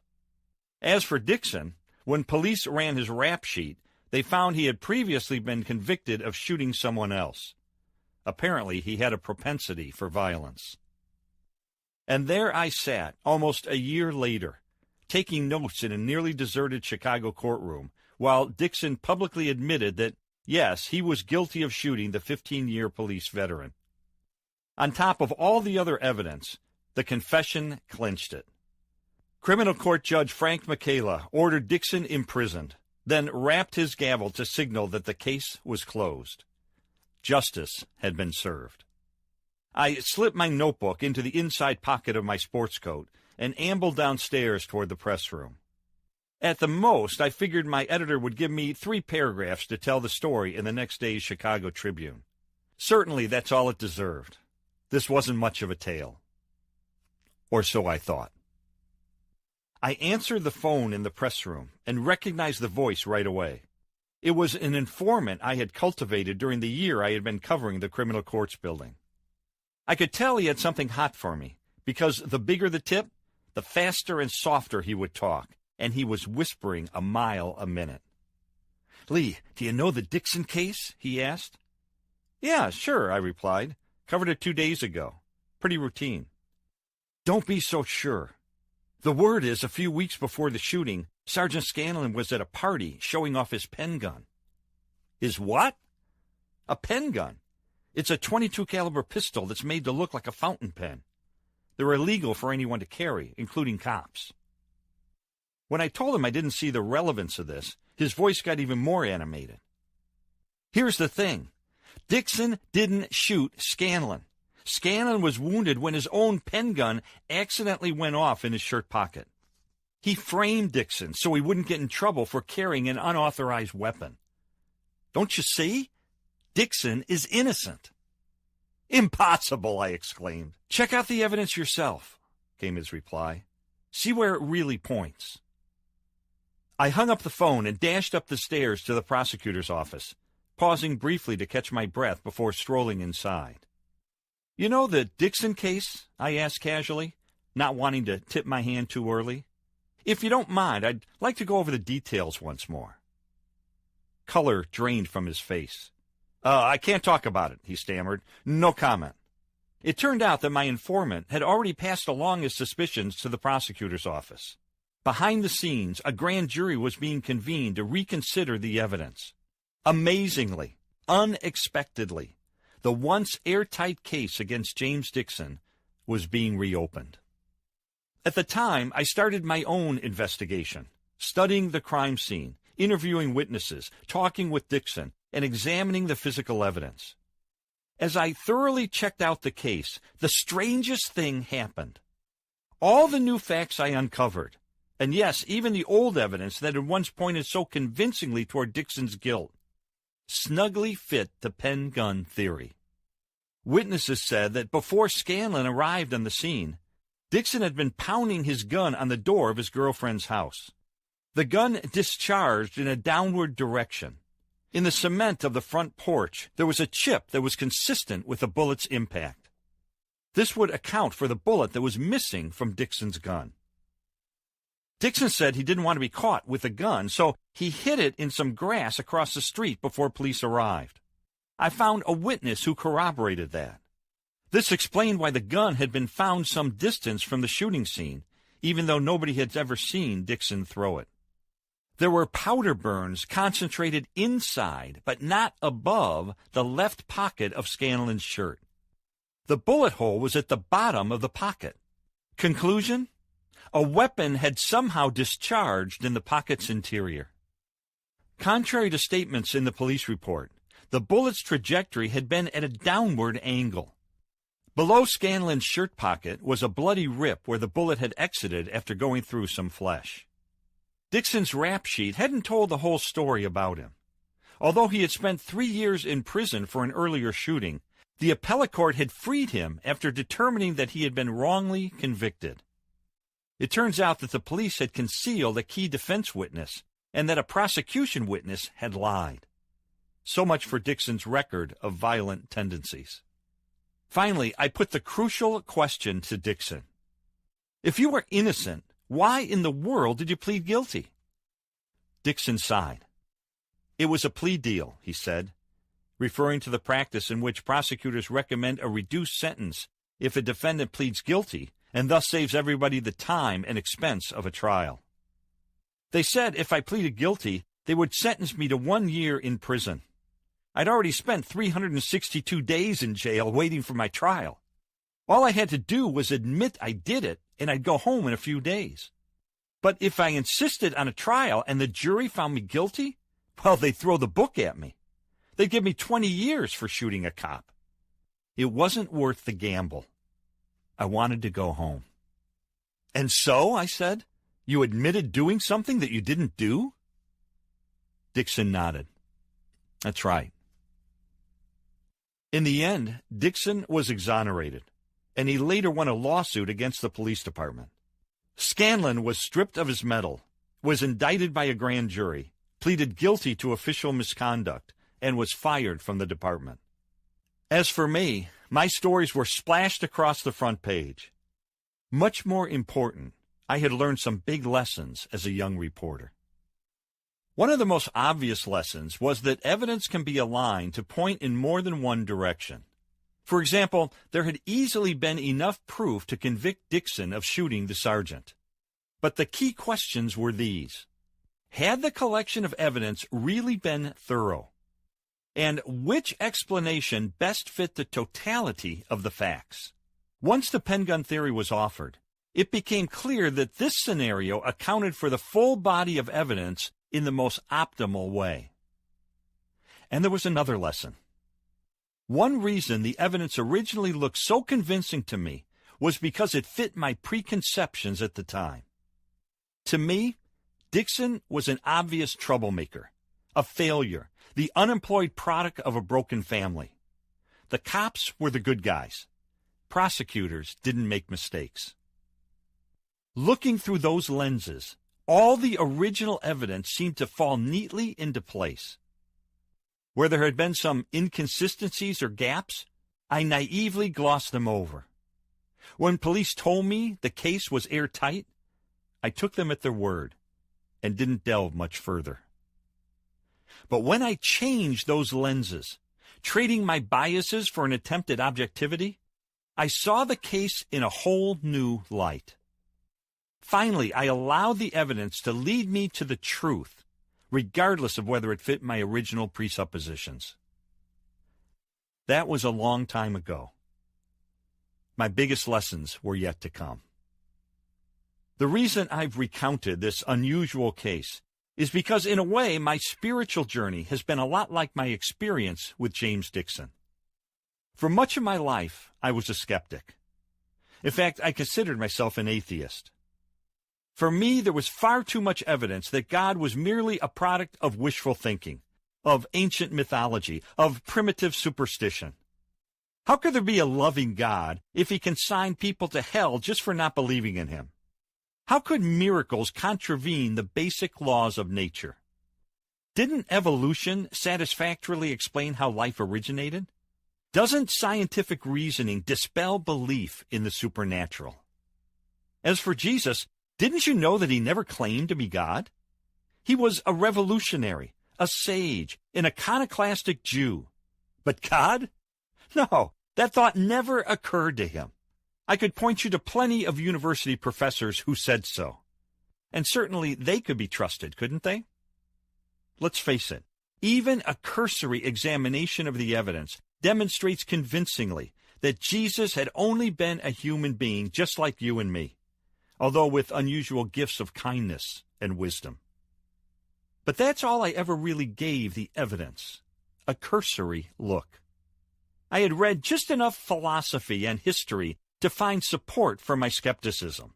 A fact here, a scientific theory there, a pithy quote, a clever argument. Sure, I could see some gaps and inconsistencies, but I had a strong motivation to ignore them. A self-serving and immoral lifestyle that I would be compelled to abandon if I were ever to change my views and become a follower of Jesus. As far as I was concerned, the case was closed. There was enough proof for me to rest easy with the conclusion that the divinity of Jesus was nothing more than the fanciful invention of superstitious people. Or so I thought. It wasn't a phone call from an informant that prompted me to re-examine the case for Christ. It was my wife. Leslie stunned me in the autumn of 1979 by announcing that she had become a Christian. I rolled my eyes and braced for the worst, feeling like the victim of a bait-and-switch scam. I had married one Leslie, the fun Leslie, the carefree Leslie, the risk-taking Leslie. And now I feared she was going to turn into some sort of sexually repressed prude who would trade our upwardly mobile lifestyle for all-night prayer vigils and volunteer work in grimy soup kitchens. Instead, I was pleasantly surprised, even fascinated, by the fundamental changes in her character, her integrity, and her personal confidence. Eventually, I wanted to get to the bottom of what was prompting these subtle but significant shifts in my wife's attitudes. So I launched an all-out investigation into the facts surrounding the case for Christianity. Setting aside my self-interest and prejudices as best I could, I read books, interviewed experts, asked questions, analyzed history, explored archaeology, studied ancient literature, and for the first time in my life, I picked apart the Bible verse by verse. I plunged into the case with more vigor than with any story I had ever pursued. I applied the training I had received at Yale Law School, as well as my experience as legal affairs editor of the Chicago Tribune. And over time, the evidence of the world, of history, of science, of philosophy, of psychology, began to point toward the unthinkable. It was like the James Dixon case revisited. Maybe you too have been basing your spiritual outlook on the evidence you've observed around you or gleaned long ago from books, college professors, family members, or friends. But is your conclusion really the best explanation for the evidence? If you were to dig deeper, to confront your preconceptions and systematically seek out proof, what would you find? That's what this book is about. In effect, I'm going to retrace and expand upon the spiritual journey I took for nearly 2 years. I'll take you along as I interview 13 leading scholars and authorities who have impeccable academic credentials. I have crisscrossed the country, from Minnesota to Georgia, from Virginia to California, to elicit their expert opinions, to challenge them with the objections I had when I was a skeptic, to force them to defend their positions with solid data and cogent arguments, and to test them with the very questions that you might ask if given the opportunity. In this quest for truth, I've used my experience as a legal affairs journalist to look at numerous categories of proof: eyewitness evidence, documentary evidence, corroborating evidence, rebuttal evidence, scientific evidence, psychological evidence, circumstantial evidence, and yes, even fingerprint evidence. That sounds intriguing, doesn't it?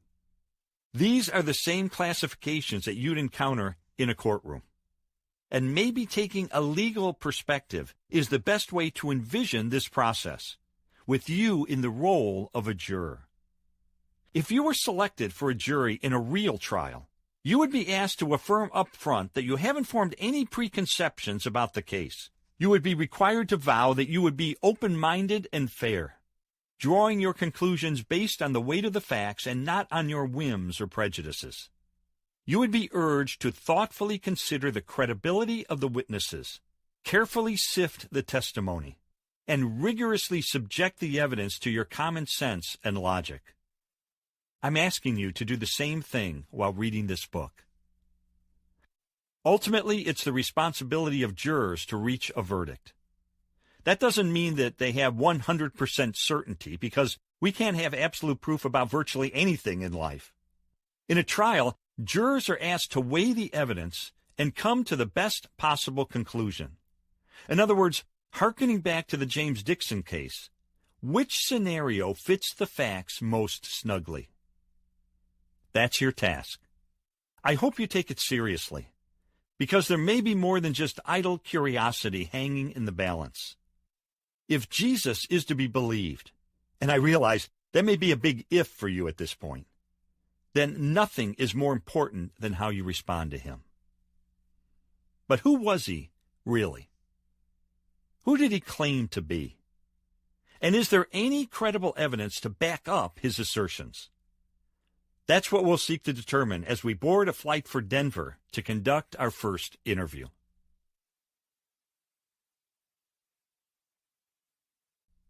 Chapter 11. The Medical Evidence. Was Jesus' death a sham and his resurrection a hoax? I paused to read the plaque hanging in the waiting room of a doctor's office. Let conversation cease. Let laughter flee. This is the place where death delights to help the living. Obviously, this was no ordinary physician. I was paying another visit to Dr. Robert J. Stein, one of the world's foremost forensic pathologists, a flamboyant, husky-voiced medical detective who used to regale me with stories about the unexpected clues he had uncovered while examining corpses. For him, dead men did tell tales. In fact, tales that would often bring justice to the living. During his lengthy tenure as medical examiner of Cook County, Illinois, Stein performed more than 20,000 autopsies, each time meticulously searching for insights into the circumstances surrounding the victim's death. Repeatedly, his sharp eye for detail, his encyclopedic knowledge of the human anatomy, and his uncanny investigative intuition helped this medical sleuth reconstruct the victim's violent demise. Sometimes innocent people were vindicated as a result of his findings. But more often, Stein's work was the final nail in the defendant's coffin. Such was the case with John Wayne Gacy, who faced the executioner after Stein helped convict him of 33 grisly murders. That's how crucial medical evidence can be. It can determine whether a child died of abuse or an accidental fall. It can establish whether a person succumbed to natural causes or was murdered by someone who spiked the person's coffee with arsenic. It can uphold or dismantle a defendant's alibi by pinpointing the victim's time of death, using an ingenious procedure that measures the amount of potassium in the eyes of the deceased. And yes, even in the case of someone brutally executed on a Roman cross 2 millennia ago, medical evidence can still make a crucial contribution. It can destroy one of the most persistent arguments used by those who claim that the resurrection of Jesus, the supreme vindication of his claim to deity, was nothing more than an elaborate hoax. The idea that Jesus never really died on the cross can be found in the Quran, which was written in the 7th century. In fact, Ahmadiyya Muslims contend that Jesus actually fled to India. To this day, there's a shrine that supposedly marks his real burial place in Srinagar, Kashmir. As the 19th century dawned, Karl Barth, Carlo Venturini, and others tried to explain away the resurrection by suggesting that Jesus only fainted from exhaustion on the cross, or he had been given a drug that made him appear to die, and that he had later been revived by the cool, damp air of the tomb. Conspiracy theorists bolster this hypothesis by pointing out that Jesus had been given some liquid on a sponge while on the cross, Mark 15, verse 36, and that Pilate seemed surprised at how quickly Jesus had succumbed, Mark 15, verse 44. Consequently, they said, Jesus' reappearance wasn't a miraculous resurrection, but merely a fortuitous resuscitation, and his tomb was empty because he continued to live. While reputable scholars have repudiated this so-called swoon theory, it keeps recurring in popular literature.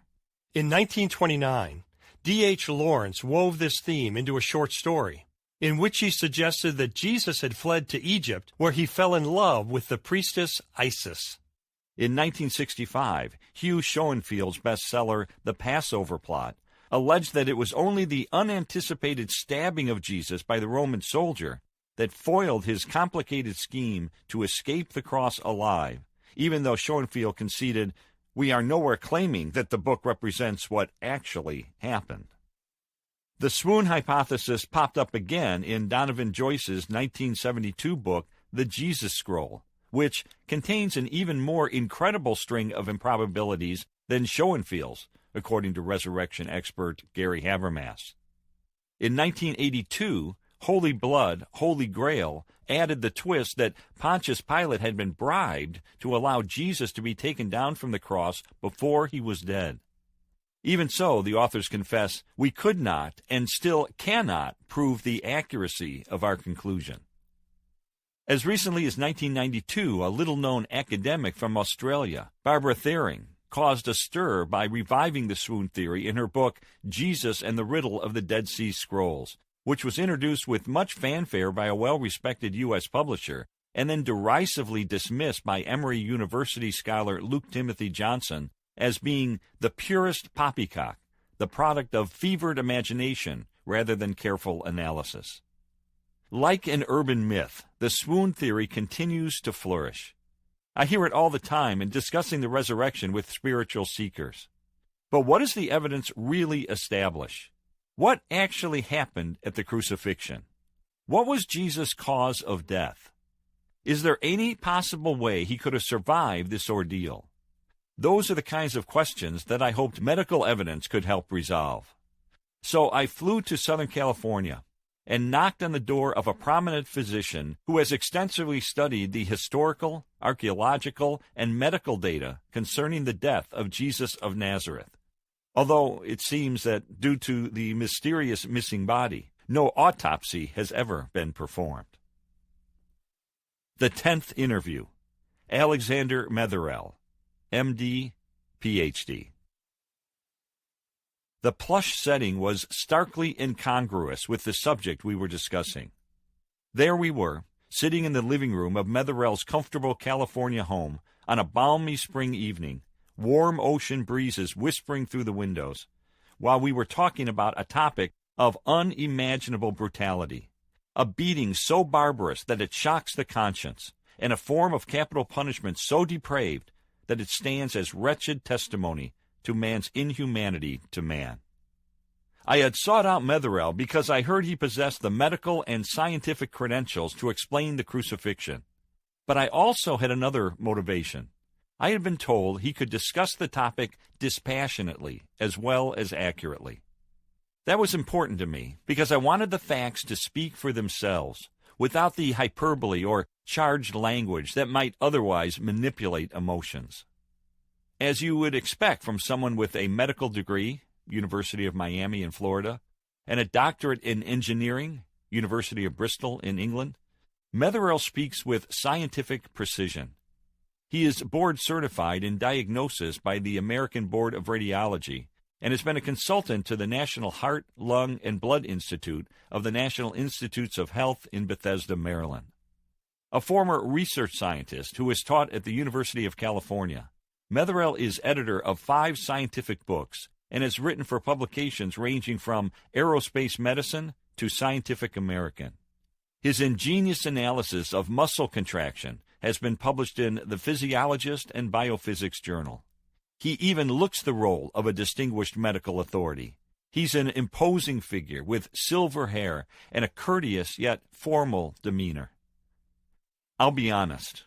At times I wondered what was going on inside Metherell. With scientific reserve, speaking slowly and methodically, he gave no hint of any inner turmoil as he calmly described the chilling details of Jesus' demise.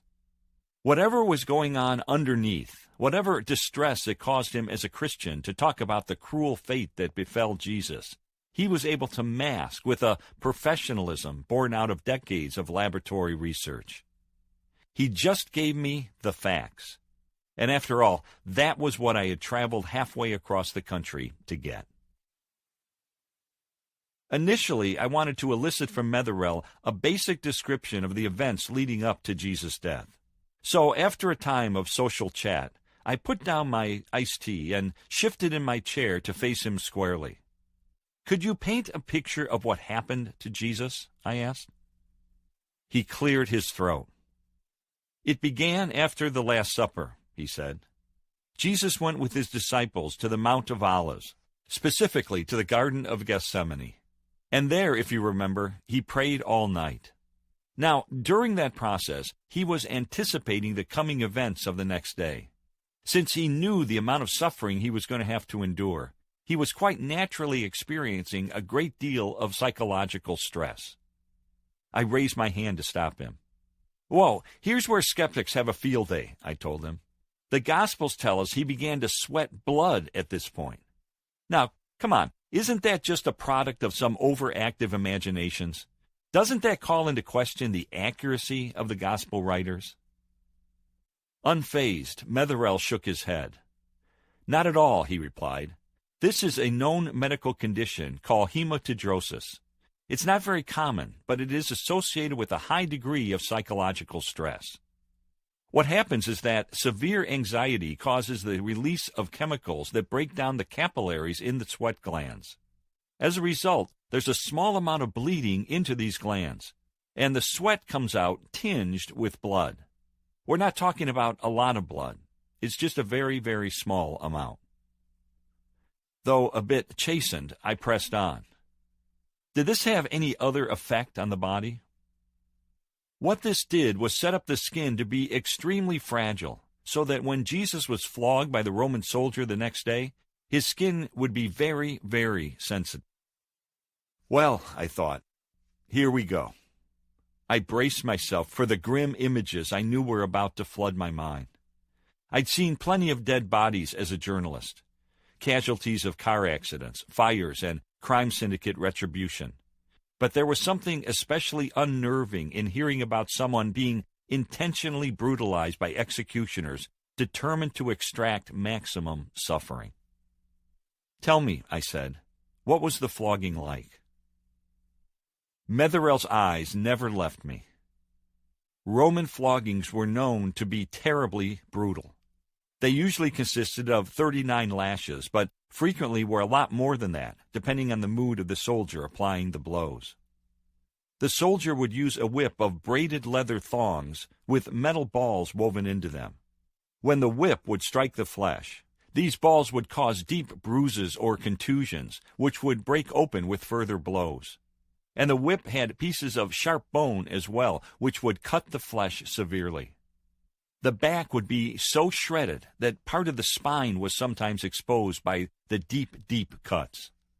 The whipping would have gone all the way from the shoulders down to the back, the buttocks, and the back of the legs. It was just terrible. Metherell paused. "Go on," I said. One physician who has studied Roman beatings said, as the flogging continued, the lacerations would tear into the underlying skeletal muscles and produce quivering ribbons of bleeding flesh. A 3rd-century historian by the name of Eusebius described a flogging by saying the sufferer's veins were laid bare, and the very muscles, sinews, and bowels of the victim were open to exposure. We know that many people would die from this kind of beating even before they could be crucified. At the least, the victim would experience tremendous pain and go into hypovolemic shock. Metherell had thrown in a medical phrase I didn't know. "What does hypovolemic shock mean?" I asked. Hypo means low, vol means volume, and emic means blood. So hypovolemic shock means the person is suffering the effects of losing a large amount of blood, the doctor explained. This does 4 things. First, the heart races to try to pump blood that isn't there. Second, the blood pressure drops, causing fainting or collapse. Third, the kidneys stop producing urine to maintain what volume is left. And fourth, the person becomes very thirsty as the body craves fluids to replace the lost blood volume. Do you see evidence of this in the gospel accounts? Yes, most definitely, he replied. Jesus was in hypovolemic shock as he staggered up the road to the execution site at Calvary, carrying the horizontal beam of the cross. Finally, Jesus collapsed, and the Roman soldier ordered Simon to carry the cross for him. Later we read that Jesus said, "I thirst," at which point a sip of vinegar was offered to him. Because of the terrible effects of this beating, there's no question that Jesus was already in serious to critical condition even before the nails were driven through his hands and feet.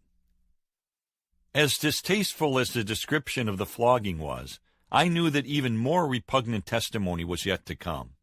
That's because historians are unanimous that Jesus survived the beating that day and went on to the cross, which is where the real issue lies. These days, when condemned criminals are strapped down and injected with poisons or secured to a wooden chair and subjected to a surge of electricity, the circumstances are highly controlled. Death comes quickly and predictably. Medical examiners carefully certify the victim's passing. From close proximity, witnesses scrutinize everything from beginning to end. But how certain was death by this crude, slow, and rather inexact form of execution called crucifixion? In fact, most people aren't sure how the cross kills its victims. And without a trained medical examiner to officially attest that Jesus had died, might he have escaped the experience brutalized and bleeding, but nevertheless alive? I began to unpack these issues. What happened when he arrived at the site of the crucifixion? I asked. He would have been laid down, and his hands would have been nailed in the outstretched position on the horizontal beam. This crossbar was called the patibulum, and at this stage it was separate from the vertical beam, which was permanently set in the ground.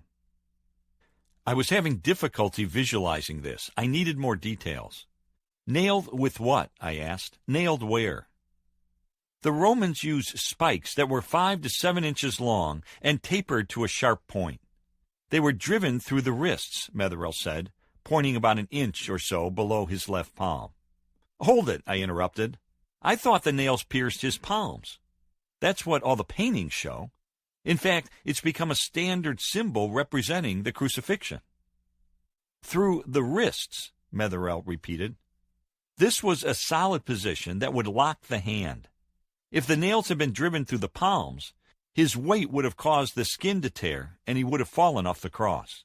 So the nails went through the wrists, although this was considered part of the hand in the language of the day. And it's important to understand that the nail would go through the place where the median nerve runs. This is the largest nerve going out to the hand, and it would be crushed by the nail that was being pounded in. Since I have only a rudimentary knowledge of the human anatomy, I wasn't sure what this meant. What sort of pain would that have produced? I asked. Let me put it this way, he replied. Do you know the kind of pain you feel when you bang your elbow and hit your funny bone? That's actually another nerve, called the ulnar nerve. It's extremely painful when you accidentally hit it. Well, picture taking a pair of pliers and squeezing and crushing that nerve, he said, emphasizing the word squeezing as he twisted an imaginary pair of pliers. The effect would be similar to what Jesus experienced. I winced at the image and squirmed in my chair. The pain was absolutely unbearable, he continued. In fact, it was literally beyond words to describe. They had to invent a new word, excruciating. Literally, excruciating means out of the cross. Think of that. They needed to create a new word because there was nothing in the language that could describe the intense anguish caused during the crucifixion. At this point, Jesus was hoisted as the crossbar was attached to the vertical stake, and then nails were driven through Jesus' feet. Again, the nerves in his feet would have been crushed, and there would have been a similar type of pain. Crushed and severed nerves were certainly bad enough, but I needed to know what effect that hanging on the cross would have had on Jesus. What stresses would this have put on his body? Metherell answered, first of all, his arms would have immediately been stretched, probably about 6 inches in length, and both shoulders would have become dislocated. You can determine this with simple mathematical equations. This fulfilled the Old Testament prophecy in Psalm 22, which foretold the crucifixion hundreds of years before it took place and says, "My bones were out of joint." Metherell had made his point, graphically, about the pain endured as the crucifixion process began. But I needed to get to what finally claims the life of a crucifixion victim, because that's the pivotal issue in determining whether death can be faked or eluded. So I put the cause of death question directly to Metherell. Once a person is hanging in the vertical position, he replied, crucifixion is essentially an agonizingly slow death by asphyxiation. The reason is that the stresses on the muscles and diaphragm put the chest into the inhale position. Basically, in order to exhale, the individual must push up on his feet so that the tension on the muscles would be eased for a moment. In doing so, the nail would tear through the foot, eventually locking up against the tarsal bones. After managing to exhale, the person would then be able to relax down and take another breath in. Again, he'd have to push himself up to exhale, scraping his bloodied back against the coarse wood of the cross. This would go on and on until complete exhaustion would take over, and the person wouldn't be able to push up and breathe anymore. As the person slows down his breathing, he goes into what is called respiratory acidosis. The carbon dioxide in the blood is dissolved as carbonic acid, causing the acidity of the blood to increase. This eventually leads to an irregular heartbeat. In fact, with his heart beating erratically, Jesus would have known that he was at the moment of death, which is when he was able to say, "Lord, into your hands I commit my spirit." And then he died of cardiac arrest. It was the clearest explanation I had ever heard of death by crucifixion. But Metherell wasn't done.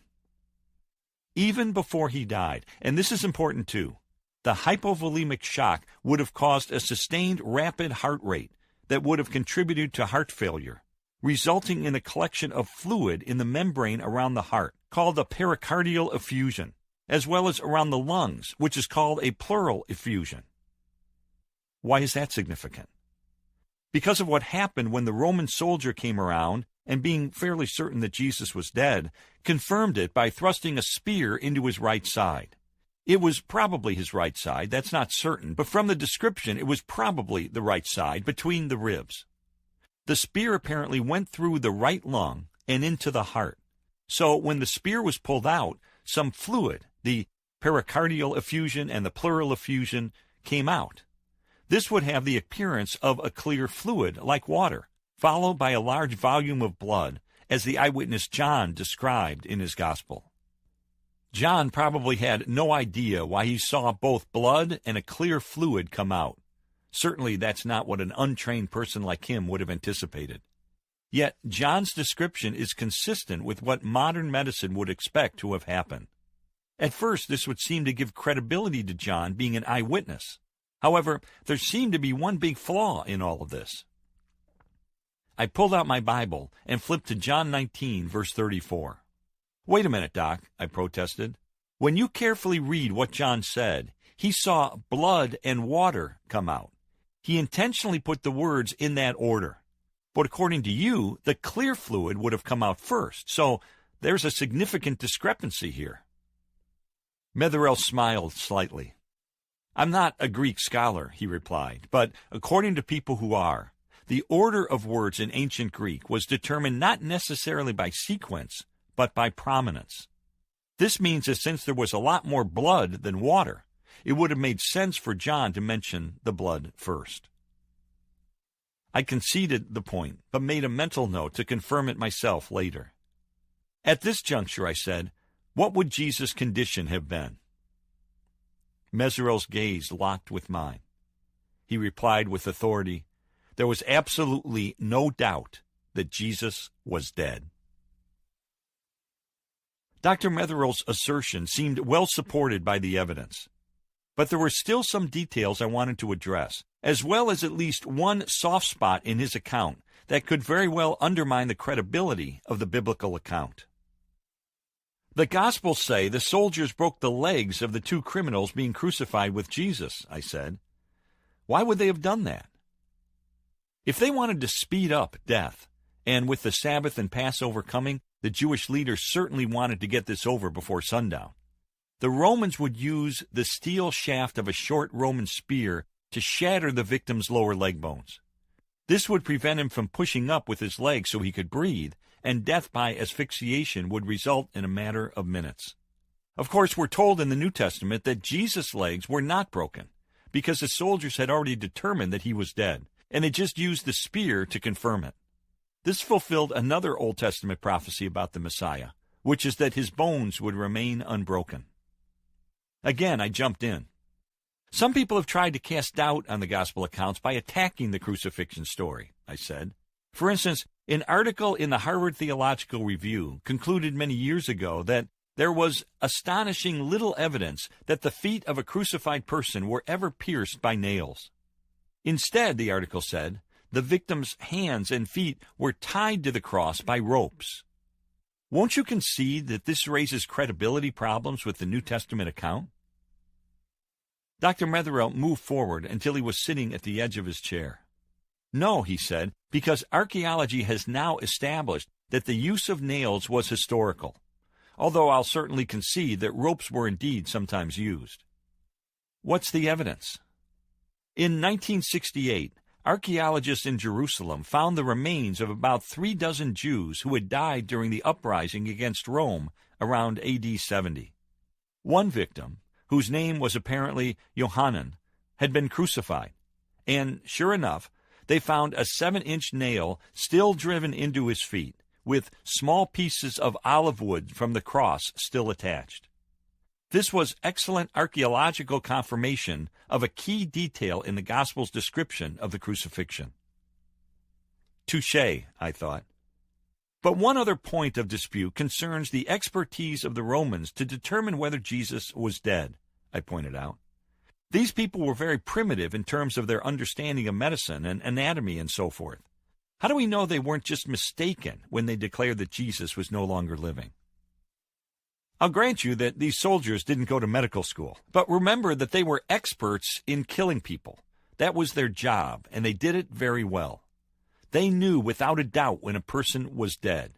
And really, it's not so terribly difficult to figure out. Besides, if a prisoner somehow escaped, the responsible soldiers would be put to death themselves. So they had a huge incentive to make absolutely sure that each and every victim was dead when he was removed from the cross. Appealing to history and medicine, to archaeology and even Roman military rules, Metherell had closed every loophole. Jesus could not have come down from the cross alive. But still, I pushed him further. Is there any possible way that Jesus could have survived this? Metherell shook his head and pointed his finger at me for emphasis. Absolutely not, he said.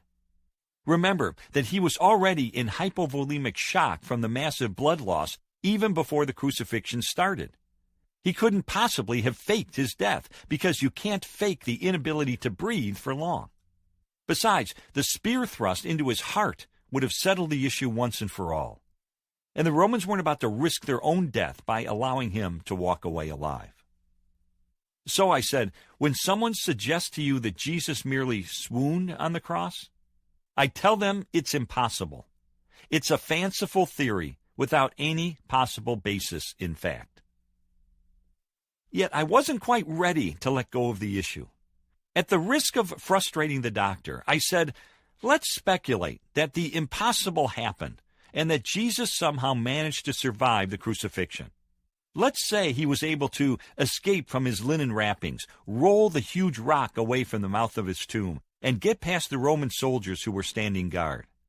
Medically speaking, what condition would he have been in after he tracked down his disciples? Metherell was reluctant to play that game. Again, he stressed, becoming a bit more animated, there's just no way he could have survived the cross. But if he had, how could he walk around after nails had been driven through his feet? How could he have appeared on the road to Emmaus just a short time later, strolling for long distances? How could he have used his arms after they were stretched and pulled from their joints? Remember, he also had massive wounds on his back and a spear wound to his chest.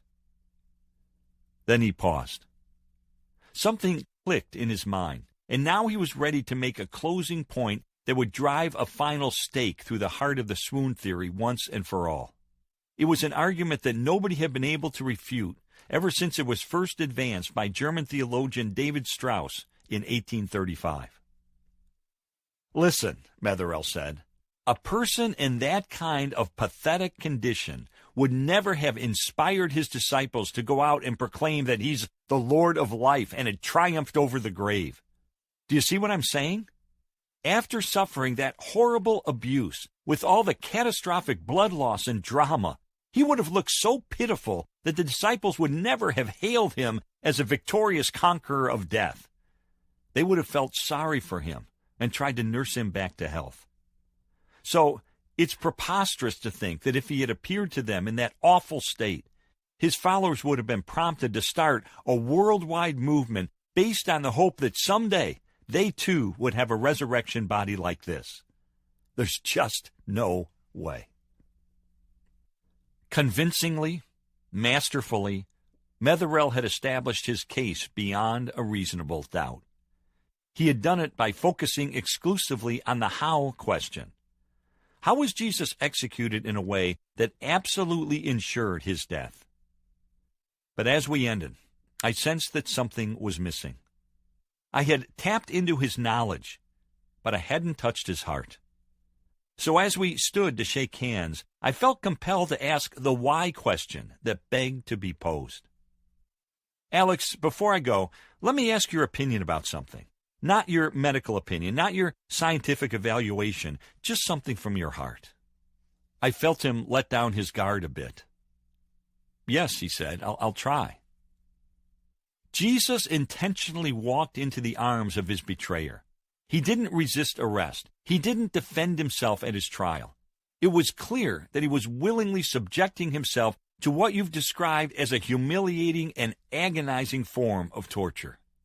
And I'd like to know why. What could possibly have motivated a person to agree to endure this sort of punishment. Alexander Metherell, the man this time, not the doctor, searched for the right words. "Frankly, I don't think a typical person could have done it," he finally replied.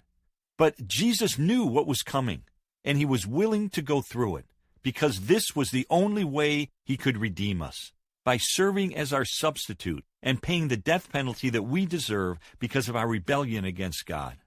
That was his whole mission in coming to earth." Having said that, I could still sense that Metherell's relentlessly rational and logical and organized mind was continuing to crunch down my question to its most basic, irreducible answer. "So when you ask what motivated him," he concluded, "well, I suppose the answer can be summed up in one word, and that would be love." Driving away that night, it was this answer that played over and over in my mind. All in all, my trip to California had been thoroughly helpful. Metherell had persuasively established that Jesus could not have survived the ordeal of the cross, a form of cruelty so vile that the Romans exempted their own citizens from it, except for cases of high treason. Metherell's conclusions were consistent with the findings of other physicians who have carefully studied the issue. Among them is Dr. William D. Edwards, whose 1986 article in the Journal of the American Medical Association concluded, "Clearly, the weight of the historical and medical evidence indicates that Jesus was dead before the wound to his side was inflicted. Accordingly, interpretations based on the assumption that Jesus did not die on the cross appear to be at odds with modern medical knowledge." Those who seek to explain away the resurrection of Jesus by claiming that he somehow escaped the clutches of death at Golgotha need to offer a more plausible theory that fits the facts. And then they too must end up pondering the haunting question that all of us need to consider. What could possibly have motivated Jesus to willingly allow himself to be degraded and brutalized the way that he did? Chapter 12. The Evidence of the Missing Body. Was Jesus' body really absent from his tomb? Candy heiress Helen Voorhees Brock flew into the world's busiest airport on a crisp autumn afternoon, stepped into a crowd, and promptly disappeared without a trace. For decades, the mystery of what happened to this red-haired, animal-loving philanthropist has baffled police and journalists alike. While investigators are convinced she was murdered, they haven't been able to determine the specific circumstances, largely because they've never found her body. Police have floated some speculation, leaked tantalizing possibilities to the press, and even got a judge to declare that a con man was responsible for her disappearance. But absent a corpse, her murder officially remains unsolved. Nobody has ever been charged with her slaying. The Brock case is one of those frustrating enigmas that keep me awake from time to time as I mentally sift through the sparse evidence and try to piece together what happened. Ultimately, it's an unsatisfying exercise. I want to know what happened, and there just aren't enough facts to chase away the conjecture. Occasionally, bodies turn up missing in pulp fiction and in real life, but rarely do you encounter an empty tomb. Unlike the case of Helen Brock, the issue with Jesus isn't that he was nowhere to be seen. It's that he was seen alive. He was seen dead. And he was seen alive once more. If we believe the gospel accounts, this isn't a matter of a missing body. No, it's a matter of Jesus still being alive, even to this day. Even after publicly succumbing to the horrors of crucifixion so graphically depicted in the preceding chapter. The empty tomb, as an enduring symbol of the resurrection, is the ultimate representation of Jesus' claim to being God. The Apostle Paul said in 1 Corinthians 15, verse 17, that the resurrection is the very linchpin of the Christian faith. If Christ has not been raised, your faith is futile. you are still in your sins. Theologian Gerald O'Collins put it this way: in a profound sense, Christianity without the resurrection is not simply Christianity without its final chapter. It is not Christianity at all. The resurrection is the supreme vindication of Jesus' divine identity and his inspired teaching. It's the proof of his triumph over sin and death. It's the foreshadowing of the resurrection of his followers. It's the basis of Christian hope. It's the miracle of all miracles, if it's true. Skeptics claim that what happened to Jesus' body is still a mystery, akin to Helen Brock's disappearance. There's not enough evidence, they say, to reach a firm conclusion. But others assert that the case is effectively closed, because there is conclusive proof that the tomb was vacant on that first Easter morning. And if you want someone to compellingly present that case, your best bet is to visit with William Lane Craig, widely considered to be among the world's foremost experts on the resurrection. The 11th interview. William Lane Craig, Ph.D., D.Th. I had an unusual perspective the first time I saw Bill Craig in action. I was seated behind him as he defended Christianity before a crowd of nearly 8,000 people, with countless others listening on more than 100 radio stations around the country. As moderator of a debate between Craig and an atheist selected by the national spokesman for American Atheists Incorporated, I marveled as Craig politely but powerfully built the case for Christianity, while simultaneously dismantling the arguments for atheism. From where I was sitting, I could watch the faces of people as they discovered, many for the first time, that Christianity can stand up to rational analysis and rugged scrutiny. In the end, it was no contest.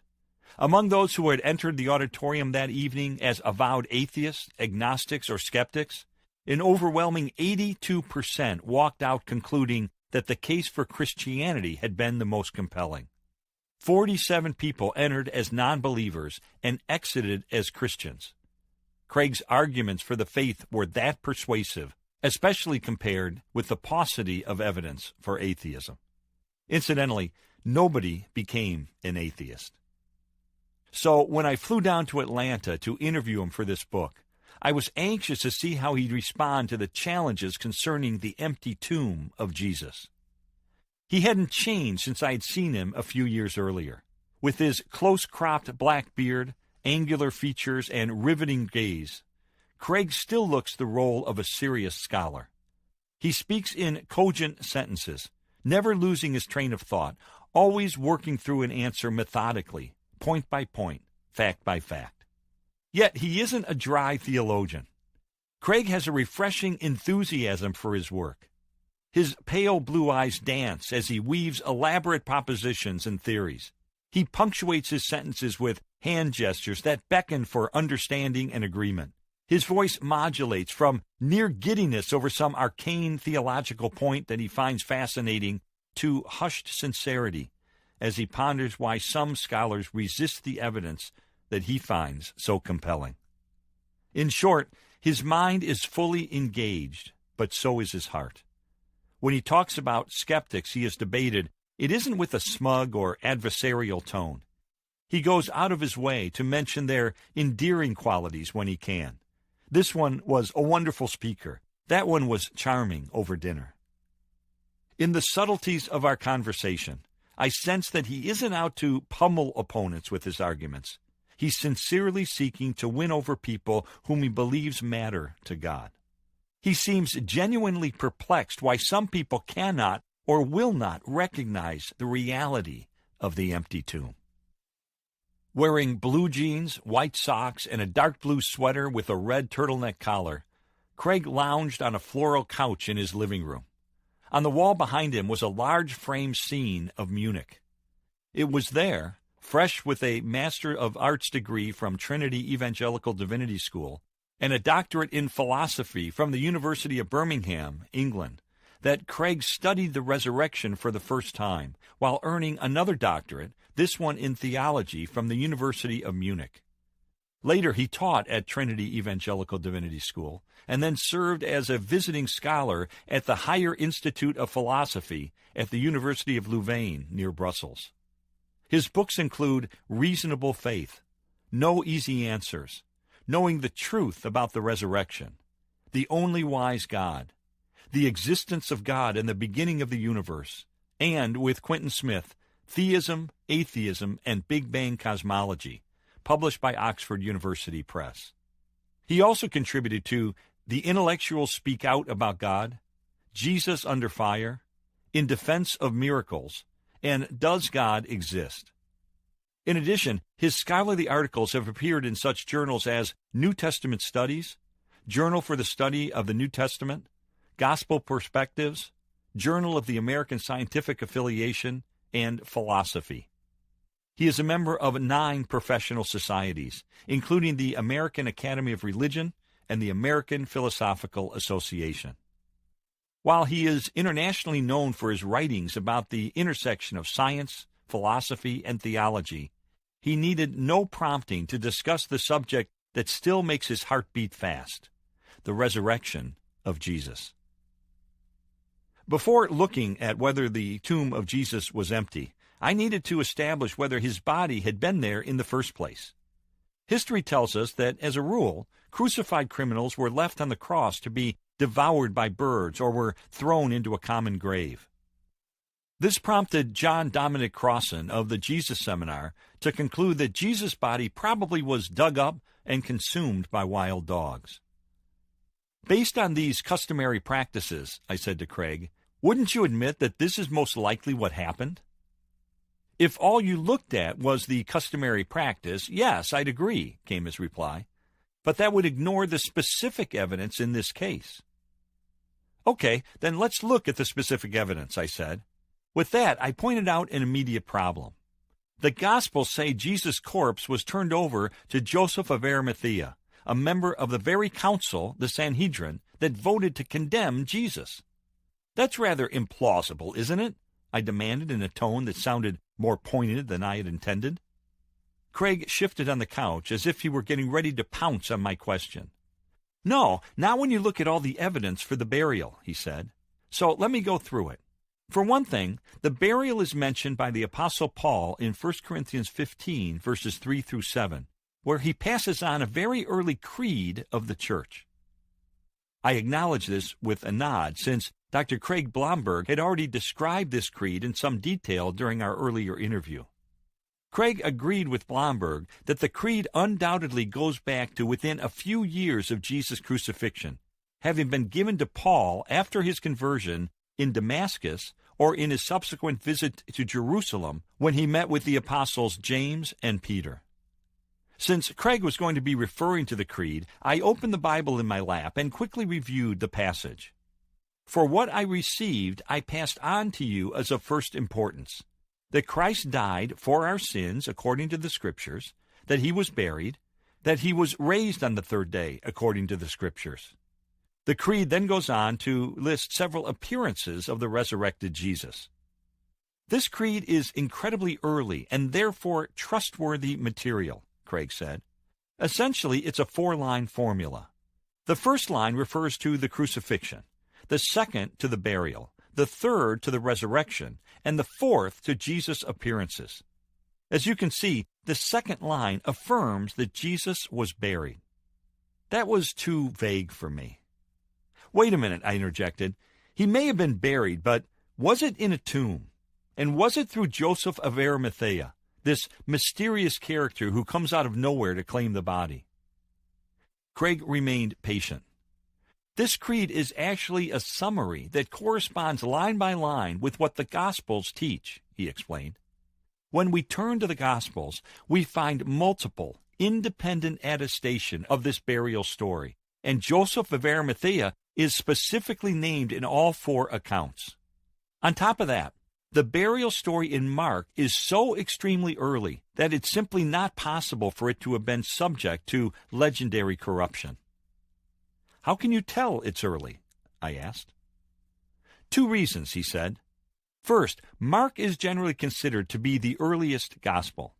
Second, this gospel basically consists of short anecdotes about Jesus, more like pearls on a string than a smooth, continuous narrative.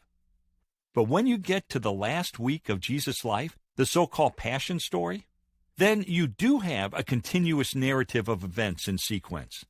This Passion story was apparently taken by Mark from an even earlier source, and this source included the story of Jesus being buried in the tomb. While those were good arguments, I spotted a problem with Mark's account of what happened. Mark says that the entire Sanhedrin voted to condemn Jesus, I said. If that's true, this means Joseph of Arimathea cast his ballot to kill Jesus. Isn't it highly unlikely that he would have then come to give Jesus an honorable burial? Apparently, my observation put me in good company. Luke may have felt the same discomfort, Craig said, which would explain why he added one important detail. Joseph of Arimathea wasn't present when the official vote was taken. So that would explain things. But the significant point about Joseph of Arimathea is that he would not be the sort of person who would have been invented by Christian legend or Christian authors. I needed more than merely a conclusion on that matter. I wanted some solid reasoning. Why not? I asked. Given the early Christian anger and bitterness toward the Jewish leaders who had instigated the crucifixion of Jesus, he said, it's highly improbable that they would have invented one who did the right thing by giving Jesus an honorable burial, especially while all of Jesus' disciples deserted him. Besides, they wouldn't make up a specific member of a specific group whom people could check out for themselves and ask about this. So Joseph is undoubtedly a historical figure.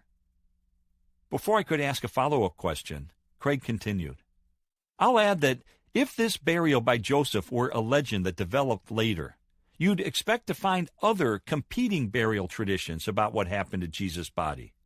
However, you don't find these at all. As a result, the majority of New Testament scholars today agree that the burial account of Jesus is fundamentally reliable. John A.T. Robinson, the late Cambridge University New Testament scholar, said the honorable burial of Jesus is one of the earliest and best attested facts that we have about the historical Jesus. Craig's explanations satisfied me that Jesus' body was indeed placed in Joseph's tomb. But the creed left an ambiguity. Perhaps, even after the resurrection, his body remained entombed. While the creed says Jesus was crucified, buried, and then resurrected, it doesn't specifically say the tomb was empty, I pointed out. Doesn't this leave room for the possibility that the resurrection was only spiritual in nature and that Jesus' body was still in the tomb? The creed definitely implies the empty tomb, Craig countered. You see, the Jews had a physical concept of resurrection. For them, the primary object of the resurrection was the bones of the deceased, not even the flesh, which was thought to be perishable. After the flesh rotted away, the Jews would gather the bones of their deceased and put them in boxes to be preserved until the resurrection at the end of the world, when God would raise the righteous dead of Israel and they would come together in the final kingdom of God. In light of this, it would have been simply a contradiction of terms for an early Jew to say that someone was raised from the dead, but his body still was left in the tomb. So when this early Christian creed says Jesus was buried and then raised on the third day, it's saying implicitly, but quite clearly, an empty tomb was left behind. Having heard convincing evidence that Jesus had been in the tomb, it seemed important to know how secure his grave was from outside influences. The tighter the security, the less likely the body could have been tampered with. How protected was Jesus' tomb? I asked. Craig proceeded to describe how this kind of tomb looked, as best as archaeologists have been able to determine from excavations of first-century sites. There was a slanted groove that led down to a low entrance, and a large disc-shaped stone was rolled down this groove and lodged into place across the door, he said, using his hands to illustrate what he was saying. A smaller stone was then used to secure the disc. Although it would be easy to roll this big disc down the groove, it would take several men to roll the stone back up in order to reopen the tomb. In that sense, it was quite secure. However, was Jesus' tomb also guarded? I knew that some skeptics have attempted to cast doubt on the popular belief that Jesus' tomb was carefully watched around the clock by highly disciplined Roman soldiers who faced death themselves if they failed in their duty. Are you convinced there were Roman guards? I asked. Only Matthew reports that guards were placed around the tomb, he replied. But in any event, I don't think the guard story is an important facet of the evidence for the resurrection. For one thing, it's too disputed by contemporary scholarship. I find it's prudent to base my arguments on evidence that's most widely accepted by the majority of scholars, so the guard story is better left aside. I was surprised by his approach. Doesn't that weaken your case? I asked. Craig shook his head. Frankly, the guard story may have been important in the 18th century when critics were suggesting that the disciples stole Jesus' body, but nobody espouses that theory today, he responded. When you read the New Testament, he continued, there's no doubt that the disciples sincerely believed the truth of the resurrection. The idea that the empty tomb is a result of some hoax, conspiracy, or theft is simply dismissed today. So the guard story has become sort of incidental. Even so, I was interested whether there was any evidence to back up Matthew's assertion about the guards. Although I understood Craig's reason for setting aside the issue, I pressed ahead by asking whether there was any good evidence that the guard story is historical. Yes, there is, he said. Think about the claims and counterclaims about the resurrection that went back and forth between the Jews and the Christians in the first century. The initial Christian proclamation was, Jesus is risen. The Jews responded, the disciples stole his body. To this, Christians said, but the guards at the tomb would have prevented such a theft. The Jews responded, but the guards at the tomb fell asleep. To that, the Christians replied, no, the Jews bribed the guards to say they fell asleep. Now, if there had not been any guards, the exchange would have gone like this. In response to the claim Jesus is risen, the Jews would say, no, the disciples stole his body. Christians would reply, but the guards would have prevented the theft. Then the Jews' response would have been, what guards? You're crazy. There were no guards. Yet history tells us that's not what the Jews said. This suggests the guards really were historical, and that the Jews knew it, which is why they had to invent the absurd story about the guards having been asleep while the disciples took the body. Again, a nagging question prompted me to jump in. There seems to be another problem here, I said, pausing as I tried to formulate my objection as succinctly as I could. Why would the Jewish authorities have placed guards at the tomb in the first place? If they were anticipating a resurrection, or the disciples faking one, this would mean they had a better understanding of Jesus' predictions about his resurrection than the disciples did. After all, the disciples were surprised by the whole thing. You've hit on something there, Craig conceded.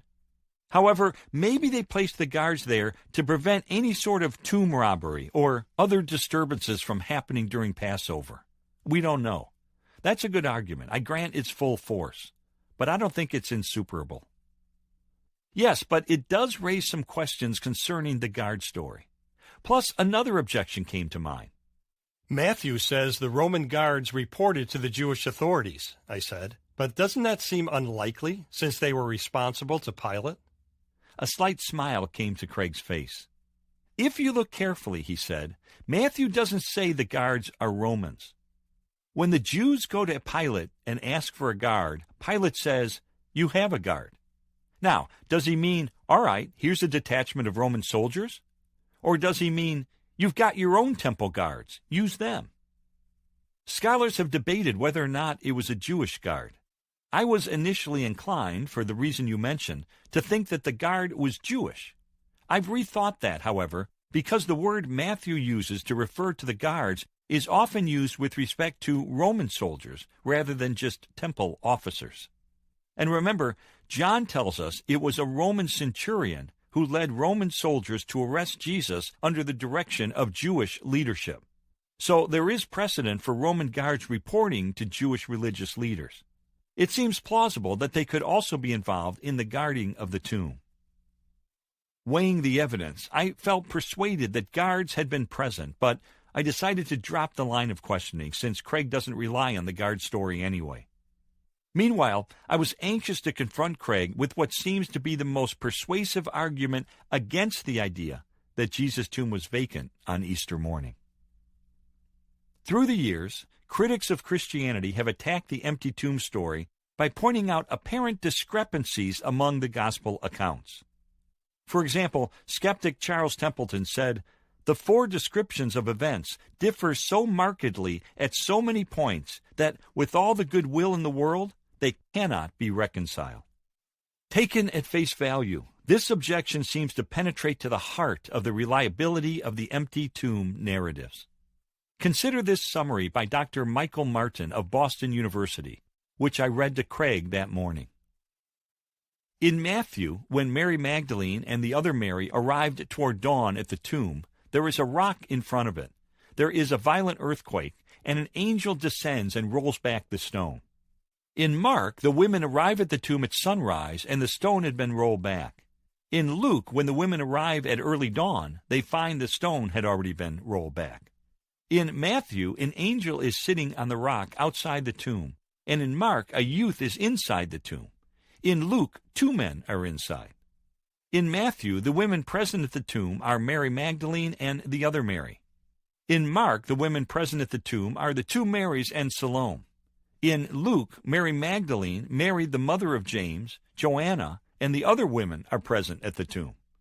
In Matthew, the 2 Marys rush from the tomb in great fear and joy, run to tell the disciples, and meet Jesus on the way. In Mark, they run out of the tomb in fear and say nothing to anyone. In Luke, the women report the story to the disciples, who do not believe them, and there is no suggestion that they meet Jesus. And, I said to Craig, Martin points out that John conflicts with much of the other 3 Gospels. He concludes, in some, the accounts of what happened at the tomb are either inconsistent or can only be made consistent with the aid of implausible interpretations. I stopped reading and looked up from my notes. My eyes locking with Craig's, I asked him point blank, "In light of all of this, how in the world can you possibly consider the empty tomb story to be credible?" Immediately I noticed something about Craig's demeanor. In casual conversation or when discussing tepid objections to the empty tomb, he's rather mellow. But the tougher the question and the more piercing the challenge, the more animated and focused he gets. At this point, his body language told me he couldn't wait to dive into these seemingly dangerous waters. Clearing his throat, Craig began. "With all due respect," he said, "Michael Martin is a philosopher, not a historian, and I don't think he understands the historian's craft. For a philosopher, if something is inconsistent, the law of contradiction says this cannot be true, throw it out. However, the historian looks at these narratives and says, I see some inconsistencies, but I notice something about them. They're all in the secondary details. The core of the story is the same. Joseph of Arimathea takes the body of Jesus, puts it in a tomb. The tomb is visited by a small group of women followers of Jesus early on the Sunday morning following the crucifixion, and they find that the tomb is empty. They see a vision of angels saying that Jesus is risen. The careful historian, unlike the philosopher, doesn't throw out the baby with the bathwater. He says, this suggests that there is a historical core to this story that is reliable and can be depended upon, however conflicting the secondary details might be. So we can have great confidence in the core that's common to the narratives and that would be agreed upon by the majority of New Testament scholars today, even if there are differences concerning the names of the women, the exact time of the morning, the number of the angels, and so forth. Those kind of secondary discrepancies wouldn't bother a historian. Even the usually skeptical historian Michael Grant, a fellow of Trinity College, Cambridge, and professor at Edinburgh University, concedes in his book, Jesus, an Historian's Review of the Gospels, true, the discovery of the empty tomb is differently described by the various Gospels, but if we apply the same sort of criteria that we would apply to any other ancient literary sources, then the evidence is firm and plausible enough to necessitate the conclusion that the tomb was indeed found empty. Sometimes, while covering criminal trials, I've seen two witnesses give the exact same testimony down to the nitty-gritty details, only to find themselves ripped apart by the defense attorney for having colluded before the trial. So I remarked to Craig, I suppose if all four Gospels were identical in their minutiae, that would have raised a suspicion of plagiarism. Yes, that's a very good point, he said. The differences between the empty tomb narratives suggest that we have multiple, independent attestation of the empty tomb story. Sometimes people say Matthew and Luke just plagiarized from Mark. But when you look at the narratives closely, you see divergences that suggest that even if Matthew and Luke did know Mark's account, nevertheless, they also had separate, independent sources for the empty tomb story. So, with these multiple and independent accounts, no historian would disregard this evidence just because of secondary discrepancies. Let me give you a secular example. We have two narratives of Hannibal crossing the Alps to attack Rome, and they're incompatible and irreconcilable. Yet no classical historian doubts the fact that Hannibal did mount such a campaign.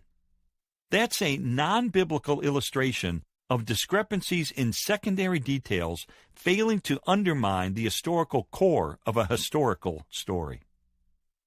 I conceded the power of that argument, and as I reflected on Martin's critique, it seemed to me that some of his alleged contradictions could be rather easily reconciled. I mentioned this to Craig by saying, aren't there ways to harmonize some of the differences among these accounts? Yes, that's right, there are, Craig replied. For example, the time of the visit to the tomb. One writer might describe it as still being dark, while the other might be saying it was getting light. But that's sort of like the optimist and the pessimist arguing over whether the glass was half empty or half full. It was around dawn, and they were describing the same thing with different words. As for the number and names of the women, none of the Gospels pretend to give a complete list. They all include Mary Magdalene and other women. So there was probably a gaggle of these early disciples that included those who were named and probably a couple of others. I think it would be pedantic to say that's a contradiction. What about the different accounts of what happened afterwards, I asked. Mark said the women didn't tell anybody, and the other Gospels say they did. Craig explained, when you look at Mark's theology, he loves to emphasize awe and fright and terror and worship in the presence of the divine. So this reaction of the women, of fleeing with fear and trembling and saying nothing to anyone because they were afraid, is all part of Mark's literary and theological style. It could well be that this was a temporary silence, and then the women went back and told the others what had happened. In fact, he concluded with a grin, it had to be a temporary silence. Otherwise, Mark couldn't be telling the story about it. I wanted to ask about one other commonly cited discrepancy. Jesus said in Matthew 12, verse 40, "For as Jonah was 3 days and 3 nights in the belly of a huge fish, so the Son of Man will be 3 days and 3 nights in the heart of the earth." However, the Gospels report that Jesus was really in the tomb 1 full day, 2 full nights, and part of 2 days. Isn't this an example of Jesus being wrong in not fulfilling his own prophecy? Some well-meaning Christians have used this verse to suggest Jesus was crucified on Wednesday rather than on Friday in order to get the full time in there, Craig said. But most scholars recognize that according to early Jewish time reckoning, any part of a day counted as a full day. Jesus was in the tomb Friday afternoon, all day Saturday, and on Sunday morning. Under the way that Jews conceptualized time back then, this would have counted as 3 days. Again, he concluded, that's just another example of how many of these discrepancies can be explained or minimized with some background knowledge, or by just thinking them through with an open mind. The Gospels agreed that the empty tomb was discovered by women who were friends and followers of Jesus. But that, in Martin's estimation, makes their testimony suspect, since they were probably not objective observers. So I put the question to Craig. Does the women's relationship with Jesus call the reliability of their testimony into question? Unwittingly, I had played right into Craig's hand. Actually, this argument backfires on people who use it. Craig said in response. Certainly, these women were friends of Jesus. But when you understand the role of women in first-century Jewish society, what's really extraordinary is that this empty tomb story should feature women as the discoverers of the empty tomb in the first place. Women were on a very low rung of the social ladder in first-century Palestine. There are old rabbinical sayings that said, "Let the words of the law be burned rather than delivered to women," and "Blessed is he whose children are male, but woe to him whose children are female." Women's testimony was regarded as so worthless that they weren't generally allowed to serve as legal witnesses in a Jewish court of law. In light of this, it's absolutely remarkable that the chief witnesses to the empty tomb are these women who were friends of Jesus. Any later legendary account would have certainly portrayed male disciples as discovering the tomb, Peter or John, for example. The fact that women are the first witnesses to the empty tomb is most plausibly explained by the reality that, like it or not, they were the discoverers of the empty tomb. This shows that the gospel writers faithfully recorded what happened, even if it was embarrassing. This bespeaks the historicity of this tradition, rather than its legendary status. Craig's explanation, however, left yet another question lingering. Why were the women going to anoint the body of Jesus if they already knew that his tomb was securely sealed? Do their actions really make sense? I asked. Craig thought for a moment before he answered, this time not in his debater's voice, but in a more tender tone. Lee, I strongly feel that scholars who have not known the love and devotion that these women felt for Jesus have no right to pronounce cool judgments upon the feasibility of what they wanted to do. For people who are grieving, who have lost someone they desperately loved and followed, to want to go to the tomb in a forlorn hope of anointing the body, I just don't think some later critic can treat them like robots and say they shouldn't have gone. He shrugged his shoulders. Maybe they thought there would be men around who could move the stone. If there were guards, maybe they thought they would. I don't know. Certainly the notion of visiting a tomb to pour oils over a body is a historical Jewish practice. The only question is the feasibility of who would move the stone for them. And I don't think we're in the right position to pronounce judgment on whether or not they should have simply stayed home. In preparing for my interview with Craig, I had heard more than one skeptic claim that a major argument against the empty tomb is that none of the apostles, including Peter, bothered to point it out in their preaching. But when I asked Craig about this issue, his eyes widened. I just don't think that's true, he replied, a bit of astonishment in his voice, as he picked up his Bible and turned to the 2nd chapter of Acts, which records Peter's sermon at Pentecost. The empty tomb is found in Peter's speech, Craig insisted. He proclaims in verse 24 that God raised him from the dead, freeing him from the agony of death. Then he quotes from a psalm about how God would not allow his Holy One to undergo decay. This had been written by David, and Peter says, I can tell you confidently that the patriarch David died and was buried, and his tomb is here to this day. But, he says, Christ was not abandoned to the realm of the dead, nor did his body see decay. God has raised his Jesus to life, and we are all witnesses of it. Craig looked up from the Bible. This speech contrasts David's tomb, which remained to that day, with the prophecy in which David says Christ would be raised up. His flesh wouldn't suffer decay. It's clearly implicit that the tomb was left empty. Then he turned to a later chapter in the book of Acts. In Acts 13, verses 29 through 31, Paul says, When they had carried out all that was written about him, they took him down from the cross and laid him in a tomb. But God raised him from the dead, and for many days he was seen by those who had traveled with him from Galilee to Jerusalem. Certainly the empty tomb is implicit there. He shut his Bible, then added, I think it's rather wooden and unreasonable to contend that these early preachers didn't refer to the empty tomb just because they didn't use the two specific words, empty tomb. There's no question that they knew, and that their audiences understood from their preaching, that Jesus' tomb was vacant. I had spent the first part of our interview peppering Craig with objections and arguments challenging the empty tomb. But I suddenly realized that I hadn't given him the opportunity to spell out his affirmative case. While he had already alluded to several reasons why he believes Jesus' tomb was unoccupied, I said, "Why don't you give me your best shot?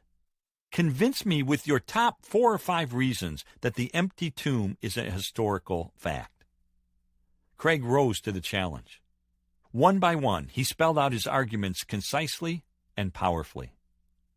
First, he said, the empty tomb is definitely implicit in the early tradition that is passed along by Paul in 1 Corinthians 15, which is a very old and reliable source of historical information about Jesus. Second, the site of Jesus' tomb was known to Christian and Jew alike.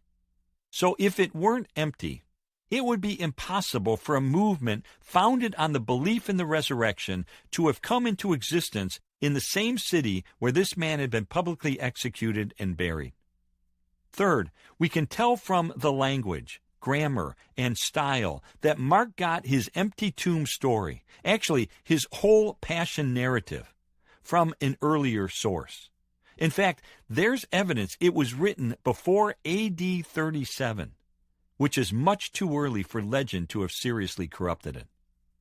A.N. Sherwin-White, the respected Greco-Roman classical historian from Oxford University, said it would have been without precedent anywhere in history for legend to have grown up that fast and significantly distorted the Gospels. Fourth, there's the simplicity of the empty tomb story in Mark. Fictional apocryphal accounts from the 2nd century contain all kinds of flowery narratives, in which Jesus comes out of the tomb in glory and power, with everyone seeing him, including the priests, Jewish authorities, and Roman guards.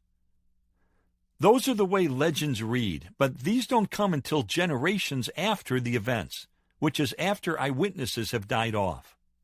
By contrast, Mark's account of the story of the empty tomb is stark in its simplicity and unadorned by theological reflection. Fifth, the unanimous testimony that the empty tomb was discovered by women argues for the authenticity of the story, because this would have been embarrassing for the disciples to admit, and most certainly would have been covered up if this were a legend. Sixth, the earliest Jewish polemic presupposes the historicity of the empty tomb. In other words, there was nobody who was claiming that the tomb still contained Jesus' body. The question always was, what happened to the body? The Jews proposed the ridiculous story that the guards had fallen asleep. Obviously, they were grasping at straws. But the point is this.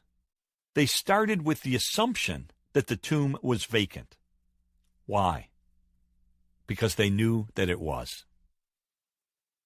I listened intently as Craig articulated each point, and to me the 6 arguments added up to an impressive case.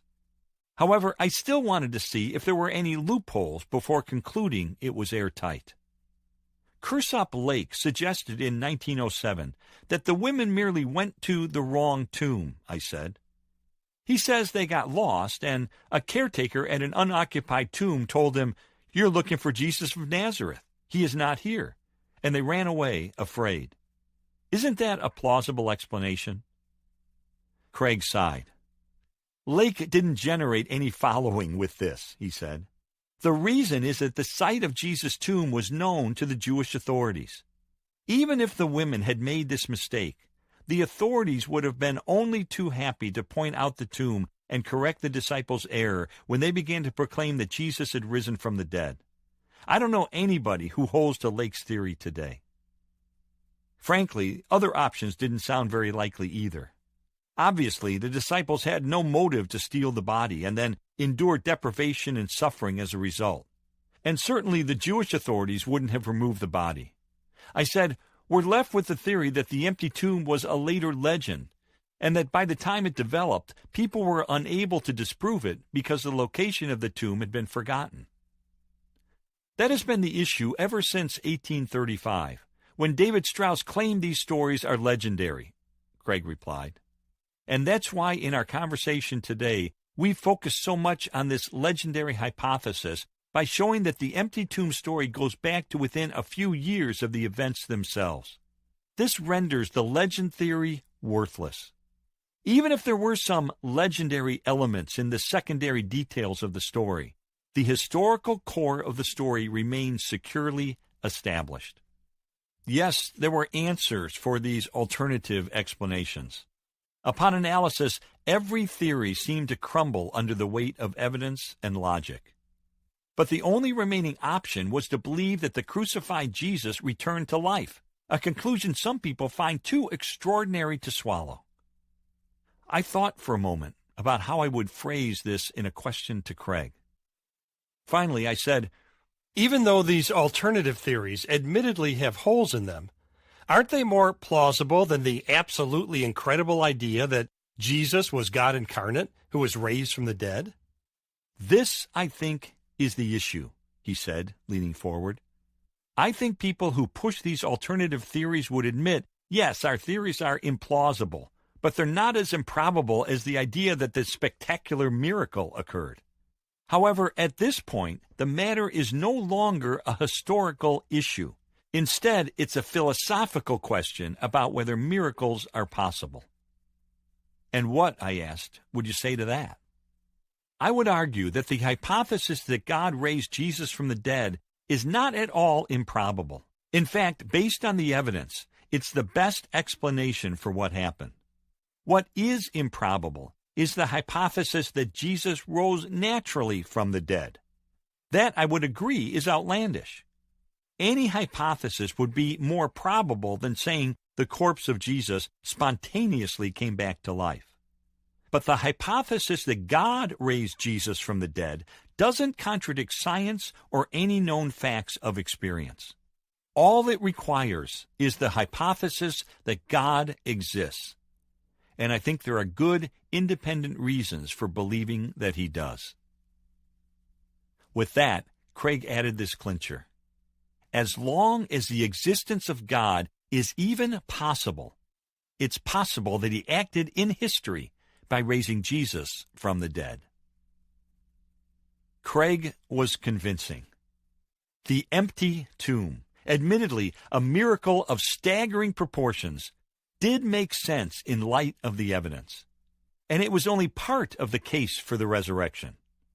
From Craig's Atlanta home, I was getting ready to go to Virginia to interview a renowned expert on the evidence for the appearances of the resurrected Jesus, and then to California to speak with another scholar about the considerable circumstantial evidence. As I thanked Craig and his wife Jan for their hospitality, I reflected to myself that up close, in his blue jeans and white socks, Craig didn't look like the kind of formidable adversary who would devastate the best resurrection critics in the world. But I had heard the tapes of the debates for myself. In the face of the facts, they have been impotent to put Jesus' body back into the tomb. They flounder, they struggle, they snatch at straws, they contradict themselves, they pursue desperate and extraordinary theories to try to account for the evidence. Yet each time, in the end, the tomb remains vacant. I was reminded of the assessment by one of the towering legal intellects of all time, the Cambridge-educated Sir Norman Anderson, who lectured at Princeton University, was offered a professorship for life at Harvard University, and served as Dean of the Faculty of Laws at the University of London. His conclusion, after a lifetime of analyzing this issue from a legal perspective, was summed up in one sentence. The empty tomb, then, forms a veritable rock on which all rationalistic theories of the resurrection dash themselves in vain. Chapter 13. The Evidence of Appearances. Was Jesus seen alive after his death on the cross? In 1963, the body of 14-year-old Addie Mae Collins, one of 4 African-American girls tragically murdered in an infamous church bombing by white racists, was buried in Birmingham, Alabama. For years, family members kept returning to the grave to pray and leave flowers. In 1998, they made the decision to disinter the deceased for reburial at another cemetery. When workers were sent to dig up the body, however, they returned with a shocking discovery. The grave was empty.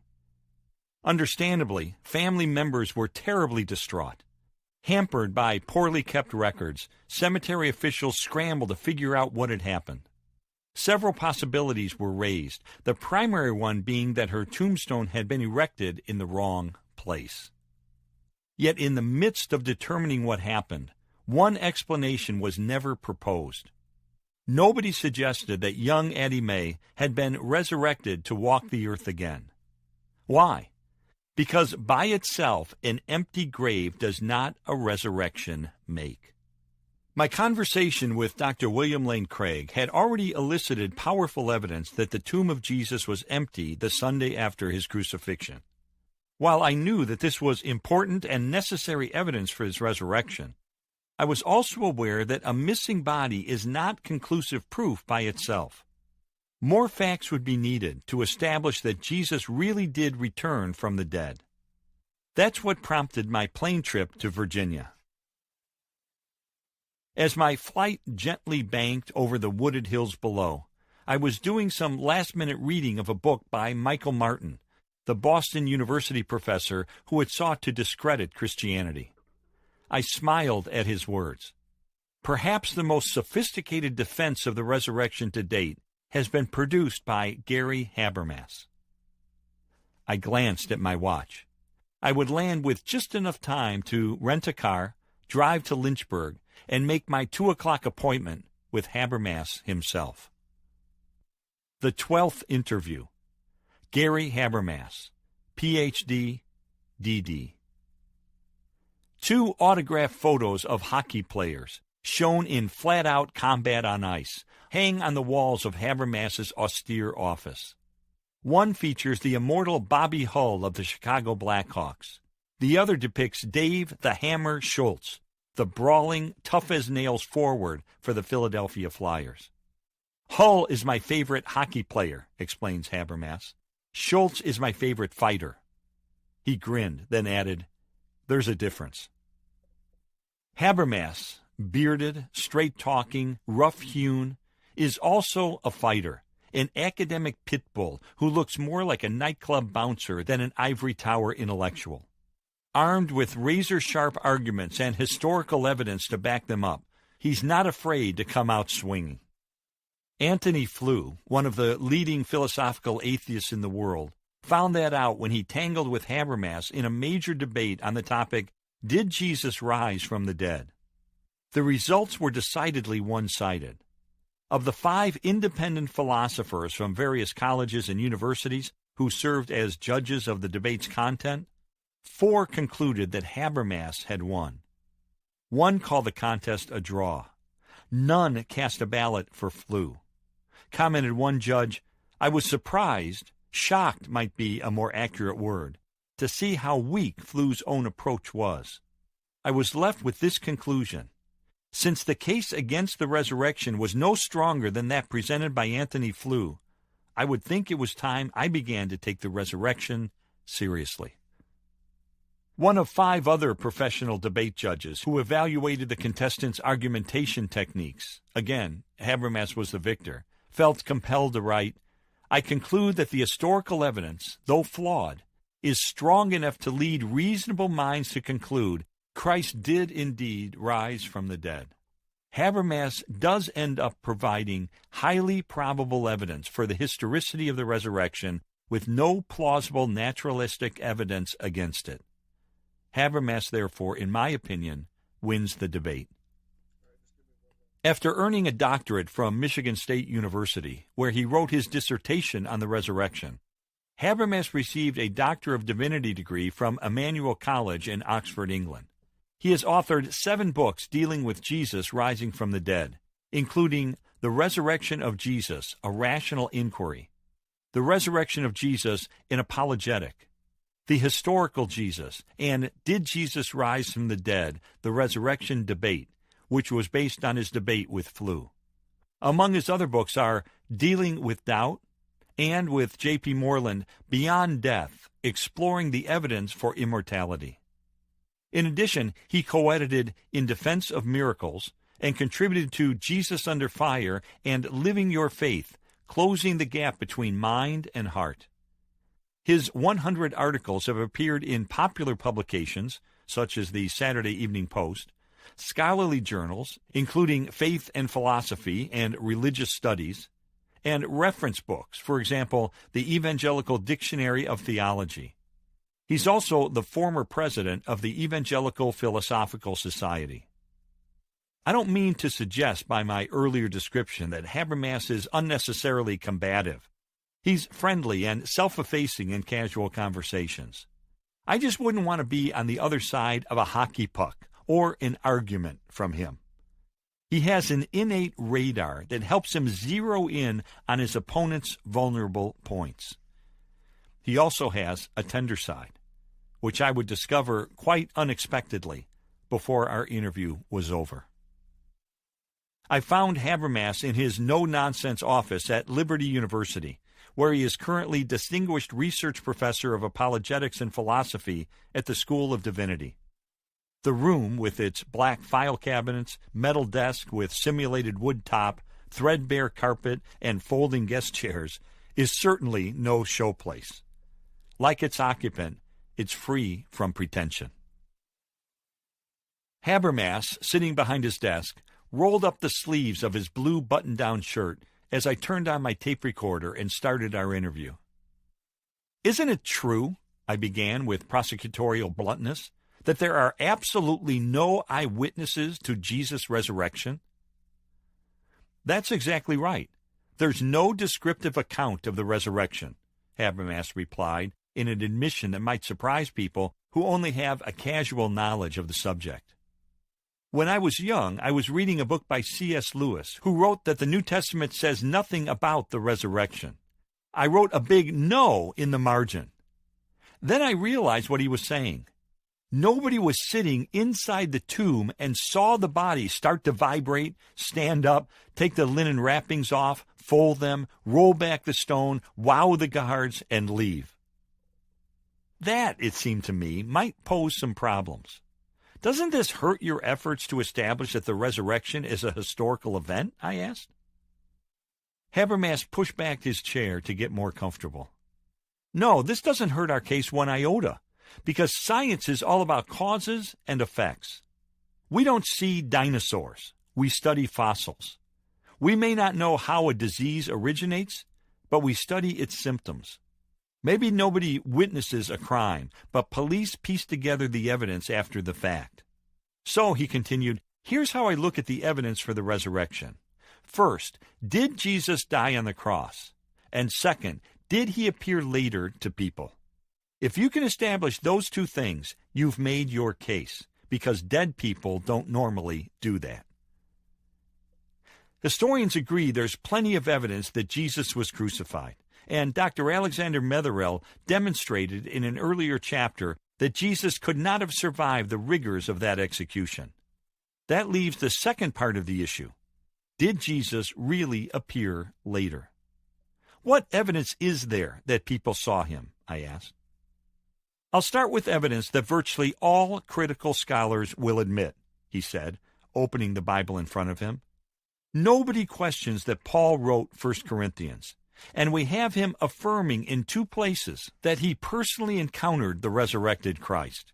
He says in 1 Corinthians 9, verse 1, Am I not an apostle? Have I not seen Jesus our Lord? And he says in 1 Corinthians 15, verse 8, Last of all, he appeared to me also. I recognize that last quote as being attached to the early church creed that Craig Blomberg and I have already discussed. As William Lane Craig indicated, the first part of the creed, verses 3 through 4, refers to Jesus' execution, burial, and resurrection.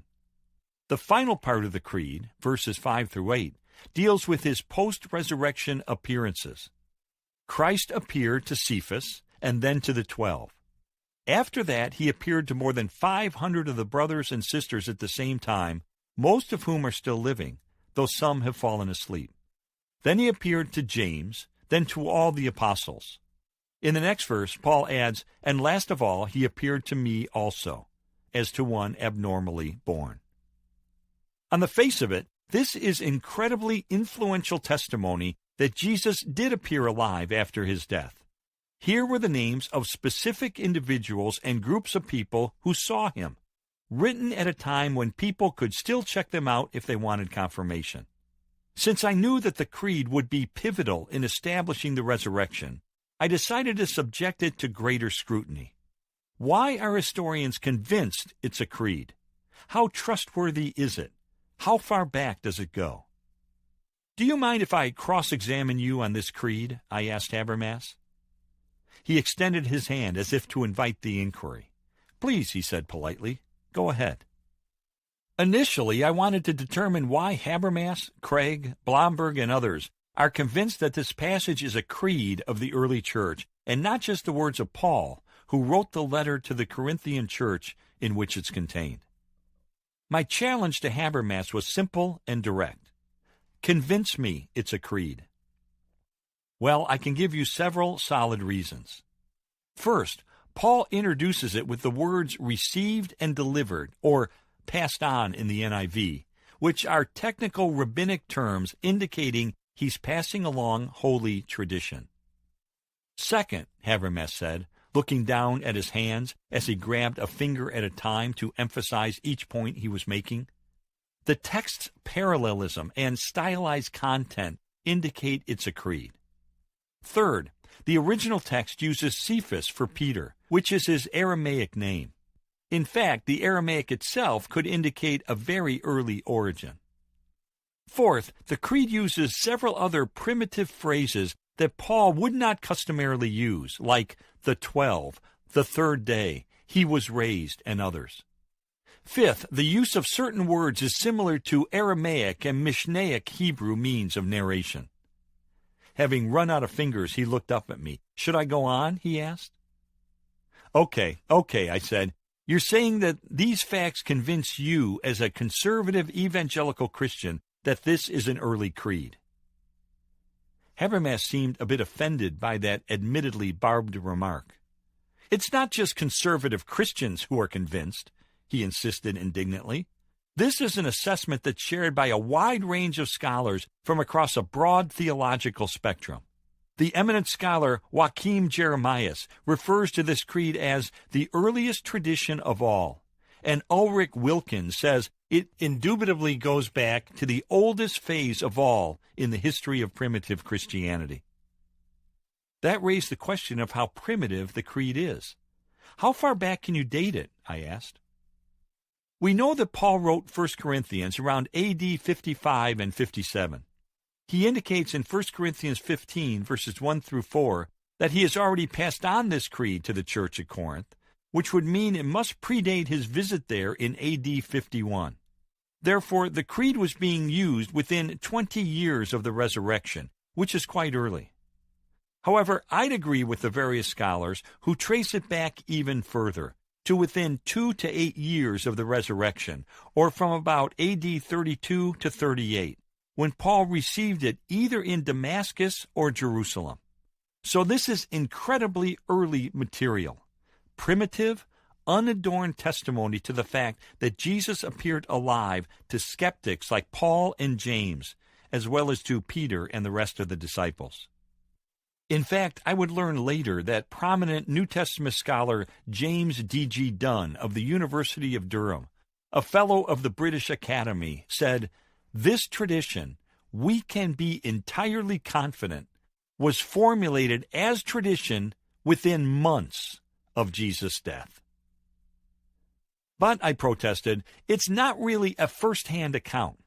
Paul is providing the list second or third hand. Doesn't that diminish its value as evidence?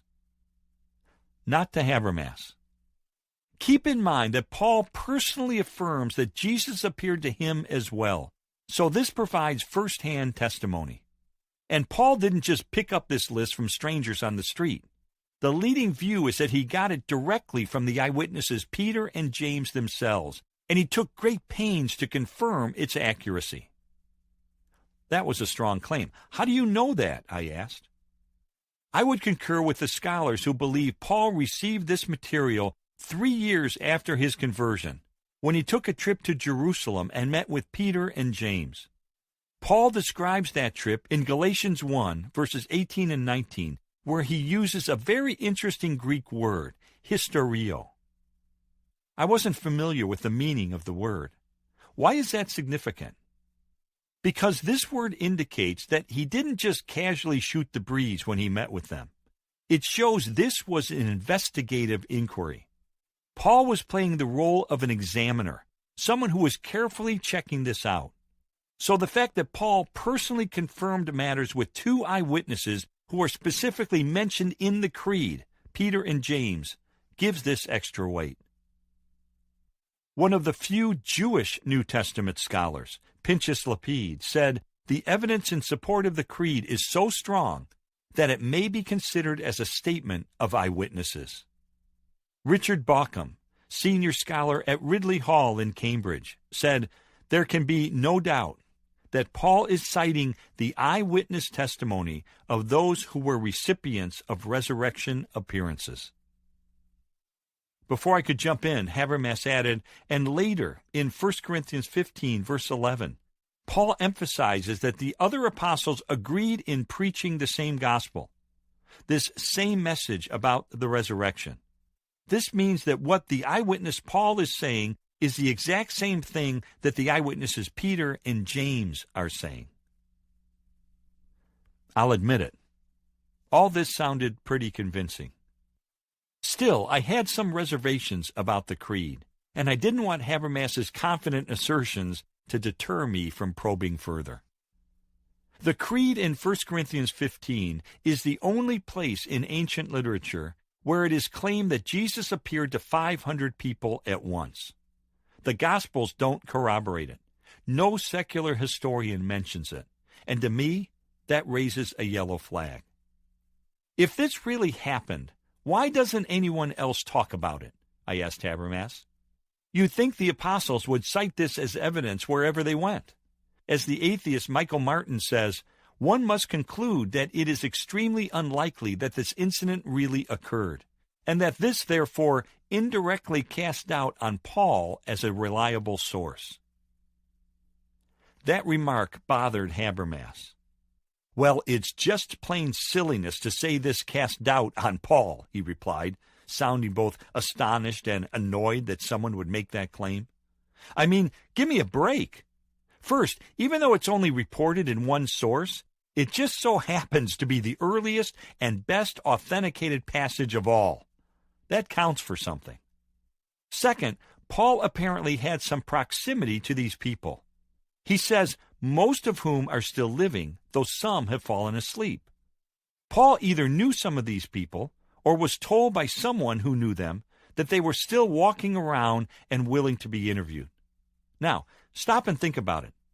You would never include this phrase unless you were absolutely confident that these folks would confirm that they really did see Jesus alive. I mean, Paul was virtually inviting people to check it out for themselves. He wouldn't have said this if he didn't know they'd back him up. Third, when you have only one source, you can ask, why aren't there more? But you can't say, this one source is crummy on the grounds that someone else didn't pick up on it. You can't downgrade this one source that way. So this doesn't cast any doubt on Paul at all. Believe me, Martin would love to be able to do that, but he can't do it legitimately. This is an example of how some critics want it both ways. Generally, they denigrate the gospel resurrection accounts in favor of Paul, since he is taken as the chief authority. But on this issue, they're questioning Paul for the sake of texts that they don't trust as much in the first place. What does this say about their methodology? I was still having trouble envisioning this appearance by Jesus to such a large crowd. Where would this encounter with 500 people have taken place, I asked. Well, the Galilean countryside, Habermas speculated. If Jesus could feed 5,000, he could preach to 500. And Matthew does say Jesus appeared on a hillside. Maybe more than just the 11 disciples were there. Picturing that scene in my mind, I still couldn't help but wonder why someone else didn't report on this event. Wouldn't it be likely that the historian Josephus would have mentioned something of that magnitude? No, I don't think that's necessarily true. Josephus was writing 60 years afterward. How long do local stories circulate before they start to die out? Habermas asked. So either Josephus didn't know about it, which is possible, or he chose not to mention it, which would make sense because we know Josephus was not a follower of Jesus. You can't expect Josephus to start building the case for him. When I didn't respond for a moment, Habermas continued, "Look, I'd love to have 5 sources for this. I don't. But I do have one excellent source, a creed that's so good that German historian Hans von Koppenhausen says this account meets all the demands of historical reliability that could possibly be made of such a text. Besides, you don't need to rely on the reference of the 500 to make the case for the resurrection. Usually I don't even use it." Habermas's answer carried some logic. Still, there was another aspect of the creed that weighed on me. It says Jesus appeared first to Peter, whereas John said he appeared first to Mary Magdalene. In fact, the creed doesn't mention any women, even though they're prominently featured in the gospel accounts.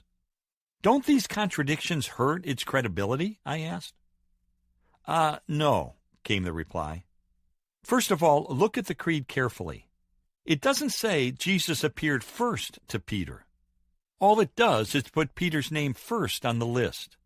And since women were not considered competent as witnesses in first-century Jewish culture, it's not surprising that they're not mentioned here. In the first-century scheme of things, their testimony wouldn't carry any weight. So placing Peter first could indicate logical priority rather than temporal priority. Again, he concluded, the creed's credibility remains intact. You've raised some questions, but wouldn't you concede that they don't undermine the persuasive evidence that the creed is early, that it's free from legendary contamination, that it's unambiguous and specific, and that it's ultimately rooted in eyewitness accounts? All in all, I was forced to agree that he was right.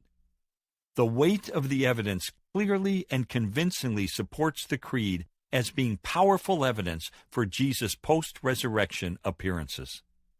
So powerful that William Lane Craig, the resurrection expert I interviewed in the previous chapter, said that the late Wolfhart Pannenberg, perhaps the greatest systematic theologian in the world, rocked modern skeptical German theology by building his entire theology precisely on the historical evidence for the resurrection of Jesus as supplied in Paul's list of appearances. Having satisfied myself about the essential reliability of the 1 Corinthians 15 creed, it was time to begin looking at the 4 Gospels, which recount the various appearances by the resurrected Jesus in more detail. I started this line of inquiry by asking Habermas to describe the post-resurrection appearances in Matthew, Mark, Luke, and John. There are several different appearances to a lot of different people in the Gospel and Acts, some individually, some in groups, sometimes indoors, sometimes outdoors, to soft-hearted people like John and skeptical people like Thomas, he began. At times they touched Jesus or ate with him, with the text teaching that he was physically present. These appearances occurred over several weeks, and there are good reasons to trust these accounts. For example, they're lacking in many typical mythical tendencies. Can you enumerate these appearances for me?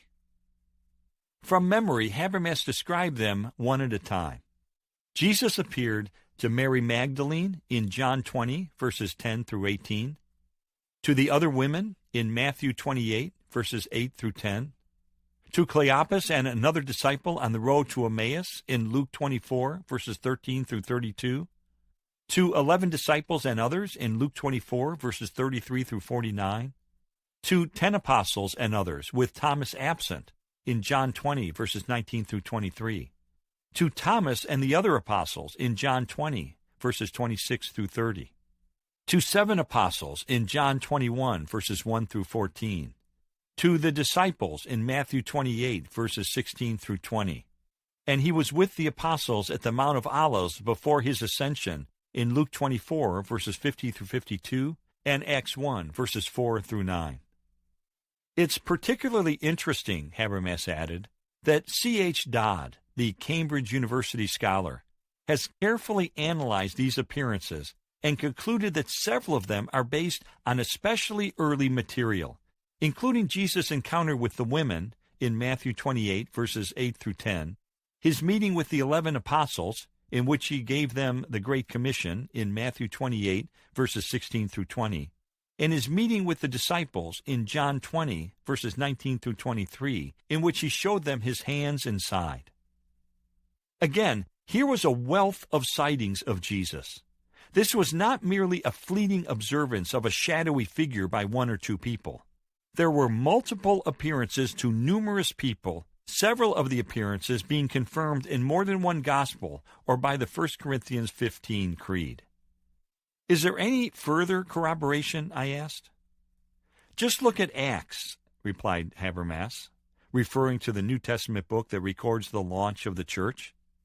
Not only are Jesus' appearances mentioned regularly, but details are provided, and the theme of the disciples being a witness of these things is found in almost every context. The key, Habermas said, is that a number of the accounts in Acts 1 through 5, 10, and 13 also include some creeds that, like the one in 1 Corinthians 15, report some very early data concerning the death and resurrection of Jesus. With that, Habermas picked up a book and read the conclusion of scholar John Drain. The earliest evidence we have for the resurrection almost certainly goes back to the time immediately after the resurrection event is alleged to have taken place. This is the evidence contained in the early sermons in the Acts of the Apostles. There can be no doubt that in the first few chapters of Acts, its author has preserved material from very early sources.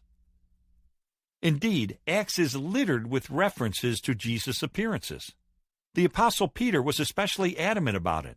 He says in Acts 2, verse 32, God has raised this Jesus to life, and we are all witnesses of it. In Acts 3, verse 15, he repeats, You killed the author of life, but God raised him from the dead. We are witnesses of this. He confirms to Cornelius in Acts 10, verse 41, that he and others ate and drank with him after he rose from the dead. Not to be outdone, Paul said in a speech recorded in Acts 13, verse 31, For many days he was seen by those who had traveled with him from Galilee to Jerusalem. They are now his witnesses to our people. Asserted Habermas, the resurrection was undoubtedly the central proclamation of the early church from the very beginning. The earliest Christians didn't just endorse Jesus' teachings. They were convinced they had seen him alive after his crucifixion. That's what changed their lives and started the church. Certainly, since this was their centermost conviction, they would have made absolutely sure that it was true. All of the gospel and Acts evidence, incident after incident, witness after witness, detail after detail, corroboration on top of corroboration, was extremely impressive. Although I tried, I couldn't think of any more thoroughly attested event in ancient history. However, there was another question that needed to be raised. This one concerning the gospel that most scholars believe was the first account of Jesus to be written. When I first began investigating the resurrection, I encountered a troubling comment in the margin of my Bible. The most reliable early manuscripts and other ancient witnesses do not have Mark 16, verses 9 through 20. In other words, most scholars believe that the Gospel of Mark ends at chapter 16, verse 8, with the women discovering the tomb empty, but without Jesus having appeared alive to anyone at all. That seemed perplexing. Doesn't it bother you that the earliest gospel doesn't even report any post-resurrection appearances? I asked Habermas. On the contrary, he didn't seem disturbed at all. I don't have a problem with that whatsoever, he said. Sure, it would be nice if he had included a list of appearances, but here are some things for you to think about. Even if Mark does end there, which not everyone believes, you still have him reporting that the tomb is empty, and a young man proclaiming he is risen, and telling the women that there will be appearances. So you have, first, a proclamation that the resurrection has occurred, and second, a prediction that appearances will follow. You can close your favorite novel and say, I can't believe the author's not telling me the next episode.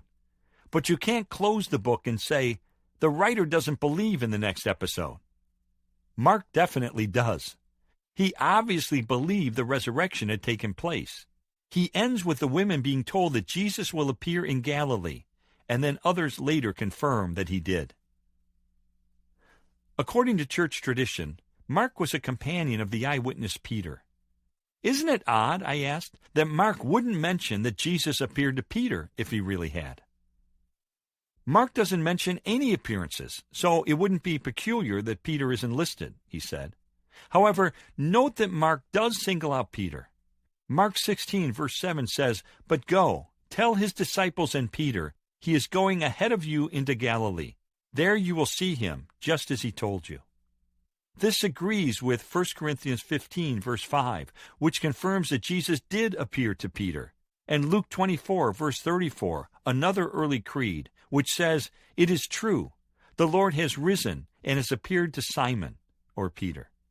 So what Mark predicts about Peter is reported to have been fulfilled in two early and very reliable creeds of the church, as well as by Peter himself in Acts. Without question, the amount of testimony and corroboration of Jesus' post-resurrection appearances is staggering. To put it into perspective, if you were to call each of the witnesses to a court of law to be cross-examined for just 15 minutes each, and you went around the clock without a break, it would take you from breakfast on Monday until dinner on Friday to hear them all. After listening to 129 straight hours of eyewitness testimony, who could possibly walk away unconvinced?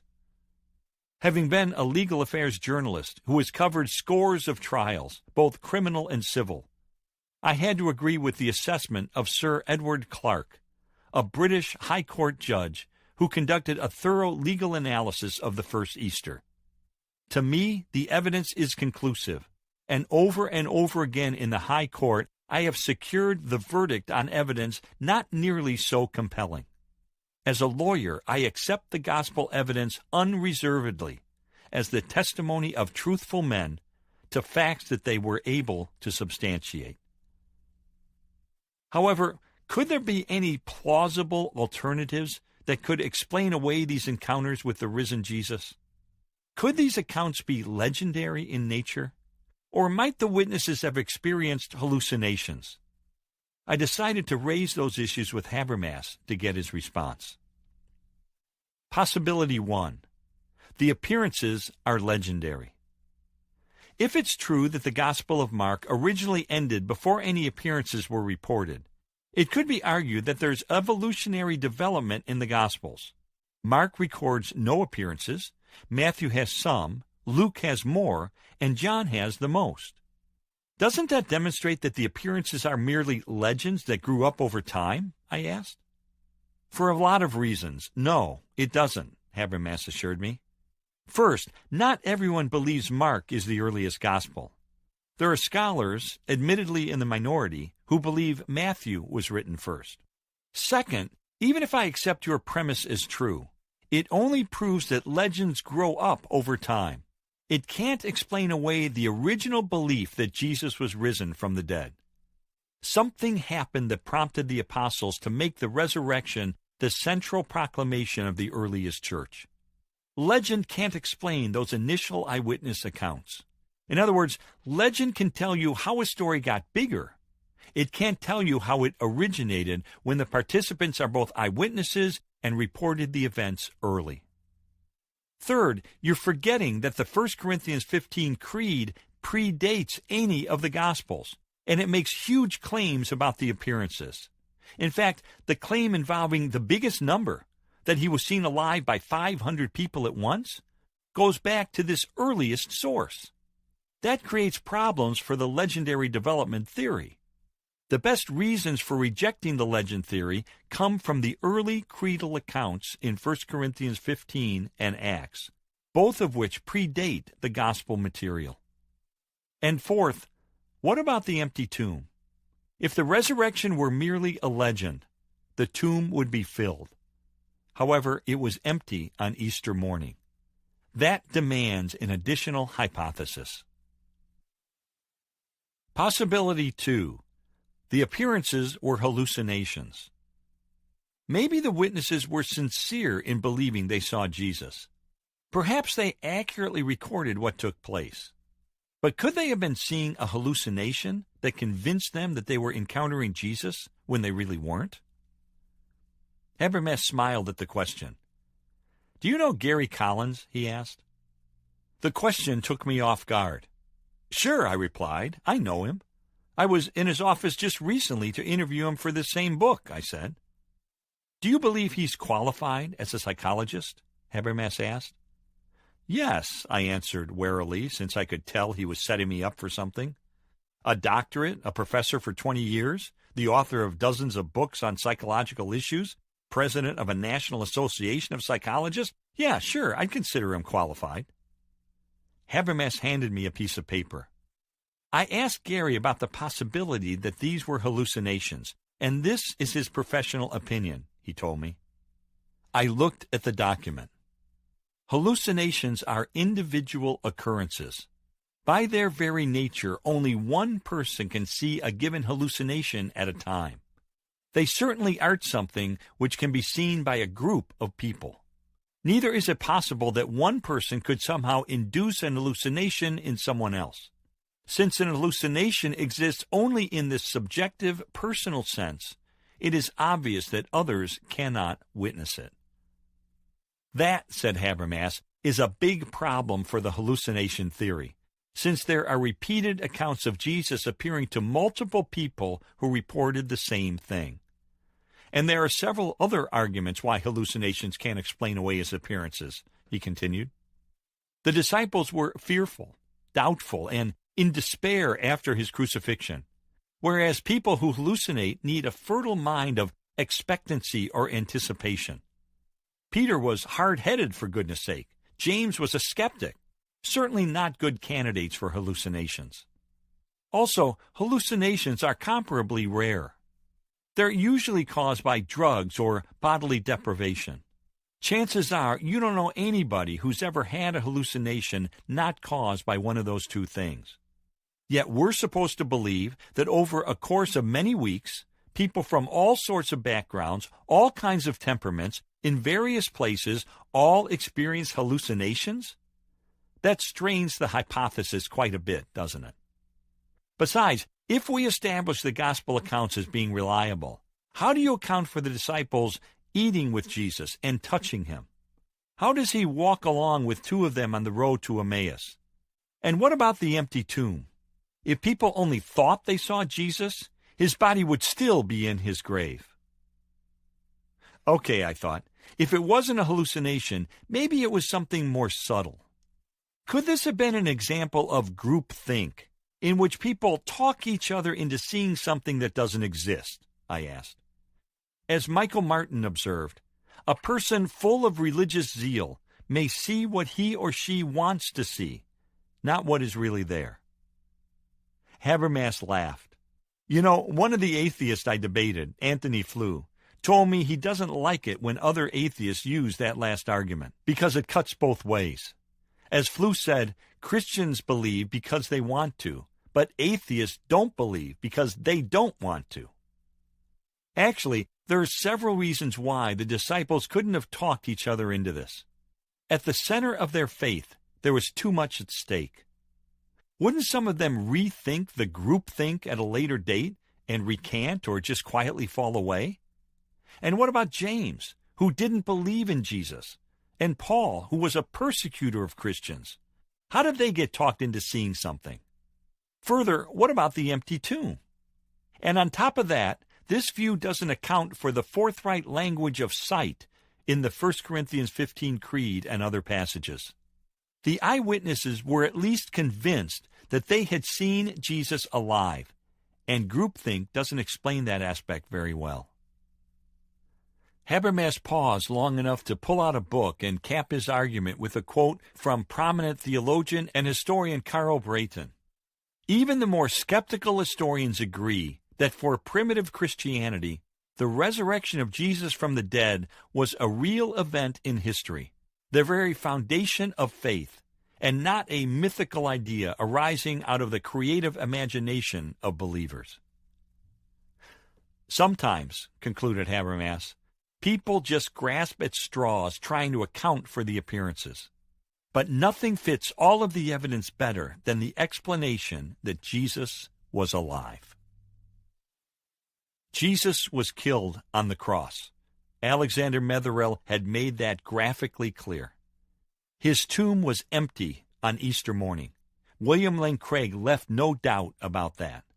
His disciples and others saw him, touched him, and ate with him after the resurrection. Gary Habermas has built that case with abundant evidence. As prominent British theologian Michael Green said, the appearances of Jesus are as well authenticated as anything in antiquity. There can be no rational doubt that they occurred, and that the main reason why Christianity became sure of the resurrection in the earliest days was just this. They could say with assurance, "We have seen the Lord." They knew it was He.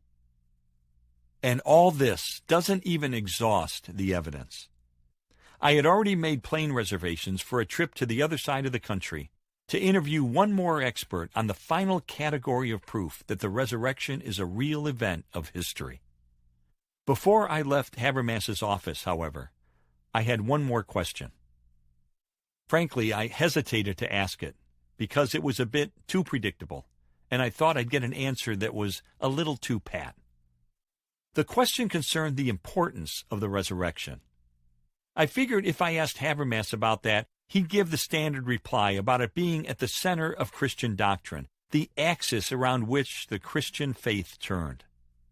And I was right. He did give a stock answer like that. But what surprised me was that this wasn't all he said.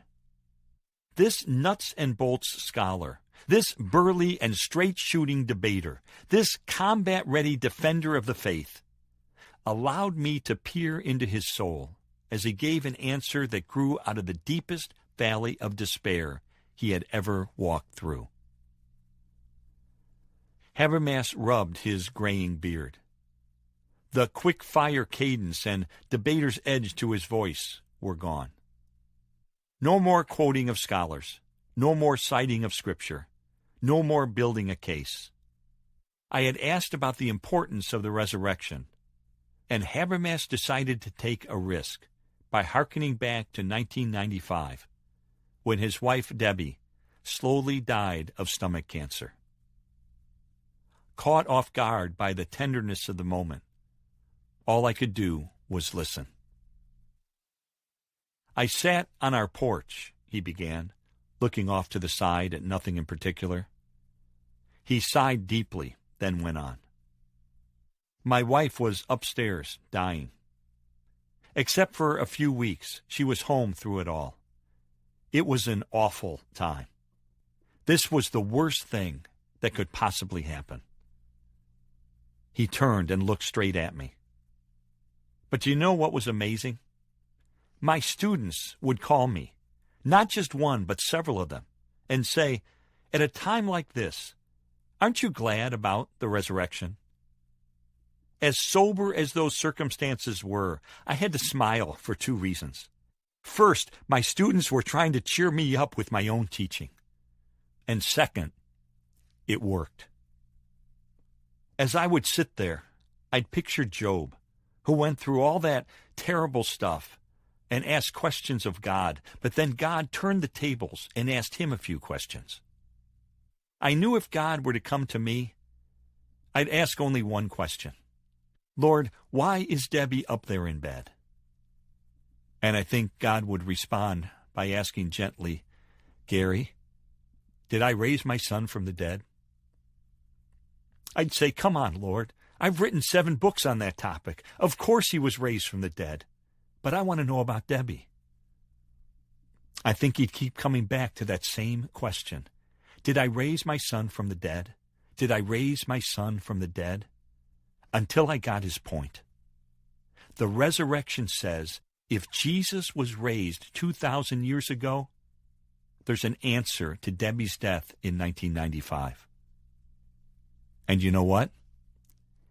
It worked for me while I was sitting on the porch, and it still works today. It was a horribly emotional time for me, but I couldn't get around the fact that the resurrection is the answer for her suffering. I still worried. I still wondered what I'd do raising 4 kids alone. But there wasn't a time when that truth didn't comfort me. Losing my wife was the most painful experience I've ever had to face. But if the resurrection could get me through that, it can get me through anything. It was good for AD 30. It's good for 1995. It's good for 1998. And it's good beyond that. Habermas locked eyes with mine.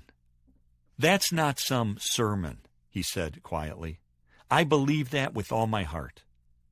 If there's a resurrection, there's a heaven.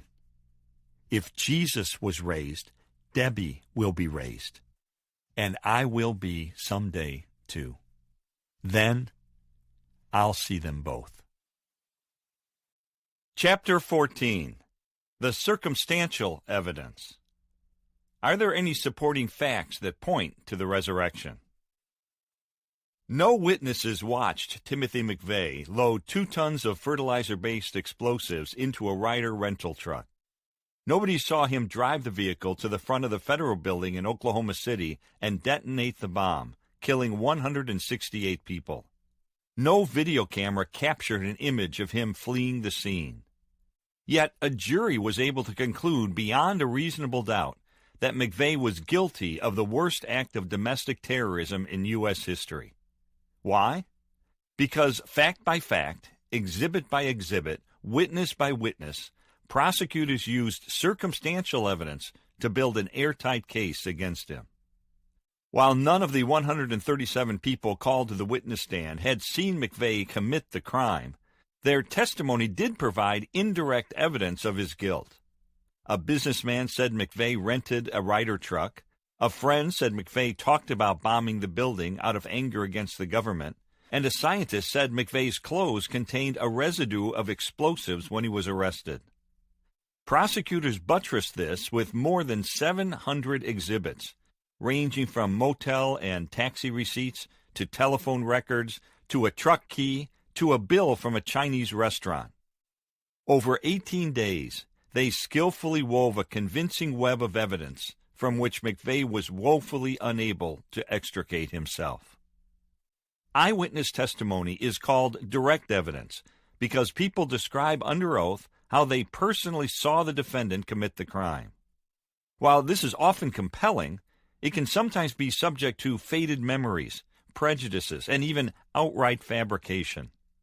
In contrast, circumstantial evidence is made up of indirect facts from which inferences can be rationally drawn. Its cumulative effect can be every bit as strong and, in many instances, even more potent than eyewitness accounts. Timothy McVeigh may have thought he committed the perfect crime by avoiding eyewitnesses, but he nevertheless landed on death row due to the circumstantial facts that pointed toward him as devastatingly as any first-hand witness could have. Having already considered the persuasive evidence for the empty tomb and the eyewitness accounts of the risen Jesus, now it was time for me to seek out any circumstantial evidence that might bolster the case for the resurrection.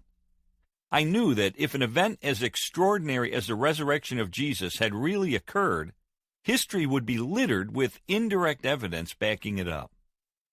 That quest took me once more to Southern California, this time to the office of a professor who masterfully blends expertise in history, philosophy, and science. The 13th interview.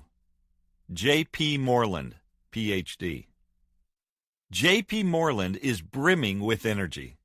He spoke in animated and enthusiastic tones, frequently leaning forward in his swivel chair to emphasize his points, actually bouncing a bit at times, almost as if he were going to leap out and throttle me with his arguments. "I love this stuff," he exclaimed during one brief break, the only time during our conversation when he stated the obvious.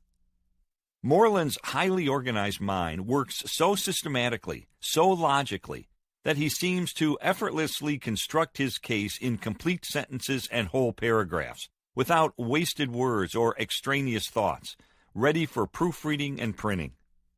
When my tape recorder would stop, he would pause, give me time to slip in a new cassette, and then pick up exactly where he had left off without missing a beat. While Moreland is a well-known philosopher with a doctorate from the University of Southern California and is comfortable navigating the conceptual worlds of Kant and Kierkegaard, he doesn't dwell exclusively in the abstract. His background in science, he has a chemistry degree from the University of Missouri, and mastery of history, as demonstrated by his excellent book Scaling the Secular City, anchor him in the everyday world and prevent him from floating into purely ethereal thinking.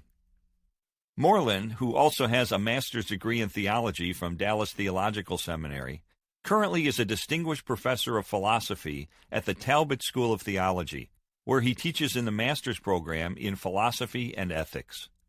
His articles have been published in more than 30 professional journals, such as American Philosophical Quarterly, Metaphilosophy, and Philosophy and Phenomenological Research.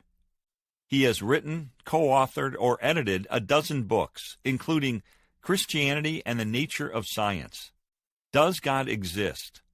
A Debate with Kai Nielsen, The Life and Death Debate, The Creation Hypothesis, Beyond Death, Exploring the Evidence for Immortality, Jesus Under Fire, and Love Your God with All Your Mind. Sitting down with Moreland in his small but homey office, I already knew that circumstantial evidence is plural rather than singular. In other words, it's built brick by brick by brick until there's a sturdy foundation on which conclusions can be confidently based. So I began our interview with a point-blank challenge. Can you give me 5 pieces of circumstantial evidence that convince you Jesus rose from the dead? Moreland listened intently to my question. 5 examples, he asked? 5 things that are not in dispute by anybody? I nodded. With that, Moreland pushed his chair back from his desk and launched into his first piece of evidence, the changed lives of the disciples and their willingness to die for their conviction that Jesus had risen from the dead. Exhibit 1. The disciples died for their beliefs. When Jesus was crucified, Moreland began, his followers were discouraged and depressed. They no longer had confidence that Jesus had been sent by God because they believed anyone crucified was accursed by God. They had also been taught that God would not let his Messiah suffer death. So they dispersed. The Jesus movement was all but stopped in its tracks. Then, after a short period of time, we see them abandoning their occupations, regathering, and committing themselves to spreading a very specific message, that Jesus Christ was the Messiah of God who died on a cross, returned to life, and was seen alive by them. And they were willing to spend the rest of their lives proclaiming this without any payoff from a human point of view. It's not as though there were a mansion awaiting them in the Mediterranean. They faced a life of hardship. They often went without food, slept exposed to the elements, were ridiculed, beaten, imprisoned. And finally, most of them were executed in torturous ways. For what? For good intentions? No, because they were convinced beyond a shadow of a doubt that they had seen Jesus Christ alive from the dead. What you can't explain is how this particular group of men came up with this particular belief without having had an experience of the resurrected Christ. There's no other adequate explanation. I interrupted with a yes, but objection. Yes, I agreed, they were willing to die for their beliefs. But, I added, so have Muslims and Mormons and followers of Jim Jones and David Koresh. This may show that they were fanatical, but let's face it, it doesn't prove that what they believed is true. Wait a minute. Think carefully about the difference, Moreland insisted as he swiveled to face me head-on, planting both of his feet firmly on the floor. Muslims might be willing to die for their belief that Allah revealed himself to Muhammad, but this revelation was not done in a publicly observable way, so they could be wrong about it. They may sincerely think it's true, but they can't know for a fact because they didn't witness it themselves. However, the apostles were willing to die for something they had seen with their own eyes and touched with their own hands. They were in a unique position not to just believe Jesus rose from the dead, but to know for sure. And when you've got 11 credible people with no ulterior motives, with nothing to gain and a lot to lose, who all agree they observed something with their own eyes, now you've got some difficulty explaining that away. I smiled because I had been playing devil's advocate by raising my objection. Actually, I knew he was right. In fact, this critical distinction was pivotal in my own spiritual journey. It had been put this way to me: people will die for their religious beliefs if they sincerely believe they're true. But people won't die for their religious beliefs if they know their beliefs are false. While most people can only have faith that their beliefs are true, the disciples were in a position to know without a doubt whether or not Jesus had risen from the dead. They claimed that they saw him, talked with him, and ate with him. If they weren't absolutely certain, they wouldn't have allowed themselves to be tortured to death for proclaiming that the resurrection had happened. Okay, I'm convinced on that one, I said. But what else do you have? Exhibit 2, the conversion of skeptics. Another piece of circumstantial evidence, Moreland went on, is that there were hardened skeptics who didn't believe in Jesus before his crucifixion and were to some degree dead set against Christianity, who turned around and adopted the Christian faith after Jesus' death. There's no good reason for this apart from them having experienced the resurrected Christ. You're obviously talking about James, the brother of Jesus, and Saul of Tarsus, who became the Apostle Paul, I said. But do you really have any credible evidence that James had been a skeptic of Jesus? Yes, I do, he said. The Gospels tell us Jesus' family, including James, were embarrassed by what he was claiming to be. They didn't believe in him. They confronted him. In ancient Judaism, it was highly embarrassing for a rabbi's family not to accept him. Therefore, the Gospel writers would have no motive for fabricating this skepticism if it weren't true. Later, the historian Josephus tells us that James, the brother of Jesus, who was a leader of the Jerusalem church, was stoned to death because of his belief in his brother. Why did James' life change? Paul tells us, the resurrected Jesus appeared to him. There's no other explanation. Indeed, none jumped to mind. And Saul, I asked? As a Pharisee, he hated anything that disrupted the traditions of the Jewish people. To him, this new counter-movement called Christianity would have been the height of disloyalty. In fact, he worked out his frustration by executing Christians when he had a chance, Moreland replied. Suddenly, he doesn't just ease off Christians, but joins their movement. How did this happen? Well, everyone agrees Paul wrote Galatians, and he tells us himself in that letter what caused him to take a 180-degree turn and become the chief proponent of the Christian faith. By his own pen, he says he saw the risen Christ and heard Christ appoint him to be one of his followers. I was waiting for Moreland to make this point so I could challenge him with an objection by Christianity critic Michael Martin. He said that if you count Paul's conversion as being evidence for the truth of the resurrection, you should count Muhammad's conversion to Islam as being evidence for the truth that Jesus was not resurrected, since Muslims deny the resurrection. Basically, he says the evidential values of Paul's conversion and Muhammad's conversion cancel each other out, I told Moreland. Frankly, that seems like a good point. Won't you admit that he's right? Moreland didn't bite. Let's look at Muhammad's conversion, he said with confidence in his voice. No one knows anything about it. Muhammad claims he went into a cave and had a religious experience in which Allah revealed the Quran to him.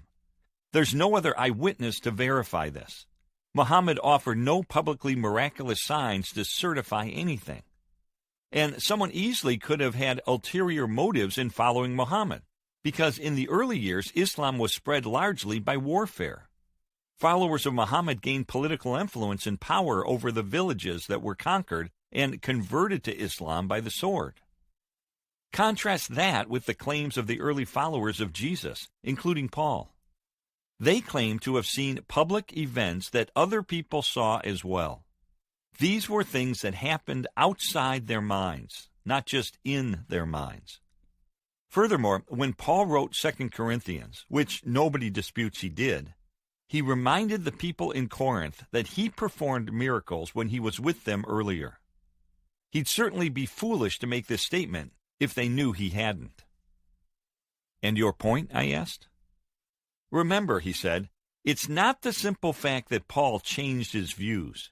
You have to explain how he had this particular change of belief that completely went against his upbringing, how he saw the risen Christ in a public event that was witnessed by others, even though they didn't understand it, and how he performed miracles to back up his claim to being an apostle."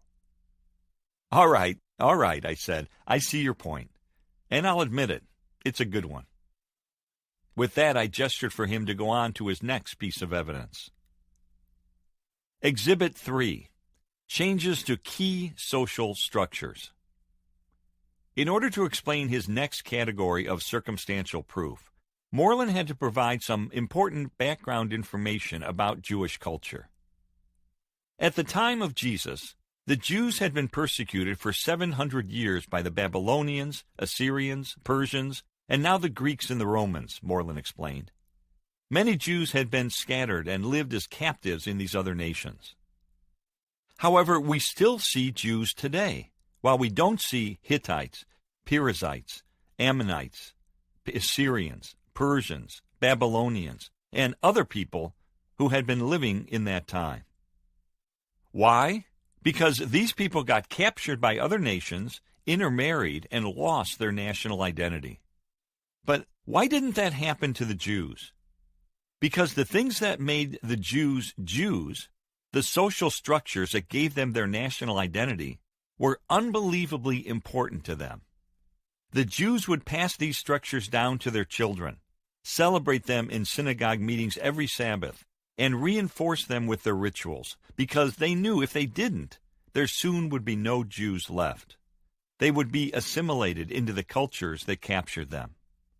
And there's another reason why these social institutions were so important. They believed these institutions were entrusted to them by God. They believed that to abandon these institutions would be to risk their souls being damned to hell after death. Now, a rabbi named Jesus appears from a lower-class region. He teaches for 3 years, gathers a following of lower and middle-class people, gets in trouble with the authorities, and gets crucified along with 30,000 other Jewish men who were executed during this time period. But 5 weeks after he's crucified, over 10,000 Jews are following him and claiming that he is the initiator of a new religion. And get this, they're willing to give up or alter all 5 of the social institutions that they have been taught since childhood have such importance, both sociologically and theologically. So the implication is that something big was going on, I said. Moreland exclaimed, "Something very big was going on." I invited Moreland to go through those 5 social structures and explain how the followers of Jesus had changed or abandoned them. First, he said, they had been taught ever since the time of Abraham and Moses that they needed to offer an animal sacrifice on a yearly basis to atone for their sins. God would transfer their sins to that animal, and their sins would be forgiven so they could be in right standing with him. But all of a sudden, after the death of this Nazarene carpenter, these Jewish people no longer offer sacrifices. Second, Jews emphasized obeying the laws that God had entrusted to them through Moses. In their view, this is what separated them from pagan nations. Yet, within a short time after Jesus' death, Jews were beginning to say that you don't become an upstanding member of their community merely by keeping Moses' laws. Third, Jews scrupulously kept the Sabbath by not doing anything except religious devotion every Saturday. This is how they would earn right standing with God, guarantee the salvation of their family, and be in right standing with the nation. However, after the death of this Nazarene carpenter, this 1,500-year tradition is abruptly changed. These Christians worship on Sunday. Why? Because that's when Jesus rose from the dead. Fourth, they believed in monotheism, only one God. While Christians teach a form of monotheism, they say that the Father, Son, and Holy Spirit are one God. This is radically different from what the Jews believed. They would have considered it the height of heresy to say someone could be God and man at the same time. Yet Jews begin to worship Jesus as God within the first decade of the Christian religion. And fifth, these Christians picture the Messiah as someone who suffered and died for the sins of the world, whereas Jews had been trained to believe that the Messiah was going to be a political leader who would destroy the Roman armies. With that context established, Moreland went in for the rhetorical kill, drilling me with his intense and unwavering gaze. "Lee," he said, "how can you possibly explain why, in a short period of time, not just one Jew, but an entire community of at least 10,000 Jews were willing to give up these 5 key practices that had served them sociologically and theologically for so many centuries?" My explanation is simple. They had seen Jesus risen from the dead. While Moreland's point was extremely impressive, I saw a problem in people understanding it today. I told them that it's very difficult for 20th century Americans to appreciate the radical nature of this transformation. These days, people are fluid in their faith, I said. They bounce back and forth between Christianity and New Age beliefs. They dabble in Buddhism. They mix and match and create their own spirituality. For them, making the kind of changes you mentioned wouldn't seem like a big deal. Moreland nodded.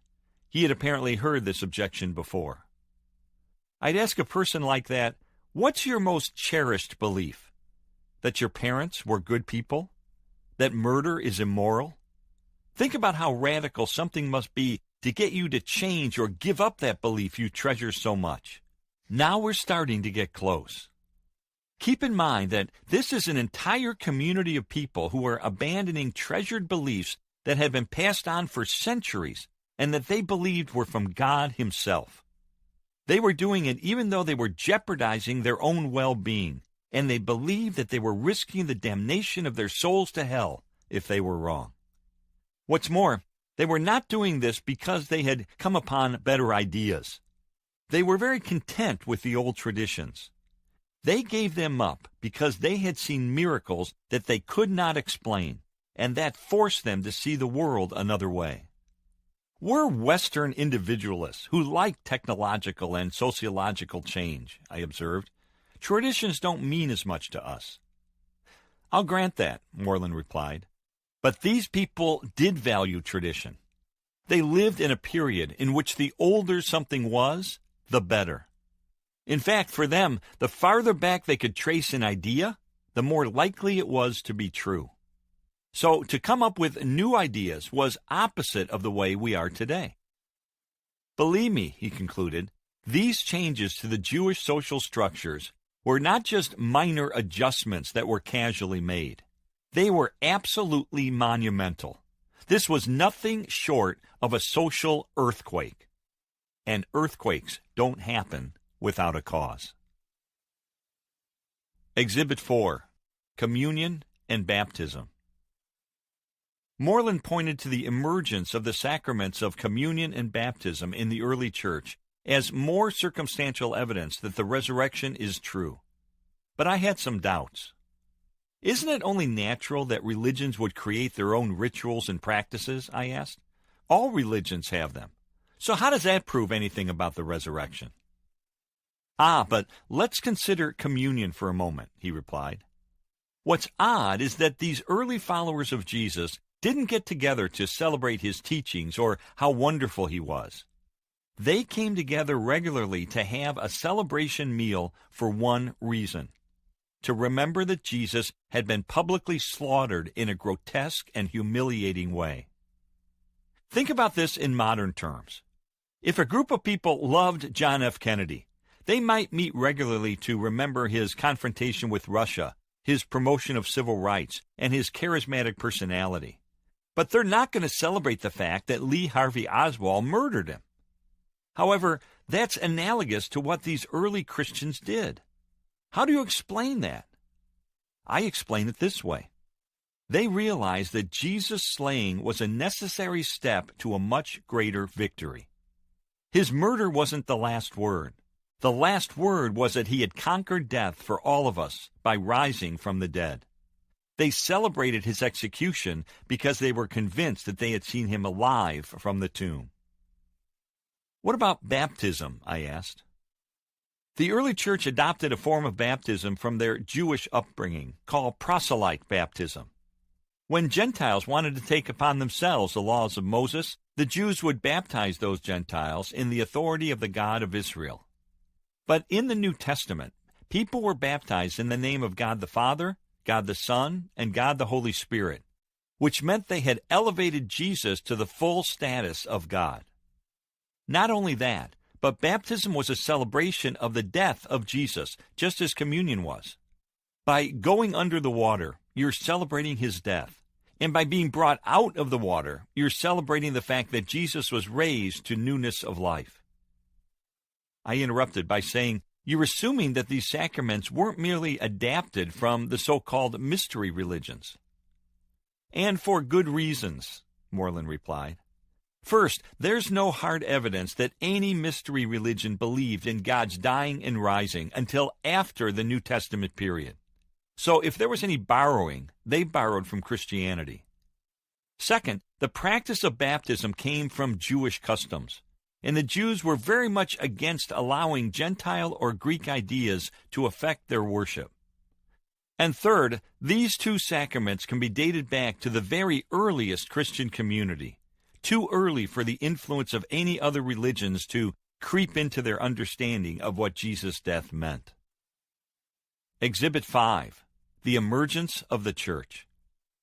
Moreland prefaced this final point by saying, when a major cultural shift takes place, historians always look for events that can explain it. Yes, that makes sense, I said. Okay, then let's think about the start of the Christian church. There's no question it began shortly after the death of Jesus and spread so rapidly that within a period of maybe 20 years, it had even reached Caesar's palace in Rome. Not only that, but this movement triumphed over a number of competing ideologies and eventually overwhelmed the entire Roman Empire. Now, if you were a Martian looking down on the first century, would you think Christianity or the Roman Empire would survive? You probably wouldn't put your money on a ragtag group of people whose primary message was that a crucified carpenter from an obscure village had triumphed over the grave. Yet it was so successful that today we name our children Peter and Paul and our dogs Caesar and Nero. I like the way C.F.D. Moulet, the Cambridge New Testament scholar, put it. If the coming into existence of the Nazarenes, a phenomenon undeniably attested by the New Testament, rips a great hole in history, a hole the size and shape of resurrection, what does the secular historian propose to stop it up with? While this wasn't Moreland's strongest point, since other religious movements have popped up and spread too, circumstantial evidence doesn't rely solely on the strength of one fact. Rather, it's the cumulative weight of several facts that together tip the scales toward a conclusion. And to Moreland, the conclusion is clear. Look, he said, if someone wants to consider this circumstantial evidence and reach the verdict that Jesus did not rise from the dead, fair enough. But they've got to offer an alternative explanation that is plausible for all 5 of these facts. Remember, there's no doubt these facts are true. What's in question is how to explain them. and I've never seen a better explanation than the resurrection. I mentally played back the tape of the circumstantial evidence, the willingness of the disciples to suffer and even die for what they experienced, the revolutionized lives of skeptics like James and Saul, the radical changes in social structures cherished by Jews for centuries, the sudden appearance of communion and baptism, and the amazing emergence and growth of the church. Given all 5 uncontested facts, I had to agree with Moreland that the resurrection, and only the resurrection, makes sense of them all. No other explanation comes close. And that's just the indirect evidence. When I added the potent proof for the empty tomb of Jesus and the convincing testimony about his post-resurrection appearances, the case seemed conclusive. That was also the assessment of Sir Lionel Luckhoo, the brilliant and savvy attorney whose astounding 245 consecutive murder acquittals earned him a place in the Guinness Book of World Records as the world's most successful lawyer. Knighted twice by Queen Elizabeth, this former justice and diplomat subjected the historical facts about the resurrection to his own rigorous analysis for several years before declaring, "I say unequivocally that the evidence for the resurrection of Jesus Christ is so overwhelming that it compels acceptance by proof, which leaves absolutely no room for doubt." But wait, there is more. Our interview over, Moreland and I were bantering about football as I unplugged my tape recorder and began packing away my notes. Though I was in a bit of a hurry to catch my flight back to Chicago, he said something that prompted me to pause. "There's one other category of evidence you haven't asked about," he remarked. My mind reviewed our interview. "I give up," I said. "What is it?"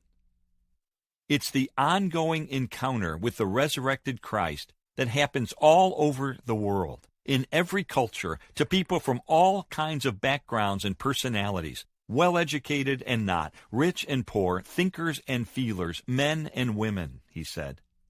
"They all will testify that more than any single thing in their lives, Jesus Christ has changed them."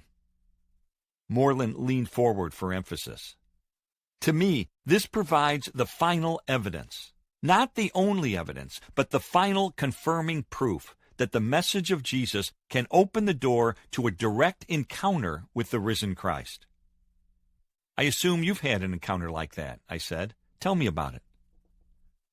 In 1968, I was a cynical chemistry major at the University of Missouri when I was confronted with the fact that if I examined the claims of Jesus critically, but with an open mind, there was more than enough evidence for me to believe it. So I took a step of faith in the same direction the evidence was pointing, by receiving Jesus as my forgiver and leader. And I began to relate to him, to the resurrected Christ, in a very real and ongoing way. In 3 decades, I've had hundreds of specific answers to prayers. I've had things happen that simply cannot be explained by natural explanations, and I've experienced a changed life beyond anything I could have imagined. "But," I protested, "people experience life change in other religions whose tenets contradict Christianity. Isn't it dangerous to base a decision on subjective experiences?" I asked. "Let me make 2 things clear," he said. "First, I'm not saying just trust your experience. I'm saying use your mind calmly and weigh the evidence, and then let experience be a confirming piece of evidence. Second, if what this evidence points to is true, that is, if all these lines of evidence really do point to the resurrection of Jesus, the evidence itself begs for an experiential test." "Define that," I said. "The experiential test is, he's still alive, and I can find out by relating to him. If you were on a jury and heard enough evidence to convince you of someone's guilt, it wouldn't make sense to stop short of the final step of convicting him. And for people to accept the evidence for the resurrection of Jesus and not take the final step of testing it experientially would be to miss where the evidence is ultimately pointing. So I said, if the evidence points strongly in this direction, it's only rational and logical to follow it into the experiential realm. He nodded in approval. That's precisely right, he said. It's the final confirmation of the evidence. In fact, I'll say this. The evidence screams out for the experiential test. Conclusion. The verdict of history. What does the evidence establish, and what does it mean today? On a November afternoon in 1981, I locked myself in my bedroom and spent hours replaying the spiritual journey I had been traveling for 21 months. I never intended to write about my experience. In fact, it would be years later when I would decide to retrace and expand upon my original investigation by traveling the country to interview scholars for this book. Still, my probe from January the 20th, 1980 to November 8, 1981 had been thorough and exhilarating. I had studied history, sifted archaeology, asked questions, and analyzed answers with as much of an open mind as I could muster. Now I had reached critical mass. The evidence seemed clear. The only remaining issue was what I would do with it. Pulling out a yellow legal pad, I began listing the questions I had posed as I embarked on my investigation, as well as the key facts I had uncovered. In a similar way, I can sum up the substance of what we've learned in our examination of the evidence through the experts in this book. Can the biographies of Jesus be trusted? I once thought the Gospels were merely religious propaganda, hopelessly tainted by overactive imaginations and evangelistic zeal. However, Craig Blomberg, one of the country's foremost authorities on the topic, built a convincing case that they reflect direct and indirect eyewitness testimony and bear the unmistakable earmarks of accuracy. So early are these biographies that they cannot be explained away as merely being a legendary invention. In fact, the fundamental beliefs in Jesus' miracles, resurrection, and deity go way back to the very dawning of the Christian movement. Do the biographies of Jesus stand up to scrutiny? Blomberg argued persuasively that the gospel writers intended to preserve reliable history, were able to do so, were honest and willing to include difficult-to-explain material, and didn't allow bias to unduly color their reporting. The harmony among the Gospels on essential facts, coupled with divergence on some details, lends historical credibility to the accounts. What's more, the early church couldn't have taken root and flourished right there in Jerusalem if it had been teaching facts about Jesus that his own contemporaries could have exposed as exaggerated or false. In short, the Gospels were able to pass all 8 evidential tests. Were Jesus' biographies reliably preserved for us? World-class scholar Bruce Metzger said that compared with other ancient documents, there is an unprecedented number of New Testament manuscripts, and that they can be dated extremely close to the original writings. None of the textual variants, which tend to be minor spelling and grammatical differences, put any major Christian doctrines in doubt. The criterion used by the early church to determine which books should be considered authoritative have ensured that we possess the best records about Jesus. Is there credible evidence for Jesus outside his biographies? We have better historical documentation for Jesus than for the founder of any other ancient religion, said Edwin Yamauchi. Sources from outside the Bible corroborate that many people believe Jesus performed healings and was the Messiah, that he was crucified, and that despite his shameful death, his followers, who believed he was still alive, worshipped him as God. One expert documented 39 ancient sources that corroborate more than 100 facts concerning Jesus' life, teachings, crucifixion, and resurrection. 7 secular sources and several early creeds concern the deity of Jesus, a doctrine definitely present in the earliest church, according to scholar Gary Habermas. Does archaeology confirm or contradict Jesus' biographies? Archaeologist John McCrae said there's no question that archaeological findings have enhanced the New Testament's credibility. No discovery has ever disproved a biblical reference. Further, archaeology has established that Luke, who wrote about 1/4 of the New Testament, was an especially careful historian. Concluded one expert, if Luke was so painstakingly accurate in his historical reporting of minor details, on what logical basis may we assume that he was credulous or inaccurate in his reporting of matters that were far more important, not only to him, but to others as well? Like, for instance, the resurrection of Jesus. Is the Jesus of history the same as the Jesus of faith? Gregory Boyd said the much-publicized Jesus Seminar, which doubts Jesus said most of what's attributed to him, was made up of an extremely small number of radical fringe scholars who are on the far, far left wing of New Testament thinking. The seminar ruled out the possibility of miracles at the outset. It employed questionable criteria, and some participants have touted myth-riddled documents of extremely dubious quality. Further, the idea that stories about Jesus emerge from mythology about God's dying and rising fails to withstand scrutiny. Said Boyd, the evidence for Jesus being who the disciples said he was is just light years beyond my reasons for thinking that the left-wing scholarship of the Jesus Seminar is correct. In sum, the Jesus of faith is the same as the Jesus of history. Was Jesus really convinced that he was the Son of God? By going back to the very earliest traditions, which are unquestionably safe from legendary development, Ben Witherington III was able to show that Jesus had a supreme and transcendent self-understanding. Based on the evidence, Witherington said, did Jesus believe he was the Son of God, the Anointed One of God? The answer is yes.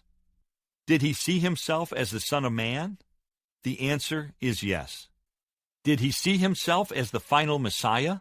Yes, that's the way he viewed himself. Did he believe that anybody less than God could save the world? No, I don't believe he did. Was Jesus crazy when he claimed to be the Son of God? Well-known psychologist Gary Collins said Jesus exhibited no inappropriate emotions, was in contact with reality, was brilliant and had amazing insights into human nature, and enjoyed deep and abiding relationships. I just don't see signs that Jesus was suffering from any known mental illness, he concluded. In addition, Jesus backed up his claim to being God through miraculous feats of healing, astounding demonstrations of power over nature, unrivaled teaching, divine understanding of people, and with his own resurrection, which was the final authentication of his identity. Did Jesus fulfill the attributes of God? While the incarnation, God becoming man, the infinite becoming finite, stretches our imagination, prominent theologian D.A. Carson pointed out that there's lots of evidence that Jesus exhibited the characteristics of deity. Based on Philippians 2, many theologians believe Jesus voluntarily emptied himself of the independent use of these divine attributes as he pursued his mission of human redemption. Even so, the New Testament specifically confirms that Jesus ultimately possessed every qualification of deity, including omniscience, omnipresence, omnipotence, eternality, and immutability. Did Jesus and Jesus alone match the identity of the Messiah? Hundreds of years before Jesus was born, prophets foretold the coming of the Messiah, or the Anointed One, who would redeem God's people. In effect, dozens of these Old Testament prophecies created a fingerprint that only the true Messiah could fit. This gave Israel a way to rule out impostors and validate the credentials of the authentic Messiah. Against astronomical odds, One chance in a trillion, trillion, trillion, trillion, trillion, trillion, trillion, trillion, trillion, trillion, trillion, trillion, trillion. Jesus, and only Jesus throughout history, match this prophetic fingerprint. This confirms Jesus' identity to an incredible degree of certainty. Was Jesus' death a sham and his resurrection a hoax? By analyzing the medical and historical data, Dr. Alexander Metherow concluded Jesus could not have survived the gruesome rigors of crucifixion, much less the gaping wound that pierced his lung and heart. The idea that he somehow swooned on the cross and pretended to be dead lacks any evidential basis. Roman executioners were grimly efficient, knowing that they themselves would face death if any of their victims were to come down from the cross alive. Even if Jesus had somehow lived through the torture, his ghastly condition could never have inspired a worldwide movement based on the premise that he had gloriously triumphed over the grave. Was Jesus' body really absent from his tomb? William Lane Craig presented striking evidence that the enduring symbol of Easter, the vacant tomb of Jesus, was a historical reality.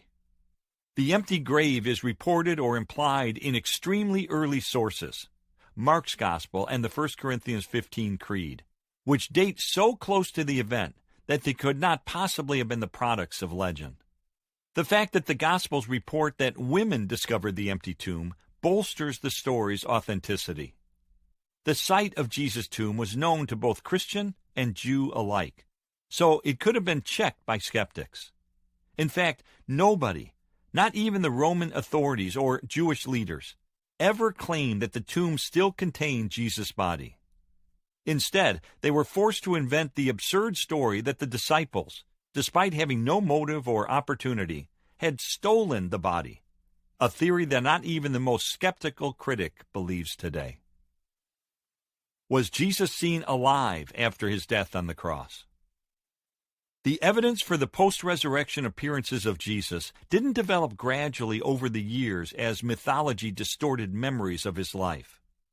Rather, said resurrection expert Gary Habermas, the resurrection was the central proclamation of the early church from the very beginning. The ancient creed from 1 Corinthians 15 mentions individuals and groups who encountered the risen Christ, and Paul even challenged first-century doubters to talk with these witnesses personally to determine the truth of the matter for themselves. The book of Acts is littered with extremely early affirmations of Jesus' resurrection, while the Gospels describe numerous encounters in detail. Concluded British theologian Michael Green, the appearances of Jesus are as well authenticated as anything in antiquity. There can be no rational doubt that they occurred.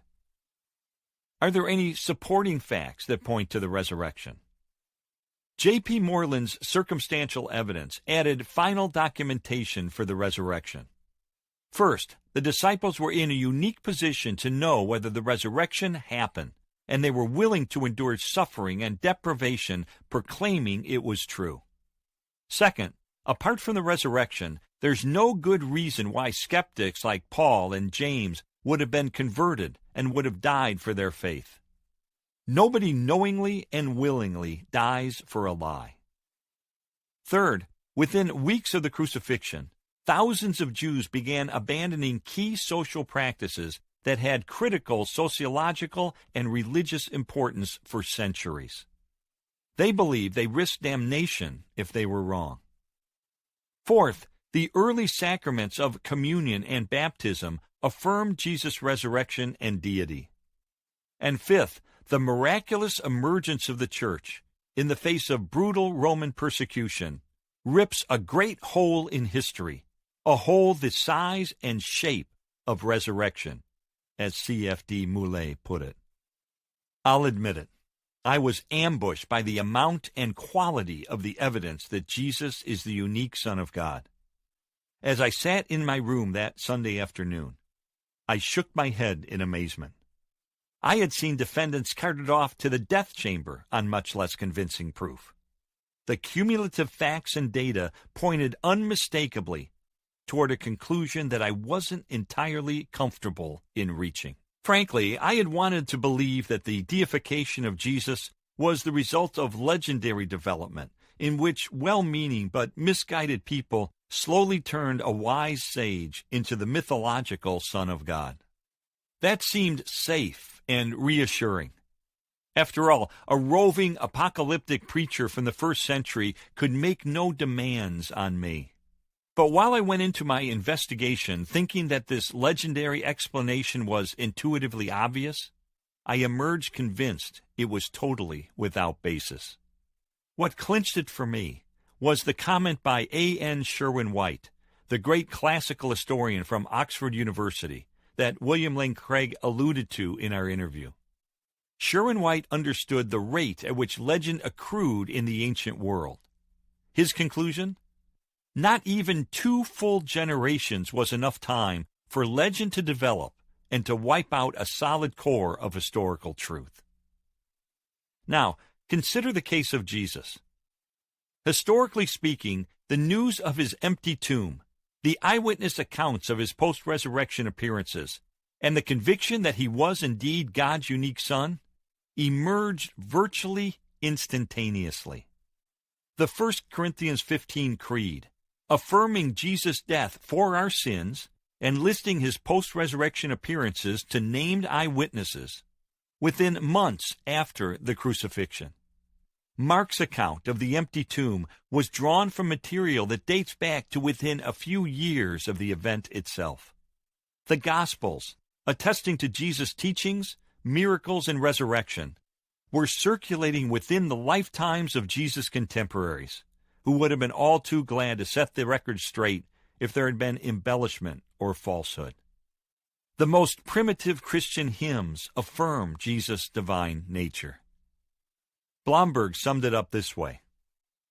Within the first 2 years after his death, then, significant numbers of Jesus' followers seem to have formulated a doctrine of the atonement, were convinced that he had been raised from the dead in bodily form, associated Jesus with God, and they believed they found support for all these convictions in the Old Testament. Concluded William Lane Craig, the time span necessary for significant accrual of legend concerning the events of the Gospels would place us in the 2nd century A.D., just the time, in fact, when the legendary apocryphal Gospels were born. These are the legendary accounts sought by the critics. There was simply nowhere near enough time for mythology to thoroughly corrupt the historical record of Jesus, especially in the midst of eyewitnesses who still had personal knowledge of him.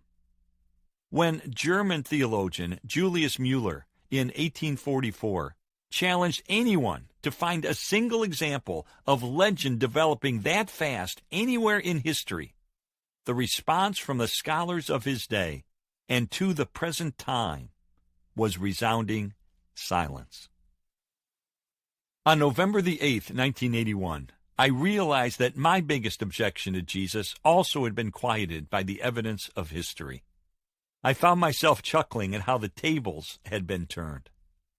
In light of the convincing facts I had learned during my investigation, in the face of this overwhelming avalanche of evidence in the case for Christ, the great irony was this.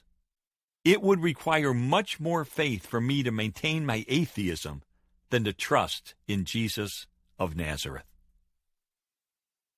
Remember the story of James Dixon in the introduction of this book?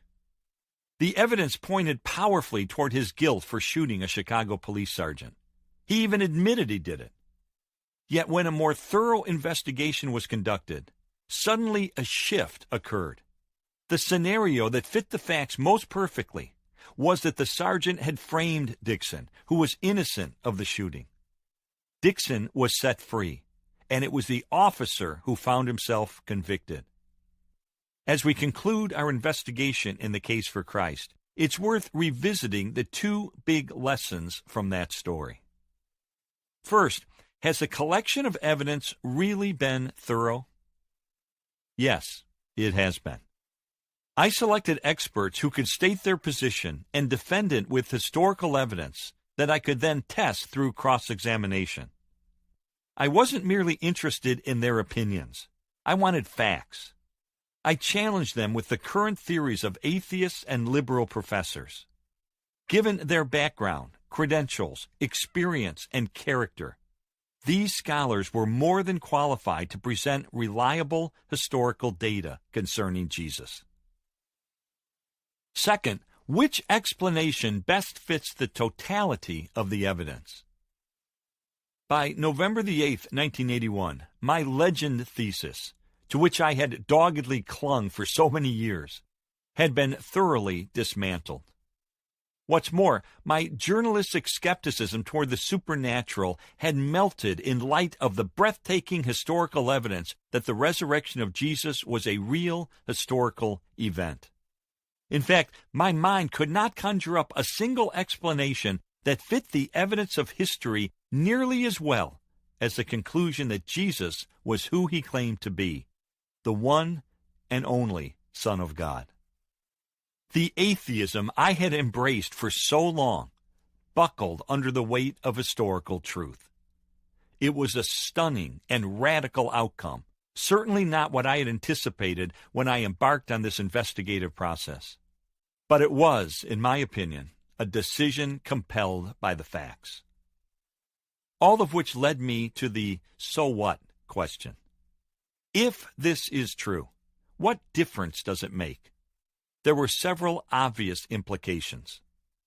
If Jesus is the Son of God, his teachings are more than just good ideas from a wise teacher. They are divine insights on which I can confidently build my life. If Jesus sets the standard for morality, I can now have an unwavering foundation for my choices and decisions, rather than basing them on the ever-shifting sands of expediency and self-centeredness. If Jesus did rise from the dead, he's still alive today and available for me to encounter on a personal basis. If Jesus conquered death, he can open the door of eternal life for me too. If Jesus has divine power, he has the supernatural ability to guide me and help me and transform me as I follow him. If Jesus personally knows the pain of loss and suffering, he can comfort and encourage me in the midst of the turbulence that he himself warned is inevitable in a world corrupted by sin. If Jesus loves me, as he says, he has my best interests at heart. That means I have nothing to lose and everything to gain by committing myself to him and his purposes. If Jesus is who he claims to be, and remember, no leader of any other major religion has even pretended to be God, as my creator, he rightfully deserves my allegiance, obedience, and worship. I remember writing out these implications on my legal pad and then leaning back in my chair. I had reached the culmination of my nearly 2-year journey. It was finally time to deal with the most pressing question of all. Now what? After a personal investigation that spanned more than 600 days and countless hours, my own verdict in the case for Christ was clear. However, as I sat at my desk, I realized that I needed more than an intellectual decision. I wanted to take the experiential step that J.P. Moreland had described in the last interview. Looking for a way to bring that about, I reached over to a Bible and opened it to John 1, verse 12, a verse I had encountered during my investigation. Yet to all who received him, to those who believed in his name, he gave the right to become children of God. The key verbs in that verse spell out with mathematical precision what it takes to go beyond mere mental assent to Jesus' deity and enter into an ongoing relationship with him by becoming adopted into God's family. Believe plus receive equals become. First, believe. As someone educated in journalism and law, I was trained to respond to the facts wherever they lead. For me, the data demonstrated convincingly that Jesus is the Son of God, who died as my substitute to pay the penalty I deserved for the wrongdoing I had committed. And there was plenty of wrongdoing.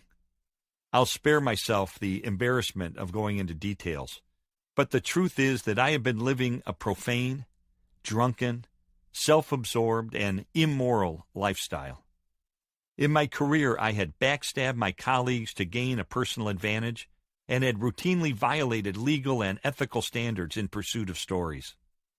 In my personal life, I was sacrificing my wife and children on the altar of success. I was a liar, a cheater, and a deceiver. My heart had shrunk to the point where it was rock hard toward anyone else. My main motivator was personal pleasure. And ironically, the more I hungrily sought after it, the more elusive and self-destructive it became. When I read in the Bible that these sins separated me from God, who is holy and morally pure, this resonated as being true. Certainly God, whose existence I had denied for years, seemed extremely distant, and it became obvious to me that I needed the cross of Jesus to bridge that gulf. Said the Apostle Peter, "For Christ also suffered once for sins, the righteous for the unrighteous, to bring you to God." 1 Peter 3, verse 18. All this I now believed. The evidence of history and of my own experience was too strong to ignore. Second, receive. Every other faith system I studied during my investigation was based on the do plan. In other words, it was necessary for people to do something. For example, use a Tibetan prayer wheel, pay alms, go on pilgrimages, undergo reincarnations, work off karma from past misdeeds, reform their character, to try to somehow earn their way back to God. Despite their best efforts, lots of sincere people just won't make it. Christianity is unique. It's based on the done plan. Jesus has done for us on the cross what we cannot do for ourselves. He has paid the death penalty that we deserve for our rebellion and wrongdoing, so we can become reconciled with God. I didn't have to struggle and strive to try to do the impossible of making myself worthy. Over and over, the Bible says Jesus offers forgiveness and eternal life as a free gift that cannot be earned. See Romans 6, verse 23, Ephesians 2, verses 8 and 9, Titus 3, verse 5. It's called grace, amazing grace, unmerited favor. It's available to anyone who receives it in a sincere prayer of repentance, even someone like me. Yes, I had to take a step of faith, as we do in every decision we make in life. But here's the crucial distinction. I was no longer trying to swim upstream against the strong current of evidence. Instead, I was choosing to go in the same direction that the torrent of facts were flowing. That was reasonable. That was rational. That was logical. What's more, in an inner and inexplicable way, it was also what I sensed God's Spirit was nudging me to do. So on November the 8th, 1981, I talked with God in a heartfelt and unedited prayer, admitting and turning away from my wrongdoing and receiving the gift of forgiveness and eternal life through Jesus. I told him that with his help, I wanted to follow him and his ways from here on out. There were no lightning bolts, no audible replies, no tingly sensations. I know that some people feel a rush of emotion at such a moment. As for me, however, there was something else that was equally exhilarating. There was the rush of reason. 3. Become. After taking that step, I knew from John 1:12 that I had crossed the threshold into a new experience. I had become something different, a child of God, forever adopted into his family through the historical, risen Jesus. Said the Apostle Paul, "Therefore, if anyone is in Christ, the new creation has come. The old is gone, the new is here." 2 Corinthians 5:17. Sure enough, over time, as I endeavored to follow Jesus' teachings and open myself to his transforming power, my priorities, my values, and my character were and continue to be gradually changed. Increasingly, I want Jesus' motives and perspective to be my own. To paraphrase Martin Luther King Jr., I may not yet be the man I should be, or the man, with Christ's help, I someday will be, but thank God I'm not the man I used to be. Maybe that sounds mystical to you. I don't know. Not so long ago, it would have to me. But it's very real to me now, and to those around me. In fact, so radical was the difference in my life that a few months after I became a follower of Jesus, our 5-year-old daughter, Allison, went up to my wife and said, "Mommy, I want God to do for me what he's done for Daddy." Here was a little girl who had known a father who was profane, angry, verbally harsh, and all too often absent. And even though she had never interviewed a scholar, never analyzed the data, never investigated historical evidence, she had seen up close the influence that Jesus can have on one person's life. In effect, she was saying, if this is what God does to a human being, that's what I want for me. Looking back all these years later, I can say with clarity that the day I personally made a decision in the case for Christ was nothing less than the pivotal event of my entire life. Now to you. At the outset, I encourage you to approach the evidence in this book as a fair and impartial juror as much as possible, drawing your conclusions based on the weight of the evidence. In the end, the verdict is yours and yours alone. Nobody else can cast the ballot for you. Perhaps after reading expert after expert, listening to argument after argument, seeing the answers to question after question, and testing the evidence with your logic and common sense, you found, as I have, that the case for Christ is conclusive. The belief part of John 1:12 is firmly in place. All that's left is to receive Jesus' grace, and then you'll become his son or daughter, engaged in a spiritual adventure that can flourish for the rest of your life and into eternity. For you, the time for the experiential step has arrived, and I can't encourage you more strongly to take that step with enthusiasm. On the other hand, maybe questions still linger for you. Perhaps I didn't address the objection that's uppermost in your mind. Fair enough. No single book can deal with every nuance. However, I trust that the amount of information reported in these pages will at least have convinced you that it's reasonable, in fact imperative, to continue your investigation. Pinpoint where you think the evidence needs to be bolstered, and then seek out additional answers from well-respected experts. If you believe you've come up with a scenario that better accounts for the facts, be willing to subject it to tough-minded scrutiny. Use the suggested resources in this book to delve deeper. Study the Bible yourself. One suggestion: The Journey, a special edition of the Bible that's designed for people who don't yet believe it's the Word of God. Resolve that you'll reach a verdict when you've gathered a sufficient amount of information, knowing that you'll never have full resolution of every single issue.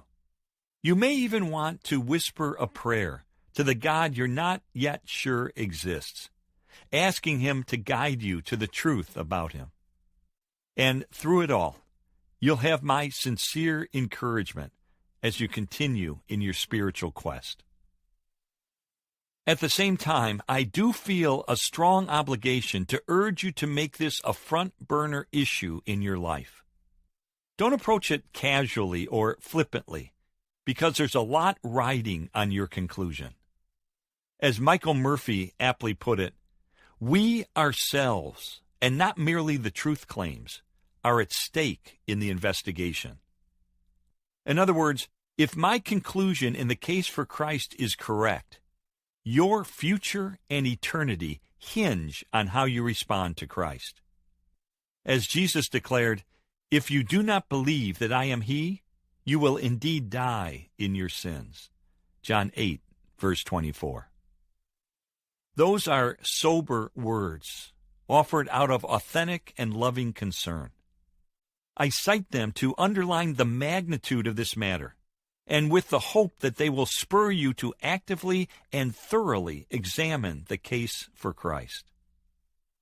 In the end, however, remember that some options just aren't viable. The accumulated evidence has already closed them off. Observed C.S. Lewis, the brilliant and once skeptical Cambridge University professor who was eventually won over by the evidence for Jesus. I am trying here to prevent anyone saying the really foolish thing that people often say about him. I'm ready to accept Jesus as a great moral teacher, but I don't accept his claim to be God. That is the one thing we must not say. A man who is merely a man and said the sort of things that Jesus said would not be a great moral teacher. He would either be a lunatic or else he would be the devil of hell. You must make your choice. Either this man was and is the Son of God, or else a madman or something worse. You can shut him up for a fool. You can spit at him and kill him as a demon, or you can fall at his feet and call him Lord and God. But let us not come with any patronizing nonsense about his being a great human teacher. He has not left that open to us. He did not intend to. An interview about the case for Christ. As the 20th anniversary of the case for Christ approached, best-selling author Mark Mittleberg turned the tables on me by interviewing me about the legacy of the book, challenges by critics, and how my life has changed. Mittleberg, whose own books include The Questions Christians Hope No One Will Ask and Confident Faith, has been a close ministry associate of mine since 1987. How surprised have you been by the impact of the case for Christ since it came out in 1998? I'm sure you never anticipated that it would sell nearly 10 million copies in its various formats or be translated into 20 languages. Well, I've been astounded, really. Since I grew up as a Chicago Cubs fan, I like to think of an analogy involving Wrigley Field. Often a batter hits a pop-up and it's caught by the center fielder. But sometimes, if the wind is blowing just right, the breeze lifts the ball over the wall. The batter didn't hit the ball any harder, but circumstances turned it into a home run. And that's how I feel about the case for Christ. I made contact with the ball. In other words, I researched and wrote the book in the best way I knew how. But God has lifted and taken it far, far beyond what my meager efforts could ever have achieved.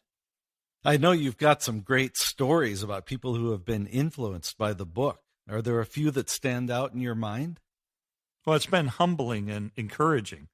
Through the years, I've received so many emails, tweets, letters, and phone calls from people who've come to faith in Jesus after reading the book. Some have ended up going to seminary and into the ministry. A few have become influential defenders of the faith because this was the first book to pique their interest in Christian apologetics. I remember getting a letter shortly after the book came out from an atheist who had gone into a bookstore to buy an astronomy magazine. He settled onto a bench to look at it and realized he had sat on something. It was a copy of the Case for Christ. He thumbed through it and said to himself, "I don't believe this stuff," and tossed it aside. But he said there was like an inner voice that told him he should read it. So he bought the book, read it, and came to faith in Christ. In fact, I got a letter from him the other day. He's still following Jesus. Recently, a Christian told me that he had ordered The Case for Christ from an online bookseller. When it was delivered to his house, his father, who was a spiritual skeptic, answered the doorbell. He thought the package was for him, so he opened it. He saw the book and was just about to set it aside, but he became intrigued by its title. He read it cover to cover and ended up coming to faith in Christ. In Colorado, there was an atheist computer engineer who read the book in order to discredit it. He checked all the footnotes, read all the references for himself, and ultimately concluded that the case for Christianity was compelling.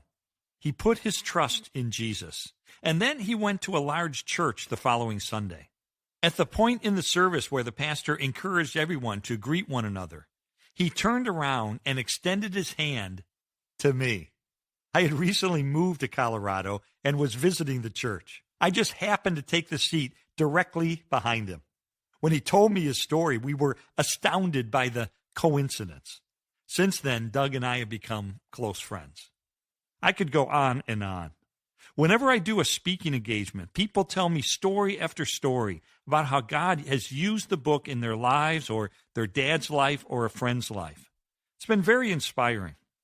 I like to think that even when I'm sleeping at night, someone in China, India, or Indonesia is reading the book and considering the case for Christianity. And then there was also Evel Knievel. Yes, the daredevil motorcycle jumper and cultural icon who lived a wild and narcissistic life.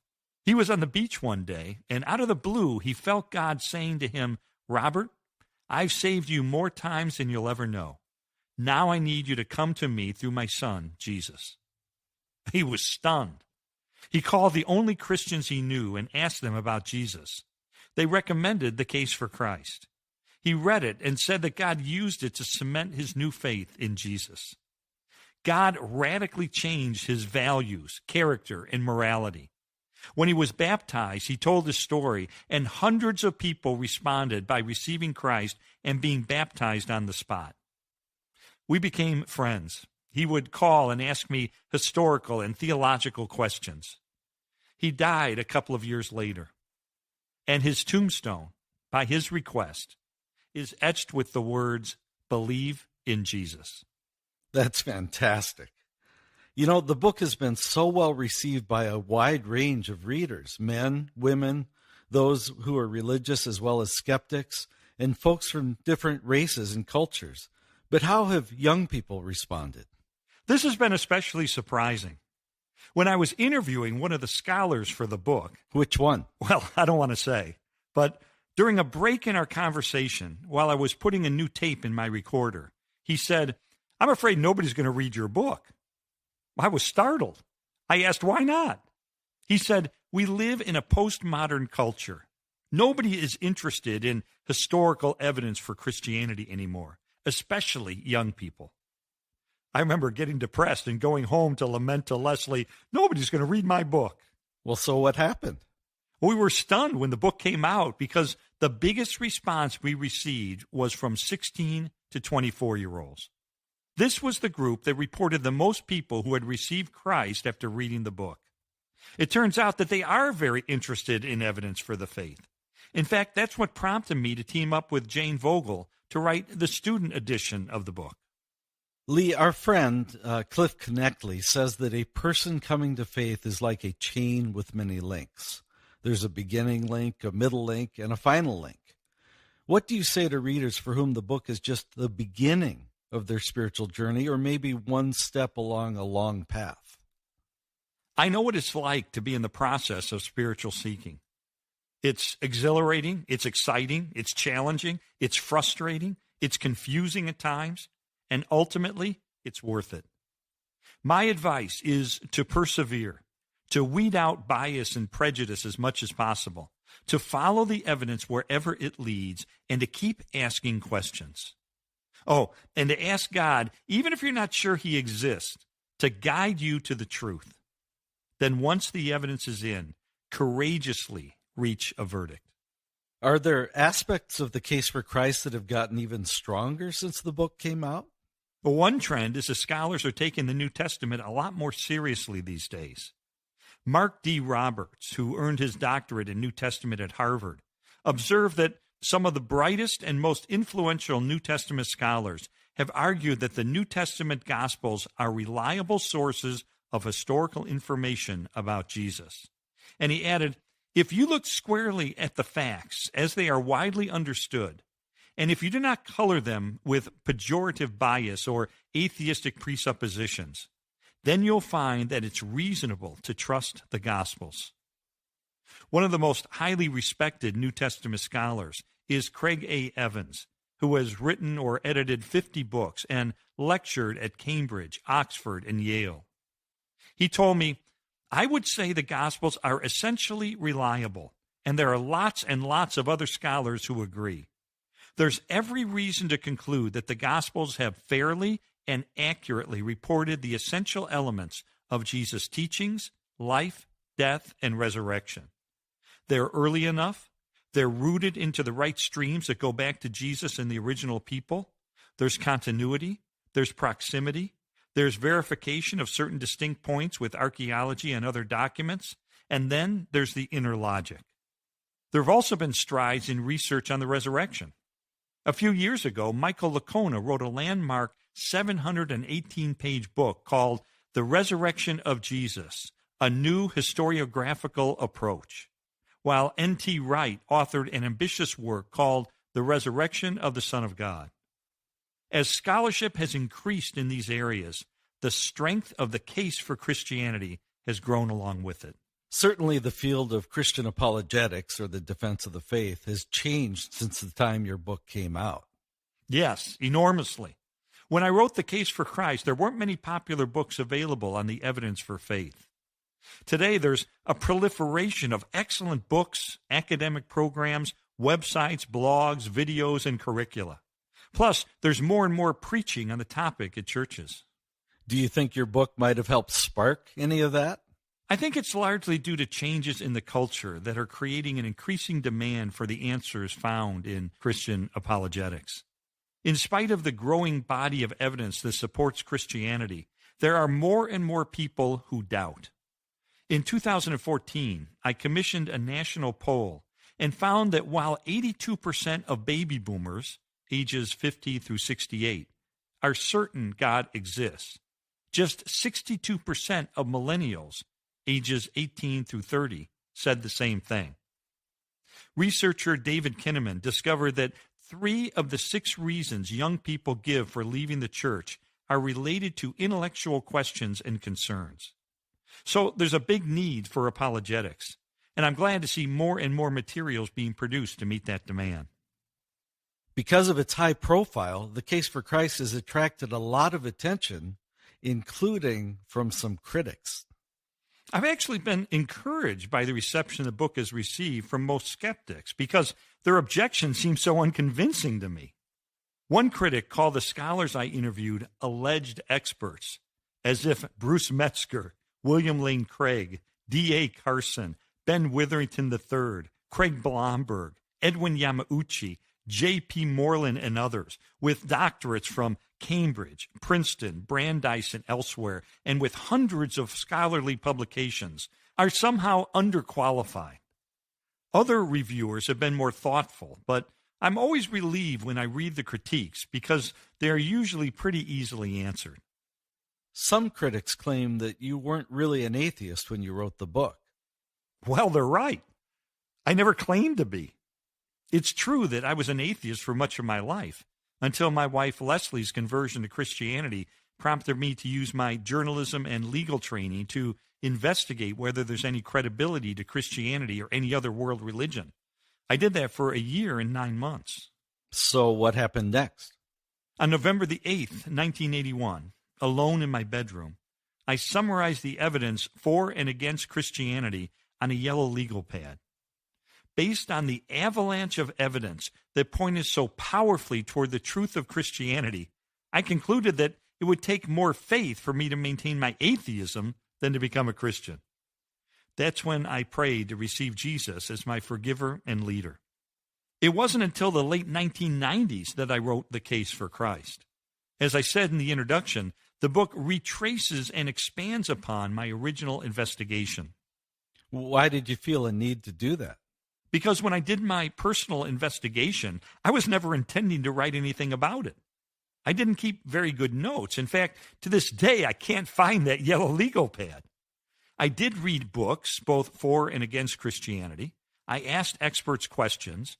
I thoroughly explored ancient history and archaeology, but I was doing all of this out of my own curiosity. Years later, when I decided to write the case for Christ, I wanted to approach the issue more systematically and conduct fully documented interviews with world-class scholars in order to get the most current and cutting-edge evidence that was available. That way I could lay out the facts in the most logical and accessible format. Well, if you never planned to write a book when you were doing your personal investigation, what prompted you to eventually create one? Well, after I came to faith in Christ in 1981, I stayed in journalism for a while, but ultimately left to join the staff of Willow Creek Community Church, where you and I first met. There, I was mentored in theology, ordained, and became a teaching pastor. One day, I was assigned to do a 3-week sermon series, and I decided to call it The Case for Christ. I set up the platform to look like a courtroom and call experts to the witness stand by showing videos of interviews I conducted with them. A few months later, I was taking a walk with Leslie, and she suggested that I turn that series into a book. I shrugged off the idea at first, saying it was based on videos. But then I stopped in my tracks. In fact, I could take you back to the very spot on the sidewalk and said, wait a minute, that might work. That's when I decided to propose the book to Zondervan. I thought they'd reject the idea because at the time, books on apologetics rarely did well. But they surprised me by giving the project a green light. Did they say why they approved it? They said it was because they could see my obvious passion for the project. I think they believed that the book would have a unique perspective because of my background as both an atheist and a journalist. Was it difficult to get interviews with these world-class scholars? That was really surprising. It wasn't difficult at all. Every scholar I called immediately agreed to be interviewed, even though most of them had no idea who I was. These people spend their lives living in the minutia of academic research. And frankly, they're often thrilled when someone carefully reads their books and wants to talk with them about what they've written. In the end, it took me 5 months, using up weekend, evenings, and vacation time to put the Case for Christ together. Whoa, that's pretty fast. Well, looking back, that's one way I can detect God's hand on the project. I don't see how it's possible to have done it that quickly. Did you face any challenges during the writing of the book? Yes, a very scary one. Originally, my idea was to format the book like this Q&A, unadorned by any descriptive material. But my editor, John Sloan, urged me to write the book as a narrative, taking the reader with me as I interviewed the scholars. He wanted me to describe the setting, talk about my emotions, and paint a picture of how this adventure unfolded. What a great idea. Were you excited about it? Definitely not. I'd already written the first chapter as a straight Q&A and felt the need to keep my momentum. But Sloan took a stab at rewriting part of it as a narrative. I showed both versions to Leslie and asked, which is better? She said, well, his. I knew in my heart she was right, but I doubted whether I had the skill as a writer to pull it off. I'm grateful that Sloan coached me through the experience. Lee, you didn't interview any skeptics for the book, and some have criticized you for that. I think they misunderstand my approach. I was standing in the shoes of the skeptic. As the subtitle says, this was a journalist's personal investigation of the evidence for Jesus. I was asking the questions I had when I was an atheist. Obviously, as you can tell from the footnotes and many of my questions, I had digested the writings of skeptical scholars. Then I confronted Christian experts with what I considered to be the skeptic's most potent objections, which were also the ones I personally wrestled with, to see if they could offer cogent and convincing answers. Then I reported their answers and left it to readers to reach their own verdict. Let me press you by focusing on a common objection to your book. For your chapter titled The Rebuttal Evidence, you interviewed a critic of the Jesus Seminar, and yet you didn't question anyone from the Jesus Seminar itself. Some people have called that unfair. Well, there's no secret about what the Jesus Seminar believed. They clearly set out their methodology in their writings. As you know, the seminar was founded by the late Robert Funk, a liberal New Testament scholar, and it became famous for claiming that Jesus never said 82% of what the Gospels report him as saying. The seminar was made up of left-wing scholars and laypeople who claimed that they were doing an unbiased investigation of Jesus. And yet, nobody criticizes them for not giving conservative scholars space in their books to refute their assertions. You interviewed Jesus Seminar critic Gregory Boyd. He said the seminar embraced naturalism, the belief that every event has a natural cause, and ruled out even the possibility of the supernatural at the outset. Yet critics point out that Funk once said, "Nothing is impossible unless we exclude logical impossibilities such as square circles." Also, Jesus Seminar co-chairman John Dominic Crossan said, "I leave absolutely open what God could do." Well, let me give you the rest of the story. First of all, Funk was straightforward about his foundational beliefs. He said, the God of the metaphysical age is dead. There is not a personal God out there external to human beings and the material world. He added, the notion that God interferes with the order of nature from time to time in order to aid or punish is no longer credible. Miracles are conceivable only as the inexplicable. Otherwise, they contradict the regularity of the order of the physical universe. Further, Funk said, we should give Jesus a demotion. It is no longer credible to think of Jesus as divine. As for Crossan, he did deny in a debate with William Lane Craig that he was a naturalist, but he conceded he has a theological presupposition that God doesn't directly intervene in affairs. He said, the supernatural always, at least till this is disproved for me, operates through the screen of the natural. And yet, as Craig pointed out, that is naturalism, a belief that God acts in the world only mediately through natural causes. In fact, despite Craig's prodding, Crossan refused to affirm that God really exists outside of our imagination. Crossan's presupposition about the supernatural has huge implications. Very simply, said Craig, it rules out in advance the historicity of events like the resurrection. Let's be clear. The introduction to the Jesus Seminar's book, The Five Gospels, says, in this scientific age, the Christ of creed and dogma can no longer command assent of those who have seen the heavens through Galileo's telescope. The seminar's first pillar of scholarly wisdom is the distinction between the historical Jesus and the Christ of faith. In other words, citing German scholar D.F. Strauss, between the natural Jesus and the supernatural Jesus. The Jesus of the Gospels, said the Jesus Seminar, is an imaginative theological construct. William Lane Craig was blunt in an academic article he wrote after his debate with Crossan. He said, quote, the Jesus Seminar is remarkably candid about its presupposition of naturalism.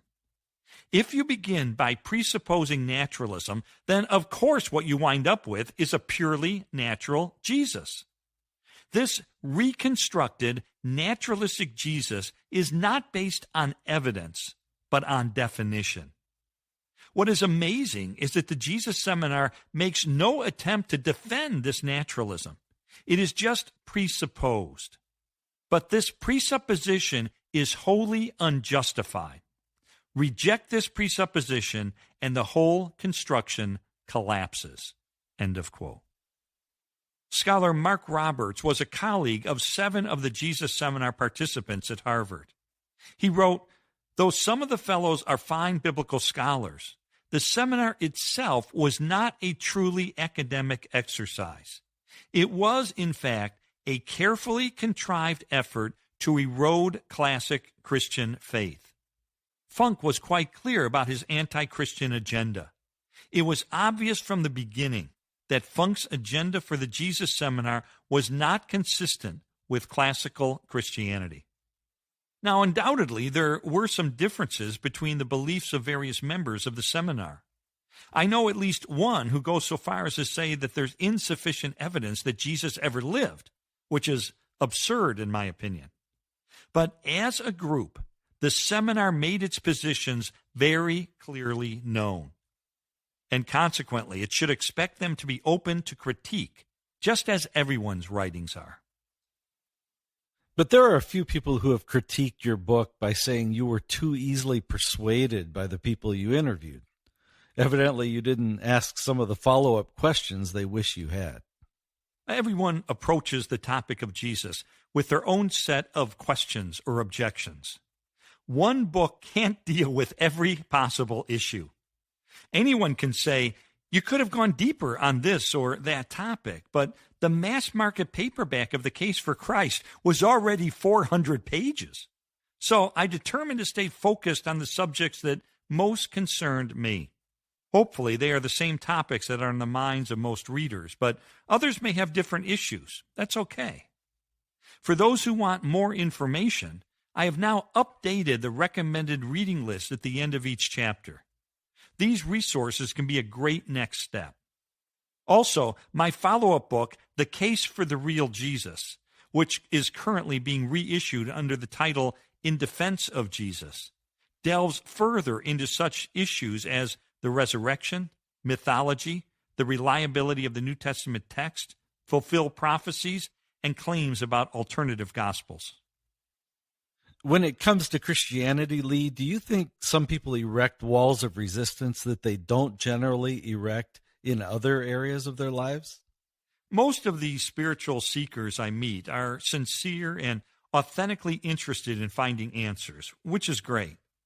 But then there are some who seem to intentionally ratchet up their skepticism. Sometimes when a person asks me a particularly pointed question, I want to say, first, prove to me who you are. And don't try to show me a driver's license. We know those can be forged. And don't try to show me a birth certificate. How do I know if it's genuine?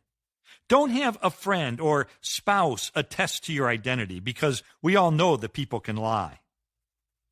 You see, it's very easy to fold our arms in defiance and raise the bar of our skepticism unreasonably high.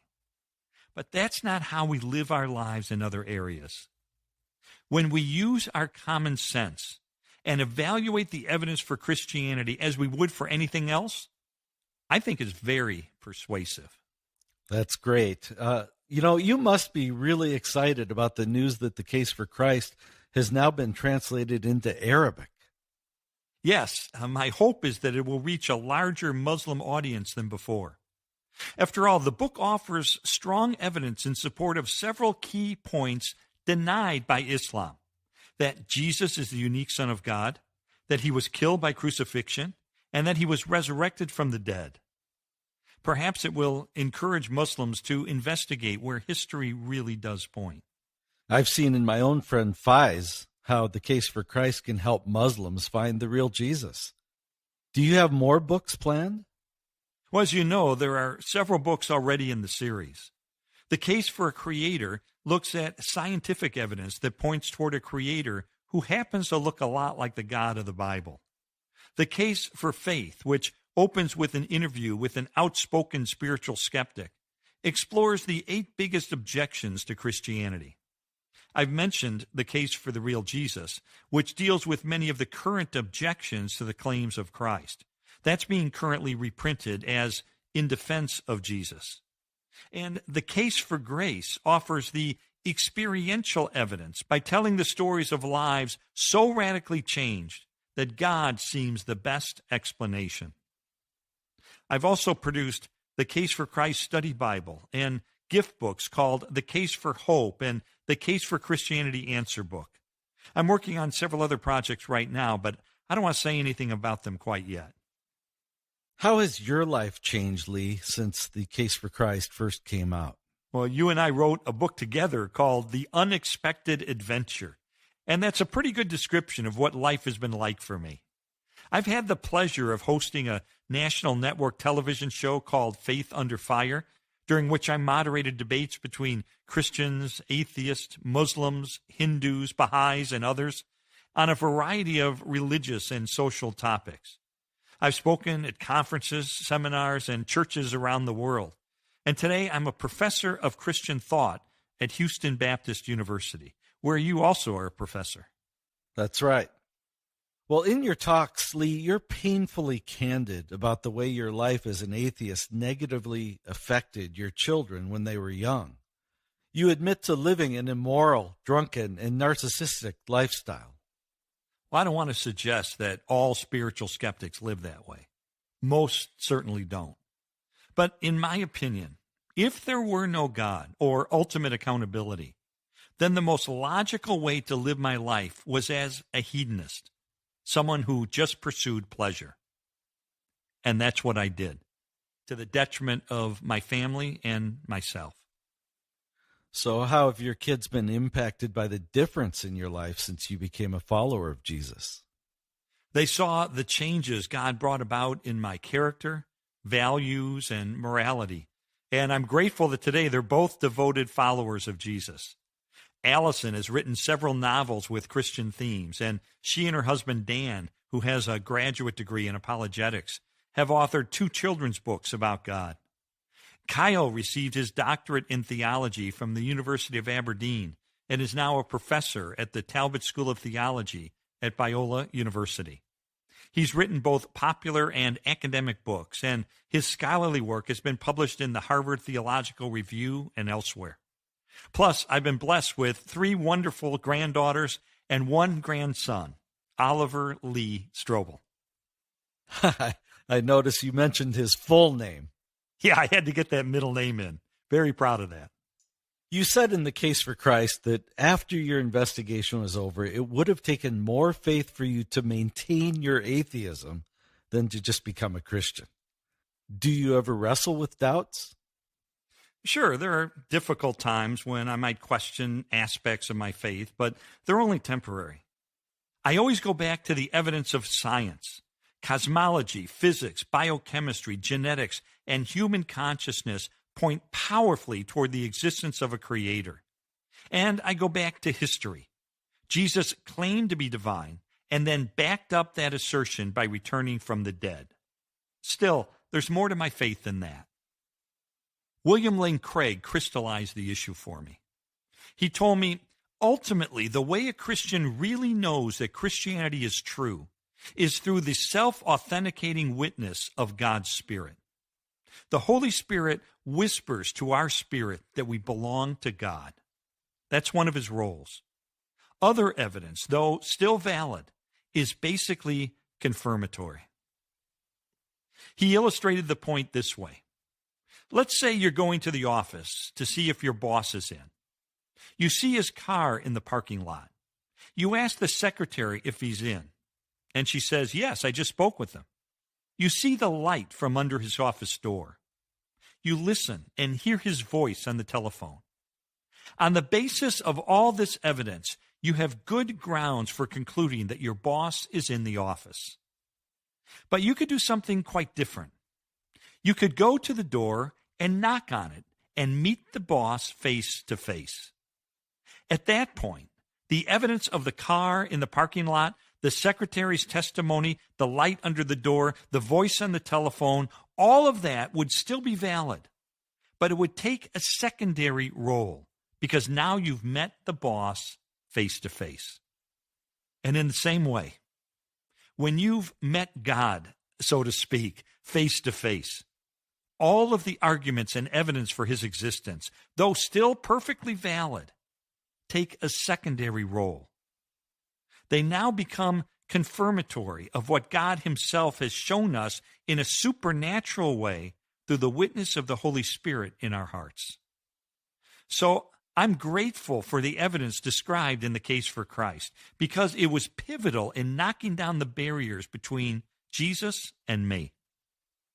But if you ask me today how I know for sure that Jesus is alive and is the Son of God, I'd say because I know him personally, because he is now my friend. That's something we all can experience when we come to him in repentance and faith. And let me be totally transparent. That's my hope for everyone who reads The Case for Christ.